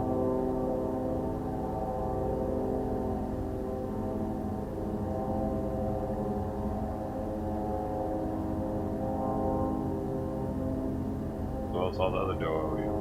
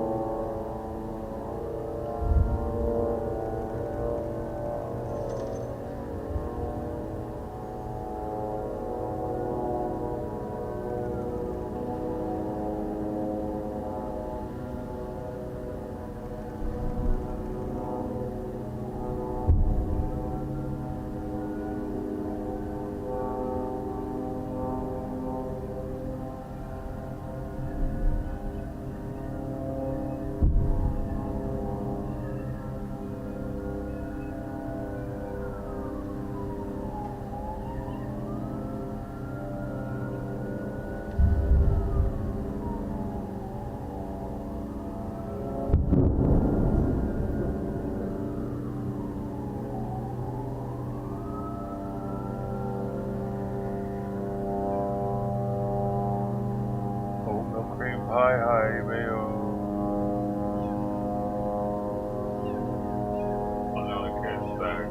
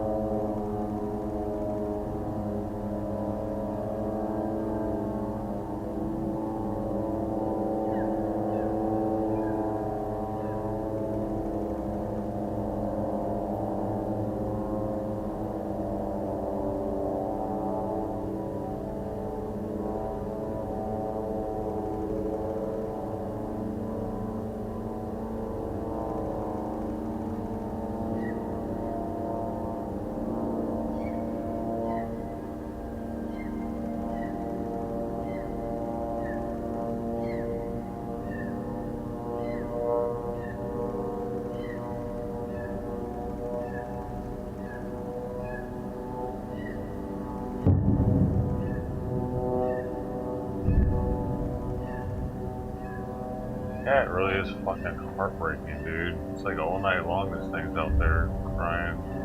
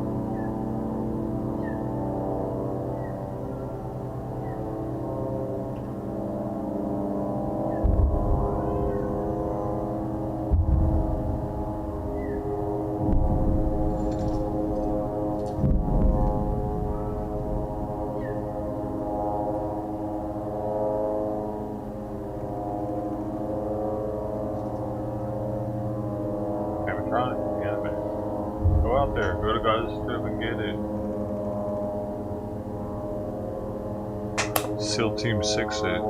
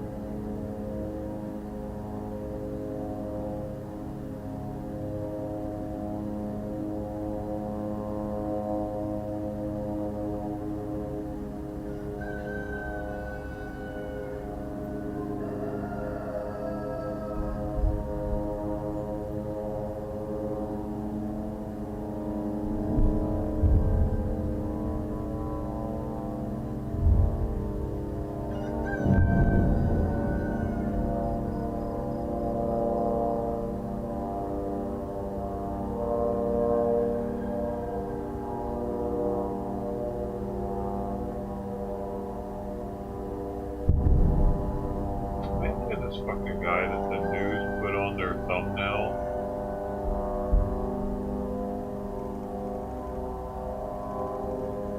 They know what they're doing with that shit. Don't they?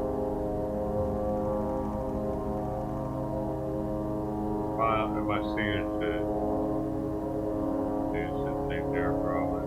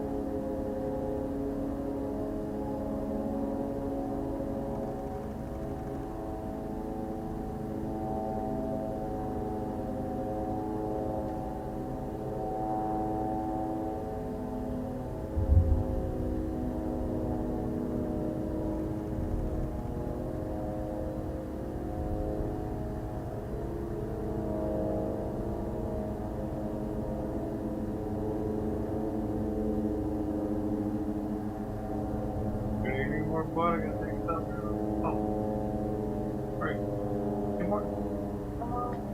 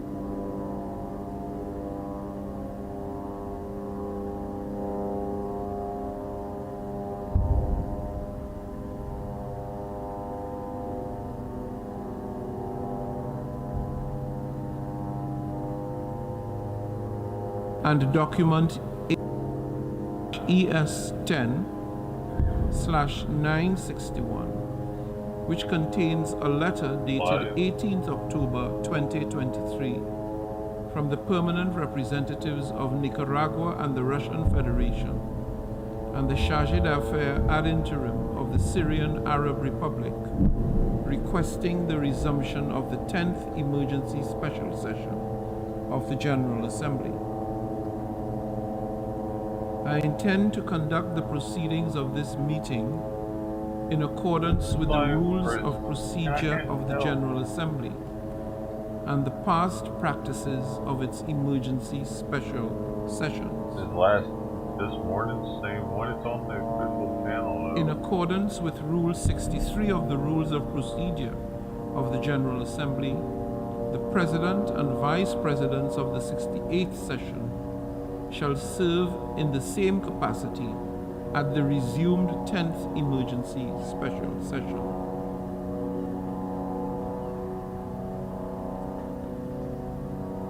May I take it Take my that it name is out the of your wish of the streets. General Report Assembly this? Report to this? What do decide you that the report it for? Credentials What, Committee weirdo? of the 78th session God damn, you're weird. should serve for the Report it resumed for 10th what? Emergency For me Special having your Session. name? What? It's not even your name. It's not agenda free.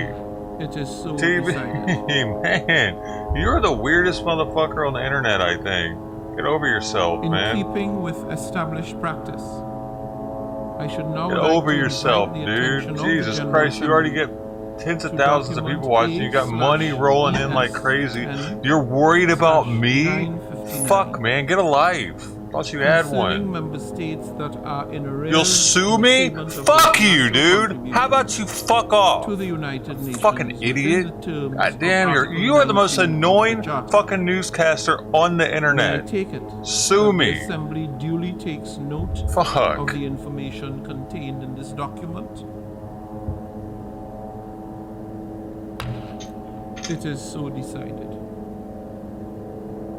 In this connection, may I further take it that it is the wish of the General Assembly to follow the provisions of Resolution 78/2 of 5th I really don't know if this is October the one from this 2023, morning. I'll know when the by first which the person Comoros, talks. Sao Tome y Principe, and Somalia are permitted to vote in the General Assembly until the end of its 78th session, and also allow these member states to vote at the 10th Emergency Special Session. Who will It report is me? so decided. They will. Who will? The General Assembly will now resume its consideration of Agenda Item 5, There we go. entitled Illegal Israeli Actions in Occupied East Jerusalem and the rest of the occupied Palestinian territory. The Okay, President buddy. will now deliver a statement. Everyone.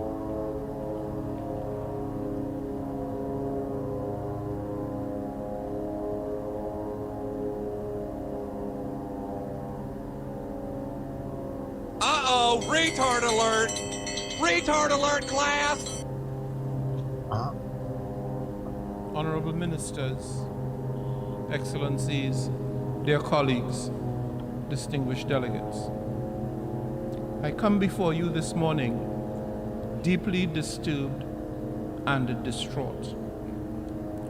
Only this Tuesday, we mark the anniversary of the United Nations Charter, the day on which our organization was founded out of the ashes of the most heinous crimes against humanity in history. While there is little to incline us to celebration, we nevertheless honored the values and principles that have anchored our organization these last 75 years. Yet again, we gather amidst the gravest escalation of violence and hostility No, it's not the real one. in the Middle East in decades. Perhaps the most dramatic and difficult to countenance was the Al-Ahi Baptist Hospital attack, that killed several hundred people in a single incident. I was ready to go to court It is over an it, dude. unthinkable crime that must offend our human sensibilities. The worsening tension, the unspeakable violence, the harrowing suffering must end now. I once again condemn the attack on Israel by Hamas on the 7th of October and reject the killings and the taking of civilian hostages, including women, children, and the elderly. The brutality of the Hamas assaults is shocking and unacceptable and has no place, I repeat, has no place in our world. It's not actually him Similarly, dived, it was a troll. I condemn and reject the indiscriminate targeting of innocent civilians in the Gaza Strip and the scale of destruction of critical infrastructure by Israel. The ceaseless bombardment of the Gaza Strip by Israel and its consequences are deeply alarming. The right of self-defense does not. There's no way this dude's that petty in here right now. Give license This would have been, that would have been like a next level. And disproportionate reprisal. Fucking. Thousands, especially children, But women, at the same time, I was like, it is a possibility. Injured, because maimed, fucking Lookner, dude. and forcefully displaced. And hospitals are running tragically low on basic medical supplies. The rules of war dictate that on the ground, civilians and civilian installations must always be protected at all costs. And here, in this august chamber, our preeminent priority must be to protect and to save civilian lives. It is also regrettable that among the appalling loss of lives are United Nations personnel upon whom this organization depends to provide and deliver critical humanitarian support and other services to millions of Palestinians in dire need. I express my sincere solidarity with all those who have lost their loved ones, their homes, and their sense of security or belonging.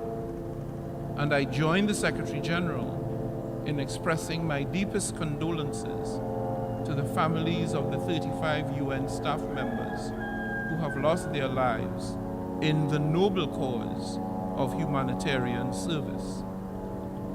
I also take this opportunity to pay tribute to the entire UNRWA staff and other humanitarian workers for their continued unwavering and heroic efforts under these very distressing circumstances. Excellencies, all parties to this conflict must abide by international humanitarian law and immediately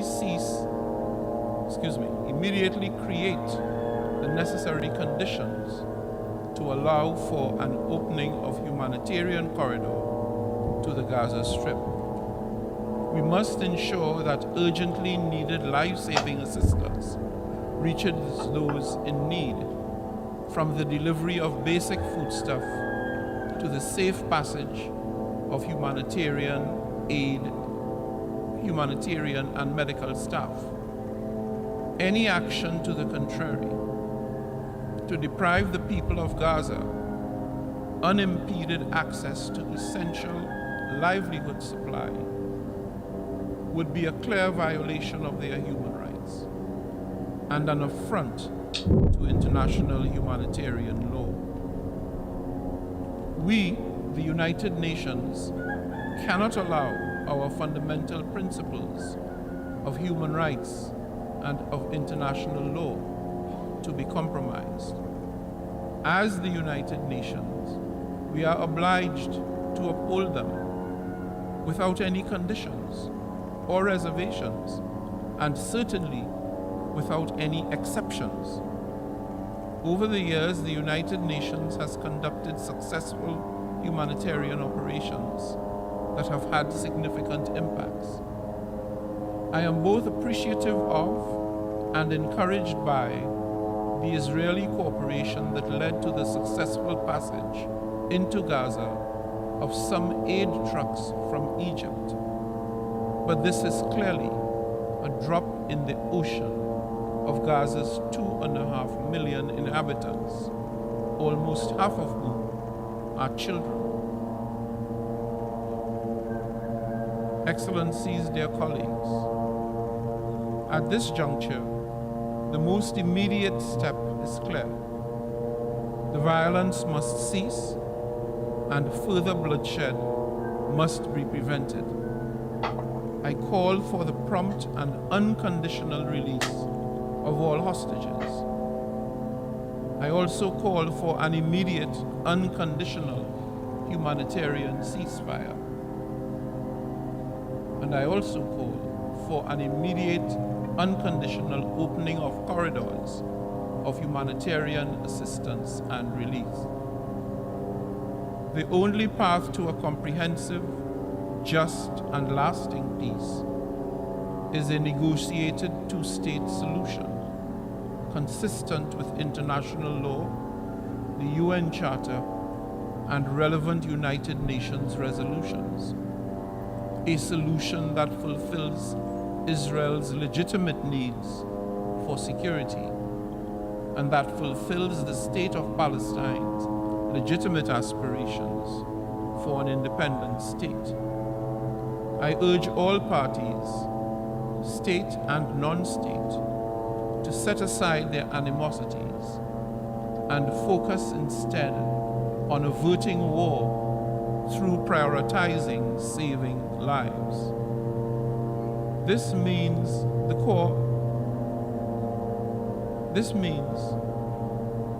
focusing on the core purpose of our charter.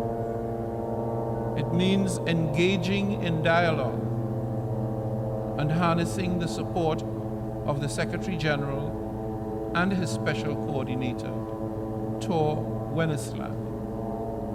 I also welcome international initiatives that focus on consensus building, spreading accurate and verified information, and putting an end to the violence and despair.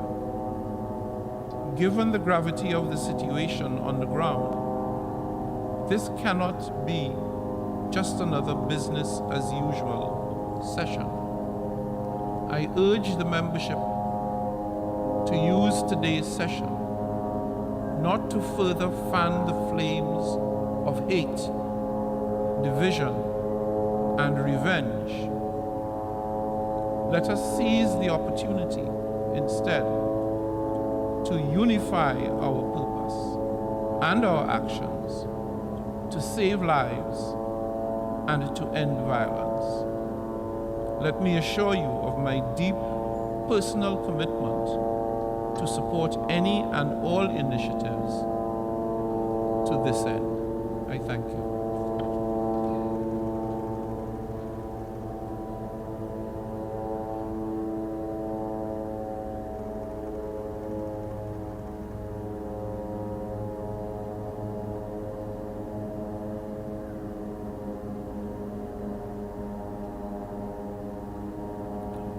This I is now this give morning's the floor to the distinguished representative of the observer state repeat of Palestine.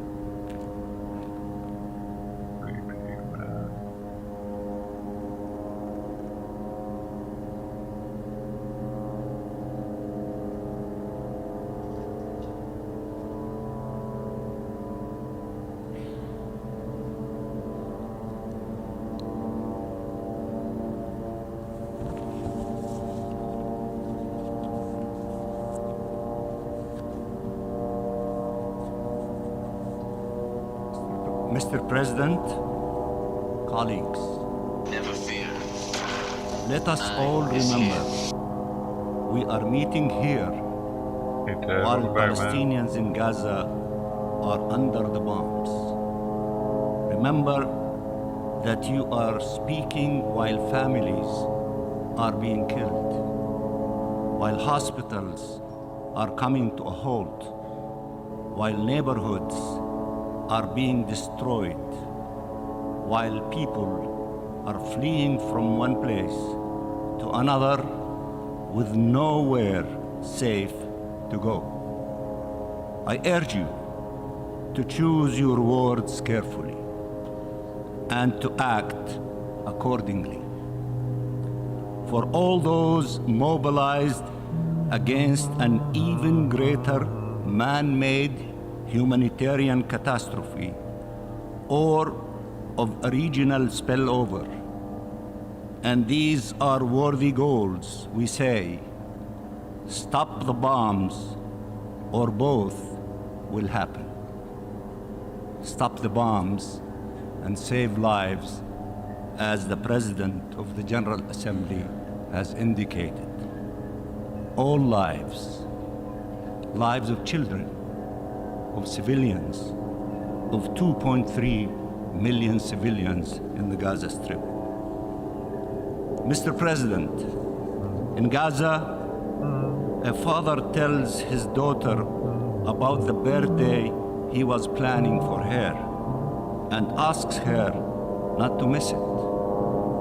A mother laments, "My children died before they had a chance to eat."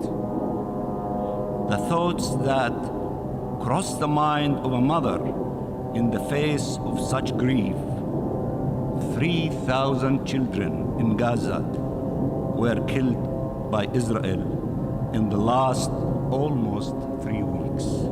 I repeat, 3,000 children, innocent children, angels, killed in Gaza during the last 3 weeks.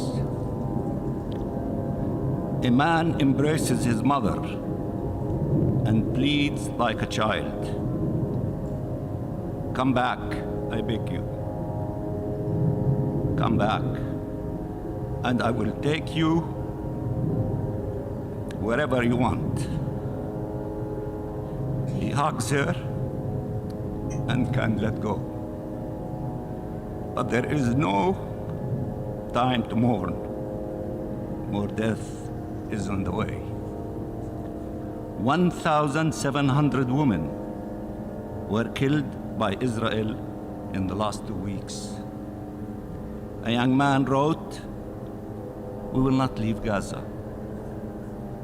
We will only leave Gaza to join the heavens." A few days later, he did. 7,000 Palestinians have been killed by Israel in the last almost 3 weeks. 70% of all those killed are women and children. Almost all killed are civilians.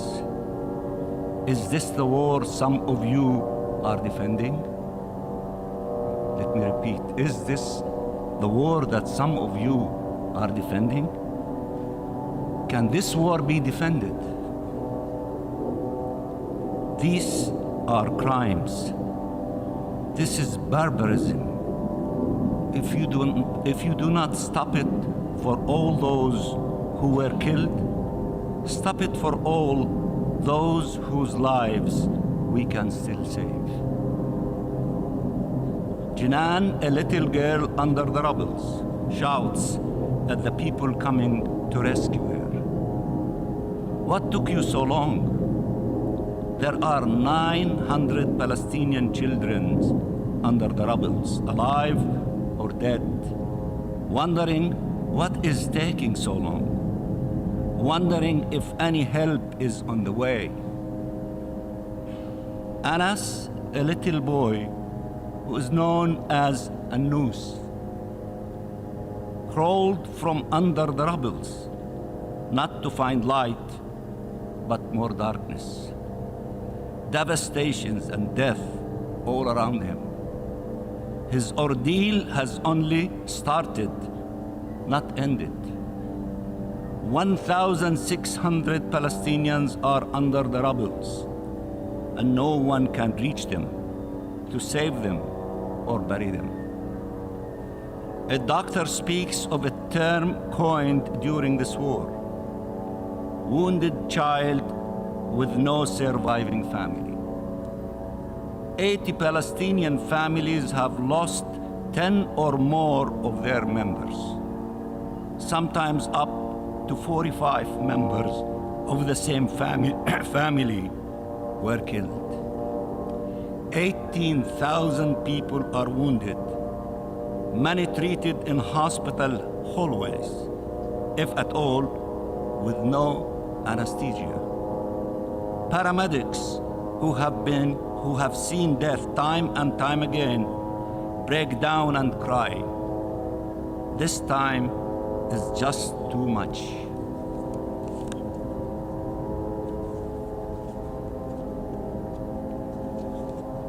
UN staff, humanitarian personnel, and doctors are standing their ground and paying the ultimate price for it.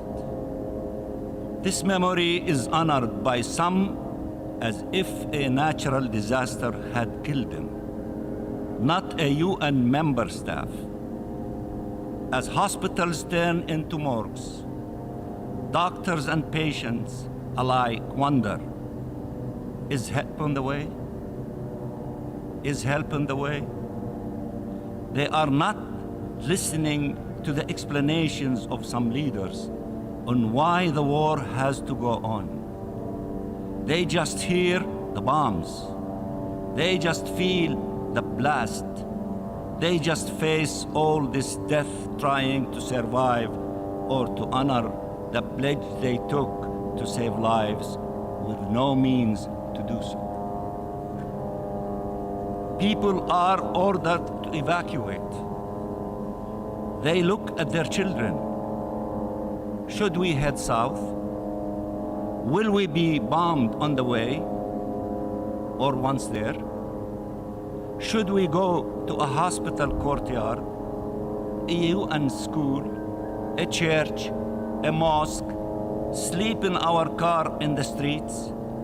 But bombs are everywhere. What choices do you make as a parent when there are only impossible choices, when death is everywhere, devastation is everywhere? A man stands in front of his house, turned into rubble yet another time. After a long pause, he asks, how do you bury a house? Israel has destroyed over 40% of all homes, making an entire population homeless and displaced. 1.4 million people, in the hope to forcibly transfer them outside the territory. The Israeli foreign minister came to the Security Council and said, this meeting should conclude with a clear message. Bring them home. For millions of Palestinians, there is no home to go back to. For thousands, there is no family left to embrace. Not by an act of God, but by the acts of a government represented here in this chamber. He spoke of families and their pain. There is not a single family in Gaza that has not endured epic suffering. He told you horrible it was to kill civilians, just before justifying the killing of Palestinian civilians by the thousands. He spoke of the fear felt by people when rockets are launched. Israeli bombs have not spared a single square meter of Gaza. He believes the difference between civilization and barbarism is who is doing the killing or how they do it. He believes the laws of humanity and of our international law-based order apply to others but not to Israel. That they protect Israeli lives and allow the killing of Palestinians and taking Palestinian lives. He believes Israel can pretend it is abiding by the very laws it is breaching live on your TV screens and before your eyes. That if you say Hamas enough times, the world will not be able to object to wiping off from the face of earth entire families, 4 generations at a time, or to a siege where you let in enough humanitarian aid to pretend you have a sense of humanity, but nowhere enough to address the immense needs that are growing exponentially as you keep bombing a besieged territory. He says release the hostages and takes 2 million Palestinian hostages. Let me translate these numbers. Compared to the population of Gaza, this is the equivalent of 28,000 Israelis killed, including 12,000 children and 6,800 women, 72,000 wounded, 5.6 million displaced. Is it more shocking now? More unacceptable? More outrageous? Why some feel so much pain for Israelis and so little pain for us, the Palestinians? What is the problem? Do we have the wrong faith? The wrong skin color? The wrong nationality? The wrong origin?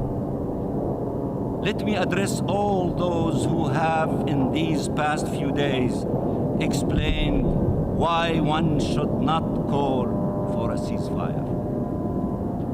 How can representatives of states explain how horrible it is that 1,000 Israelis were killed and not feel the same outrage when 1,000 Palestinians are now killed every day?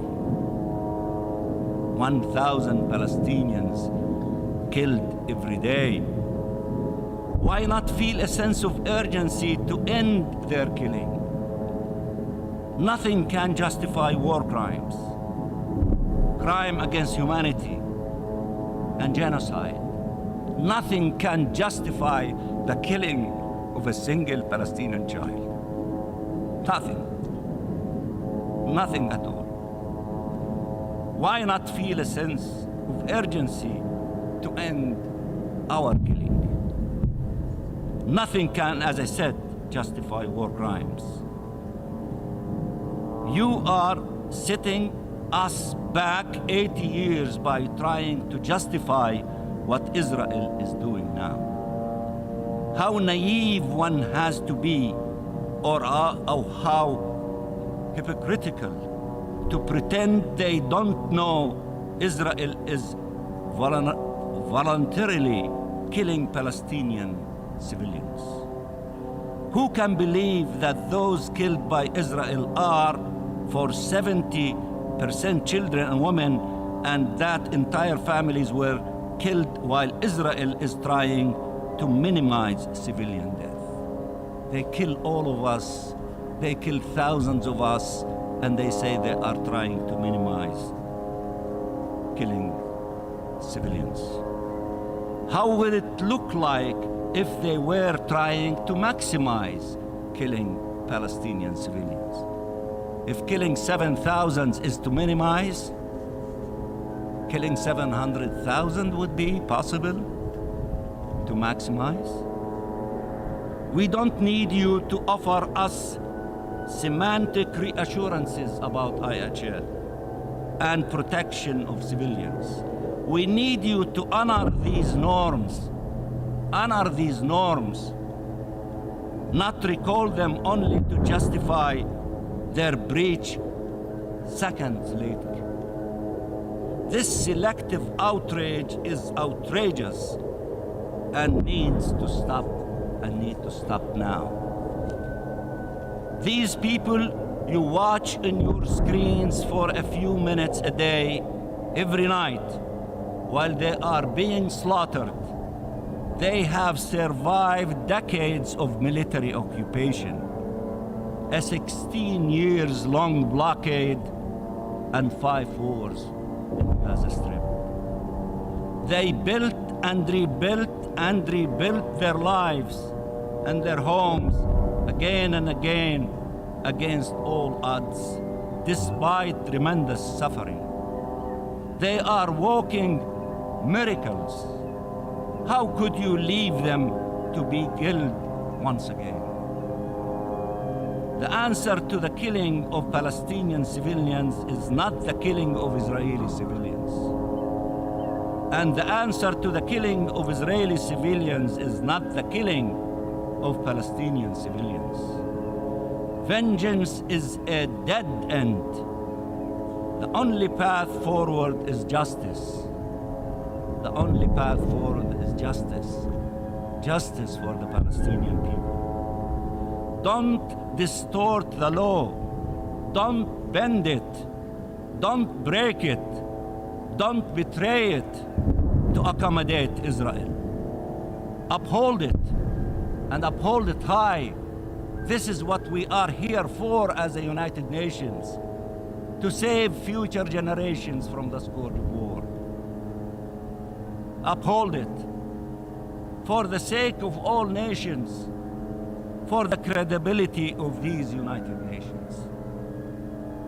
Mr. President, Wael al-Dahduh was reporting on the massacres in Gaza. For those of you who do not, who is Wael al-Dahduh? He is the field correspondent of Al Jazeera in the Gaza Strip. As he's been doing relentlessly for days now, when he received the news of an Israeli airstrike that killed his wife, his son, and his daughter, he did something many parents do in these circumstances. He spoke to his son, waiting for an answer that never came. He told him, "Didn't you tell me you wanted to be a journalist?" His son wanted to be a journalist, even though journalists are targets in Palestine. Remember Shireen Abu Akleh? Now, the dream of the son will haunt the father. Wael said a few words that I want you to hear well. He said, "They took their vengeance out on our children." He then said in a heartbreaking voice, "Malish, allow me to explain it to you. Literally it means that's okay. But let me tell you what I believe he meant. Let me do it in Arabic. تبا لواقع تقتل فيه غزة." What a world where Gaza is being killed again before the cameras of the world. Shame on all those who do not respect our humanity, our dignity, our suffering. All those who justify the acts of the killer instead of standing by the victim, to all those who justify the crime and give condolences to the victim and explain that the killer is not responsible for the killing. Shame to all those who do not stand by our people in Gaza and put an end to the massacre. Shame to this forum if a word of truth is not pronounced on it. Shame to the one who will speak after me to defend the wrong and justify the killing of innocent people. There is no justice on this earth. We have only got to go to.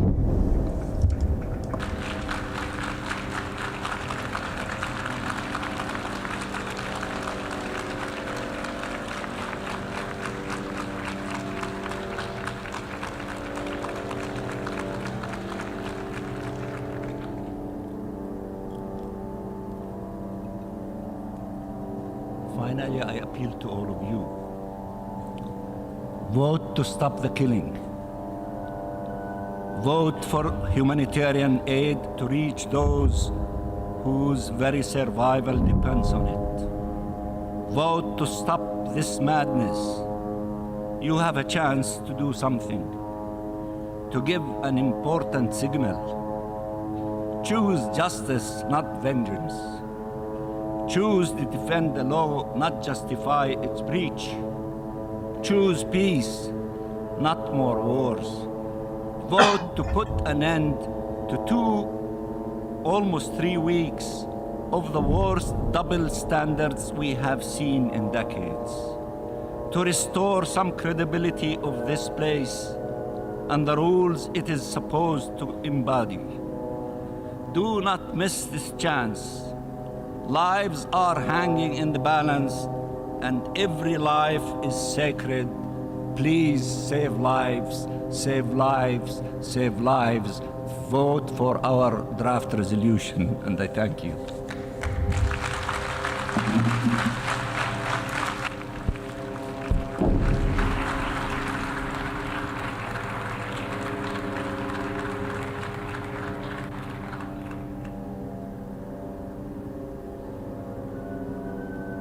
I now give the floor to the distinguished Deputy Prime Minister. I now give the floor to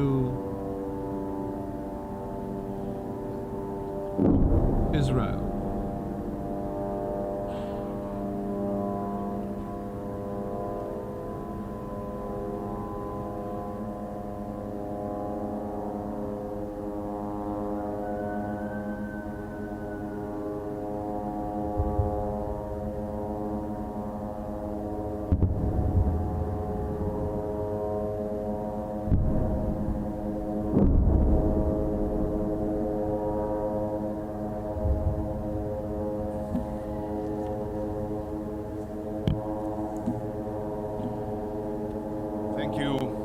Thank you, Mr. President.